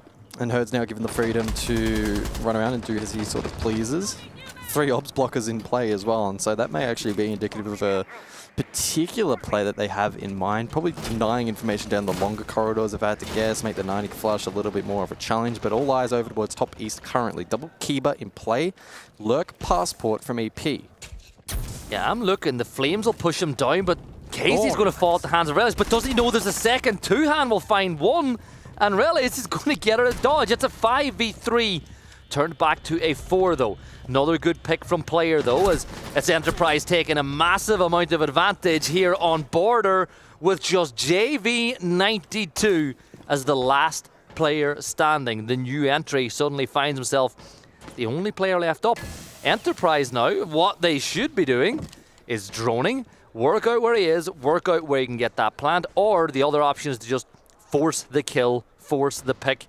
Don't give JV92 any momentum. They now have the case in hand. This is a long-range angle with that SMG-12 Warden. Oh, that's genius. Remember what we said about how some of those bits of utility can be so effective for the defenders. And he's got... Oh, I thought he got it. Yeah, same. Okay. It's starting to get interesting. Players having a game. Second in Oath for the stage. Came in midway through, and he was firing from the get-go. First LAN against Furia, and he's translating it into the server. A 2-round lead for EP, and Furia now truly under at least some level of pressure. Yeah, but we're still not allowing ourselves to get away with this. We're not going to allow ourselves to get too excited. But Enterprise, another game where they're just doing the right things, but this time they find themselves with a 2-round advantage. Your reigning Reload champions, your former world champions, your former multiple-time major champions. Yes, they're one map up in this best of 3, but Enterprise are showing a threat of the ability to make this level at 1 map apiece. But how many times in the past have we seen Furia in a position like this just to go on and break hearts? They did it to... They were in a worse position than this against FaZe in a game that you casted. Yeah. SI Grand Final, we know that one turned out. It's never over until it's over. Of course, it goes without saying an anti-match, but Furia probably, of all the teams in the world, have the best ability to bounce back. EP need to respect that, and I'm sure they will. A 2-round lead, but far from over here on map 2. And we're not even on the decider map, of course. So there's potentially still a long way forward for them to find success in this series. Ursa in play though, as we head back over to Archives. Last time out, we saw the Ying fake sandwich. This time though, potentially posturing for Archives once more, but with a little bit more of a direct play facilitated by these Talon shields. Yeah, those Talon shields, you usually see one placed in this corridor here. Then you go a little bit further forward and you try to get the plant off. Now you look at the defensive side, there are 2 C4s that can be used to deny the plant, so it's really important that Enterprise find a way to bleed those out early or get picks onto the players that have it in the back pocket. So player will use Grim, he'll probably put the Bs on the other side of the table. 2-hand with the Ying shotgun, by the way, will get that opening pick. It's 4 versus 4. KZ's going to step outside and player's going to shut him down. The case is going down. And this is looking really good for Enterprise. They've consolidated. They've gone for a simple, and some may say basic play, but they have executed it well. And Furia not in a position to have impact. The retake attempt from them now will be very, very difficult. Nade though, SMG. 2-hand falls with the shotgun in hand. A 3 versus 3, 30 seconds on the fuse. Furia from this point onwards need to play clean. They need to land every shot. They have red pings. Talon shield ineffective. Nade finds the kill. Now 19 seconds. Time continuing to tick. Keep a barrier in play. Can Enterprise withstand the pressure? Philippox on that counter defuse. Can they find the kill? Bappin caught. Unable to take down that Kiba in time, and Furia just clutching the round. And the Kiba barriers came in clutch in that retake. It allowed them to get up and kill the player behind the Talon shield. Then they got the DBNO over on the outside. Oh, that was so close. But that's a great, you got to give credit to Furia. It's a really good retake. They pocketed the util and played it correctly in the post. The keeper there was absolutely huge. They found angles against the deep Talon shield in Archives. They played that pretty much to perfection. Bappin will be reeling at that opportunity. I mean, even if he cleared the barrier in time, there was every world in which he would have died before shooting the counter defuse anyway, but such fine margins. If they had have won that round out, which arguably they probably should have with such good work to get the plant down in the first place, it would have been a 6-3 scoreline, 3 mat points, which would have been insane. But it's not the world we live in. They still have the lead though, 5-4 heading into round 10. If Enterprise win this round, they'll be thinking of what could have been, right? Yeah. They really will. Like, they did that. I think that the execute was to perfection, but the post plant, just like the execute, was excellent on the side of Furia. So we will reload once more for Enterprise as they look to move on to map point. Furia looking to ensure we see every single round in regulation on the defense. Enterprise, how confident are you? All 5 drones down in prep phase. Oh, actually, maybe it was the HUD bug. So it showed 5. I think it's now only 3. Okay, so not completely disastrous for EP. They'll still have the ability with a bit of freedom in the Monty and play to gain information through the mid-round. This as well. Player is 11-5. Yeah, he's played well. He's having himself a bit of a map. 2-hands having a good game. Relays is as well. On the opposite side of the coin, nobody from Furia's stat line is essentially standing out, but they're all having an impact on this game so far. 5 for the scoreline, 2 minutes and 20 seconds to work with as the first one of those toxic canisters will be used, and KZ, the trap was set and he was able to pick up that kill, and down goes the Monty. Is this where it begins to crumble for EP? Perhaps not. Bappin, who's been a little bit quiet, able to respond. East clear, critical, and lands the shot.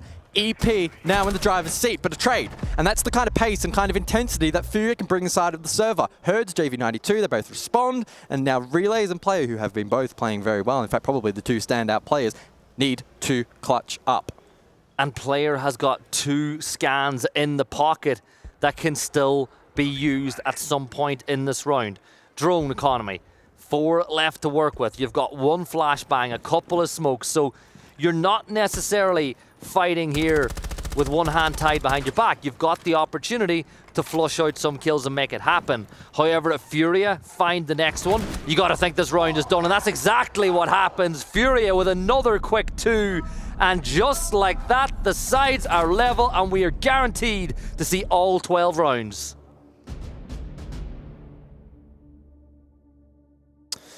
So 5-5 scoreline. And a reality check for EP that Furia will never go down without a fight. Despite being under pressure, the scoreline certainly now not reflecting that. Furia with a good couple of rounds, clean siege across the board, and despite EPs looking threatening after the back of the BAP and 2K in the prior round, the repositioning, the tempo, and the ability to maintain just the presence of mind to get back control back was really clean, really clinical from Furia, the kind of brand of siege that we have come to expect. As I mentioned, all 12 rounds now to be played out at minimum. I think for EP though, they have to close this one out in regulation. If it goes to the bitter end over in OT, it's so difficult to make a case that they'll find success.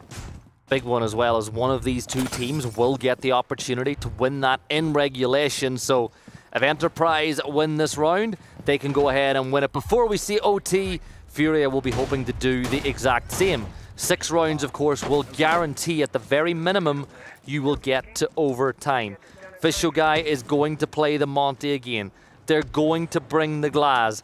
So they're cooking something for the execute. They'll open up jail to give themselves the opportunity to go a little bit horizontal and make sure that nobody can play on this window, which, you know, you see some teams forget to clear every once in a while and it stops you from entering inside main. But the big one for me is if you can get some control above, and you've got glass on the window, it opens up the opportunity for that plant to occur. That's herds up above on the vert, so making the jail push a little bit uncomfortable for attack, and that control won't necessarily be gained. Glass shots raining out elsewhere, and I believe that was KZ on the receiving end, now caught prone, although I don't think EP will be able to necessarily capitalize upon that. And in fact, given the window to now escape, so that's a little bit unfortunate, but the damage still dealt. Again, to me, they're posturing for another consolidated direct hit. Front door, smokes, stalled out initially, but will EP elect to now follow up? They've given the signal to Furia that this is the kind of play they may go for. It's not a fake. AZ is low as well. Now, he will tuck himself inside the corner, as there is a player on rappel on sandwich window, as Philippox will look to cut off anybody pushing from that jail side. More utility is going to be dumped as Bappin will find the kill on the nade, who just extended a little bit. Monty's going to step in, but Furia making the numbers count. Big gunfight here, won by Philippox, putting it all down to Official Guy. Monty chasing down Philippox. He's got to rotate if he needs it. It's do or die, and Furia will be the side that will get the chance to win this in overtime. Or regulation. Sorry. Regulation. I got excited. I got ahead of myself. I haven't got the timeout. Yeah. No, there's no better time than now for EP to call that tack. Staring down the barrel of defeat. And a ticket back to Oz. Oh, well, they're guaranteed to take it back to Oz anyway. They didn't just come here and get abandoned. So, you know, there is that. It's just how quickly they go home. Earlier than they would have liked. I hope they stay. You know, even if they do go home, stay, take advantage of scrims. You know, hopefully.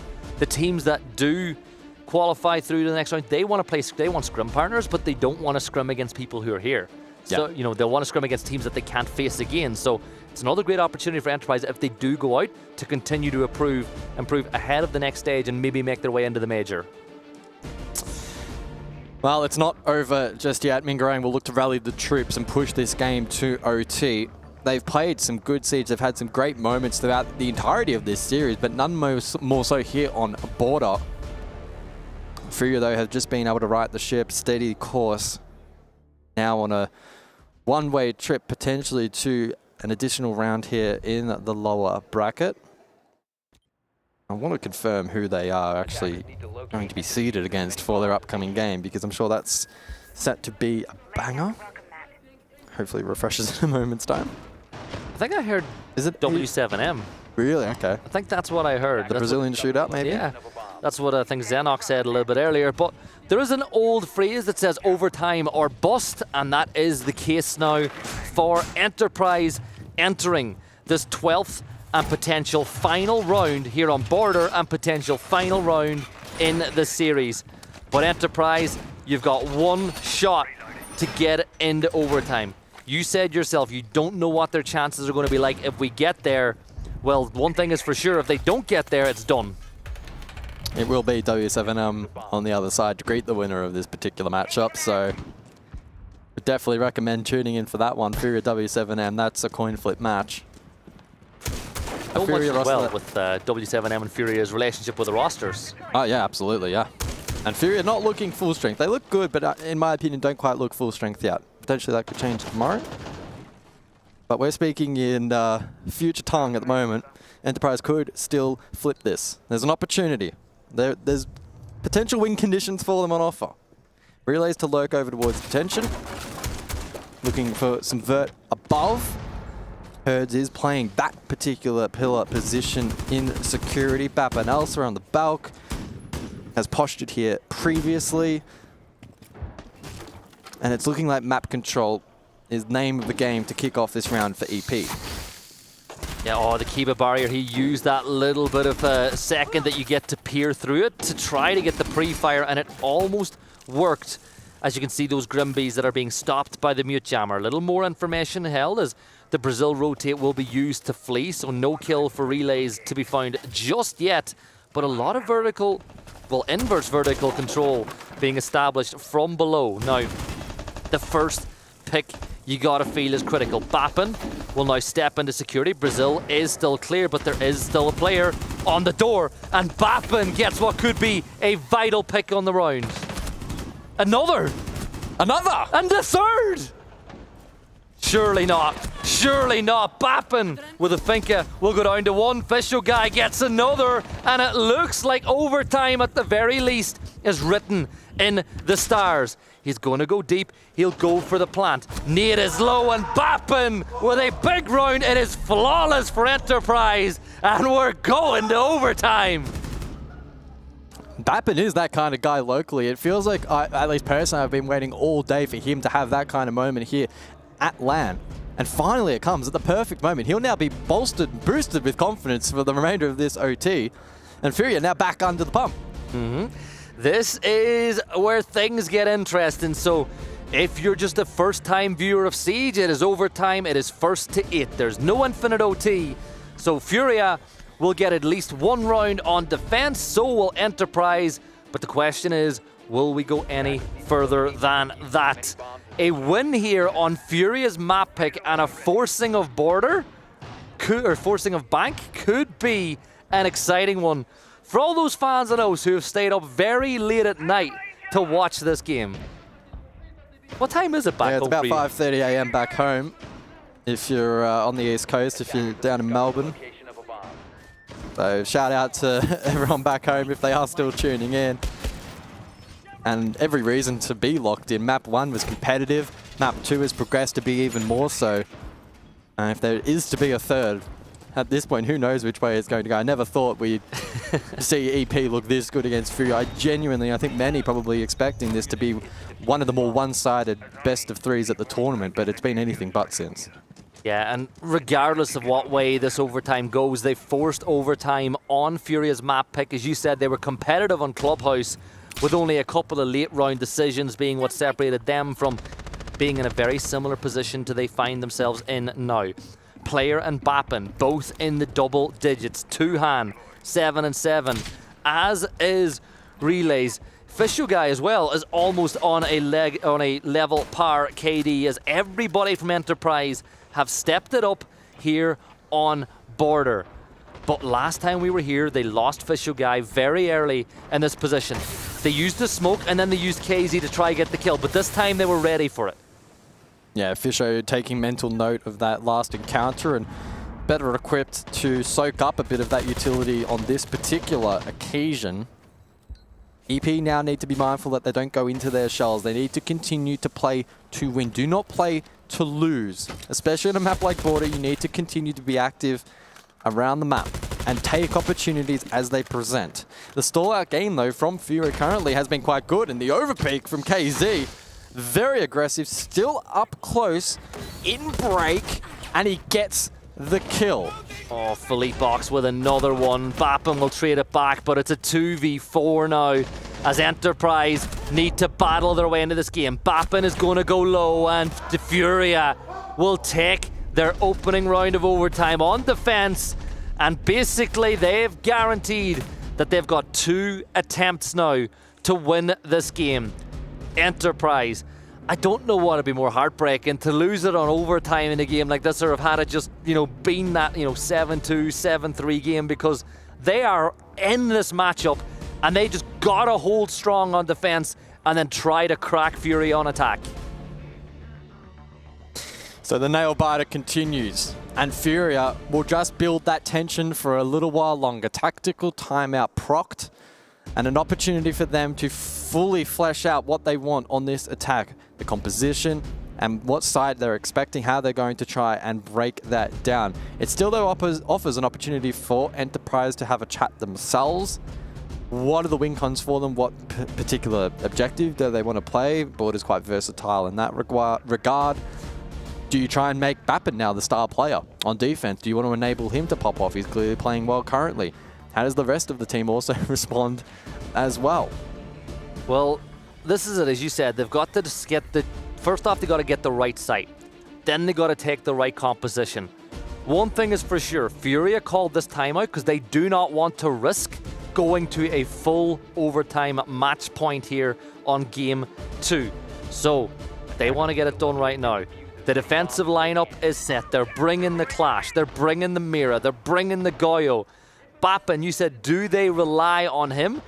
He's playing on Ella, a very reactive operator, right? Yep. It's once that Grismot mine goes off, you've got to play aggressive off the back of it. Yeah, I wonder if he postures top east or if he plays Pillar Security. That's the 2 most likely options. I would anticipate top east is more likely of the 2. And there's a great importance on that particular position. You can see him fortifying against Passport Lurk and anticipating for holding that particular position. Both the Mirror and the Clash as well in play for defense. So doubling down in terms of that info gathering / position fortifying utility. Have they created that rotate that they made the first time around as well for Clash to push their way back in? They have. They have, yeah. So this is the strat. Clash is going to play inside of security. When it gets too hot, instead of having to go through Brazil, rotate or back around, and instead of trying to risk going to the door, you go the shortest route back to site, which is the full walk through rotate. And we saw Relays on the last time. He was very eager to pop the shield down and hold the line here. Yep. So that's the versatility of Clash on display. You can play far more aggressive with her now. And it's something that, I personally hadn't seen yet, and I like it. I think that it's... Yeah, O's definitely tapped into it, I feel like, maybe a little bit earlier than others, which is a rarity. We had Clash jump outs in O's. Yeah. I think it was Relays from memory too. Yeah. Herds, though, will get the opening nail potentially in the coffin with that kill on the player, okay. But Bappen will trade it back. 4 versus 4 with the match and the series on the line for Enterprise. But 1 kill is not going to cut the mustard. They need a couple more here. And Bappen is aggressive, but JV92 will get the kill. And Furia find themselves with an advantage here on map point. JV will step in once more, and it's another. Herds will take down Tuhan. And it is all down to the Clash who falls. And Furia will progress. Enterprise will go home. But Furia know they've been in a game. Furia walk away with the dub, an 8-6 hard-fought victory, and with that, a date secured with W7M with what is sure to be a 3-map banger.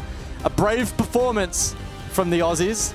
Typically, we don't see teams perform that well from that region at their first event, so a valiant performance in the end, but just not quite able to find that 7th, 8th, probably 9th gear required to take down Furia. And I was looking at them, there were smiles on the face when the game was over. They kind of shook each other's hand. I think it was like you know what?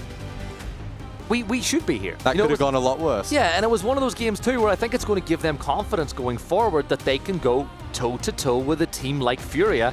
And I suppose it kind of justifies their decision to put this roster together.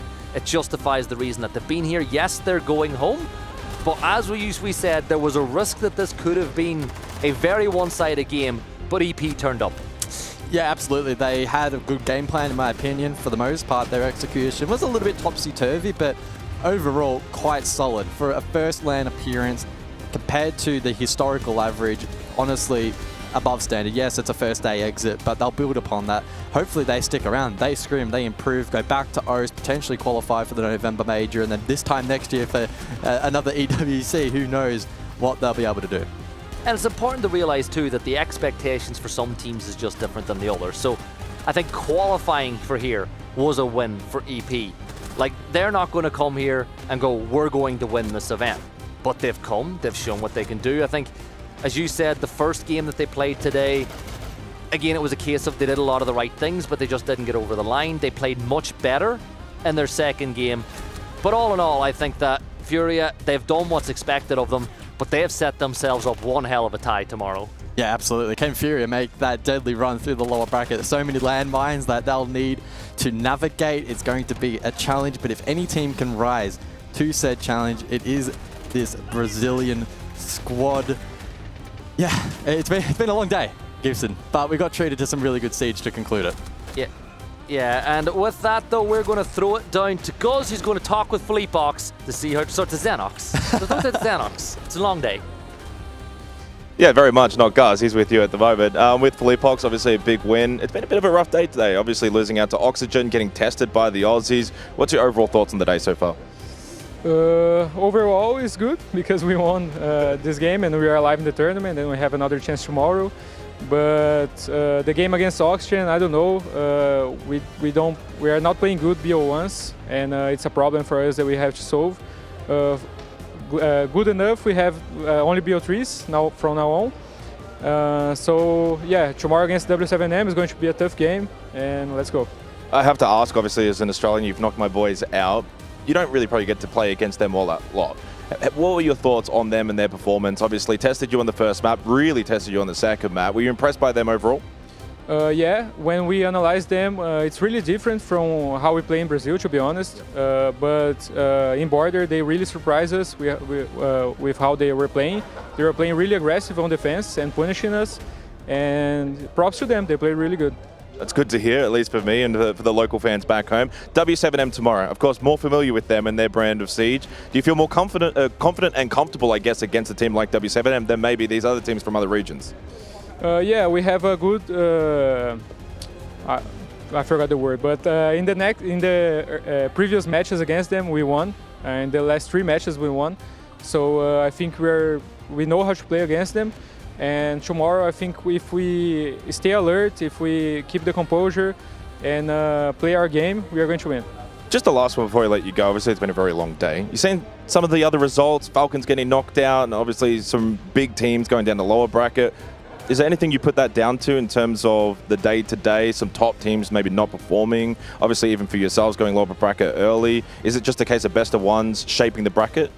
I think it's really the format, to be honest, because you have one day to play BO1 and then a BO3 and then you get eliminated with 2 games. So the format really punishes the teams, and yeah, unfortunate for them, but we are alive. You are alive indeed. Best of luck tomorrow against W7M. Back over to the desk.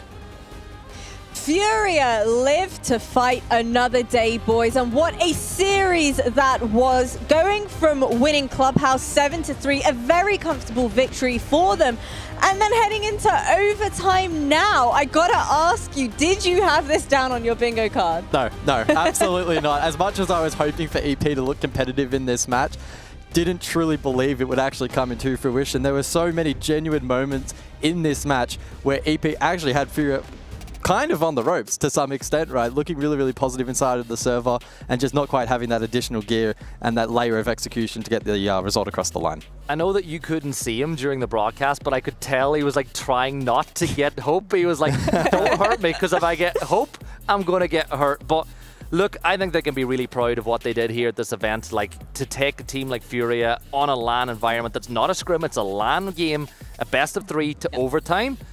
It's a really impressive thing. And they could have been the team that had the map out. Remember the post-plant situation it was so close, on that round? Like, it could have gone the other way so easily. So they're going to go back. They're going to feel happy with what they achieved. But for Furia, it's business as usual, and they're going to have their eyes locked forward on what is probably going to be the pick of the games tomorrow. I don't know about you guys, but my heart was racing when Bappen got that 3K on match point at that as well. I feel like the Enterprise boys should certainly be very proud of the performance that they've shown us here today.